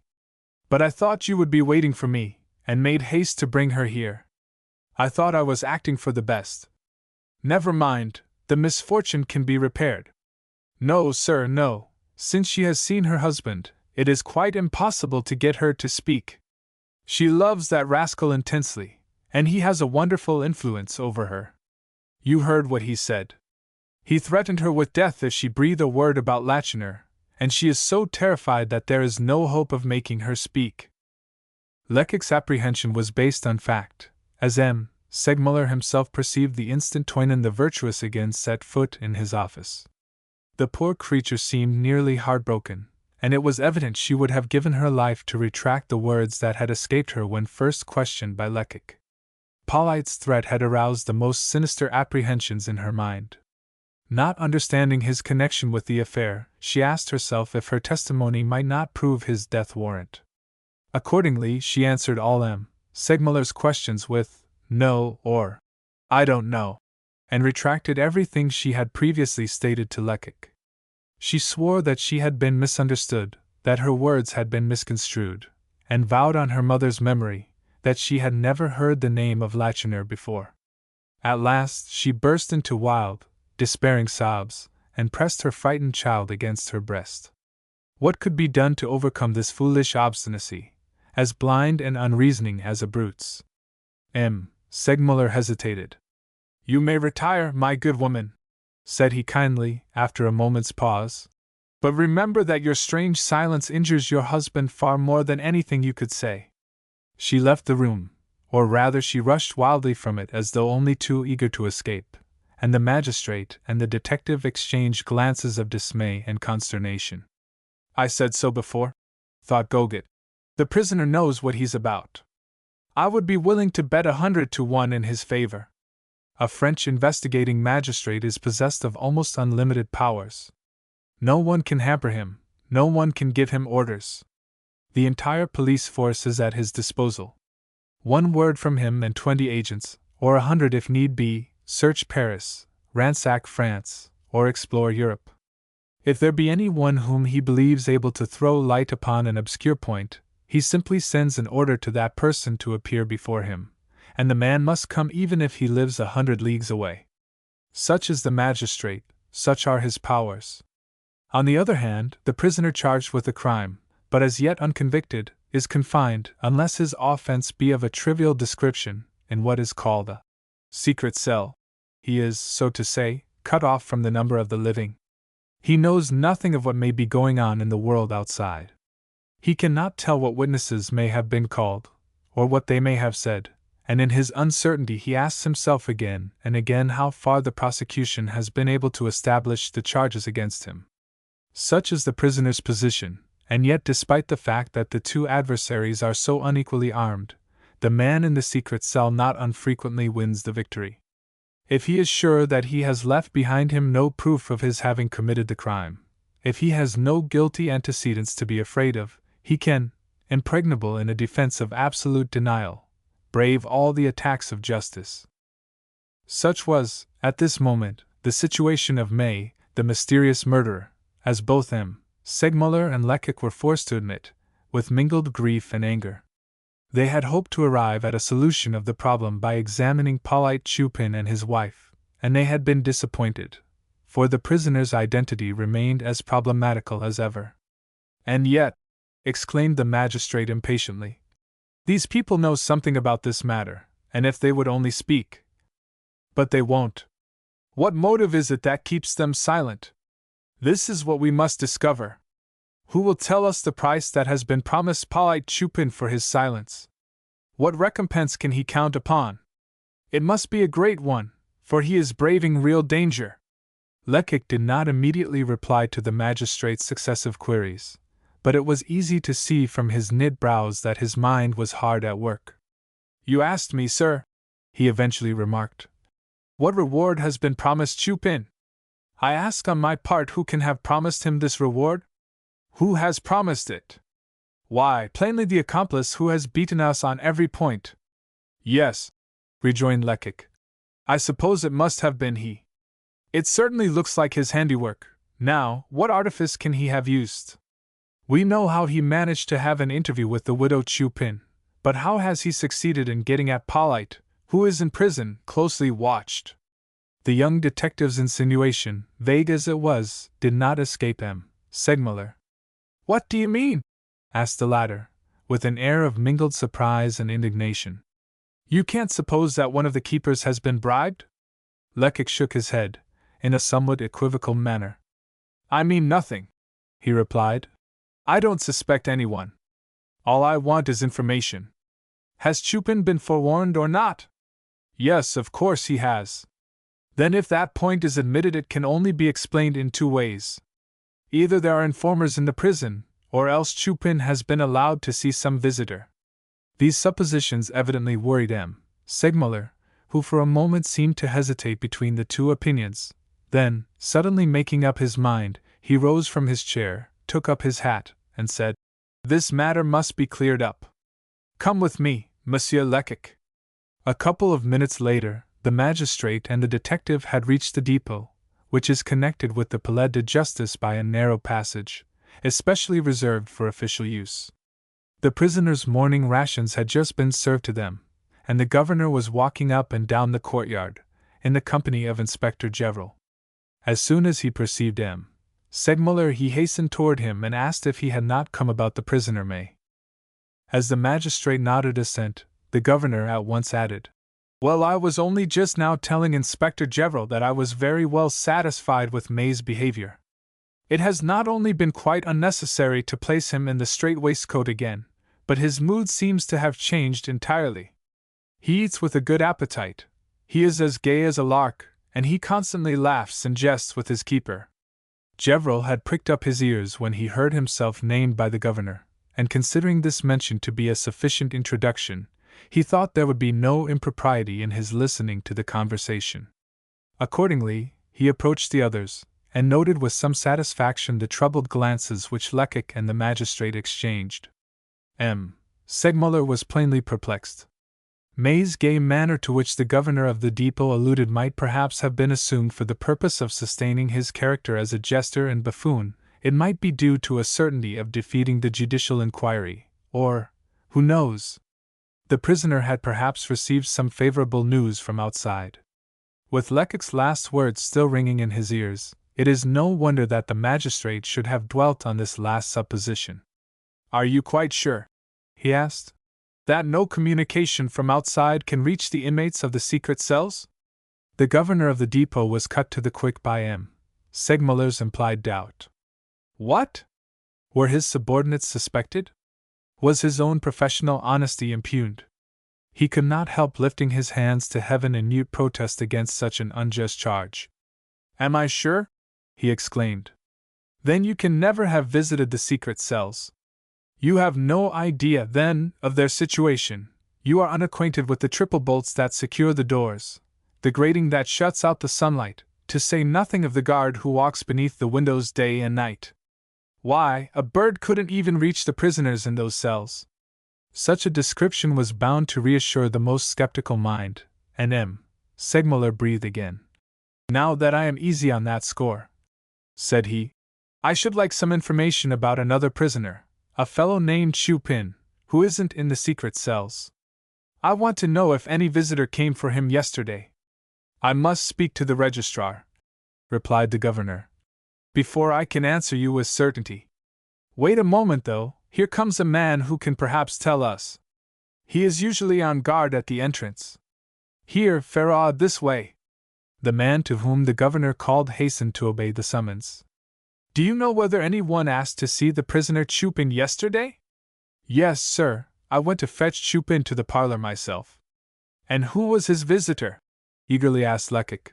"Wasn't he a tall man, very red in the face?" "Excuse me, sir, the visitor was a lady, his aunt, at least so Chupin told me." Neither M. Segmuller nor Lecoq could restrain an exclamation of surprise. "What was she like?" they both asked at the same time. "She was short," replied the attendant, "with a very fair complexion and light hair. She seemed to be a very respectable woman." "It must have been one of the female fugitives who escaped from the widow Chupin's hovel," exclaimed Lecoq. Gevrol, hitherto an attentive listener, burst into a loud laugh. "Still that Russian princess," said he. Neither the magistrate nor the young detective relished this unseasonable jest. "You forget yourself, sir," said M. Segmuller severely. "You forget that the sneers you addressed to your comrade also apply to me." The general saw that he had gone too far, and while glancing hatefully at Lecoq, he mumbled an apology to the magistrate. The latter did not apparently hear him, for, bowing to the governor, he motioned Lecoq to follow him away. "Run to the prefecture of police," he said as soon as they were out of hearing, "and ascertain how and under what pretext this woman obtained permission to see Polite Chupin." 17. On his way back to his office, M. Segmuller mentally reviewed the position of affairs, and came to the conclusion that as he had failed to take the citadel of defense by storm, he must resign himself to a regular protracted siege. He was exceedingly annoyed at the constant failures that had attended all Lecoq's efforts, for time was on the wing, and he knew that in a criminal investigation delay only increased the uncertainty of success. The more promptly a crime is followed by judicial action, the easier it is to find the culprit and prove his guilt. The longer investigation is delayed, the more difficult it becomes to adduce conclusive evidence. In the present instance there were various matters that M. Segmuller might at once attend to. With which should he begin? Ought he not to confront May, the widow Chupin, and Polite with the bodies of their victims? Such horrible meetings have at times the most momentous results, and more than one murderer when unsuspectedly brought into the presence of his victim's lifeless corpse has changed color and lost his assurance. Then there were other witnesses whom M. Segmuller might examine. Papillon, the cab driver, the concierge of the house in the Rue de Bourgogne, where the two women flying from the Poivriere had momentarily taken refuge, as well as a certain Madame Milner, landlady of the Hotel de Mariembourg. In addition, it would also be advisable to summon, with the least possible delay, some of the people residing in the vicinity of the Poivriere, together with some of Polite's habitual companions, and the landlord of the Rainbow, where the victims and the murderer had apparently passed the evening of the crime. Of course, there was no reason to expect any great revelations from any of these witnesses, still they might know something, they might have an opinion to express, and in the present darkness one single ray of light, however faint, might mean salvation. Obeying the magistrate's orders, Goget, the smiling clerk, had just finished drawing up at least a dozen summonses, when Lecoq returned from the prefecture. M. Segmuller at once asked him the result of his errand. "Ah, sir," replied the young detective, "I have a fresh proof of that mysterious accomplice's skill. The permit that was used yesterday to see young Chupin was in the name of his mother's sister, a woman named Rose Petard. A visiting card was given her more than a week ago, in compliance with a request endorsed by the commissary of police of her district." The magistrate's surprise was so intense that it imparted to his face an almost ludicrous expression. "Is this aunt also in the plot?" he murmured. "I don't think so," replied Lecoq, shaking his head. "At all events, it wasn't she who went to the prison parlor yesterday. The clerks at the prefecture remember the widow's sister very well, and gave me a full description of her. She's a woman over 5 feet high, with a very dark complexion, and very wrinkled and weather-beaten about the face. She's quite 60 years old, whereas yesterday's visitor was short and fair, and not more than 45. If that's the case," interrupted M. Segmuller, "this visitor must be one of our fugitives." "I don't think so." "Who do you suppose she was, then?" "Why, the landlady of the Hotel de Mariembourg, that clever woman who succeeded so well in deceiving me. But she had better take care. There are means of verifying my suspicions." The magistrate scarcely heard Lecoq's last words, so enraged was he at the inconceivable audacity and devotion displayed by so many people, all of whom were apparently willing to run the greatest risk so long as they could only assure the murderer's incognito. "But how could the accomplice have known of the existence of this permit?" he asked after a pause. "Oh, nothing could be easier, sir," replied Lecoq. "When the widow Chupin and the accomplice had that interview at the station house near the Barrière d'Italie, they both realized the necessity of warning Polite. While trying to devise some means of getting to him, the old woman remembered her sister's visiting card, and the man made some excuse to borrow it." "Yes, such must be the case," said M. Segmuller, approvingly. "It will be necessary to ascertain, however." "And I will ascertain," interrupted Lecoq, with a resolute air. "If you will only entrust the matter to me, sir. If you will authorize me, I will have 2 spies on the watch before tonight, one in the Rue de la Butte-aux-Cailles, and the other at the door of the Hotel de Mariembourg. If the accomplice ventured to visit Toynon or Madame Milner, he would be arrested, and then we should have our turn." However, there was no time to waste in vain words and idle boasting. Lecoq therefore checked himself, and took up his hat preparatory to departure. "Now," said he, "I must ask you, sir, for my liberty. If you have any orders, you will find a trusty messenger in the corridor, Father Absinthe, one of my colleagues. I want to find out something about Lacheneur's letter and the diamond earring." "Go, then," replied M. Segmuller. "And good luck to you." "Good luck." Yes, indeed, Lecoq looked for it. If up to the present moment he had taken his successive defeats good-humoredly, it was because he believed that he had a talisman in his pocket which was bound to ensure ultimate victory. "I shall be very stupid if I can't discover the owner of such a valuable jewel," he soliloquized, referring to the diamond earring. "And when I find the owner, I shall at the same time discover our mysterious prisoner's identity." The first step to be taken was to ascertain whom the earring had been bought from. It would naturally be a tedious process to go from jeweler to jeweler and ask, "Do you know this jewel? Was it set by you? And if so, whom did you sell it to?" But fortunately Lecoq was acquainted with a man whose knowledge of the trade might at once throw light on the matter. This individual was an old Hollander, named Van Neumann, who as a connoisseur in precious stones, was probably without his rival in Paris. He was employed by the prefecture of police as an expert in all such matters. He was considered rich. Despite his shabby appearance, he was rightly considered rich, and in point of fact, he was indeed far more wealthy than people generally supposed. Diamonds were his especial passion, and he always had several in his pocket, in a little box which he would pull out and open at least a dozen times an hour, just as a snuff-taker continually produces his snuff-box. This worthy man greeted Lecoq very affably. He put on his glasses, examined the jewel with a grimace of satisfaction, and in the tone of an oracle, remarked, "That stone is worth 8,000 francs, and it was set by Doisty, in the Rue de la Paix." 20 minutes later Lecoq entered this well-known jeweler's establishment. Van Neumann had not been mistaken. Doisty immediately recognized the earring, which had, indeed, come from his shop. But whom had he sold it to? He could not recollect, for it had passed out of his hands 3 or 4 years before. "Wait a moment, though," said he. "I will just ask my wife, who has a wonderful memory." Madame Doisty truly deserved this eulogium. A single glance at the jewel enabled her to say that she had seen this earring before, and that the pair had been purchased from them by the Marchioness d'Arlange. "You must recollect," she added, turning to her husband, "that the Marchioness only gave us 9,000 francs on account, and that we had all the trouble in the world to make her pay the balance." Her husband did remember this circumstance, and in recording his recollection, he exchanged a significant glance with his wife. "Now," said the detective, "I should like to have this Marchioness's address." "She lives in the Faubourg St. replied Madame Doisty, "near the Esplanade des Invalides." Lecoq had refrained from any sign of satisfaction while he was in the jeweler's presence. But directly he had left the shop he evinced such delirious joy that the passers-by asked themselves in amazement if he were not mad.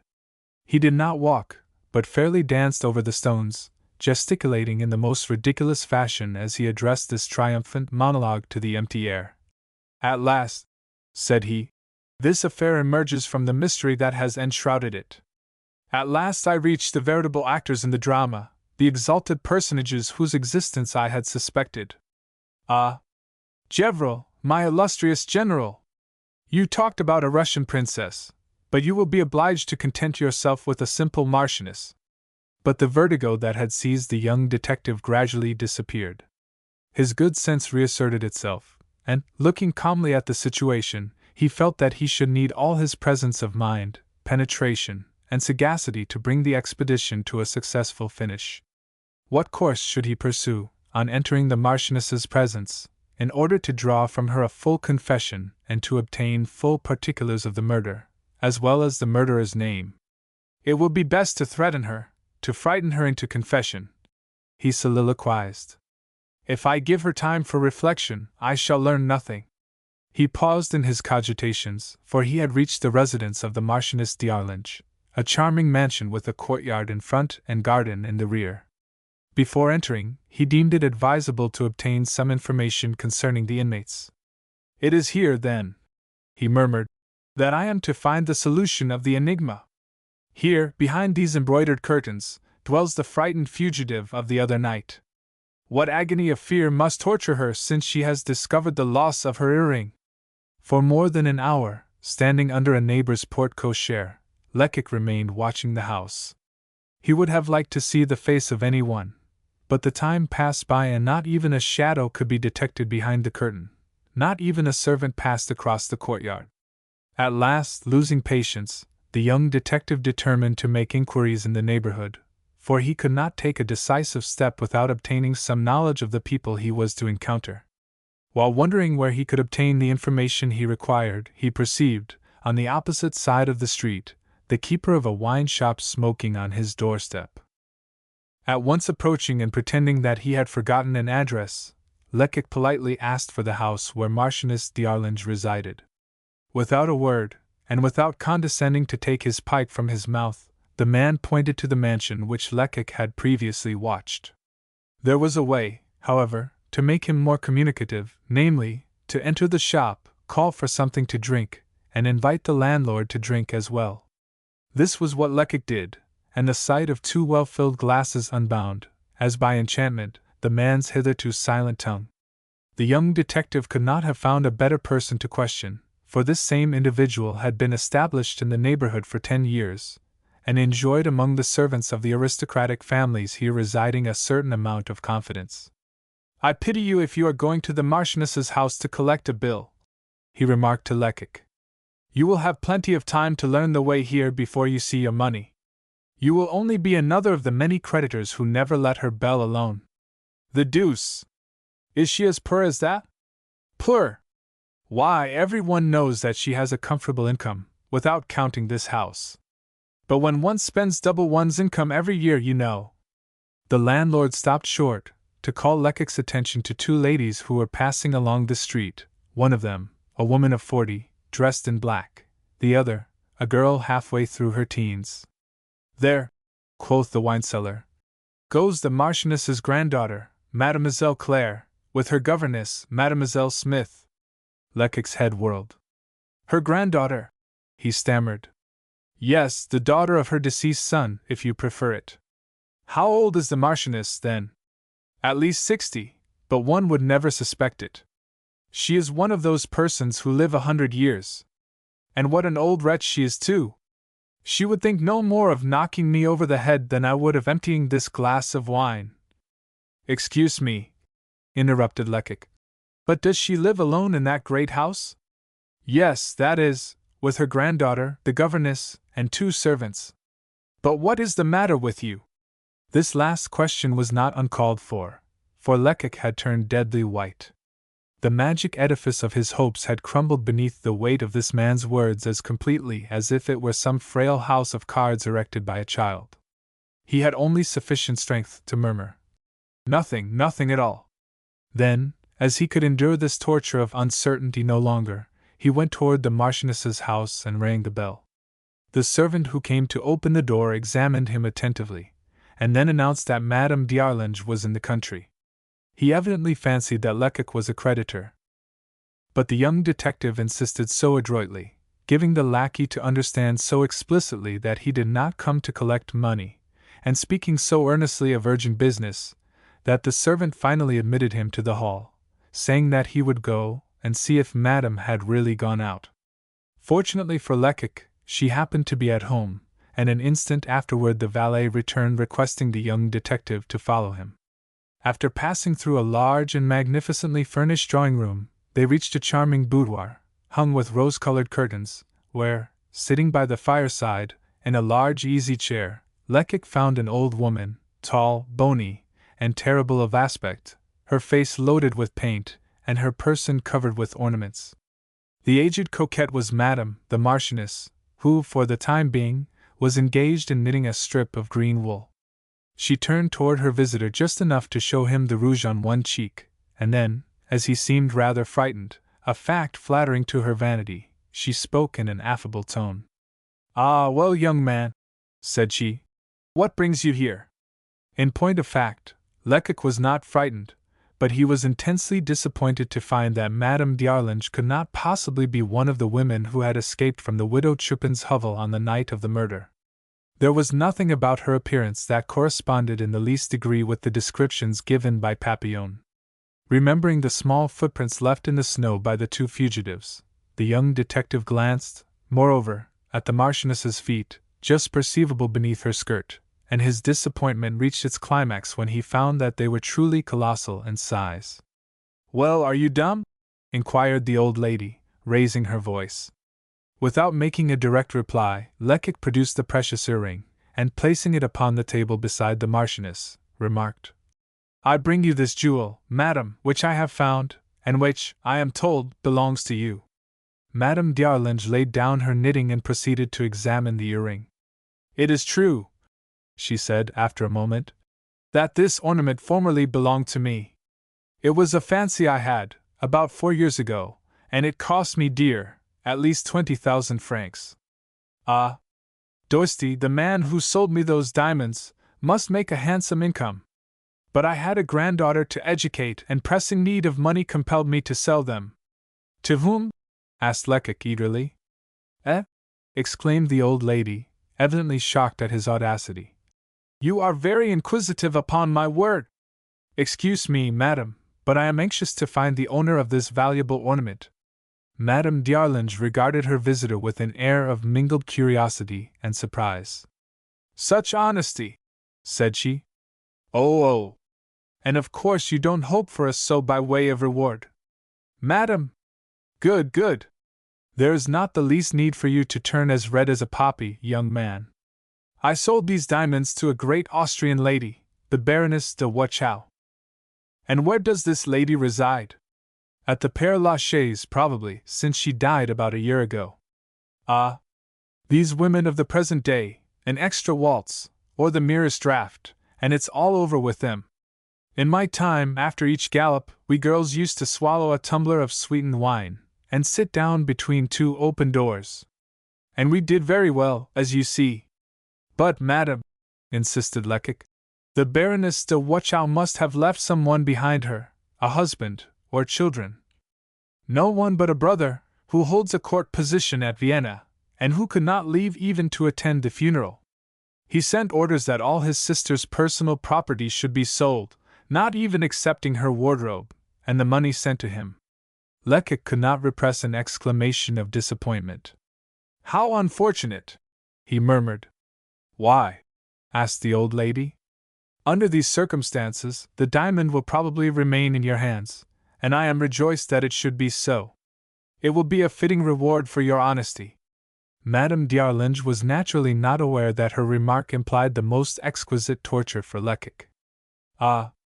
If it should be as she said, if he should never find the lady who had lost this costly jewel! Smarting under the Marchioness's unintended irony, he would have liked to apostrophize her in angry terms. But it could not be, for it was advisable, if not absolutely necessary, that he should conceal his true identity. Accordingly, he contrived to smile, and even stammered an acknowledgment of Madame d'Arlange's good wishes. Then, as if he had no more to expect, he made her a low bow and withdrew. This new misfortune well-nigh overwhelmed him. One by one all the threads upon which he had relied to guide him out of this intricate labyrinth were breaking in his hands. In the present instance he could scarcely be the dupe of some fresh comedy, for if the murderer's accomplice had taken Doisty, the jeweler, into his confidence, he would have instructed him to say that the earring had never come from his establishment, and that he could not consequently tell whom it had been sold to. On the contrary, however, Doisty and his wife had readily given Madame d'Arlange's name, and all the circumstances pointed in favor of their sincerity. Then, again, there was good reason to believe in the veracity of the Marchioness's assertions. They were sufficiently authenticated by a significant glance which Lecoq had detected between the jeweler and his wife. The meaning of this glance could not be doubted. It implied plainly that both husband and wife were of opinion that in buying these earrings the Marchioness engaged in one of those little speculations which are more common than many people might suppose among ladies moving in high-class society. Being in urgent want of ready money, she had bought on credit at a high price to sell for cash at a loss. As Lecoq was anxious to investigate the matter as far as possible, he returned to Doisty's establishment, and by a plausible pretext, succeeded in gaining a sight of the books in which the jeweler recorded his transactions. He soon found the sale of the earrings duly recorded, specified by Madame Doisty at the date, both in the day book and the ledger. Madame d'Arlange first paid 9,000 francs on account, and the balance of the purchase money, an equivalent sum, had been received in installments at long intervals subsequently. Now, if it had been easy for Madame Milner to make a false entry in her traveller's registry at the Hotel de Mariembourg, it was absurd to suppose that the jeweler had falsified all his accounts for 4 years. Hence, the facts were indisputable, and yet, the young detective was not satisfied.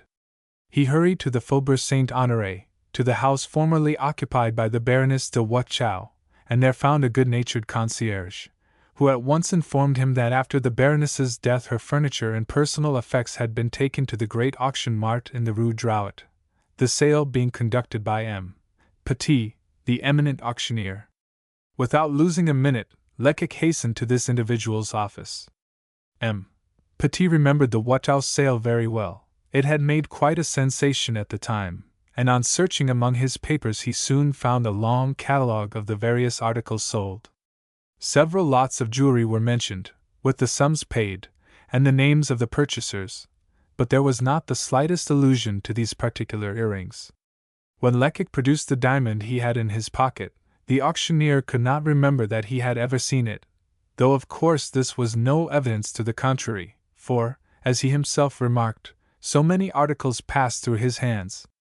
However, this much he could declare upon oath: the Baroness's brother, her only heir, had preserved nothing, not so much as a pin's worth of his sister's effects, although he had been in a great hurry to receive the proceeds, which amounted to the pleasant sum of 167,530 francs, all expenses deducted.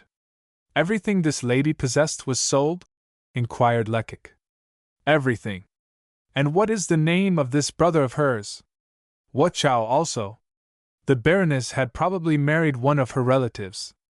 Until last year her brother occupied a very prominent diplomatic position. I think he now resides at Berlin." Certainly this information would not seem to indicate that the auctioneer had been tampered with, and yet Lecoq was not satisfied. "It is very strange," he thought, as he walked toward his lodgings, "that whichever side I turn, in this affair, I find mention of Germany. The murderer comes from Leipzig, Madame Milner must be a Bavarian, and now here is an Austrian baroness." It was too late to make any further inquiries that evening, and Lecoq went to bed, but the next morning, at an early hour, he resumed his investigations with fresh ardor. There now seemed only one remaining clue to success: the letter signed Lacheneur, which had been found in the pocket of the murdered soldier.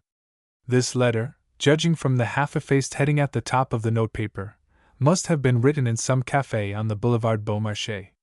To discover which precise café would be mere child's play, and indeed the fourth landlord to whom Lecoq exhibited the letter recognized the paper as his. But neither he, nor his wife, nor the young lady at the counter, nor the waiters, nor any of the customers present at the time, had ever once heard mention made of this singular name, Lacheneur. And now what was Lecoq to do? Was the case utterly hopeless? Not yet. Had not the spurious soldier declared that this Lacheneur was an old comedian?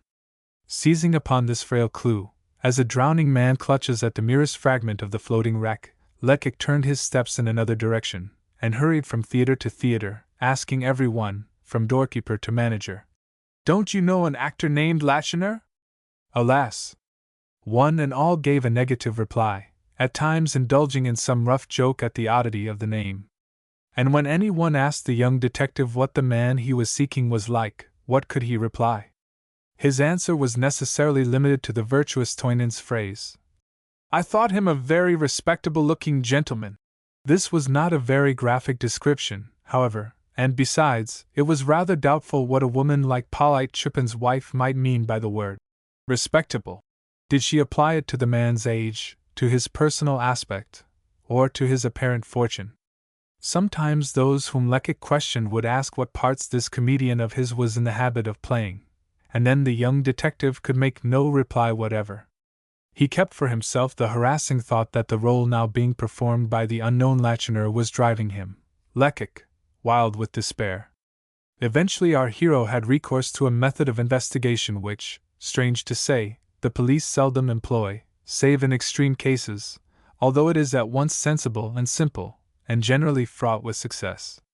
It consists in examining all the hotel and lodging-house registers, in which the landlords are compelled to record the names of their tenants, even should the latter merely sojourn under their roofs for a single night. Rising long before daybreak and going to bed late at night, Lecoq spent all his time in visiting the countless hotels and furnished lodgings in Paris. But still and ever his search was vain. He never once came across the name of Lacheneur, and at last he began to ask himself if such a name really existed, or if it were not some pseudonym invented for convenience. He had not found it even in Didot's directory, the so-called Almanach Boitin, where one finds all the most singular and absurd names in France, those which are formed of the most fantastic mingling of syllables. Still, nothing could daunt him or turn him from the almost impossible task he had undertaken, and his obstinate perseverance well nigh developed into monomania. He was no longer subject to occasional outbursts of anger, quickly repressed, but lived in a state of constant exasperation, which soon impaired the clearness of his mind. No more theories, or ingenious deductions, no more subtle reasoning. He pursued his search without method and without order, much as Father Absinthe might have done when under the influence of alcohol. Perhaps he had come to rely less upon his own shrewdness than upon chance to reveal to him the substance of the mystery, of which he had as yet only detected the shadow. 18. When a heavy stone is thrown into a lake, a considerable commotion ensues. The water spouts and seethes and bubbles, and frequently a tall jet leaps into the air. But all this agitation only lasts for a moment. The bubbling subsides as the circles of the passing whirlpool grow larger and larger.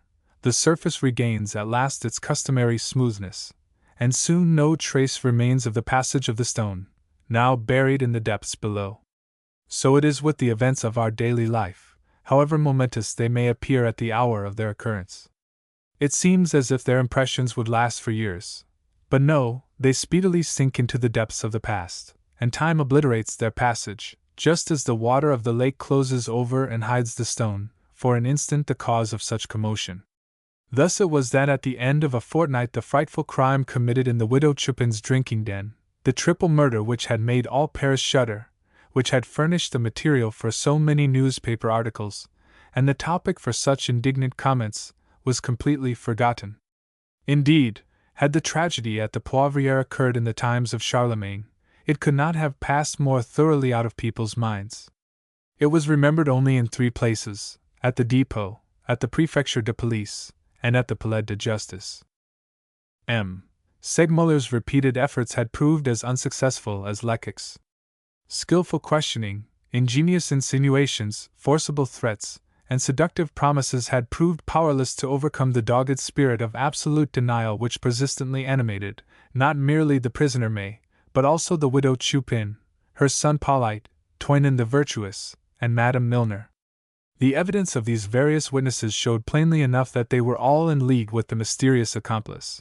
But what did this knowledge avail? Their attitude never varied. And even if at times their looks gave the lie to their denials, one could always read in their eyes an unshaken determination to conceal the truth.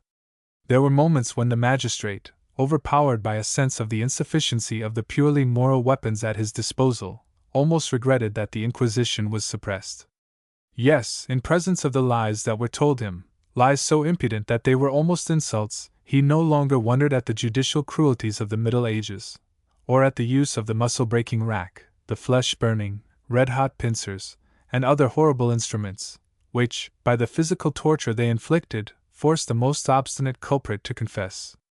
The prisoner May's manner was virtually unaltered, and far from showing any signs of weakness, his assurance had, if anything, increased, as though he were confident of ultimate victory and as though he had in some way learned that the prosecution had failed to make the slightest progress. On one occasion, when summoned before him, Segmuller, he ventured to remark in a tone of covert irony, "Why do you keep me confined so long in a secret cell? Am I never to be set at liberty or sent to the assizes? Am I to suffer much longer on account of your fantastic idea that I am some great personage in disguise? I shall keep you until you have confessed," was Segmuller's answer. "Confessed what?" "Oh, you know very well." The prisoner shrugged his shoulders at these last words, and then in a tone of mingled despondency and mockery retorted, "In that case there is no hope of my ever leaving this cursed prison." It was probably this conviction that induced him to make all seeming preparations for an indefinite stay. He applied for and obtained a portion of the contents of the trunk found at the Hotel de Mariembourg, and evinced great joy when the various knickknacks and articles of clothing were handed over to him. Thanks to the money found upon his person when arrested, and deposited with the prison registrar, he was, moreover, able to procure many little luxuries, which are never denied to unconvicted prisoners, no matter what may be the charges against them, for they have a right to be considered as innocent until a jury has decided to the contrary. To while away the time, May next asked for a volume of Berenger's songs, and his requests being granted, he spent most of the day in learning several of the ditties by heart, singing them in a loud voice and with considerable taste. This fancy having excited some comment, he pretended that he was cultivating a talent which might be useful to him when he was set at liberty. For he had no doubt of his acquittal, at least so he declared, and if he were anxious about the date of his trial, he did not show the slightest apprehension concerning its result. He was never despondent save when he spoke of his profession. To all appearance he pined for the stage, and in fact he almost wept when he recalled the fantastic, many-colored costumes, clad in which he had once appeared before crowded audiences that had been convulsed with laughter by his sallies of wit, delivered between bursts of noisy music. He seemed to have become altogether a better fellow, more frank, communicative, and submissive. He eagerly embraced every opportunity to babble about his past, and over again did he recount the adventures of the roving life he had led while in the employ of M. Simpson, the showman. He had, of course, traveled a great deal, and he remembered everything he had seen, possessing, moreover, an inexhaustible fund of amusing stories, with which he entertained his custodians. His manner and his words were so natural that head keepers and subordinate turnkeys alike were quite willing to give credit to his assertions. The governor of the depot alone remained unconvinced. He had declared that this pretended buffoon must be some dangerous criminal who had escaped from Cayenne, and who for this reason was determined to conceal his antecedents. Such being this functionary's opinion, he tried every means to substantiate it. Accordingly, during an entire fortnight May was submitted to the scrutiny of innumerable members of the police force, to whom were added all the more notable private detectives of the capital. No one recognized him, however, and although his photograph was sent to all the prisons and police stations of the empire, not one of the officials could recognize his features. Other circumstances occurred, each of which had its influence, and one and all of them speaking in the prisoner's favor. For instance, the second bureau of the Prefecture de Police found positive traces of the existence of a strolling artist, named Tringlot, who was probably the man referred to in May's story. This Tringlot had been dead several years. Then again, inquiries made in Germany revealed the fact that a certain M. Simpson was very well known in that country, where he had achieved great celebrity as a circus manager. In presence of this information and the negative result of the scrutiny to which May had been subjected, the governor of the depot abandoned his views and openly confessed that he had been mistaken. "The prisoner May," he wrote to the magistrate, "is really and truly what he pretends to be. There can be no further doubt on the subject." This message, it may be added, was sent at Gevrel's instigation. So thus it was that M. Segmuller and Lecoq alone remained of their opinion. This opinion was at least worthy of consideration, as they alone knew all the details of the investigation which had been conducted with such strict secrecy, and yet this fact was of little import. It is not merely unpleasant, but often extremely dangerous to struggle on against all the world, and unfortunately for truth and logic one man's opinion, correct though it may be, is nothing in the balance of daily life against the faulty views of 1,000 adversaries. The May affair had soon become notorious among the members of the police force, and whenever Lecoq appeared at the prefecture he had to brave his colleague's sarcastic pleasantry. Nor did M. Segmuller escape scot-free, for more than one fellow magistrate, meeting him on the stairs or in the corridor, inquired, with a smile, what he was doing with his Kasperhauser, his man in the iron mask, in a word, with his mysterious mountebank. When thus assailed, both M. Segmuller and Lecoq could scarcely restrain those movements of angry impatience which come naturally to a person who feels certain he is in the right and yet cannot prove it. "Ah me!" sometimes exclaimed the magistrate. "Why did D'Escorval break his leg? Had it not been for that cursed mishap, he would have been obliged to endure all these perplexities, and I should be enjoying myself like other people. And I thought myself so shrewd," murmured the young detective by his side. Little by little anxiety did its work. Magistrate and detective both lost their appetites and looked haggard, and yet the idea of yielding never once occurred to them.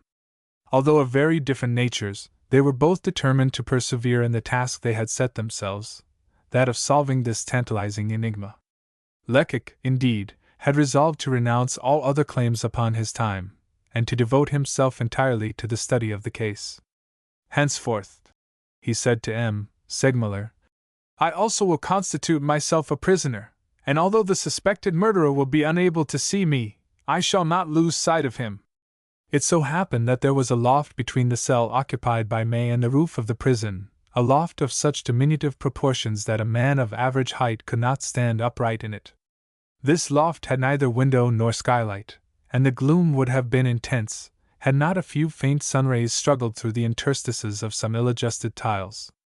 In this unattractive garret Lecoq established himself one fine morning, just at the hour when May was taking his daily walk in the courtyard of the prison accompanied by a couple of keepers.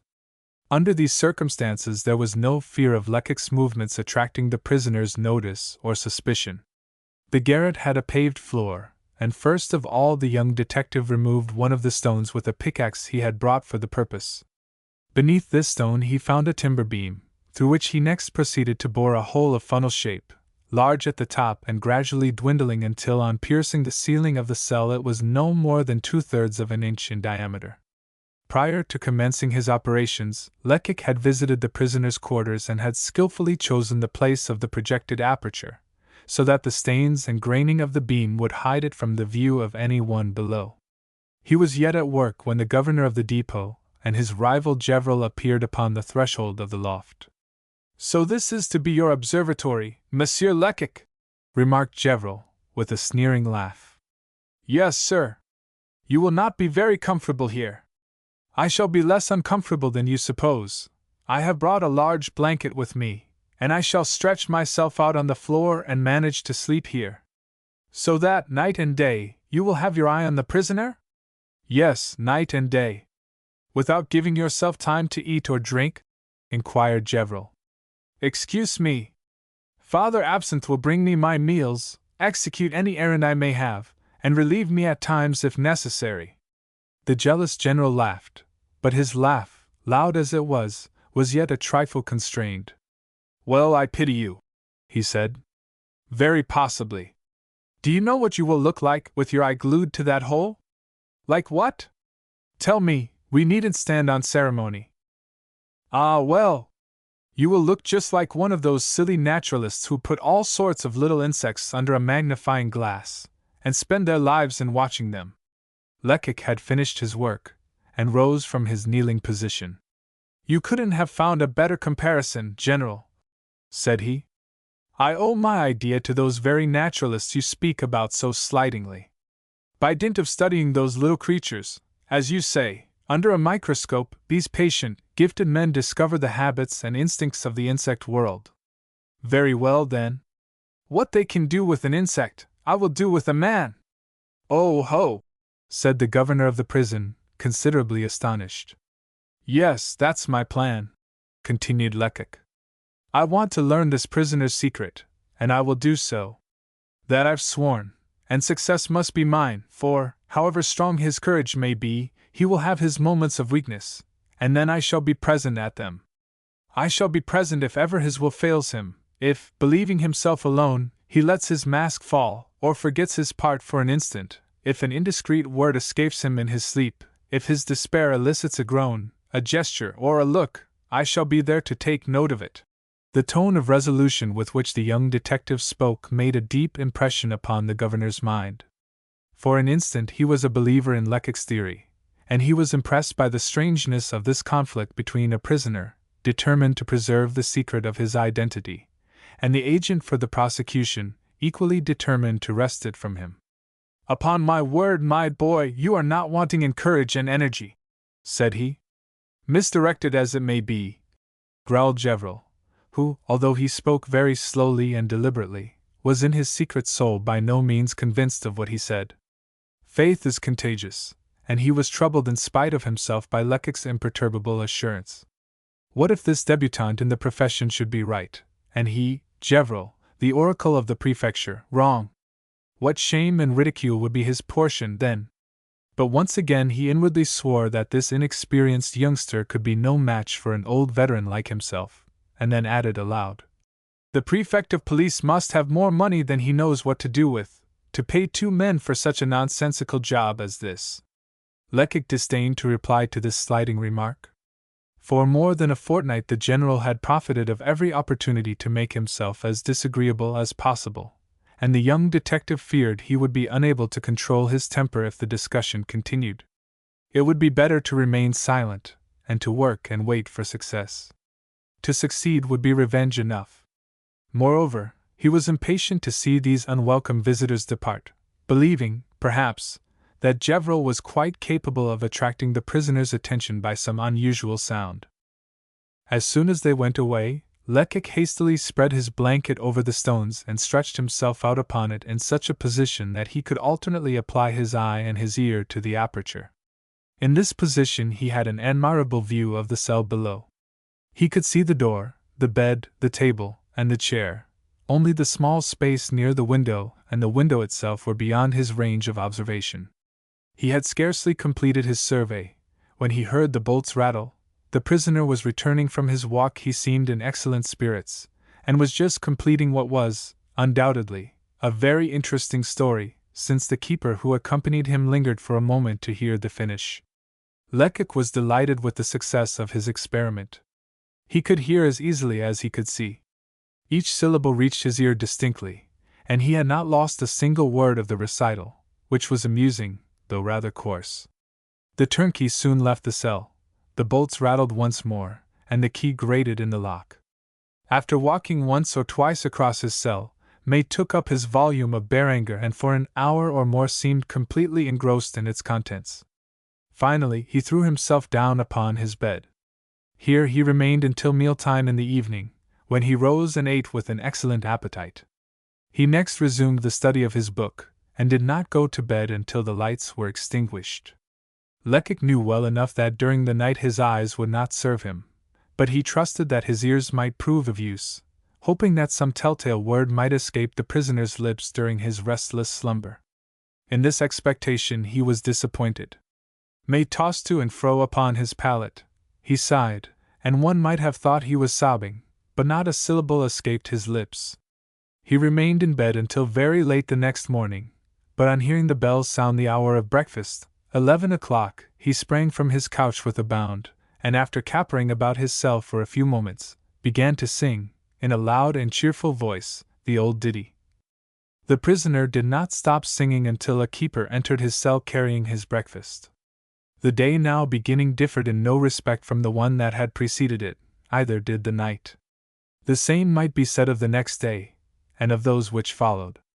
To sing, to eat, to sleep, to attend to his hands and nails, such was the life led by this so-called buffoon. His manner, which never varied, was that of a naturally cheerful man terribly bored.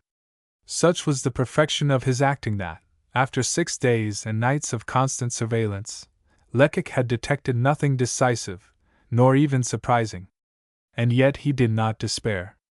He had noticed that every morning, while the employees of the prison were busy distributing the prisoners' food, May invariably began to sing the same ditty.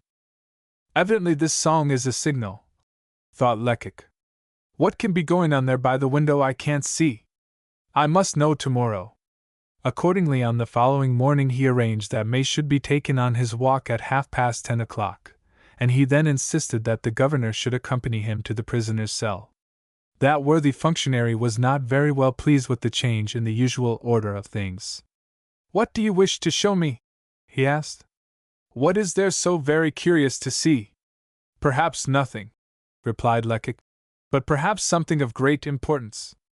11 o'clock sounding soon after, he began singing the prisoner's song, and he had scarcely finished the second line, when a bit of bread, no larger than a bullet, adroitly thrown through the window, dropped at his feet. A thunderbolt falling in May's cell would not have terrified the governor as much as did this inoffensive projectile.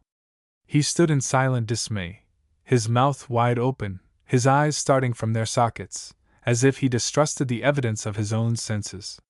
"What a disgrace!" An instant before he would have staked his life upon the inviolability of the secret cells, and now he beheld his prison dishonored. A communication! A communication! He repeated, with a horrified air. Quick as lightning, Lecoq picked up the missile. Ah, murmured he. I guessed that this man was in communication with his friends. The young detective's evident delight changed the governor's stupor into fury. Ah! My prisoners are writing! He exclaimed, wild with passion. My warders are acting as postmen! By my faith, this matter shall be looked into. So saying, he was about to rush to the door when Lecoq stopped him. What are you going to do, sir? He asked. I am going to call all the employees of this prison together, and inform them that there is a traitor among them, and that I must know who he is, as I wish to make an example of him. And if, in 24 hours from now, the culprit has not been discovered, every man connected with this prison shall be removed. Again he started to leave the room, and Lecoq, this time, had almost to use force to detain him. Be calm, sir, be calm, he entreated. I will punish. Yes, I understand that, but wait until you have regained your self-possession. It is quite possible that the guilty party may be one of the prisoners who assist in the distribution of food every morning. What does that matter? Excuse me, but it matters a great deal. If you noise this discovery abroad, we shall never discover the truth. The traitor will not be fool enough to confess his guilt. We must be silent and wait. We will keep a close watch and detect the culprit in the very act. These objections were so sensible that the governor yielded. So be it, he sighed. I will try and be patient. But let me see the missive that was enclosed in this bit of bread. Lecoq could not consent to this proposal. I warned M. Segmuller, said he, that there would probably be something new this morning, and he will be waiting for me in his office. We must only examine the letter in his presence. This remark was so correct that the governor assented, and they at once started for the Palais de Justice. On their way, Lecoq endeavored to convince his companion that it was wrong to deplore a circumstance which might be of incalculable benefit to the prosecution. It was an illusion, said he, to imagine that the governor of a prison could be more cunning than the prisoners entrusted to him. A prisoner is almost always a match in ingenuity for his custodians. The young detective had not finished speaking when they reached the magistrate's office. Scarcely had Lecoq opened the door than M. Segmuller and his clerk rose from their seats. They both read important intelligence in our hero's troubled face. What is it? Eagerly asked the magistrate. Lecoq's sole response was to lay the pellet of bread upon M. Segmuller's desk. In an instant the magistrate had opened it, extracting from the center a tiny slip of the thinnest tissue paper. This he unfolded, and smoothed upon the palm of his hand. As soon as he glanced at it, his brow contracted. Ah! This note is written in cipher, he exclaimed, with a disappointed air. We must not lose patience, said Lecoq quietly. He took the slip of paper from the magistrate, and read the numbers inscribed upon it. They ran as follows: 235, 15, 38, 25, 2, 16, 208, 5, 360, 4, 36, 19, 7, 14, 118, 84, 23, 9, 40, 11, 99. And so we shall learn nothing from this note, murmured the governor. Why not? The smiling clerk ventured to remark. There is no system of cipher which cannot be read with a little skill and patience. There are some people who make it their business. You are right, said Lecoq approvingly. And I, myself, once had the knack of it. What? Exclaimed the magistrate. Do you hope to find the key to this cipher? With time, yes. Lecoq was about to place the paper in his breast pocket, when the magistrate begged him to examine it a little further. He did so, and after a while his face suddenly brightened. Striking his forehead with his open palm, he cried, I've found it! An exclamation of incredulous surprise simultaneously escaped the magistrate, the governor, and the clerk. At least I think so, added Lecoq more cautiously. If I am not mistaken, the prisoner and his accomplice have adopted a very simple system called the double book cipher. The correspondents first agree upon some particular book, and both obtain a copy of the same edition. When one desires to communicate with the other, he opens the book haphazard, and begins by writing the number of the page. Then he must find on the same page the words that will express his thoughts. If the first word he wishes to write is the 20th on the page, he places number 20 after the number of the page. Then he begins to count 1, 2, 3, and so on, until he finds the next word he wishes to use. If this word happens to be the 6th, he writes the figure 6, and he continues so until he has finished his letter. You see, now, how the correspondent who receives the note must begin. He finds the page indicated, and then each figure represents a word. Nothing could be clearer, said the magistrate, approvingly. If this note, pursued Lecoq, had been exchanged between two persons at liberty, it would be folly to attempt its translation. This simple system is the only one which has completely baffled inquisitive efforts, simply because there is no way of ascertaining the book agreed upon. But in this instance such is not the case. May is a prisoner, and he has only one book in his possession, the Songs of Berenger. Let this book be sent for. The governor of the depot was actually enthusiastic. I will run and fetch it myself, he interrupted. But Lecoq, with a gesture, detained him.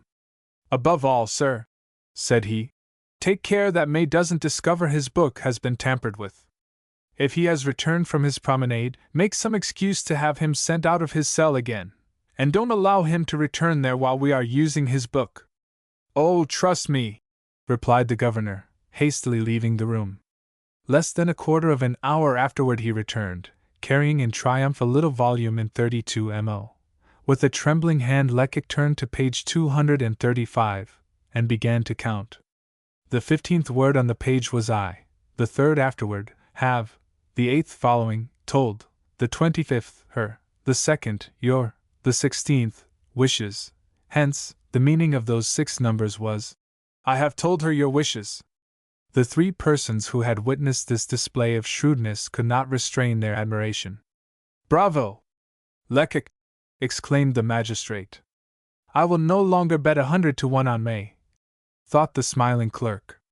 But Lecoq was still busily engaged in deciphering the missive, and soon, in a voice trembling with gratified vanity, he read the entire note aloud.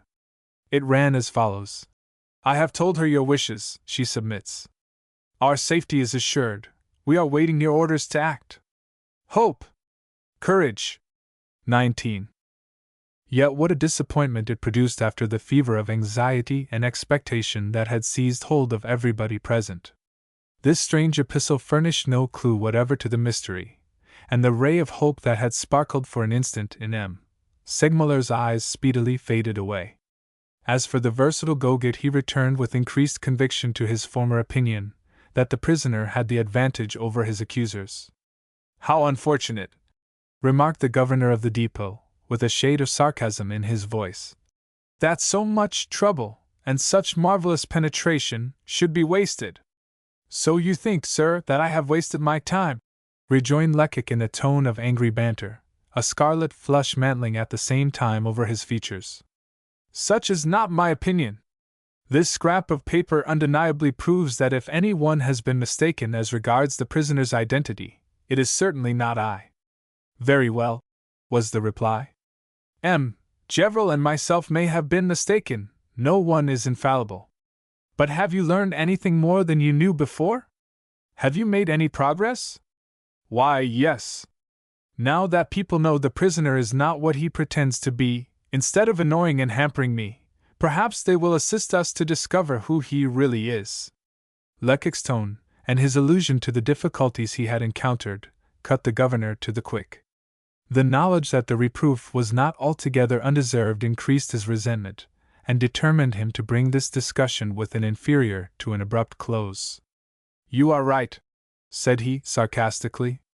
This May must be a very great and illustrious personage. Only, my dear Monsieur Lecoq, for there is an only, do me the favor to explain how such an important personage could disappear, and the police not be advised of it. A man of rank, such as you suppose this prisoner to be, usually has a family, friends, relatives, protégés, and numerous connections, and yet not a single person has made any inquiry during the 3 weeks that this fellow May has been under my charge. Come, admit you never thought of that." The governor had just advanced the only serious objection that could be found to the theory adopted by the prosecution. He was wrong, however, in supposing that Lecoq had failed to foresee it, for it had never once been out of the young detective's mind, and he had racked his brain again and again to find some satisfactory explanation. At the present moment he would undoubtedly have made some angry retort to the governor's sneering criticism, as people are wont to do when their antagonists discover the weak spot in their armor, had not M. Segmuller opportunely intervened. "All these recriminations do no good," he remarked calmly. "We can make no progress while they continue. It would be much wiser to decide upon the course that is now to be pursued." Thus reminded of the present situation of affairs, the young detective smiled. All his rancor was forgotten. "There is, I think, but one course to pursue," he replied in a modest tone, "and I believe it will be successful by reason of its simplicity. We must substitute a communication of our own composition for this one. That will not be at all difficult, since I have the key to the cipher. I shall only be obliged to purchase a similar volume of Berenger's songs, and May, believing that he is addressing his accomplice, will reply in all sincerity, will reveal everything perhaps." "Excuse me," interrupted the governor, "but how will you obtain possession of his reply?" "Ah, you ask me too much. I know the way in which his letters have reached him. For the rest, I will watch and find a way, never fear." Goget, the smiling clerk, could not conceal an approving grin. If he had happened to have 10 francs in his pocket just then, he would have risked them all on Lecoq without a moment's hesitation. "First," resumed the young detective, "I will replace this missive by one of my own composition. Tomorrow, at breakfast time, if the prisoner gives the signal, Father Absinthe shall throw the morsel of bread enclosing my note through the window while I watch the effect through the hole in the ceiling of the cell." Lecoq was so delighted with this plan of his that he at once rang the bell, and when the magistrate's messenger appeared, he gave him half a franc and requested him to go at once and purchase some of the thinnest tissue paper. When this had been procured, Lecoq took his seat at the clerk's desk, and, provided with the volume of Berenger's songs, began to compose a fresh note, copying as closely as possible the forms of the figures used by the unknown correspondent. The task did not occupy him more than 10 minutes, for, fearing lest he might commit some blunder, he reproduced most of the words of the original letter, giving them, however, an entirely different meaning. When completed, his note read as follows: "I have told her your wishes, she does not submit. Our safety is threatened. We are awaiting your orders. I tremble." Having acquainted the magistrate with the purport of the note, Lecoq next rolled up the paper, and enclosing it in the fragment of bread, remarked, "Tomorrow we shall learn something new." Tomorrow! The 24 hours that separated the young man from the decisive moment he looked forward to seemed as it were a century, and he resorted to every possible expedient to hasten the passing of the time. At length, after giving precise instructions to Father Absinthe, he retired to his loft for the night. The hours seemed interminable, and such was his nervous excitement that he found it quite impossible to sleep. On rising at daybreak, he discovered that the prisoner was already awake. May was sitting on the foot of his bed, apparently plunged in thought. Suddenly he sprang to his feet and paced restlessly to and fro. He was evidently in an unusually agitated frame of mind, for he gesticulated wildly, and at intervals repeated, "What misery! My God! What misery!" "Ah, my fine fellow," thought Lecoq, "you are anxious about the daily letter you failed to receive yesterday. Patience, patience! One of my writing will soon arrive." At last the young detective heard the stir usually preceding the distribution of the food. People were running to and fro, sabots clicked noisily in the corridors, and the keepers could be heard engaged in loud conversation. By and by the prison bell began to toll. It was 11 o'clock, and soon afterward the prisoner commenced to sing his favorite song. "Diogene! Sous ton manteau, libre et content." Before he commenced the third line, the slight sound caused by the fragment of bread as it fell upon the stone floor caused him to pause abruptly. Lecoq, at the opening in the ceiling above, was holding his breath and watching with both eyes. He did not miss one of the prisoner's movements, not so much as the quiver of an eyelid. May looked first at the window, and then all round the cell, as if it were impossible for him to explain the arrival of this projectile. It was not until some little time had elapsed that he decided to pick it up. He held it in the hollow of his hand, and examined it with apparent curiosity. His features expressed intense surprise, and any one would have sworn that he was innocent of all complicity. Soon a smile gathered round his lips, and after a slight shrug of the shoulders, which might be interpreted, "Am I a fool?" he hastily broke the pellet in half. The sight of the paper which it contained seemed to amaze him. "What does all this mean?" wondered Lecoq.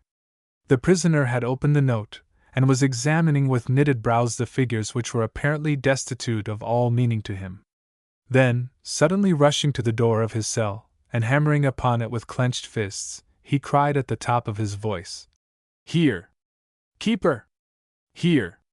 "What do you want?" shouted a turnkey, whose footsteps Lecoq could hear hastening along the adjoining passage. "I wish to speak to the magistrate." "Very well. He shall be informed. Immediately, if you please. I have a revelation to make." "He shall be sent for immediately." Lecoq waited to hear no more. He tore down the narrow staircase leading from the loft, and rushed to the Palais de Justice to acquaint M. Segmuller with what had happened. "What can all this mean?" he wondered as he darted over the pavement. "Are we indeed approaching a denouement? This much is certain, the prisoner was not deceived by my note.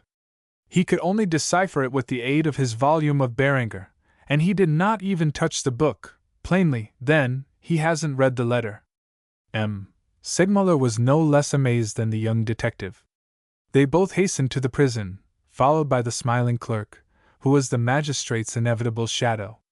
On their way they encountered the governor of the depot, arriving all in a flutter, having been greatly excited by that important word, revelation.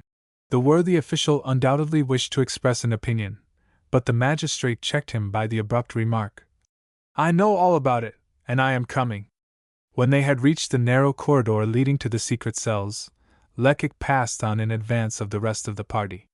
He said to himself that by stealing upon the prisoner unawares he might possibly find him engaged in surreptitiously reading the note. In any case, he would have an opportunity to glance at the interior of the cell. May was seated beside the table, his head resting on his hands. At the grating of the bolt, drawn by the governor himself, the prisoner rose to his feet, smoothed his hair, and remained standing in a respectful attitude, apparently waiting for the visitors to address him. "Did you send for me?" inquired the magistrate. "Yes, sir. You have, I understand, some revelation to make to me."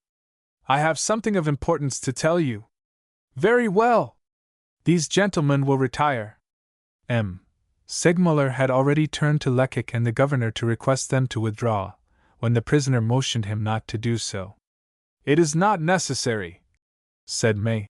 "I am, on the contrary, very well pleased to speak before these gentlemen." "Speak, then." May did not wait for the injunction to be repeated. Throwing his chest forward, and his head back as had been his wont throughout his examinations, whenever he wished to make an oratorical display, he began as follows. "It shall be for you to say, gentlemen, whether I'm an honest man or not. The profession matters little. One may, perhaps, act as the clown of a traveling show, and yet be an honest man, a man of honor. Oh, spare us your reflections." "Very well, sir, that suits me exactly. To be brief, then here is a little paper which was thrown into my cell a few minutes ago. There are some numbers on it which may mean something, but I have examined them, and they are quite Greek to me." He paused, and then handing Lecoq's missive to the magistrate, quietly added, "It was rolled up in a bit of bread." This declaration was so unexpected that it struck all the officials dumb with surprise, but the prisoner, without seeming to notice the effect he had produced, placidly continued, "I suppose the person who threw it made a mistake in the window. I know very well that it's a mean piece of business to denounce a companion in prison.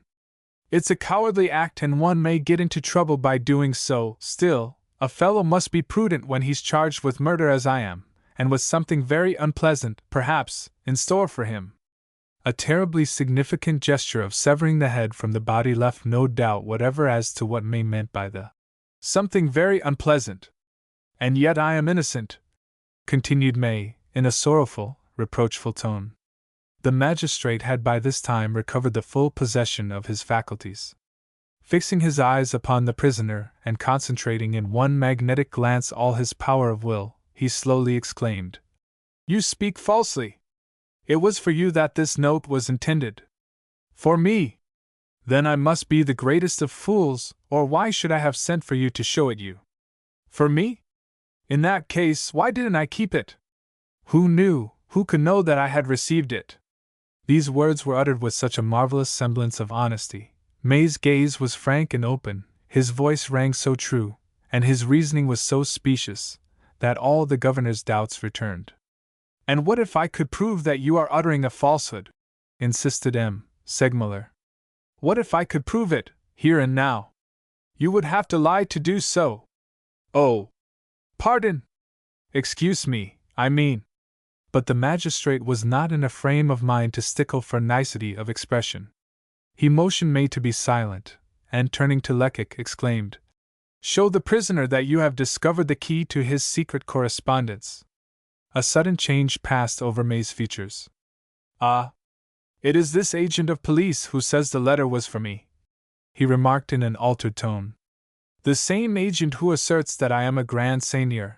Then, looking disdainfully at Lecoq, he added, "Under these circumstances there's no hope for me. When the police are absolutely determined that a man shall be found guilty, they contrive to prove his guilt. Everybody knows that. And when a prisoner receives no letters, an agent, who wishes to show that he is corresponding, knows well enough how to write to him." May's features wore such an expression of marked contempt that Lecoq could scarcely refrain from making an angry reply. He restrained his impulse, however, in obedience to a warning gesture from the magistrate, and taking from the table the volume of Berenger's songs, he endeavored to prove to the prisoner that each number in the note which he had shown M. Segmuller corresponded with the word on the page indicated, and that these various words formed several intelligible phrases. This overpowering evidence did not seem to trouble May in the least. After expressing the same admiration for this novel system of correspondence that a child would show for a new toy, he declared his belief that no one could equal the police in such machinations. What could have been done in the face of such obstinacy? M. Segmuller did not even attempt to argue the point, but quietly retired, followed by his companions. Until they reached the governor's office, he did not utter a word. Then, sinking down into an armchair, he exclaimed, "We must confess ourselves beaten. This man will always remain what he is, an inexplicable enigma. But what is the meaning of the comedy he has just played? I do not understand it at all," remarked the governor. "Why," replied Lecoq, "don't you see that he wished to persuade the magistrate that the first note, the one that fell into the cell while you and I were there yesterday, had been written by me in a mad desire to prove the truth of my theory at any cost? It was a hazardous project, but the importance of the result to be gained must have emboldened him to attempt it. Had he succeeded, I should have been disgraced, and he would have remained May, the stroller, without any further doubt as to his identity.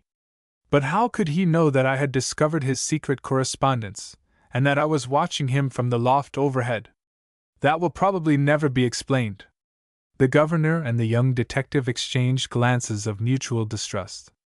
Thought the former. "Yes, indeed, that note which fell into the cell while I was there the other day might after all have been this crafty fellow's work. His father absinthe may have served him in the first instance just as he did subsequently." While these reflections were flitting through the governor's mind, Lecoq suspiciously remarked to himself, "Who knows but what this fool of a governor confided everything to Gevrol? If he did so, the general, jealous as he is, would not have scrupled to play one such a damaging trick." His thoughts had gone no further when Goget, the smiling clerk, boldly broke the silence with the trite remark, "What a pity such a clever comedy didn't succeed." These words startled the magistrate from his reverie. "Yes, a shameful farce," said he. and one I would never have authorized, had I not been blinded by a mad longing to arrive at the truth. Such tricks only bring the sacred majesty of justice into contempt." At these bitter words, Lecoq turned white with anger. This was the second affront within an hour. The prisoner had first insulted him, and now it was the magistrate's turn. "I am defeated," thought he. "I must confess it. Fate is against me. Ah! If I had only succeeded!" Disappointment alone had impelled M. Segmuller to utter these harsh words. They were both cruel and unjust, and the magistrate soon regretted them, and did everything in his power to drive them from Lecoq's recollection. They met every day after this unfortunate incident, and every morning, when the young detective came to give an account of his investigations, they had a long conference together. For Lecoq still continued his efforts, still labored on with an obstinacy intensified by constant sneers, still pursued his investigations with that cold and determined zeal which keeps one's faculties on the alert for years. The magistrate, however, was utterly discouraged. "We must abandon this attempt," said he. "All the means of detection have been exhausted. I give it up. The prisoner will go to the assizes, to be acquitted or condemned under the name of May. I will trouble myself no more about the matter." He said this, but the anxiety and disappointment caused by defeat, sneering criticism, and perplexity, as to the best course to be pursued, so affected his health that he became really ill, so ill that he had to take to his bed. He had been confined to his room for a week or so, when one morning Lecoq called to inquire after him. "You see, my good fellow," quoth M. Segmuller, despondently, "that this mysterious murderer is fatal to us magistrates. Ah! He is too much for us. He will preserve the secret of his identity." "Possibly," replied Lecoq. "At all events, there is now but one way left to discover his secret. We must allow him to escape, and then track him to his lair." This expedient, although at first sight a very startling one, was not of Lecoq's own invention, nor was it by any means novel. At all times, in cases of necessity, have the police closed their eyes and opened the prison doors for the release of suspected criminals. And not a few, dazzled by liberty and ignorant of being watched, have foolishly betrayed themselves. All prisoners are not like the Marquis de Lavalette, protected by royal connivance, and one might enumerate many individuals who have been released, only to be rearrested after confessing their guilt to police spies or auxiliaries who have won their confidence. Naturally, however, it is but seldom, and only in special cases, and as a last resort, that such a plan is adopted. Moreover, the authorities only consent to it when they hope to derive some important advantage, such as the capture of a whole band of criminals. For instance, the police perhaps arrest one of a band. Now, despite his criminal propensities, the captured culprit often has a certain sense of honor. We all know that there is honor among thieves, which prompts him to refuse all information concerning his accomplices. In such a case, what is to be done? Is he to be sent to the assizes by himself, tried and convicted, while his comrades escape scot-free? No, it is best to set him at liberty. The prison doors are opened, and he is told that he is free. But each after step he takes in the streets outside is dogged by skillful detectives, and soon, at the very moment when he is boasting of his good luck and audacity to the comrades he has rejoined, the whole gang find themselves caught in the snare. M. Segmuller knew all this, and much more, and yet, on hearing Lecoq's proposition, he made an angry gesture and exclaimed, "Are you mad? I think not, sir. At all events, your scheme is a most foolish one." "Why so, sir?" "You will recollect the famous murder of the Chablois. The police soon succeeded in capturing the guilty parties, but a robbery of 160,000 francs in banknotes and coin had been committed at the same time, and this large sum of money couldn't be found. The murderers obstinately refused to say where they had concealed it, for, of course, it would prove a fortune for them if they ever escaped the gallows. In the meanwhile, however, the children of the victims were ruined. Now M. Patrigent, the magistrate who investigated the affair, was the first to convince the authorities that it would be best to set one of the murderers at liberty. His advice was followed, and 3 days later the culprit was surprised unearthing the money from among a bed of mushrooms. Now, I believe that our prisoner— Enough! Interrupted M. Segmuller. I wish to hear no more on the matter. I have, it seems to me, forbidden you to broach the subject. The young detective hung his head with a hypocritical air of submission. But all the while he watched the magistrate out of the corner of his eye and noted his agitation. I can afford to be silent, he thought. He will return to the subject of his own accord. And in fact M. Segmuller did return to it only a moment afterward. Suppose this man were released from prison, said he. What would you do? What would I do, sir? I would follow him like grim death. I would not once let him out of my sight. I would be his shadow. And do you suppose he wouldn't discover this surveillance? I should take my precautions. But he would recognize you at a single glance. No, sir, he wouldn't, for I should disguise myself. A detective who can't equal the most skillful actor in the matter of make-up is no better than an ordinary policeman. I have only practiced at it for a 12-month, but I can easily make myself look old or young, dark or light, or assume the manner of a man of the world, or of some frightful ruffian of the barriers. I wasn't aware that you possessed this talent, Monsieur Lecoq. Oh, I'm very far from the perfection I hope to arrive at, though I may venture to say that in 3 days from now I could call on you and talk with you for half an hour without being recognized. M. Segmuller made no rejoinder, and it was evident to Lecoq that the magistrate had offered this objection rather in the hope of its being overruled, than with the wish to see it prevail. I think, my poor fellow, he at length observed, that you are strangely deceived. We have both been equally anxious to penetrate the mystery that enshrouds this strange man. We have both admired his wonderful acuteness, for his sagacity is wonderful, so marvelous, indeed, that it exceeds the limits of imagination. Do you believe that a man of his penetration would betray himself like an ordinary prisoner? He will understand at once, if he is set at liberty, that his freedom is only given him so that we may surprise his secret. I don't deceive myself, sir. May will guess the truth, of course. I'm quite aware of that. Very well. Then, what would be the use of attempting what you propose? I have come to this conclusion, replied Lecoq. May will find himself strangely embarrassed, even when he's set free. He won't have a sou in his pocket. We know he has no trade, so what will he do to earn a living? He may struggle along for a while, but he won't be willing to suffer long. Man must have food and shelter, and when he finds himself without a roof over his head, without even a crust of bread to break, he will remember that he is rich. Won't he then try to recover possession of his property? Yes, certainly he will. He will try to obtain money, endeavor to communicate with his friends, and I shall wait till that moment arrives.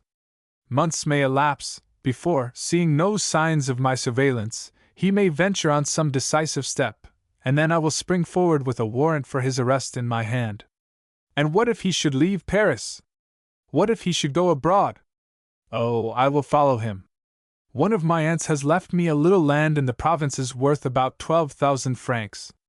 I will sell it, and spend the last sou, if necessary, so long as I only have my revenge. This man has outwitted me as if I were a child, and I must have my turn. And what if he should slip through your fingers? Lecoq laughed like a man that was sure of himself. Let him try, he exclaimed. I will answer for him with my life. Your idea is not a bad one, said M. Segmuller eventually. But you must understand that law and justice will take no part in such intrigues. All I can promise you is my tacit approval. Go, therefore, to the prefecture, see your superiors. With a really despairing gesture, the young man interrupted M. Segmuller. What good would it do for me to make such a proposition? He exclaimed. They would not only refuse my request, but they would dismiss me on the spot, if my name is not already erased from the roll. What, dismissed, after conducting this case so well? Ah, sir, unfortunately every one is not of that opinion. Tongues have been wagging busily during your illness. Somehow or other, my enemies have heard of the last scene we had with May, and impudently declared that it was I who imagined all the romantic details of this affair, being eager for advancement. They pretend that the only reasons to doubt the prisoner's identity are those I have invented myself. To hear them talk at the depot, one might suppose that I invented the scene in the widow Chupin's cabin, imagined the accomplices, suborned the witnesses, manufactured the articles of conviction, wrote the first note in cipher as well as the second, duped Father Absinthe, and mystified the governor. The deuce! Exclaimed M. Segmuller. In that case, what do they think of me? The wily detective's face assumed an expression of intense embarrassment. Ah, sir, he replied with a great show of reluctance. They pretend that you have allowed yourself to be deceived by me, and that you haven't weighed at their proper worth the proofs I've furnished. A fleeting flush mantled over M. Segmuller's forehead. In a word, said he, they think I'm your dupe, and a fool besides. The recollection of certain sarcastic smiles he had often detected on the faces of colleagues and subordinates alike, the memory of numerous covert allusions to Caspar Hauser, and the man with the iron mask, allusions which had stung him to the quick, induced him to hesitate no longer. Very well! I will aid you, Monsieur Lecoq, he exclaimed. I should like you to triumph over your enemies. I will get up at once and accompany you to the Palais de Justice. I will see the public prosecutor myself. I will speak to him, and plead your case for you. Lecoq's joy was intense. Never, no never, had he dared to hope for such assistance. Ah! After this he would willingly go through fire on M. Segmuller's behalf. And yet, despite his inward exultation, he had sufficient control over his feelings to preserve a sober face. This victory must be concealed under penalty of forfeiting the benefits that might accrue from it. Certainly, the young detective had said nothing that was untrue, but there are different ways of presenting the truth, and he had, perhaps, exaggerated a trifle in order to excite the magistrate's rancor and win his needful assistance. I suppose, remarked M. Segmuller, who was now quite calm again, no outward sign of wounded vanity being perceptible. I suppose you have decided what stratagem must be employed to lull the prisoner's suspicions if he is permitted to escape. I must confess I haven't given it a thought, replied Lecoq. Besides, what good would any such stratagem do? He knows too well that he is the object of suspicion not to remain on the alert. Still, there's one precaution which I believe absolutely necessary, indispensable indeed, if we wish to be successful. What precaution do you mean? Inquired the magistrate. Well, sir, I think an order should be given to have May transferred to another prison. It doesn't in the least matter which, you can select the one you please. Why should we do that? Because during the few days preceding his release, it is absolutely necessary he should hold no communication with his friends outside, and that he should be unable to warn his accomplice. Then you think he's badly guarded where he is? Inquired M. Segmuller with seeming amazement. No, sir, I did not say that. I am satisfied that since the affair of the cipher note the governor's vigilance has been unimpeachable. However, news from outside certainly reaches the suspected murderer at the depot. We have had material evidence, full proof of that, and besides... The young detective paused in evident embarrassment. He plainly had some idea in his head to which he feared to give expression. And besides? Repeated the magistrate. Ah, well, sir, I will be perfectly frank with you. I find that Gevril enjoys too much liberty at the depot. He is perfectly at home there, he comes and goes as he likes, and no one ever thinks of asking what he is doing, where he is going, or what he wants. No pass is necessary for his admission, and he can influence the governor just as he likes. Now, to tell the truth, I distrust Gevril. Oh! Monsieur Lecoq! Yes, I know very well that it's a bold accusation, but a man is not master of his presentiments, so there it is, I distrust Gevril.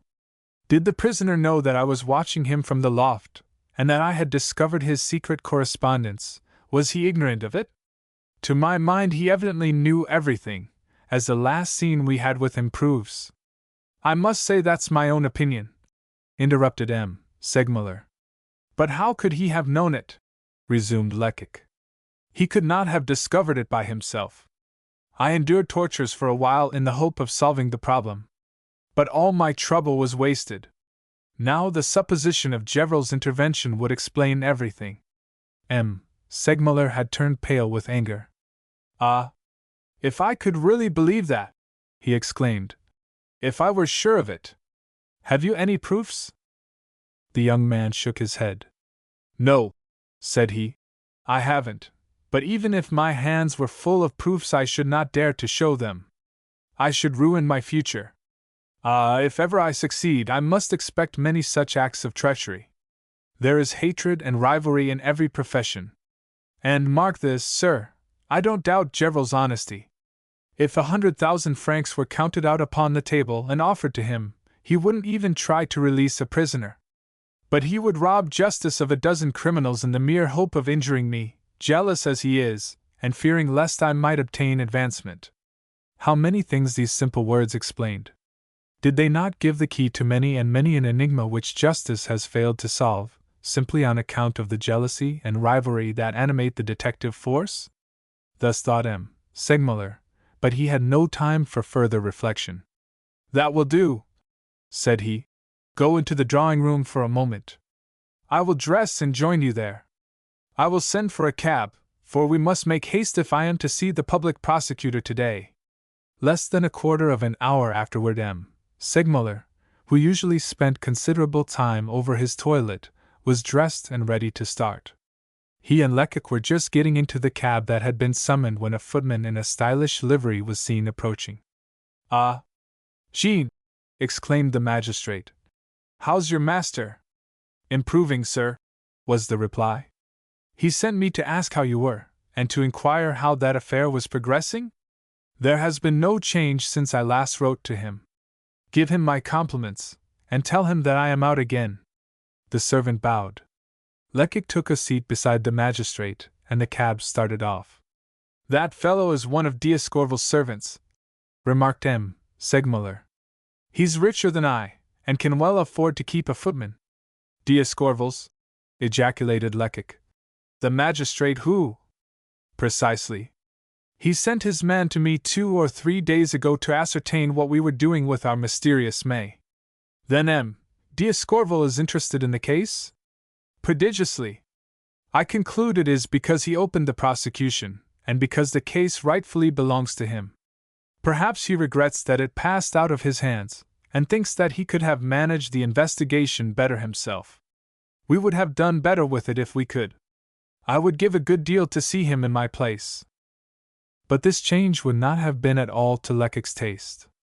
"Ah," thought he, "such a fellow as D'Escorval would never have shown me such confidence as Segmuller." He had, indeed, good reason to congratulate himself, for that very day Segmuller, who was a man of his word, a man who never rested until he had carried his plan into execution, actually induced the authorities to allow May to be set at liberty, and the details of this measure only remained to be decided upon. As regards the proposed transfer of the suspected murderer to another prison, this was immediately carried into effect, and May was removed to Mazas, where Lecoq had no fear of Gevrel's interference. That same afternoon, moreover, the widow Chupin received her conditional release. There was no difficulty as regards her son, Polyte. He had, in the meantime, been brought before the correctional court on a charge of theft, and, to his great astonishment, had heard himself sentenced to 13 months' imprisonment. After this, Segmuller had nothing to do but to wait, and this was the easier as the advent of the Easter holidays gave him an opportunity to seek a little rest and recreation with his family in the provinces. On the day he returned to Paris, the last of the recess, and by chance a Sunday, he was sitting alone in his library when his cook came to tell him that there was a man in the vestibule who had been sent from a neighboring register office to take the place of a servant he had recently dismissed. The newcomer was ushered into the magistrate's presence, and proved to be a man of 40, or thereabouts, very red in the face and with carroty hair and whiskers. He was, moreover, strongly inclined to corpulence, and was clad in clumsy, ill-fitting garments.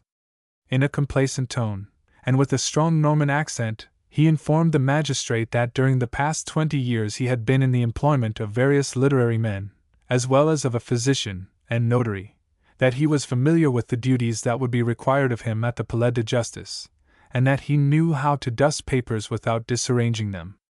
In short, he produced such a favorable impression that, although M. Segmuller reserved 24 hours in which to make further inquiries, he drew a 20-franc piece from his pocket on the spot and tendered it to the Norman valet as the first installment of his wages. But instead of pocketing the proffered coin, the man, with a sudden change of voice and attitude, burst into a hearty laugh, exclaiming, "Do you think, sir, that May will recognize me?" "Monsieur Lecoq!" cried the astonished magistrate. "The same, sir, and I have come to tell you that if you are ready to release May, all my arrangements are now completed. XX. When one of the investigating magistrates of the Tribunal of the Seine wishes to examine a person confined in one of the Paris prisons, he sends by his messenger to the governor of that particular jail a so-called order of extraction, a concise, imperative formula, which reads as follows: "The keeper of prison will give into the custody of the bearer of this order the prisoner known as, in order that he may be brought before us in our cabinet at the Palais de Justice." No more, no less. A signature, a seal, and everybody is bound to obey. But from the moment of receiving this order until the prisoner is again incarcerated, the governor of the prison is relieved of all responsibility. Whatever may happen, his hands are clear. Minute precautions are taken, however, so that a prisoner may not escape during his journey from the prison to the Palais. He is carefully locked up in a compartment of one of the lugubrious vehicles that may be often seen waiting on the Quai de l'Horloge, or in the courtyard of the Sainte-Chapelle. This van conveys him to the Palais, and while he is awaiting examination, he is immured in one of the cells of the gloomy jail, familiarly known as La Souricière, or the Mousetrap.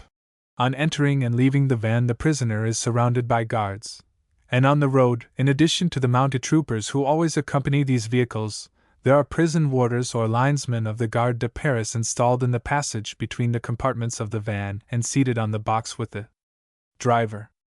Hence, the boldest criminals ordinarily realize the impossibility of escaping from this ambulatory prison. Indeed, statistics record only 30 attempts at escape in a period of 10 years. Of these 30 attempts, 25 were ridiculous failures. 4 were discovered before their authors had conceived any serious hope of success, and only one man actually succeeded in alighting from the vehicle, and even he had not taken 50 steps before he was recaptured. Lecoq was well acquainted with all these facts, and in preparing everything for May's escape, his only fear was lest the murderer might decline to profit of the opportunity. Hence, it was necessary to offer every possible inducement for flight. The plan the young detective had eventually decided on consisted in sending an order to Mazas for May to be dispatched to the Palais de Justice. He could be placed in one of the prison vans, and at the moment of starting the door of his compartment would not be perfectly secured. When the van reached the Palais de Justice and discharged its load of criminals at the door of the Mousetrap, May would purposely be forgotten and left in the vehicle, while the latter waited on the Quai de l'Horloge until the hour of returning to Mazas. It was scarcely possible that the prisoner would fail to embrace this apparently favorable opportunity to make his escape. Everything was, therefore, prepared and arranged according to Lecoq's directions on the Monday following the close of the Easter holidays, the requisite order of extraction being entrusted to an intelligent man with the most minute instructions. Now, although the van in which May would journey was not to be expected at the Palais de Justice before noon, it so happened that at 9 o'clock that same morning a queer-looking loafer, having the aspect of an overgrown, overaged gamin de Paris, might have been seen hanging about the Prefecture de Police. He wore a tattered black woolen blouse and a pair of wide, ill-fitting trousers, fastened about his waist by a leather strap. His boots betrayed a familiar acquaintance with the puddles of the barriers, and his cap was shabby and dirty, though, on the other hand, his necktie, a pretentious silk scarf of flaming hue, was evidently quite fresh from some haberdasher's shop. No doubt it was a present from his sweetheart. This uncomely being had the unhealthy complexion, hollow eyes, slouching mien, and straggling beard common to his tribe. His yellow hair, cut closely at the back of the head, as if to save the trouble of brushing, was long in front and at the sides, being plastered down over his forehead and advancing above his ears in extravagant corkscrew ringlets. What with his attire, his affected jaunty step, his alternate raising of either shoulder, and his way of holding his cigarette, and of ejecting a stream of saliva from between his teeth, Paulite Chupin, had he been at liberty, would undoubtedly have proffered a paw, and greeted this bearer beauty as a pal. It was the 14th of April. The weather was lovely, and on the horizon, the youthful foliage of the chestnut trees in the Tuileries gardens stood out against a bright blue sky. The ethereal mildness of gentle spring seemed to have a positive charm for the tattered loafer, who lazily loitered in the sunlight, dividing his attention between the passers-by and some men who were hauling sand from the banks of the Seine. Occasionally, however, he crossed the roadway, and, strange to say, exchanged a few remarks with a neatly dressed, long-bearded gentleman, who wore gold-rimmed spectacles over his nose and drab silk gloves on his hands. This individual exhibited all the outward characteristics of eminent respectability, and seemed to take a remarkable interest in the contents of an optician's shop window. Every now and then a policeman or an agent of the detective corps passed by on his way to the prefecture, and the elderly gentleman or the loafer would at times run after these officials to ask for some trifling information. The person addressed replied and passed on, and then the loafer and the gentleman would join each other and laughingly exclaim, "Good, there's another who doesn't recognize us." And in truth the pair had just cause for exultation, good reason to be proud, for of some 12 or 15 comrades they accosted, not one recognized the two detectives, Lecoq and Father Absinthe. For the loafer was none other than our hero, and the gentleman of such eminent respectability his faithful lieutenant. "Ah," quoth the latter with admiration, "I am not surprised they don't recognize me, since I can't recognize myself. No one but you, Monsieur Lecoq, could have so transformed me." Unfortunately for Lecoq's vanity, the good fellow spoke at a moment when the time for idle conversation had passed. The prison van was just crossing the bridge at a brisk trot. "Attention!" exclaimed the young detective. "There comes our friend. Quick, to your posts, remember my directions, and keep your eyes open." Near them, on the quay, was a large pile of timber, behind which Father Absinthe immediately concealed himself, while Lecoq, seizing a spade that was lying idle, hurried to a little distance and began digging in the sand. They did well to make haste. The van came onward and turned the corner. It passed the two detectives, and with a noisy clang rolled under the heavy arch leading to La Souricière. May was inside, as Lecoq assured himself on recognizing the keeper sitting beside the driver. The van remained in the courtyard for more than a quarter of an hour. When it reappeared, the driver had left his perch and the quay opposite the Palais de Justice, threw a covering over his horses, lighted his pipe, and quietly walked away. The moment for action was now swiftly approaching. For a few minutes the anxiety of the two watchers amounted to actual agony. Nothing stirred, nothing moved. But at last the door of the van was opened with infinite caution, and a pale, frightened face became visible. It was the face of May. The prisoner cast a rapid glance around him. No one was in sight. Then, as swiftly and as stealthily as a cat, he sprang to the ground, noiselessly closed the door of the vehicle, and walked quietly toward the bridge. Lecoq breathed again. He had been asking himself if some trifling circumstance could have been forgotten or neglected, thus disarranging all his plans. He had been wondering if this strange man would refuse the dangerous liberty which had been offered him. But he had been anxious without cause. May had fled, not thoughtlessly, but with premeditation. From the moment when he was left alone, apparently forgotten, in the insecurely locked compartment, until he opened the door and glanced around him, sufficient time had elapsed for a man of his intellect and discernment to analyze and calculate all the chances of so grave a step. Hence, if he had stepped into the snare laid for him, it must be with a full knowledge of the risks he had to run. He and Lecoq were alone together, free in the streets of Paris, armed with mutual distrust, equally obliged to resort to strategy, and forced to hide from each other. Lecoq, it is true, had an auxiliary, Father Absinthe. But who could say that May would not be aided by his redoubtable accomplice? Hence, it was a veritable duel, the result of which depended entirely upon the courage, skill, and coolness of the antagonists. All these thoughts flashed through the young detective's brain with the quickness of lightning. Throwing down his spade, and running toward a Sergeant de Ville, who was just coming out of the Palais de Justice, he gave him a letter which was ready in his pocket. "Take this to M. Segmuller at once, it is a matter of importance," said he. The policeman attempted to question this loafer, who was in correspondence with the magistrates, but Lecoq had already darted off on the prisoner's trail. May had covered but a short distance. He was sauntering along with his hands in his pockets, his head high in the air, his manner composed and full of assurance. Had he reflected that it would be dangerous to run while so near the prison from which he had just escaped? Or was he of opinion that as an opportunity of flight had been willingly furnished him, there was no danger of immediate rearrest? This was a point Lecoq could not decide. At all events, May showed no signs of quickening his pace even after crossing the bridge, and it was with the same tranquil manner that he next crossed the Quai aux Fleurs and turned into the Rue de la Cite.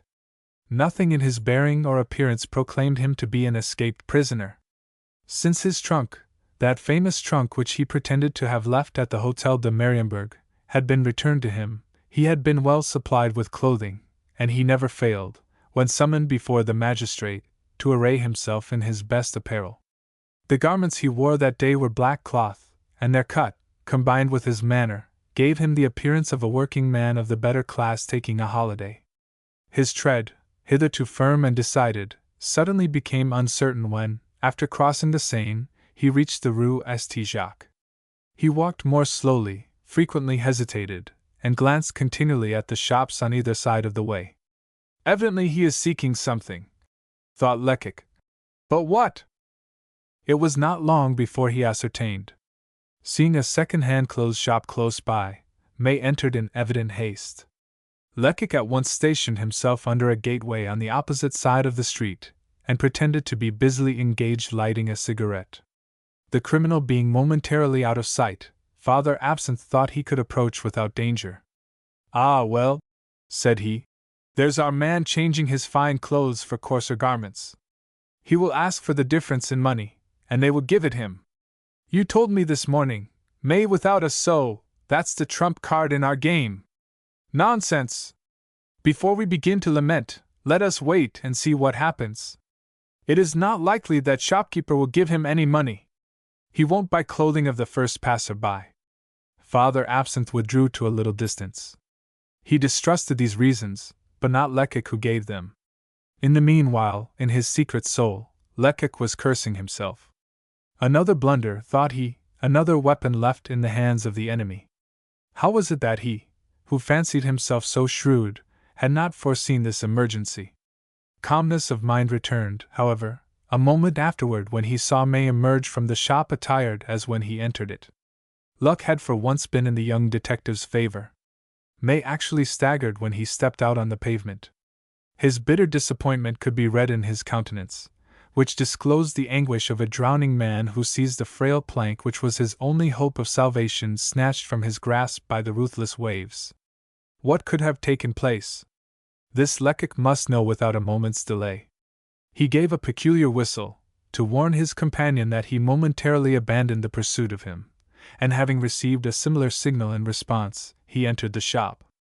The owner was still standing behind the counter. Lecoq wasted no time in parleying. He merely showed his card to acquaint the man with his profession, and curtly asked, "What did the fellow want who was just in here?" The shopkeeper seemed embarrassed. "It's a long story," he stammered. "Then tell it," said Lecoq, surprised at the man's hesitation. "Oh, it's very simple. About 12 days ago a man entered my shop with a bundle under his arm. He claimed to be a countryman of mine. Are you an Alsatian?" "Yes, sir." "Well, I went with this man to the wine shop at the corner, where he ordered a bottle of good wine, and while we drank together, he asked me if I would consent to keep the package he had with him until one of his cousins came to claim it. To prevent any mistake, this cousin was to say certain words, a countersign, as it were. I refused, shortly and decidedly, for the very month before I had got into trouble and had been charged with receiving stolen goods, all by obliging a person in this way. Well, you never saw a man so vexed and so surprised. What made me all the more determined in my refusal was that he offered me a good round sum in payment for my trouble. This only increased my suspicion, and I persisted in my refusal. The shopkeeper paused to take breath, but Lecoq was on fire with impatience. "And what then?" he insisted. "Well, he paid for the wine and went away. I had forgotten all about the matter until that man came in here just now, and after asking me if I hadn't a package for him, which had been left by one of his cousins, began to say some peculiar words, the countersign, no doubt. When I replied that I had nothing at all, he turned as white as his shirt, and I thought he was going to faint. All my suspicions came back to me. So when he afterward proposed that I should buy his clothes, I told him I couldn't think of it." All this was plain enough to Lecoq. "And this cousin who was here a fortnight ago, what was he like?" asked he. "He was a tall, rather corpulent man, with a ruddy complexion and white whiskers." "Ah! I should recognize him in an instant." "The accomplice!" exclaimed Lecoq. "What did you say?" "Nothing that would interest you." "Thank you. I am in a hurry. You will see me again. Good morning." Lecoq had not remained 5 minutes in the shop, and yet, when he emerged, May and Father Absinthe were nowhere in sight. Still, the young detective was not at all uneasy on that score. In making arrangements with his old colleague for this pursuit, Lecoq had foreseen such a situation, and it had been agreed that if one of them were obliged to remain behind, the other, who was closely following May, should from time to time make chalk marks on the walls, shutters, and facings of the shops, so as to indicate the route and enable his companion to rejoin him. Hence, in order to know which way to go, Lecoq had only to glance at the buildings around him. The task was neither long nor difficult, for on the front of the third shop beyond that of the second-hand clothes dealer a superb dash of the crayon instructed him to turn into the Rue Saint-Jacques. On he rushed in that direction, his mind busy at work with the incident that had just occurred. What a terrible warning that old clothes dealer's declaration had been! Ah! That mysterious accomplice was a man of foresight. He had even done his utmost to ensure his comrade's salvation in the event of his being allowed to escape. What did the package the shopkeeper had spoken of contain? Clothes, no doubt. Everything necessary for a complete disguise, money, papers, a forged passport most likely. While these thoughts were rushing through Lecoq's mind, he had reached the Rue Soufflot, where he paused for an instant to learn his way from the walls. This was the work of a second. A long chalk mark on a watchmaker's shop pointed to the Boulevard Saint-Michel, whither the young detective at once directed his steps. "The accomplice," said he to himself, resuming his meditation, "didn't succeed with that old clothes dealer, but he isn't a man to be disheartened by one rebuff. He has certainly taken other measures. How shall I divine what they are in order to defeat them?" The supposed murderer had crossed the Boulevard Saint-Michel, and had then taken to the Rue Monsieur le Prince, as Father Absinthe's dashes of the crayon proclaimed with many eloquent flourishes. "One circumstance reassures me," the young detective murmured. "May's going to this shop, and his consternation on finding that there was nothing for him there. The accomplice had informed him of his plans, but had not been able to inform him of their failure. Hence, from this hour, the prisoner is left to his own resources. The chain that bound him to his accomplice is broken. There is no longer an understanding between them. Everything depends now upon keeping them apart. Yes, everything lies in that." Ah! How Lecoq rejoiced that he had succeeded in having May transferred to another prison, for he was convinced that the accomplice had warned May of the attempt he was going to make with the old clothes dealer on the very evening before May's removal to Mazas. Hence, it had not been possible to acquaint him with the failure of this scheme or the substitution of another. Still following the chalk marks, Lecoq now reached the Odeon Theatre. Here were fresh signs, and what was more, Father Absinthe could be perceived under the colonnade, standing in front of one of the bookstalls, and apparently engrossed in the contemplation of a print. Assuming the nonchalant manner of the loafer whose garb he wore, Lecoq took his stand beside his colleague. "Where is he?" asked the young detective. "There," replied his companion, with a slight movement of his head in the direction of the steps. The fugitive was, indeed, seated on one of the steps at the side of the theatre, his elbows resting on his knees and his face hidden in his hands, as if he felt the necessity of concealing the expression of his face from the passers-by. Undoubtedly, at that moment he gave himself up for lost. Alone in the midst of Paris, without a penny, what was to become of him? He knew beyond the shadow of a doubt that he was being watched, that his steps were being dogged, that the first attempt he made to inform his accomplice of his whereabouts would cost him his secret, the secret which he plainly held as more precious than life itself, and which, by immense sacrifices, he had so far been able to preserve. Having for some short time contemplated in silence this unfortunate man whom after all he could but esteem and admire, Lecoq turned to his old companion. "What did he do on the way?" he asked. "He went into the shops of 5 dealers in second-hand clothing without success. Then he addressed a man who was passing with a lot of old rubbish on his shoulder, but the man wouldn't even answer him." Lecoq nodded his head thoughtfully. "The moral of this is that there's a vast difference between theory and practice," he remarked. "Here's a fellow who has made some most discerning men believe that he's only a poor devil, a low buffoon. Well, now he's free, and this so-called bohemian doesn't even know how to go to work to sell the clothes on his back.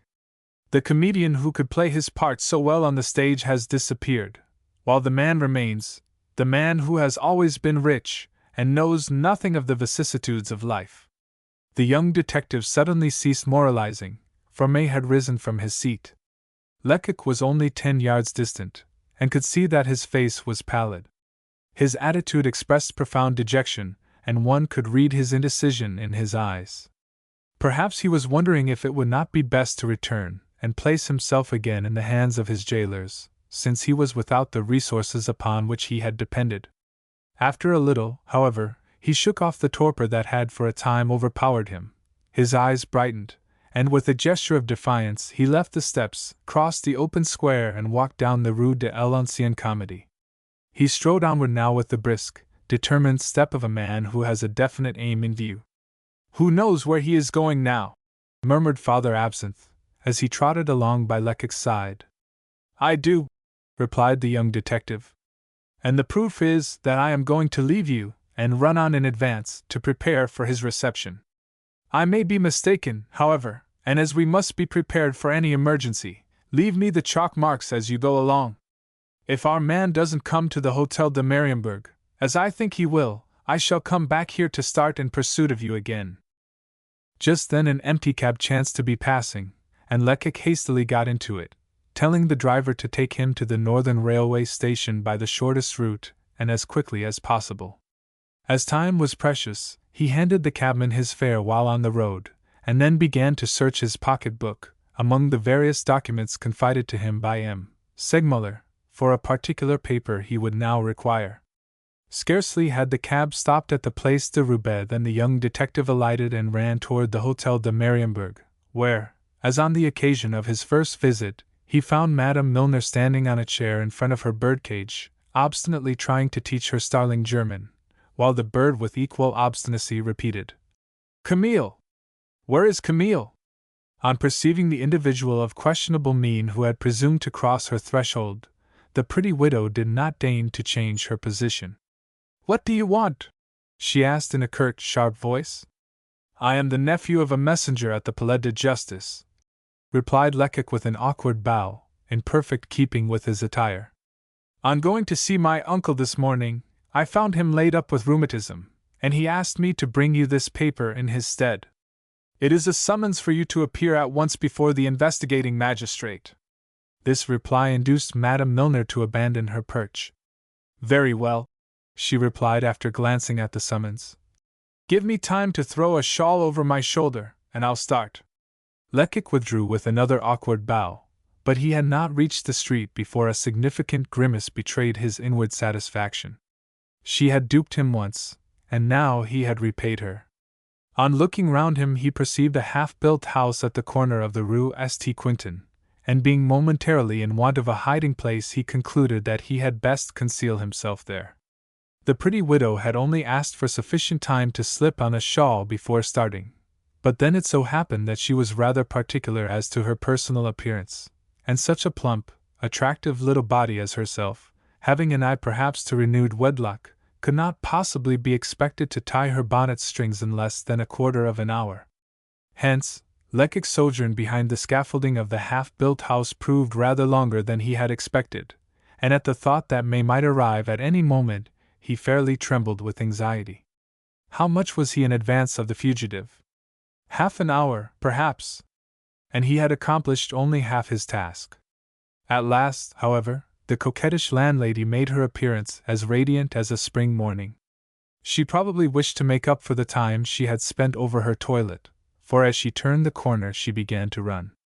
Lecoq waited till she was out of sight, and then bounding from his place of concealment, he burst into the Hotel de Mariembourg like a bombshell.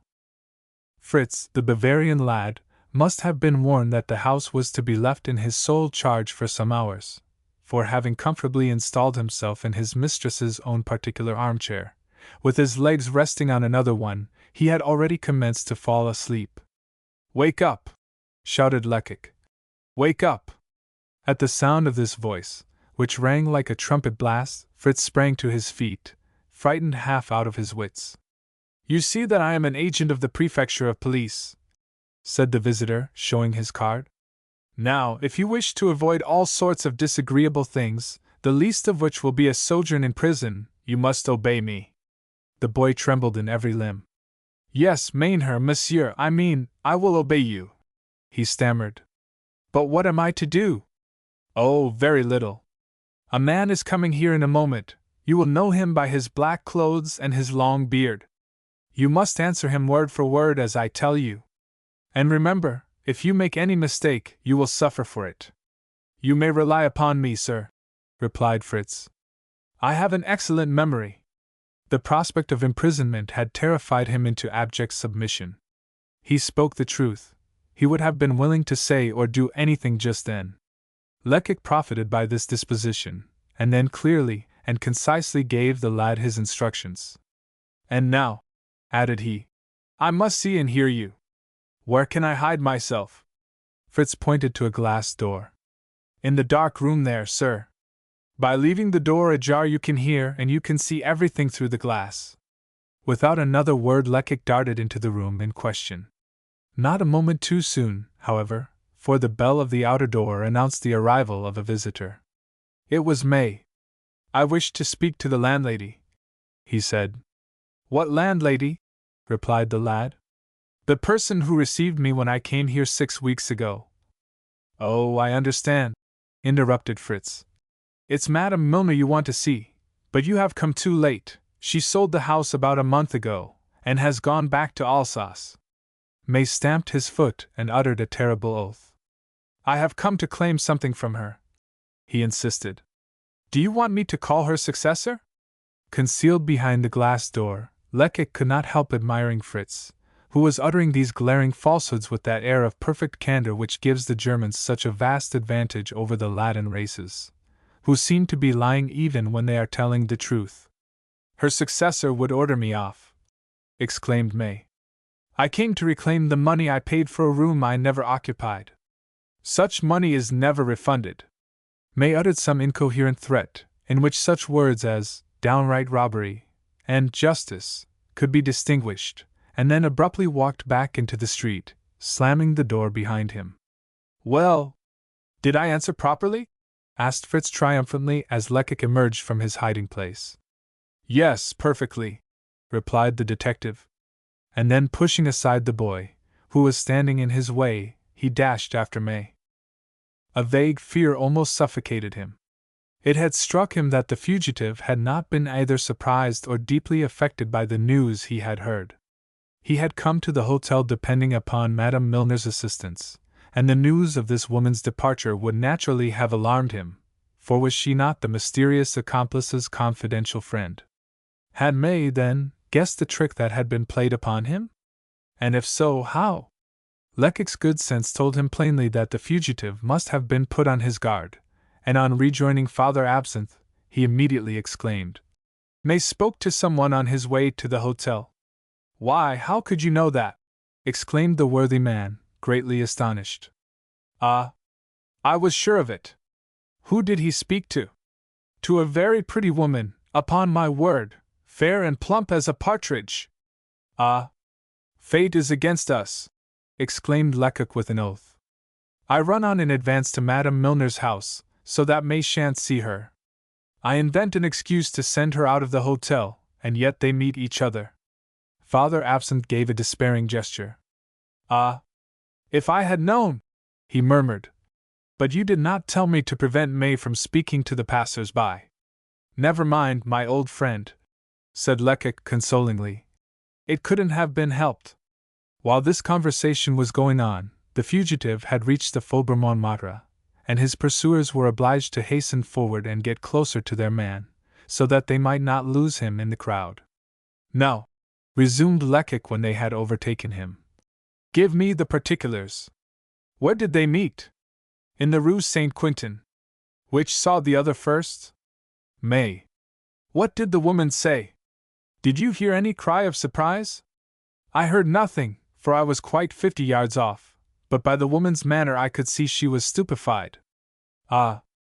If Lecoq could have witnessed the scene, what valuable deductions he might have drawn from it. Did they talk for a long time? He asked. For less than a quarter of an hour. Do you know whether Madame Milner gave May money or not?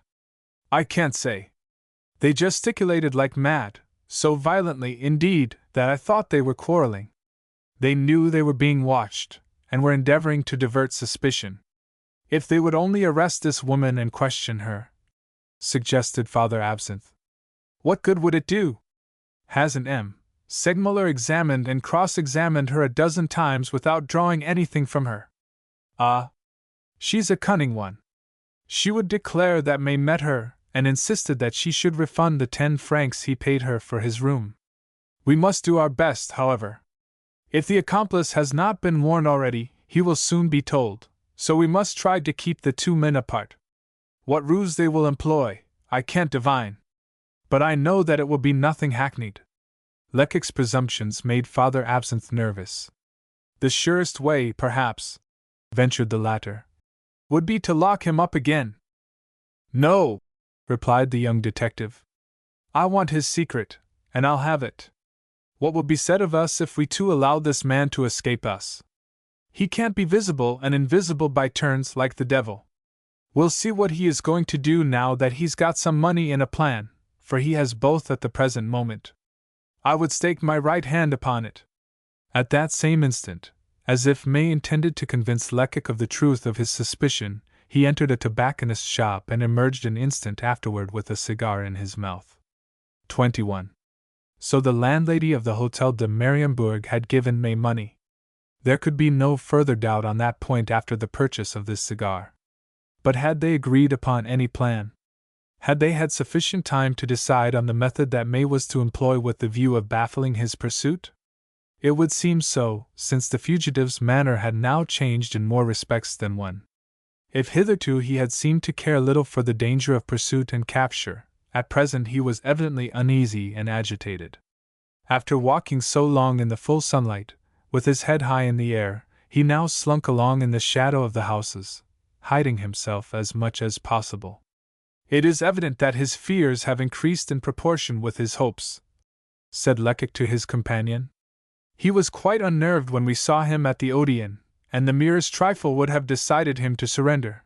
Now, however, he thinks he has a chance to escape with his secret.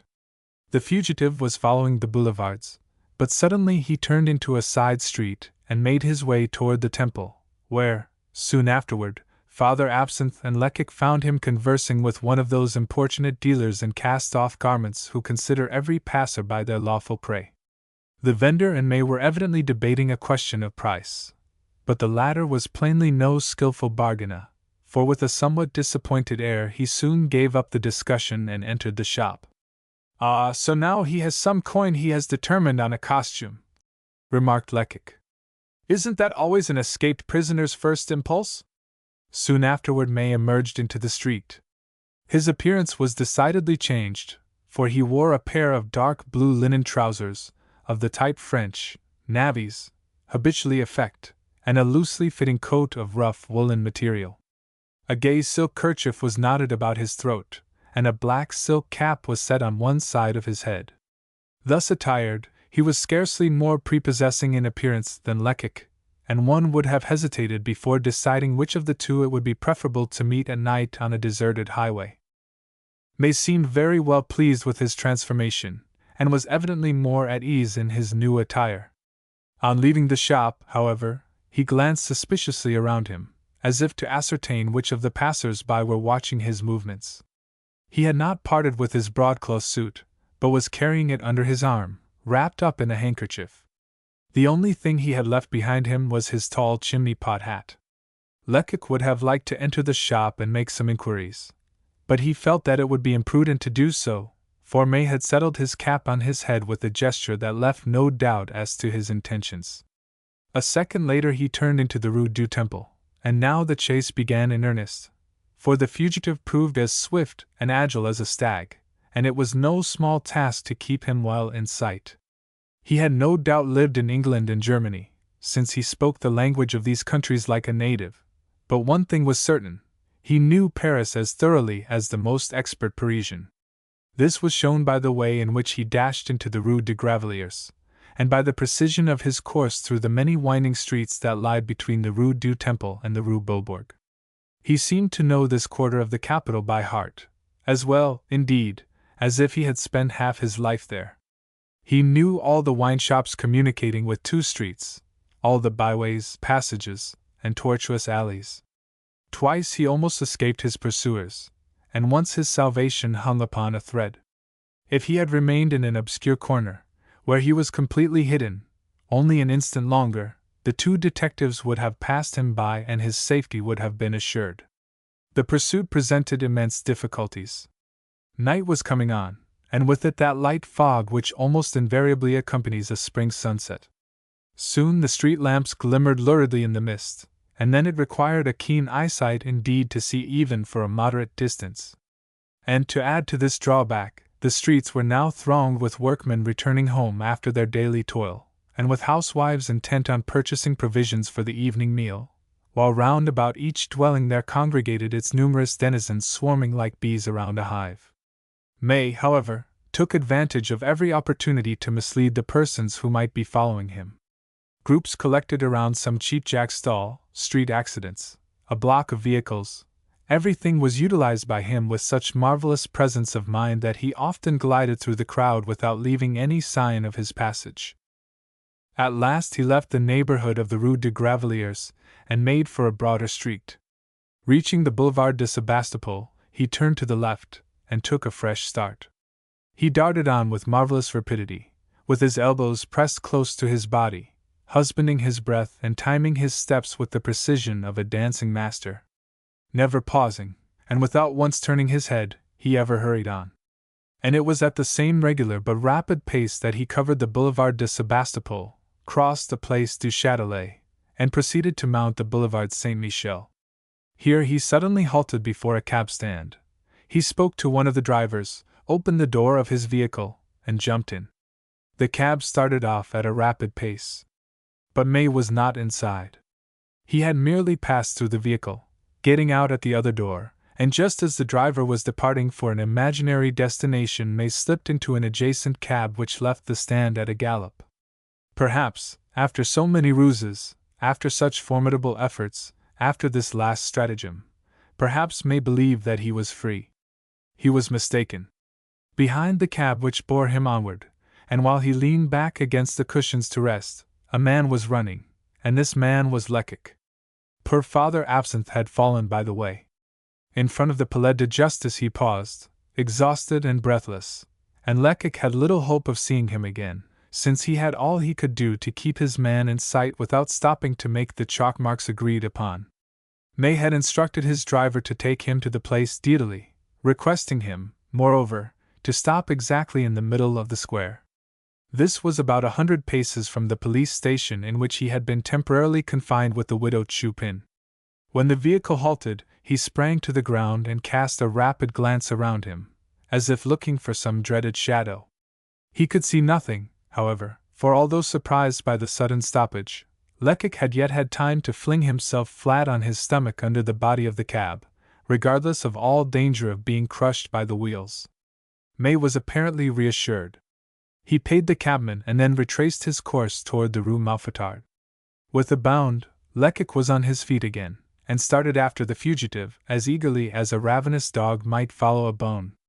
He had reached the shadow cast by the large trees in the outer boulevards when a faint whistle resounded in his ears. "Father Absinthe!" he exclaimed in a tone of delighted surprise. "The same," replied the old detective. "And quite rested, thanks to a passing cabman who picked me up and brought me here." "Oh, enough!" interrupted Lecoq. "Let us keep our eyes open." May was now walking quite leisurely. He stopped first before one and then before another of the numerous wine shops and eating houses that abound in this neighborhood. He was apparently looking for someone or something, which of the two Lecoq could not, of course, divine. However, after peering through the glass doors of 3 of these establishments, and then turning away, the fugitive at last entered the 4th. The 2 detectives, who were enabled to obtain a good view of the shop inside, saw the supposed murderer cross the room and seat himself at a table where a man of unusually stalwart build, ruddy-faced and grey-whiskered, was already seated. "The accomplice!" murmured Father Absinthe. Was this really the redoubtable accomplice? Under other circumstances Lecoq would have hesitated to place dependence on a vague similarity in personal appearance.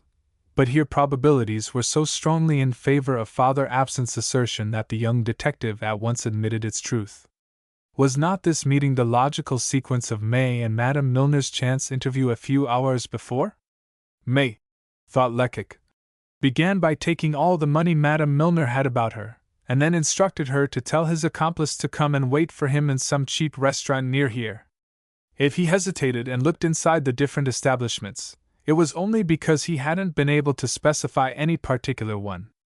Now, if they don't throw aside the mask, it will be because May is not sure he has eluded pursuit and because the accomplice fears that Madame Milner may have been followed. The accomplice, if this new personage was really the accomplice, had resorted to a disguise not unlike that which May and Lecoq had both adopted. He wore a dirty blue blouse and a hideous old slouch hat, which was well nigh in tatters. He had, in fact, rather exaggerated his make-up, for his sinister physiognomy attracted especial attention even beside the depraved and ferocious faces of the other customers in the shop. For this low eating-house was a regular den of thieves and cutthroats. Among those present there were not 4 workmen really worthy of that name. The others occupied in eating and drinking there were all more or less familiar with prison life. The least to be dreaded were the barrier loafers, easily recognized by their glazed caps and their loosely knotted neckerchiefs. The majority of the company appeared to consist of this class. And yet May, that man who was so strongly suspected of belonging to the highest social sphere, seemed to be perfectly at home. He called for the regular, ordinary, and a chopine of wine, and then, after gulping down his soup, bolted great pieces of beef, pausing every now and then to wipe his mouth on the back of his sleeve. But was he conversing with his neighbor? This it was impossible to discern through the glass door, all obscured by smoke and steam. "I must go in," said Lecoq resolutely. "I must get a place near them, and listen." "Don't think of such a thing," said Father Absinthe. "What if they recognized you?" "They won't recognize me." "If they do, they'll kill you." Lecoq made a careless gesture. "I certainly think that they wouldn't hesitate to rid themselves of me at any cost." "But nonsense! A detective who is afraid to risk his life is no better than a low spy." "Why? You never saw even Gevrol flinch." Perhaps Father Absinthe had wished to ascertain if his companion's courage was equal to his shrewdness and sagacity. If such were the case, he was satisfied on this score now. "You, my friend, will remain here to follow them if they leave hurriedly," resumed Lecoq, who in the meanwhile had already turned the handle of the door. Entering with a careless air and taking a seat at a table near that occupied by the fugitive and the man in the slouch hat, he called for a plate of meat and a chopine of wine in a guttural voice. The fugitive and the ruffian opposite him were talking, but like strangers who had met by chance, and not at all after the fashion of friends who have met at a rendezvous.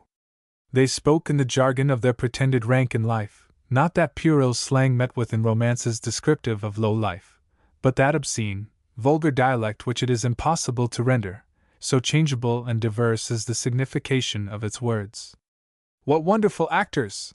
Thought Lecoq. What perfection! What method! How I should be deceived if I were not absolutely certain! For the moment, the man in the slouch hat was giving a detailed account of the different prisons in France.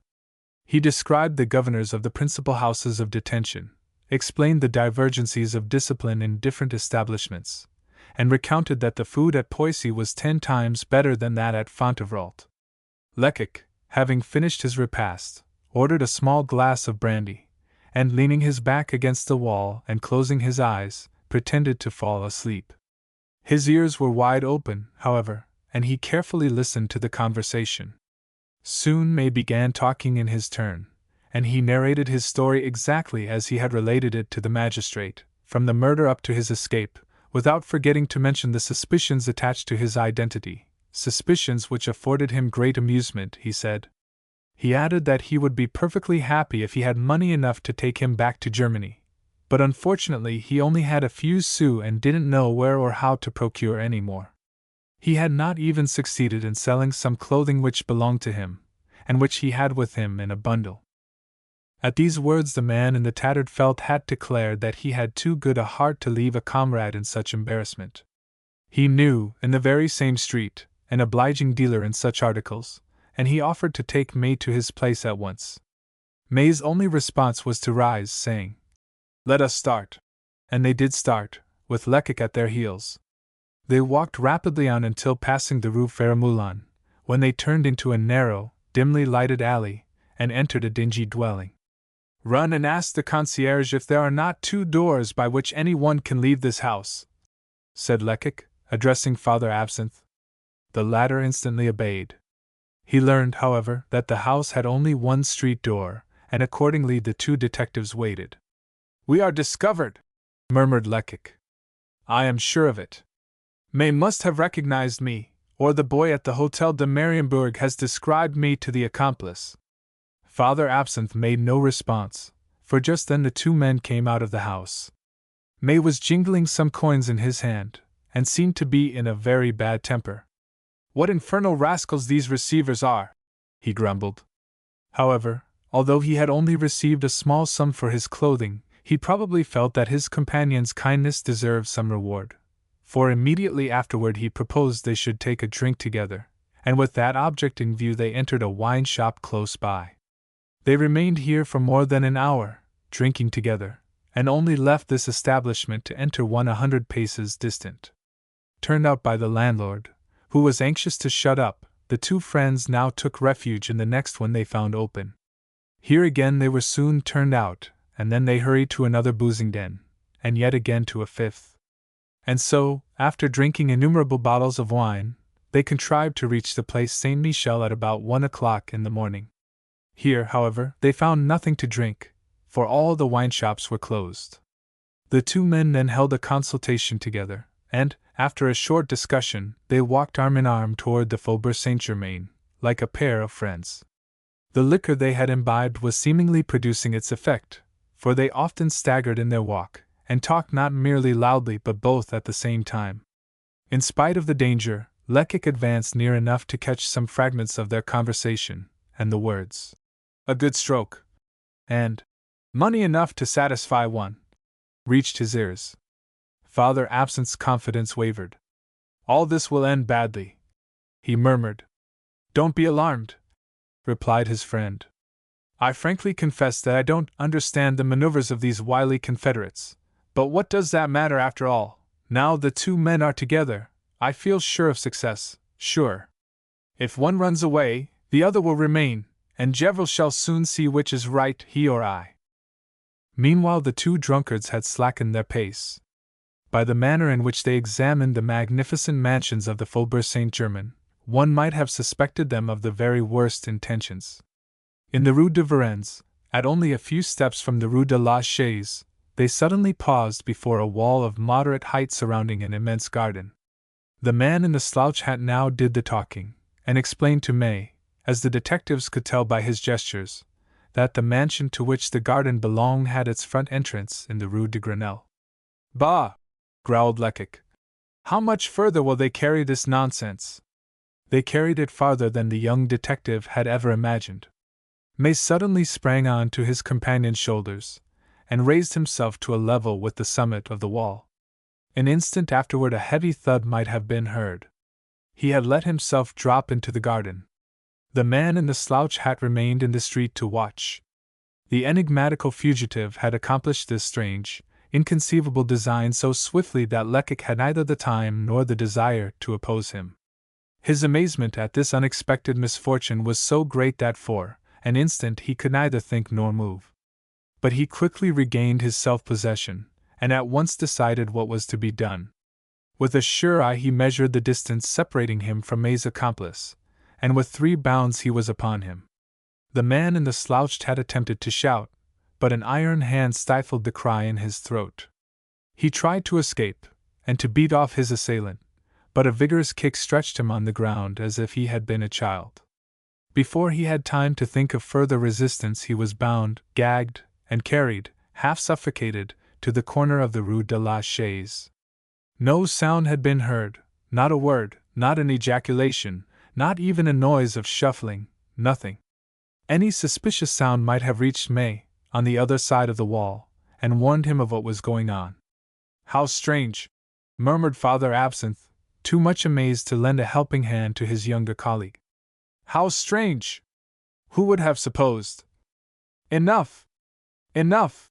interrupted Lecoq, in that harsh, imperious voice, which imminent peril always gives to energetic men. "Enough! We will talk tomorrow.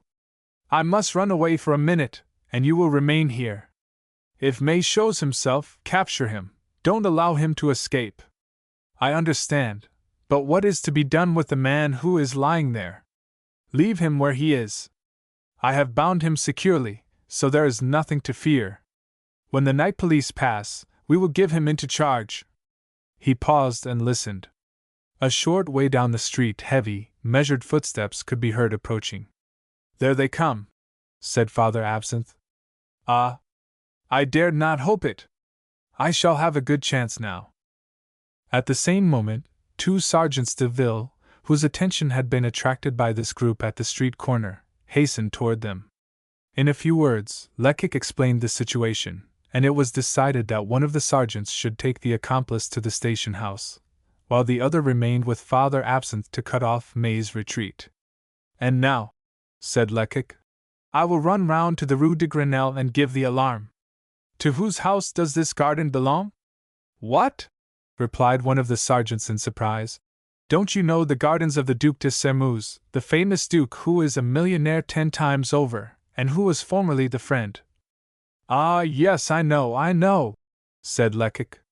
"The thief," resumed the sergeant, "walked into a pretty trap when he got over that wall. There was a reception at the mansion this evening, as there is every Monday, and every one in the house is still up. The guests are only just leaving, for there were 5 or 6 carriages still at the door as we passed by." Lecoq darted off extremely troubled by what he had just heard. It now seemed to him that if May had got into this garden, it was not for the purpose of committing a robbery, but in the hope of throwing his pursuers off the track, and making his escape by way of the Rue de Grenelle, which he hoped to do unnoticed, in the bustle and confusion attending the departure of the guests. On reaching the Hôtel de Sairmeuse, a princely dwelling, the long façade of which was brilliantly illuminated, Lecoq found a last carriage just coming from the courtyard, while several footmen were extinguishing the lights, and an imposing Suisse, dazzling to behold in his gorgeous livery, prepared to close the heavy double doors of the grand entrance. The young detective advanced toward this important personage. "Is this the Hôtel de Sairmeuse?" he inquired. The Suisse suspended his work to survey the audacious vagabond who ventured to question him, and then in a harsh voice replied, "I advise you to pass on. I want none of your jesting." Lecoq had forgotten that he was clad as a barrier loafer. "Ah," he rejoined, "I'm not what I seem to be. I'm an agent of the Secret Service, by name Lecoq. Here is my card, and I came to tell you that an escaped criminal has just scaled the garden wall in the rear of the Hôtel de Sairmeuse." "A criminal?" The young detective thought a little exaggeration could do no harm, and might perhaps ensure him more ready aid. "Yes," he replied. "And one of the most dangerous kind, a man who has the blood of 3 victims already on his hands. We have just arrested his accomplice, who helped him over the wall." The flunkey's ruby nose paled perceptibly. "I will summon the servants," he faltered, and suiting the action to the word, he was raising his hand to the bell chain, employed to announce the arrival of visitors, when Lecoq hastily stopped him. "A word first," said he. "Might not the fugitive have passed through the house and escaped by this door, without being seen? In that case he would be far away by this time." "Impossible!" "But why?" "Excuse me, but I know what I am saying. First, the door opening into the garden is closed. It is only open during grand receptions, not for our ordinary Monday drawing rooms. Secondly, Monseigneur requires me to stand on the threshold of the street door when he is receiving. Today he repeated this order, and you may be sure that I haven't disobeyed him." "Since that's the case," said Lecoq, slightly reassured, "we shall perhaps succeed in finding our man. Warn the servants, but without ringing the bell. The less noise we make, the greater will be our chance of success." In a moment the 50 servants who peopled the anterooms, stables, and kitchens of the Hotel de Sairmeuse were gathered together. The great lanterns in the coach houses and stables were lighted, and the entire garden was illuminated as by enchantment. "If May is concealed here," thought Lecoq, delighted to see so many auxiliaries, "it will be impossible for him to escape." But it was in vain that the gardens were thoroughly explored over and over again. No one could be found. The sheds where gardening tools were kept, the conservatories, the summer houses, the 2 rustic pavilions at the foot of the garden, even the dog kennels, were scrupulously visited, but all in vain. The trees, with the exception of some horse chestnuts at the rear of the garden, were almost destitute of leaves, but they were not neglected on that account. An agile boy, armed with a lantern, climbed each tree, and explored even the topmost branches. "The murderer must have left by the way he came," obstinately repeated the Suisse, who had armed himself with a huge pistol, and who would not let go his hold on Lecoq, fearing an accident perhaps. To convince the Suisse of his error it was necessary for the young detective to place himself in communication with Father Absinthe and the Sergeant de Ville on the other side of the wall. As Lecoq had expected, the latter both replied that they had not once taken their eyes off the wall, and that not even a mouse had crossed into the street. The exploration had hitherto been conducted after a somewhat haphazard fashion, each of the servants obeying his own inspiration, but the necessity of a methodically conducted search was now recognized. Accordingly, Lecoq took such measures that not a corner, not a recess, could possibly escape scrutiny, and he was dividing the task between his willing assistants, when a newcomer appeared upon the scene.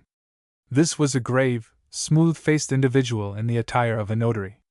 "Monsieur Otto, Monseigneur's first valet de chambre," the Suisse murmured in Lecoq's ear. This important personage came on behalf of Monsieur Lecoq, he did not say Monseigneur, to inquire the meaning of all this uproar. When he had received an explanation, Otto condescended to compliment Lecoq on his efficiency, and to recommend that the house should be searched from garret to cellar.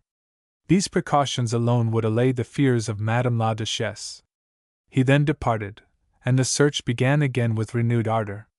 A mouse concealed in the gardens of the Hotel de Sairmeuse could not have escaped discovery, so minute were the investigations. Not a single object of any size was left undisturbed. The trees were examined leaf by leaf, one might almost say. Occasionally the discouraged servants proposed to abandon the search, but Lecoq urged them on. He ran from one to the other, entreating and threatening by turns, swearing that he asked only one more effort, and that this effort would assuredly be crowned with success. Vain promises!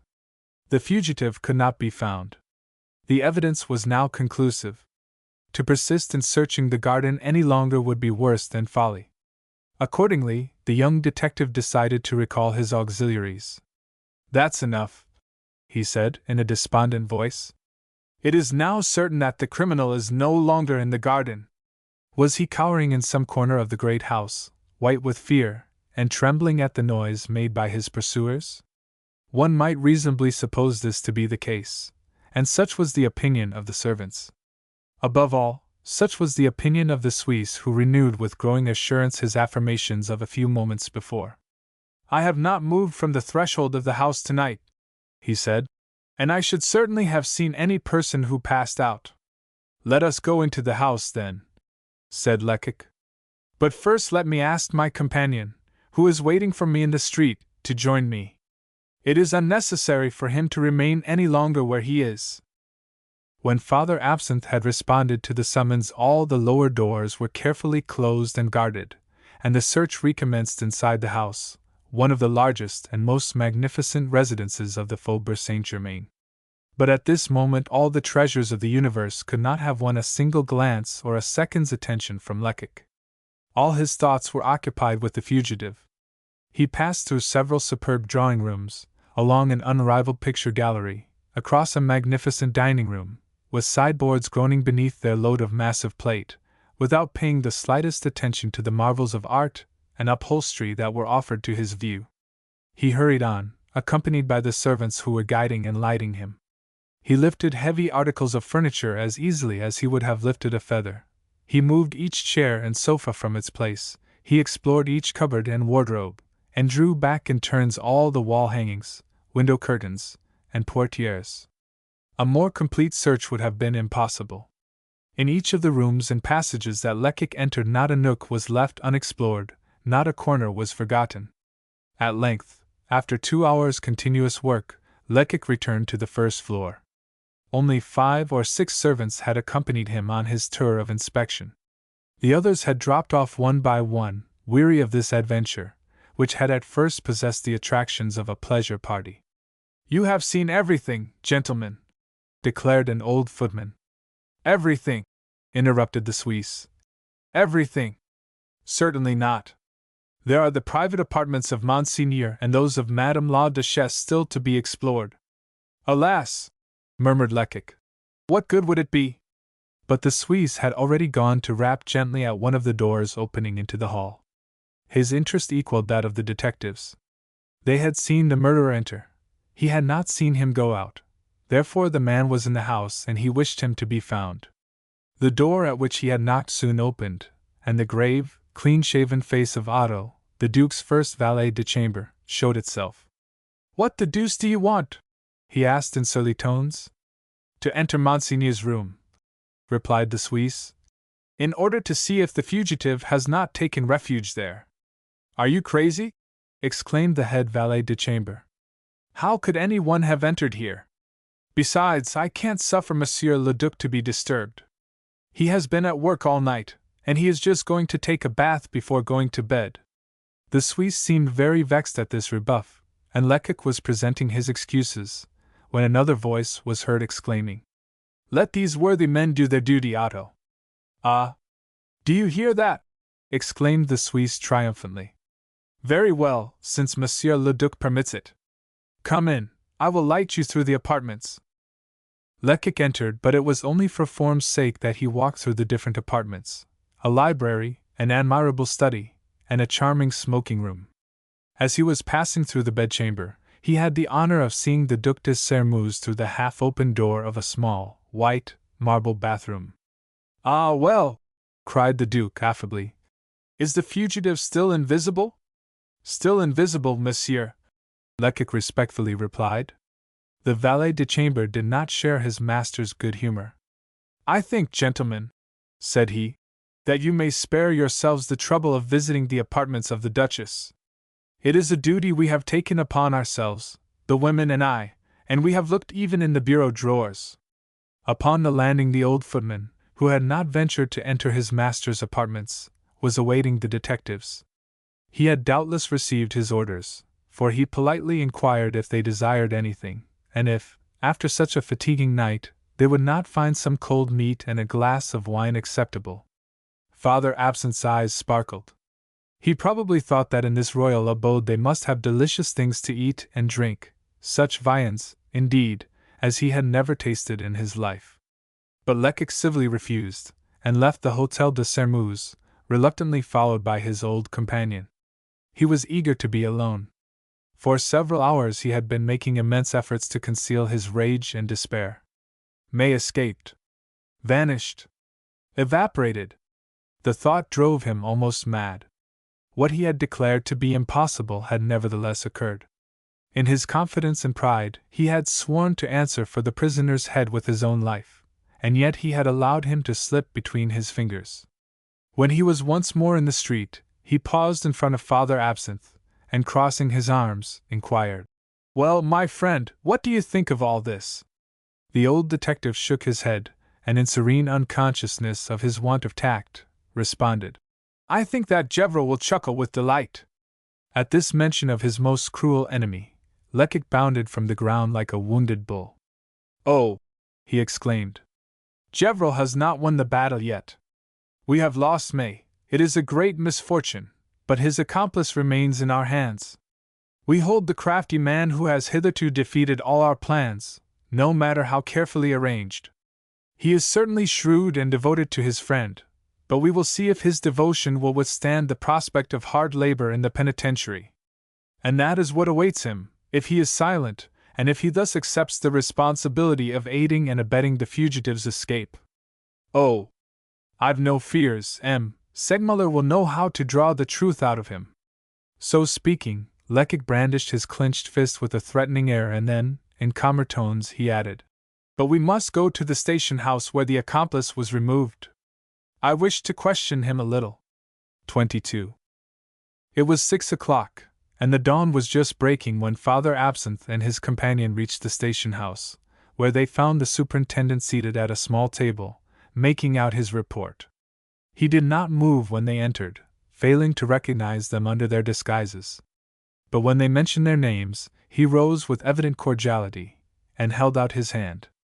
"Upon my word," said he, "I congratulate you on your capture last night." Father Absinthe and Lecoq exchanged an anxious look. "What capture?" they both asked in a breath. "Why, that individual you sent me last night so carefully bound." "Well, what about him?" The superintendent burst into a hearty laugh. "So you are ignorant of your good fortune," said he. "Ah! Luck has favored you, and you will receive a handsome reward." "Pray tell us what we've captured," asked Father Absinthe, impatiently. "A scoundrel of the deepest dye, an escaped convict, who has been missing for 3 months. You must have a description of him in your pocket, Joseph Couturier, in short." On hearing these words, Lecoq became so frightfully pale that Father Absinthe, fearing he was going to faint, raised his arms to prevent his falling. A chair stood close by, however, and on this Lecoq allowed himself to drop. "Joseph Couturier," he faltered, evidently unconscious of what he was saying. "Joseph Couturier! An escaped convict!" The superintendent certainly did not understand Lecoq's agitation any better than Father Absinthe's discomfited air. "You have reason to be proud of your work. Your success will make a sensation this morning," he repeated. "You have captured a famous prize. I can see Gevrol's nose now when he hears the news. Only yesterday he was boasting that he alone was capable of securing this dangerous rascal."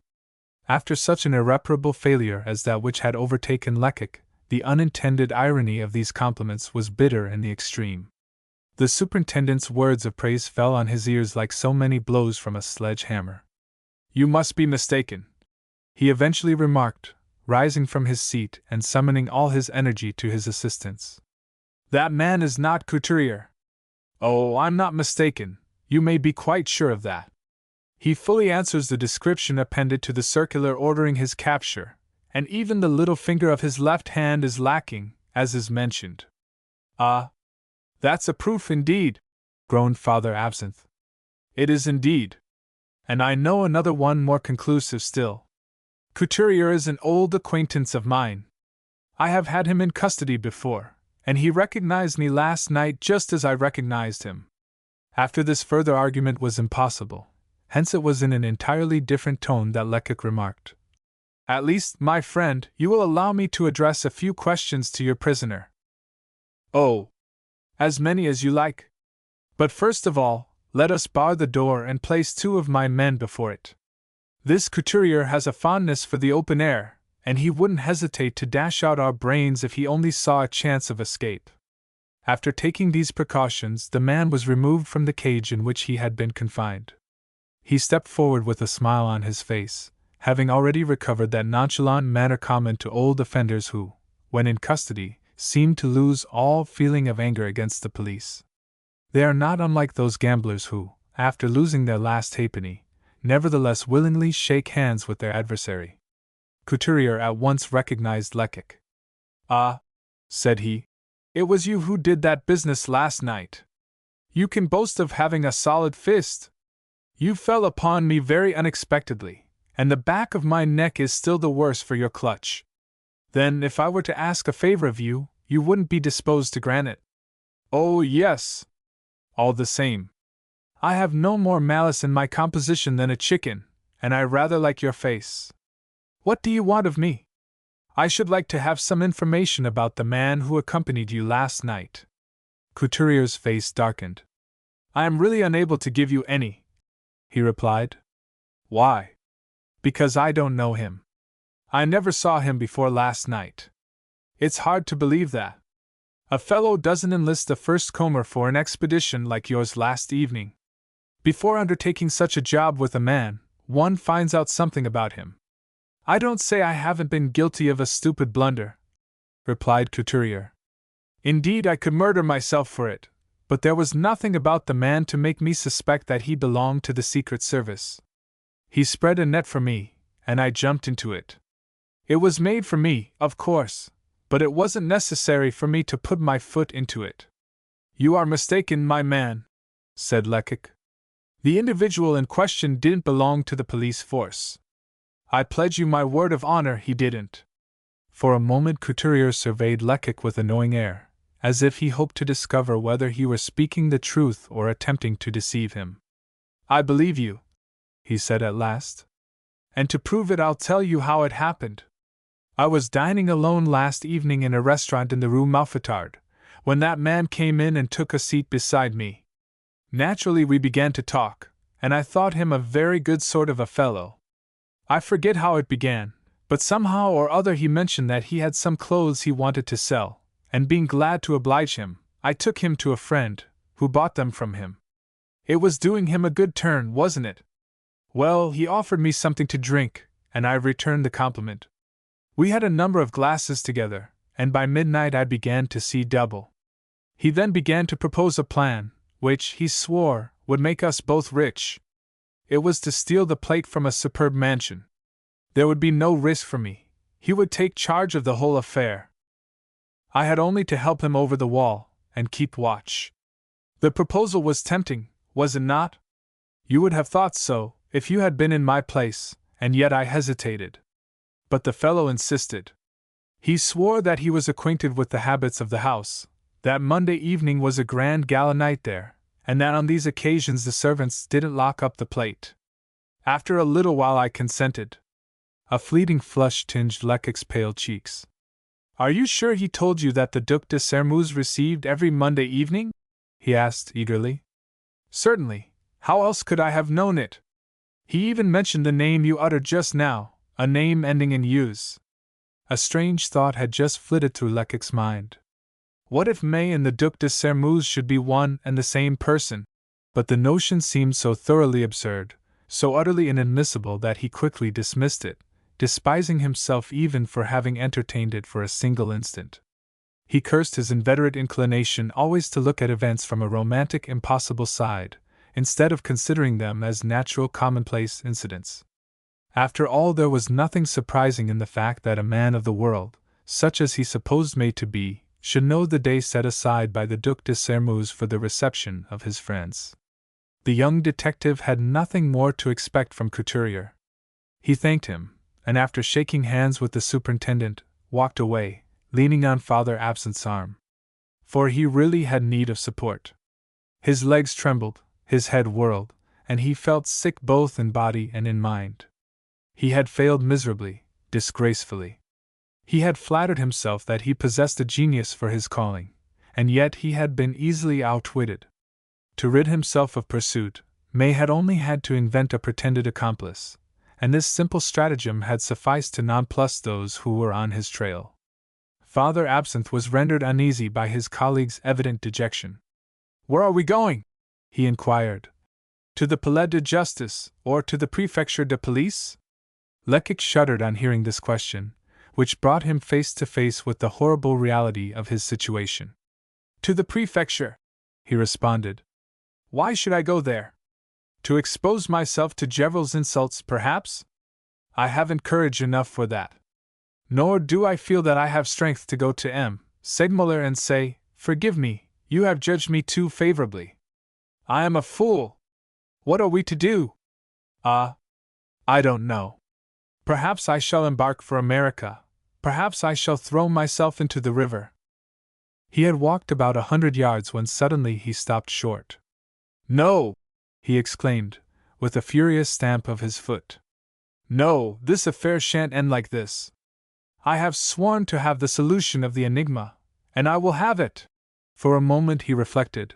Then, in a calmer voice, he added, There is one man who can save us, a man who will see what I haven't been able to discern, who will understand things that I couldn't. Let us go and ask his advice. My course will depend on his reply. Come! After such a day and such a night, it might have been expected that these two men would have felt an irresistible desire to sleep and rest. But Lecoq was sustained by wounded vanity, intense disappointment, and yet unextinguished hope of revenge, while poor Father Absinthe was not unlike some luckless cab horse, which, having forgotten there is such a thing as repose, is no longer conscious of fatigue, but travels on until he falls down dead. The old detective felt that his limbs were failing him, but Lecoq said, It is necessary. And so he walked on. They both went to Lecoq's lodgings, where they laid aside their disguises and made themselves trim. Then after breakfasting they hastily betook themselves to the Rue St. Lazare, where, entering one of the most stylish houses in the street, Lecoq inquired of the concierge. Is M. Tabret at home? Yes, but he's ill, was the reply. Very ill? Asked Lecoq anxiously. It is hard to tell, replied the man. It is his old complaint, gout. And with an air of hypocritical commiseration, he added, M. Tabret is not wise to lead the life he does. Women are very well in a way, but at his age. The two detectives exchanged a meaning glance, and as soon as they were out of hearing burst out laughing. Their hilarity had scarcely ceased when they reached the first floor, and rang the bell at the door of one of the apartments. The buxom-looking woman who appeared in answer to his summons informed them that her master would receive them, although he was confined to his bed. However, the doctor is with him now, she added. But perhaps the gentleman would not mind waiting until he has gone. The gentleman replying in the affirmative, she then conducted them into a handsome library, and invited them to sit down. The person whom Lecoq had come to consult was a man celebrated for wonderful shrewdness and penetration, well nigh exceeding the bounds of possibility. For 45 years he had held a petty post in one of the offices of the Mont de Piet, just managing to exist upon the meager stipend he received. Suddenly enriched by the death of a relative, of whom he had scarcely ever heard, he immediately resigned his functions, and the very next day began to long for the same employment he had so often anathematized. In his endeavors to divert his mind, he began to collect old books, and heaped up mountains of tattered, worm-eaten volumes in immense oak bookcases. But despite this pastime to many so attractive, he could not shake off his weariness. He grew thin and yellow, and his income of 40,000 francs was literally killing him, when a sudden inspiration came to his relief. It came to him one evening after reading the memoirs of a celebrated detective, one of those men of subtle penetration, soft as silk, and supple as steel, whom justice sometimes sets upon the trail of crime. And I also am a detective, he exclaimed. This, however, he must prove. From that day forward he perused with feverish interest every book he could find that had any connection with the organization of the police service and the investigation of crime. Reports and pamphlets, letters and memoirs, he eagerly turned from one to the other, in his desire to master his subject. Such learning as he might find in books did not suffice, however, to perfect his education. Hence, whenever a crime came to his knowledge he started out in quest of the particulars, and worked up the case by himself. Soon these platonic investigations did not suffice, and one evening, at dusk, he summoned all his resolution, and, going on foot to the Prefecture de Police, humbly begged employment from the officials there. He was not very favorably received, for applicants were numerous. But he pleaded his cause so adroitly that at last he was charged with some trifling commissions. He performed them admirably. The great difficulty was then overcome. Other matters were entrusted to him, and he soon displayed a wonderful aptitude for his chosen work. The case of Madame B., the rich banker's wife, made him virtually famous. Consulted at a moment when the police had abandoned all hope of solving the mystery, he proved by a plus B, by a mathematical deduction, so to speak, that the dear lady must have stolen her own property, and events soon proved that he had told the truth. After this success he was always called upon to advise in obscure and difficult cases. It would be difficult to tell his exact status at the prefecture. When a person is employed, salary or compensation of some kind is understood, but this strange man had never consented to receive a penny. What he did for his own pleasure, for the gratification of a passion which had become his very life. When the funds allowed him for expenses seemed insufficient, he at once opened his private purse, and the men who worked with him never went away without some substantial token of his liberality.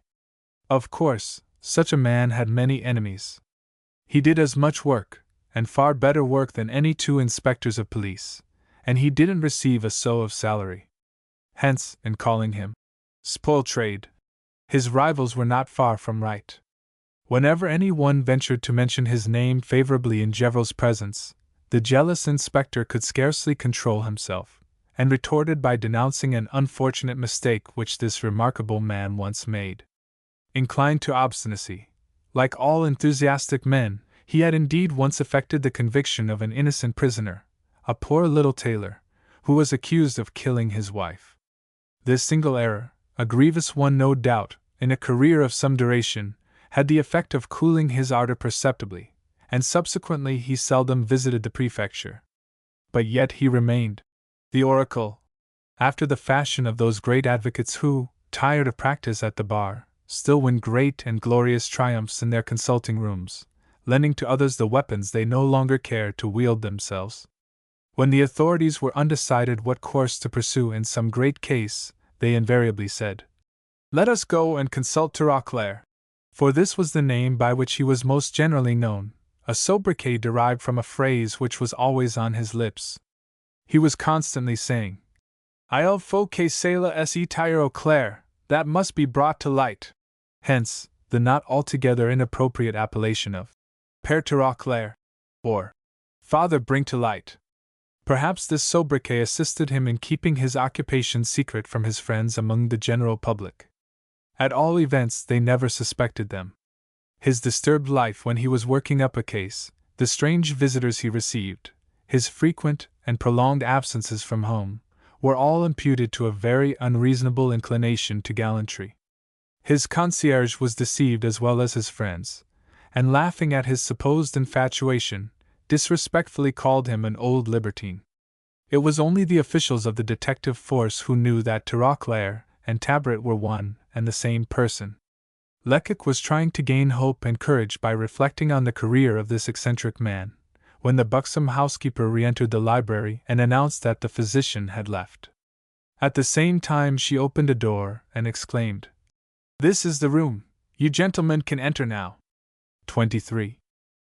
On a large canopied bed, sweating and panting beneath the weight of numerous blankets, lay the two-faced oracle, Tirauclair, of the prefecture, Tabret, of the Rue Saint-Lazare. It was impossible to believe that the owner of such a face, in which a look of stupidity was mingled with one of perpetual astonishment, could possess superior talent, or even an average amount of intelligence. With his retreating forehead, and his immense ears, his odious turned-up nose, tiny eyes, and coarse, thick lips, Tabret seemed an excellent type of the ignorant, penny-wise, petty rentier class. Whenever he took his walks abroad, the juvenile street Arabs would impudently shout after him, or try to mimic his favorite grimace. And yet his ungainliness did not seem to worry him in the least, while he appeared to take real pleasure in increasing his appearance of stupidity, solacing himself with the reflection that he is not really a genius who seems to be one. At the sight of the two detectives, whom he knew very well, his eyes sparkled with pleasure. "Good morning, Lecoq, my boy," said he. "Good morning, my old absinthe. So you think enough down there of poor Papa Tirauclair to come and see him? We need your advice, Monsieur Tabaret." Ah! We have just been as completely outwitted as if we were babies in long clothes." "What? Was your man such a very cunning fellow?" Lecoq heaved a sigh. "So cunning," he replied, "that, if I were superstitious, I should say he was the devil himself." The sick man's face wore a comical expression of envy. "What? You have found a treasure like that," said he, "and you complain? Why, it is a magnificent opportunity, a chance to be proud of. You see, my boys, everything has degenerated in these days. The race of great criminals is dying out. Those who've succeeded the old stock are like counterfeit coins. There's scarcely anything left outside a crowd of low offenders who are not worth the shoe leather expended in pursuing them. It is enough to disgust a detective, upon my word. No more trouble, emotion, anxiety, or excitement. When a crime is committed nowadays, the criminal is in jail the next morning. You've only to take the omnibus, and go to the culprit's house and arrest him. He's always found, the more the pity. But what has your fellow been up to? He has killed 3 men. Oh! Oh! Oh! Said old Tabaret, in 3 different tones, plainly implying that this criminal was evidently superior to others of his species. And where did this happen? In a wine shop near the barrier. Oh, yes, I recollect, a man named May. The murders were committed in the widow Chupin's cabin. I saw the case mentioned in the Gazette de Tribunaux, and your comrade, Fanfelot Elecurial, who comes to see me, told me you were strangely puzzled about the prisoner's identity. So you are charged with investigating the affair? So much the better. Tell me all about it, and I will assist you as well as I can. Suddenly checking himself, and lowering his voice, Tirauclair added, "But first of all, just do me the favor to get up. Now wait a moment, and when I motion you, open that door there, on the left, very suddenly. Mariette, my housekeeper, who is curiosity incarnate, is standing there listening. I hear her hair rubbing against the lock. Now!" The young detective immediately obeyed, and Mariette, caught in the act, hastened away, pursued by her master's sarcasms. "You might have known that you couldn't succeed at that," he shouted after her. Although Lecoq and Father Absinthe were much nearer the door than old Tirauclair, either of them had heard the slightest sound, and they looked at each other in astonishment, wondering whether their host had been playing a little farce for their benefit, or whether his sense of hearing was really so acute as this incident would seem to indicate. "Now," said Tabaret, settling himself more comfortably upon his pillows. "Now I will listen to you, my boy. Mariette will not come back again." On his way to Tabaret's, Lecoq had busied himself in preparing his story, and it was in the clearest possible manner that he related all the particulars, from the moment when Gevrol opened the door of the Poivriere to the instant when May leaped over the garden wall in the rear of the Hôtel de Sairmeuse. While the young detective was telling his story, old Tabaret seemed completely transformed. His gout was entirely forgotten. According to the different phases of the recital, he either turned and twisted on his bed, uttering little cries of delight or disappointment, or else lay motionless, plunged in the same kind of ecstatic reverie which enthusiastic admirers of classical music yield themselves up to while listening to one of the great Beethoven's divine sonatas. "If I had been there! If only I had been there!" he murmured regretfully every now and then through his set teeth, though when Lecoq's story was finished, enthusiasm seemed decidedly to have gained the upper hand. "It is beautiful! It is grand!" he exclaimed. "And with just that one phrase, it is the Prussians who are coming, for a starting point. Lecoq, my boy, I must say that you have conducted this affair like an angel." "Don't you mean to say like a fool?" asked the discouraged detective. "No, my friend, certainly not. You have rejoiced my old heart. I can die, I shall have a successor. Ah!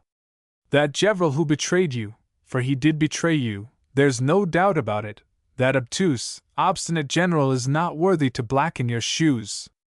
You overpower me, Monsieur Tabaret.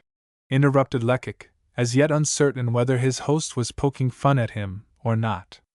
But it is none the less true that May has disappeared, and I have lost my reputation before I had begun to make it. Don't be in such a hurry to reject my compliments, replied old Tabaret, with a horrible grimace. I say that you have conducted this investigation very well, but it could have been done much better, very much better. You have a talent for your work, that's evident, but you lack experience. You become elated by a trifling advantage, or discouraged by a mere nothing. You fail, and yet persist in holding fast to a fixed idea, as a moth flutters about a candle. Then you are young. But never mind that, it's a fault you will outgrow only too soon. And now, to speak frankly, I must tell you that you have made a great many blunders. Lecoq hung his head like a schoolboy receiving a reprimand from his teacher. After all, was he not a scholar, and was not this old man his master? I will now enumerate your mistakes, continued old Tabaret, and I will show you how, on at least 3 occasions, you allowed an opportunity for solving this mystery to escape you. But, pooh! My boy, let me talk a little while now. What axiom did you start with? You said, always distrust appearances. Believe precisely the contrary of what appears true, or even probable. Yes, that is exactly what I said to myself. And it was a very wise conclusion. With that idea in your lantern to light your path, you ought to have gone straight to the truth. But you are young, as I said before, and the very first circumstance you find that seems at all probable you quite forget the rule which, as you yourself admit, should have governed your conduct. As soon as you meet a fact that seems even more than probable, you swallow it as eagerly as a gudgeon swallows an angler's bait. This comparison could but pique the young detective. I don't think I've been so simple as that, protested he. Bah! What did you think, then, when you heard that M. d'Escorval had broken his leg in getting out of his carriage? Believe! I believed what they told me because— He paused, and Tirauclair burst into a hearty fit of laughter. You believed it, he said, because it was a very plausible story. What would you have believed had you been in my place? Exactly the opposite of what they told me. I might have been mistaken, but it would be the logical conclusion as my first course of reasoning. This conclusion was so bold that Lecoq was disconcerted. What? He exclaimed. Do you suppose that M. d'Escorval's fall was only a fiction? That he didn't break his leg? Old Tabaret's face suddenly assumed a serious expression. I don't suppose it, he replied. I'm sure of it. 24. Lecoq's confidence in the oracle he was consulting was very great, but even old Tirauclair might be mistaken, and what he had just said seemed such an enormity, so completely beyond the bounds of possibility, that the young man could not conceal a gesture of incredulous surprise. So, Monsieur Tabaret, you are ready to affirm that M. d'Escorval is in quite as good health as Father Absinthe or myself, and that he has confined himself to his room for a couple of months to give a semblance of truth to a falsehood. I would be willing to swear it. But what could possibly have been his object? Tabaret lifted his hands to heaven, as if imploring forgiveness for the young man's stupidity. And it was in you, he exclaimed. In you that I saw a successor, a disciple to whom I might transmit my method of induction, and now you ask me such a question as that. Reflect a moment. Must I give you an example to assist you? Very well. Let it be so. Suppose yourself a magistrate. A crime is committed, you are charged with the duty of investigating it, and you visit the prisoner to question him. Very well. This prisoner has, hitherto, succeeded in concealing his identity. This was the case in the present instance, was it not? Very well. Now, what would you do if, at the very first glance, you recognized under the prisoner's disguise your best friend, or your worst enemy? What would you do, I ask? I should say to myself that a magistrate who is obliged to hesitate between his duty and his inclinations is placed in a very trying position, and I should endeavor to avoid the responsibility. I understand that, but would you reveal this prisoner's identity? Remember, he might be your friend or your enemy? The question was so delicate that Lecoq remained silent for a moment, reflecting before he replied. The pause was interrupted by Father Absinthe. I should reveal nothing whatever, he exclaimed. I should remain absolutely neutral. I should say to myself others are trying to discover this man's identity. Let them do so if they can, but let my conscience be clear. This was the cry of honesty, not the counsel of a casuist. I also should be silent, Lecoq at last replied. And it seems to me that, in holding my tongue, I should not fail in my duty as a magistrate. On hearing these words, Tabaret rubbed his hands together, as he always did when he was about to present some overwhelming argument. Such being the case, said he, do me the favor to tell me what pretext you would invent in order to withdraw from the case without exciting suspicion? I don't know, I can't say now. But if I were placed in such a position I should find some excuse, invent something. And if you could find nothing better, interrupted Tabaret, you would adopt M. d'Escorval's expedient, you would pretend you had broken a limb. Only, as you are a clever fellow, you would sacrifice your arm. It would be less inconvenient than your leg, and you wouldn't be condemned to seclusion for several months. So, Monsieur Tabaret, you are convinced that M. d'Escorval knows who May really is. Old Tirauclair turned so suddenly in his bed that his forgotten gout drew from him a terrible groan. Can you doubt? He exclaimed. Can you possibly doubt it? What proofs do you want, then?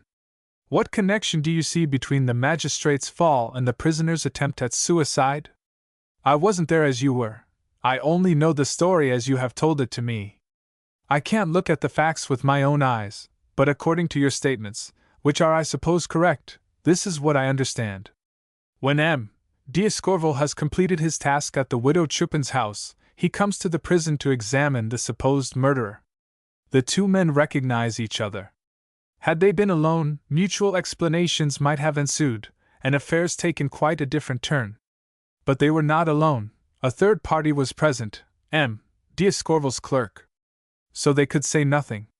The magistrate asked a few commonplace questions, in a troubled voice, and the prisoner, terribly agitated, replied as best he could. Now, after leaving the cell, M. d'Escorval no doubt said to himself, I can't investigate the offenses of a man I hate. He was certainly terribly perplexed. When you tried to speak to him, as he was leaving the prison, he harshly told you to wait till the next day, and a quarter of an hour later he pretended to fall down and break his leg. Then you think that M. d'Escorval and May are enemies? Inquired Lecoq. Don't the facts prove that beyond a doubt? Retorted Tabaret. If they had been friends, the magistrate might have acted in the same manner, but then the prisoner wouldn't have attempted to strangle himself. But thanks to you, his life was saved, for he owes his life to you. During the night, confined in a strait waistcoat, he was powerless to injure himself. Ah! How he must have suffered that night! What agony! So, in the morning, when he was conducted to the magistrate's room for examination, it was with a sort of frenzy that he dashed into the dreaded presence of his enemy. He expected to find M.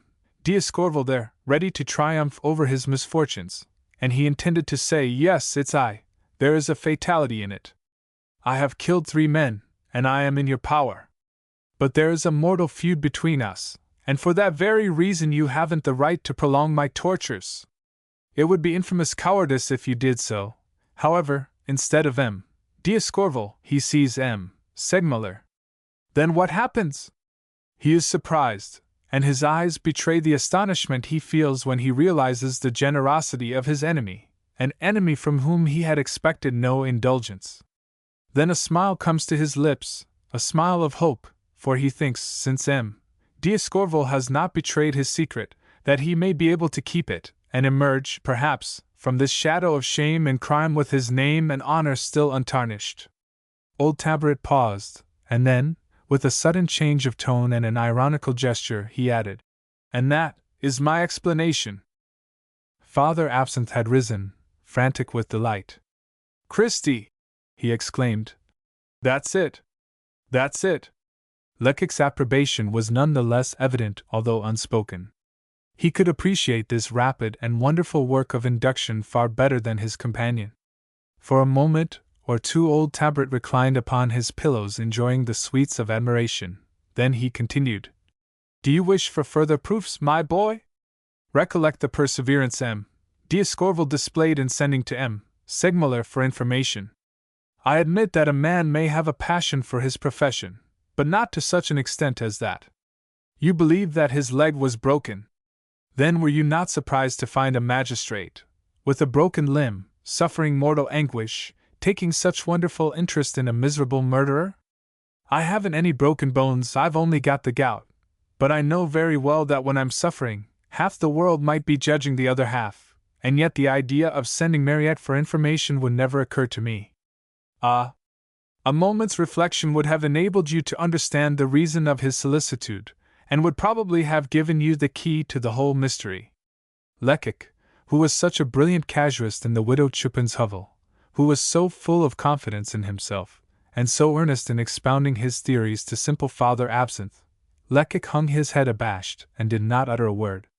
But he felt neither anger nor impatience. He had come to ask advice, and was glad that it should be given him. He had made many mistakes, as he now saw only too plainly, and when they were pointed out to him he neither fumed nor fretted, nor tried to prove that he had been right when he had been wrong. This was certainly an excellent trait in his character. Meanwhile, M. Tabaret had poured out a great glass of some cooling drink and drained it. He now resumed. I need not remind you of the mistake you made in not compelling Toinon Chupin to tell you all she knew about this affair while she was in your power. A bird in the hand, you know the proverb. Be assured, Monsieur Tabaret, that this mistake has cost me enough to make me realize the danger of allowing a well-disposed witness's zeal to cool down. We will say no more about that, then. But I must tell you that 3 or 4 times, at least, it has been in your power to clear up this mystery. The oracle paused, awaiting some protestation from his disciple. None came, however. If he says this, thought the young detective, it must indeed be so. This discretion made a great impression on old Tabaret, and increased the esteem he had conceived for Lecoq. The first time that you were lacking in discretion, said he, was when you tried to discover the owner of the diamond earring found at the Poivriere. I made every effort to discover the last owner. You tried very hard, I don't deny it, but as for making every effort, that's quite another thing. For instance, when you heard that the Baroness de Watchau was dead, and that all her property had been sold, what did you do? You know, I went immediately to the person who had charge of the sale. Very well! And afterwards? I examined the catalogue, and as, among the jewels mentioned, I could find none that answered the description of these diamonds, I knew that the clue was quite lost. There is precisely where you are mistaken, exclaimed old Tirauclair, exultantly. If such valuable jewels are not mentioned in the catalogue of the sale, the Baroness de Watchau could not have possessed them at the time of her death. And if she no longer possessed them, she must have given them away or sold them. And who could she have sold them to? To one of her lady friends, very probably. For this reason, had I been in your place, I should have found out the names of her intimate friends. This would have been a very easy task, and then I should have tried to win the favor of all the ladies' maids in the service of these friends. This would have only been a pastime for a good-looking young fellow like you. Then I should have shown this earring to each maid in succession until I found one who said, "That diamond belongs to my mistress," or one who was seized with a nervous trembling. And to think that this idea did not once occur to me, ejaculated Lecoq. Wait, I am coming to the second mistake you made, retorted the oracle. What did you do when you obtained possession of the trunk which May pretended was his? Why, you played directly into this cunning adversary's hand. How could you fail to see that this trunk was only an accessory article, a bit of property got ready in mounting the comedy? You should have known that it could only have been deposited with Madame Milner by the accomplice, and that all its contents must have been purchased for the occasion. I knew this, of course, but even under these circumstances, what could I do? What could you do, my boy? Well, I am only a poor old man, but I should have interviewed every clothier in Paris, and at last someone would have exclaimed, "Those articles! Why, I sold them to an individual like this or that, who purchased them for one of his friends whose measure he brought with him." Angry with himself, Lecoq struck his clenched hand violently upon the table beside him. Sacre bleu! He exclaimed. That method was infallible, and so simple too. Ah! I shall never forgive myself for my stupidity, as long as I live. Gently, gently, interrupted old Tirauclair. You are going too far, my dear boy. Stupidity is not the proper word at all. You should say carelessness, thoughtlessness. You are young, what else could one expect? What is far less inexcusable is the manner in which you conducted the chase, after the prisoner was allowed to escape. Alas! Murmured the young man, now completely discouraged. Did I blunder in that? Terribly, my son, and here is where I really blame you. What diabolical influence induced you to follow May, step by step, like a common policeman? This time Lecoq was stupefied. Ought I to have allowed him to escape me? He inquired. No, but if I had been by your side in the gallery of the Odeon, when you so clearly divined the prisoner's intentions, I should have said to you, this fellow, friend Lecoq, will hasten to Madame Milner's house to inform her of his escape. Let us run after him. I shouldn't have tried to prevent his seeing her, mind. But when he had left the Hotel de Mariembourg, I should have added, now, let him go where he chooses, but attach yourself to Madame Milner, don't lose sight of her, cling to her as closely as her own shadow, for she will lead you to the accomplice, that is to say, to the solution of the mystery. That's the truth, I see it now. But instead of that, what did you do? You ran to the hotel, you terrified the boy.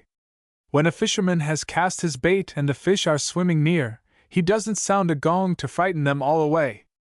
Thus it was that old Tabret reviewed the entire course of investigation and pursuit, remodeling it in accordance with his own method of induction.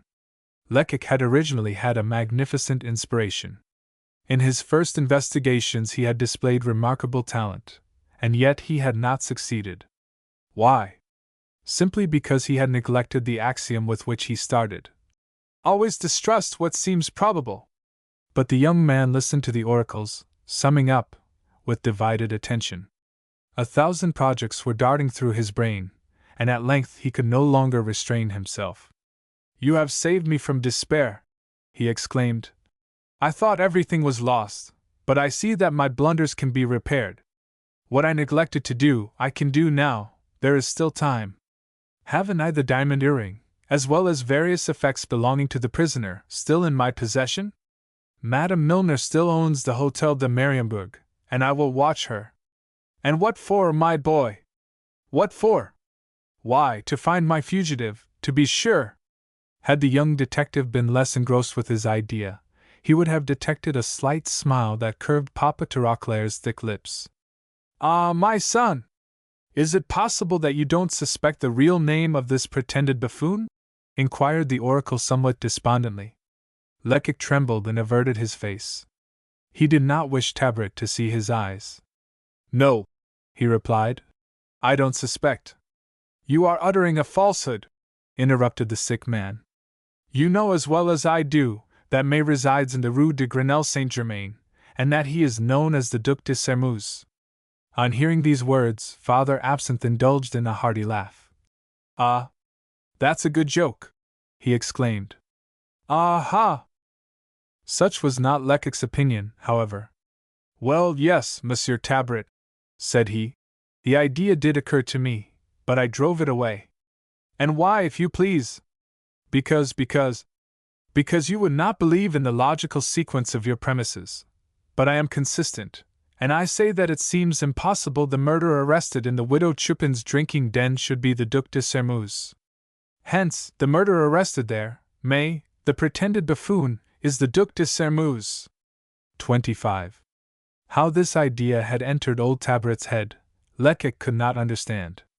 A vague suspicion had, it is true, flitted through his own mind, but it was in a moment of despair when he was distracted at having lost May, and when certain of Couturier's remarks furnished the excuse for any ridiculous supposition. And yet now Father Tirauclair calmly proclaimed this suspicion, which Lecoq had not dared seriously to entertain, even for an instant, to be an undoubted fact. You look as if you had suddenly fallen from the clouds, exclaimed the oracle, noticing his visitor's amazement. Do you suppose that I spoke at random like a parrot? No, certainly not, but Tush! You are surprised because you know nothing of contemporary history. If you don't wish to remain all your life a common detective, like your friend Gevril, you must read, and make yourself familiar with all the leading events of the century. I must confess that I don't see the connection. Tabret did not deign to reply. Turning to Father Absinthe, he requested the old detective, in the most affable tones, to go to the library and fetch 2 large volumes entitled General Biography of the Men of the Present Age, which he would find in the bookcase on the right.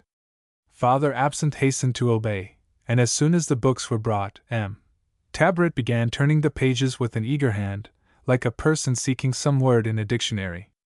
Esperin, he muttered.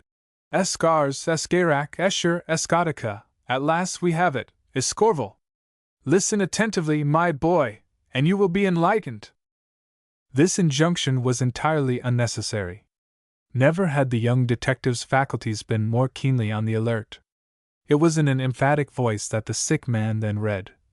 Escorval, Louis Guillaume Baron D. Diplomatist and politician, born at Montaignac, December 3 d. 1769, of an old family of lawyers.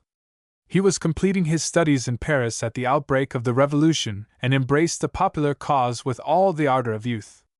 But soon disapproving the excesses committed in the name of liberty, he sided with the reactionists, advised, perhaps, by Roederer, who was one of his relatives. Commended to the favor of the First Consul by M. de Talleyrand, he began his diplomatic career with a mission to Switzerland, and during the existence of the First Empire he was entrusted with many important negotiations. Devoted to the Emperor, he found himself gravely compromised at the advent of the Second Restoration. At the time of the celebrated rising at Montaignac, he was arrested on the double charge of high treason and conspiracy. He was tried by a military commission and condemned to death. The sentence was not executed, however. He owed his life to the noble devotion and heroic energy of a priest, one of his friends, the Abbé Midden, curé of the little village of Sairmeuse. The Baron d'Escorval had only one son, who embraced the judicial profession at a very early age. Lecoq was intensely disappointed. I understand, he remarked. This is the biography of our magistrate's father. Only I don't see that it teaches us anything. An ironical smile curved old Tirauclair's lips. It teaches us that M. d'Escorval's father was condemned to death, he replied. That's something, I assure you. A little patience, and you will soon know everything. Having found a new leaf, he recommenced to read. Sairmeuse, Anne-Marie Victor de Tingry, Duc de a French general and politician, born at the Château de Sairmeuse, near Montaignac, in 1758.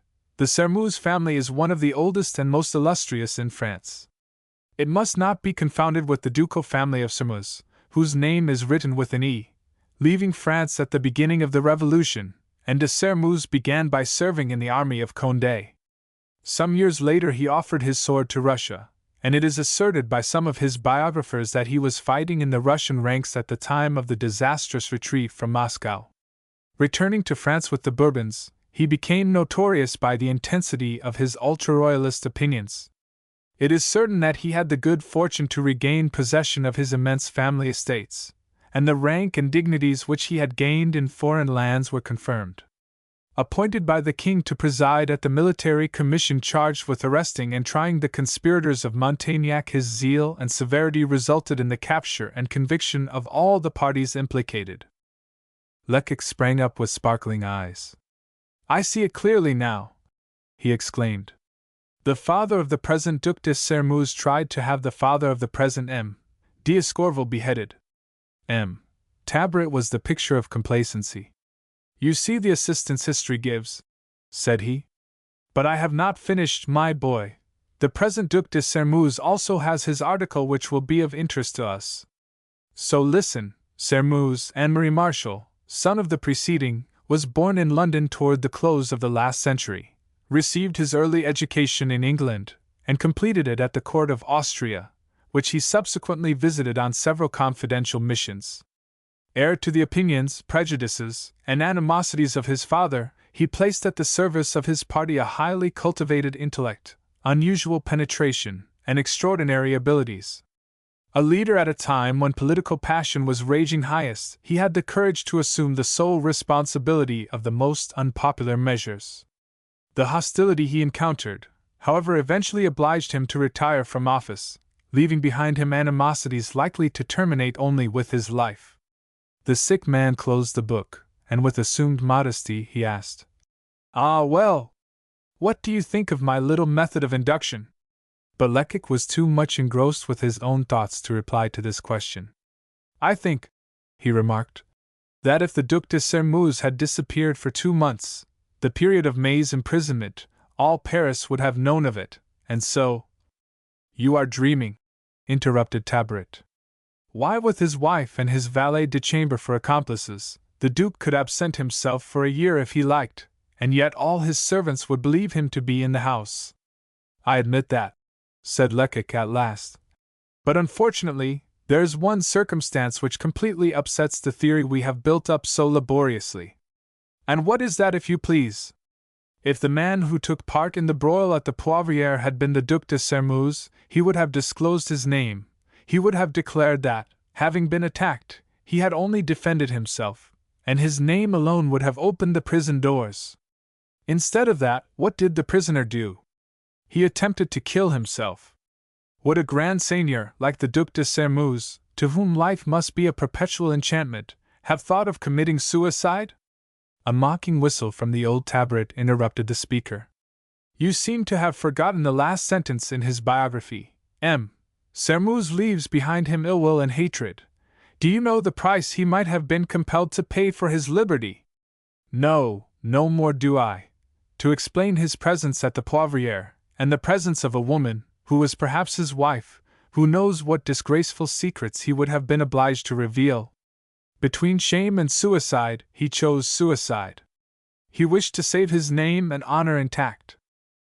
Old Tirauclair spoke with such vehemence that even Father Absinthe was deeply impressed, although, to tell the truth, he had understood but little of the conversation.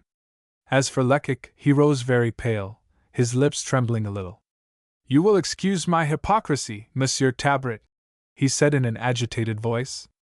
"I only offered these last objections for form's sake. I had thought of what you now say, but I distrusted myself, and I wanted to hear you say it yourself." Then with an imperious gesture he added, "Now I know what I have to do." Old Tabaret raised his hands toward heaven with every sign of intense dismay. "Unhappy man!"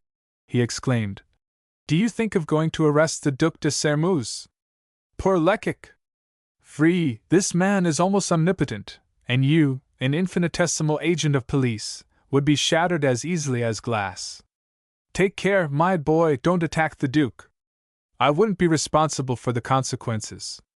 You might imperil your life." The young detective shook his head. "Oh, I don't deceive myself," said he. "I know that the Duke is far beyond my reach, at least for the present. But he will be in my power again, the day I learn his secret. I don't fear danger, but I know that if I am to succeed, I must conceal myself, and so I will.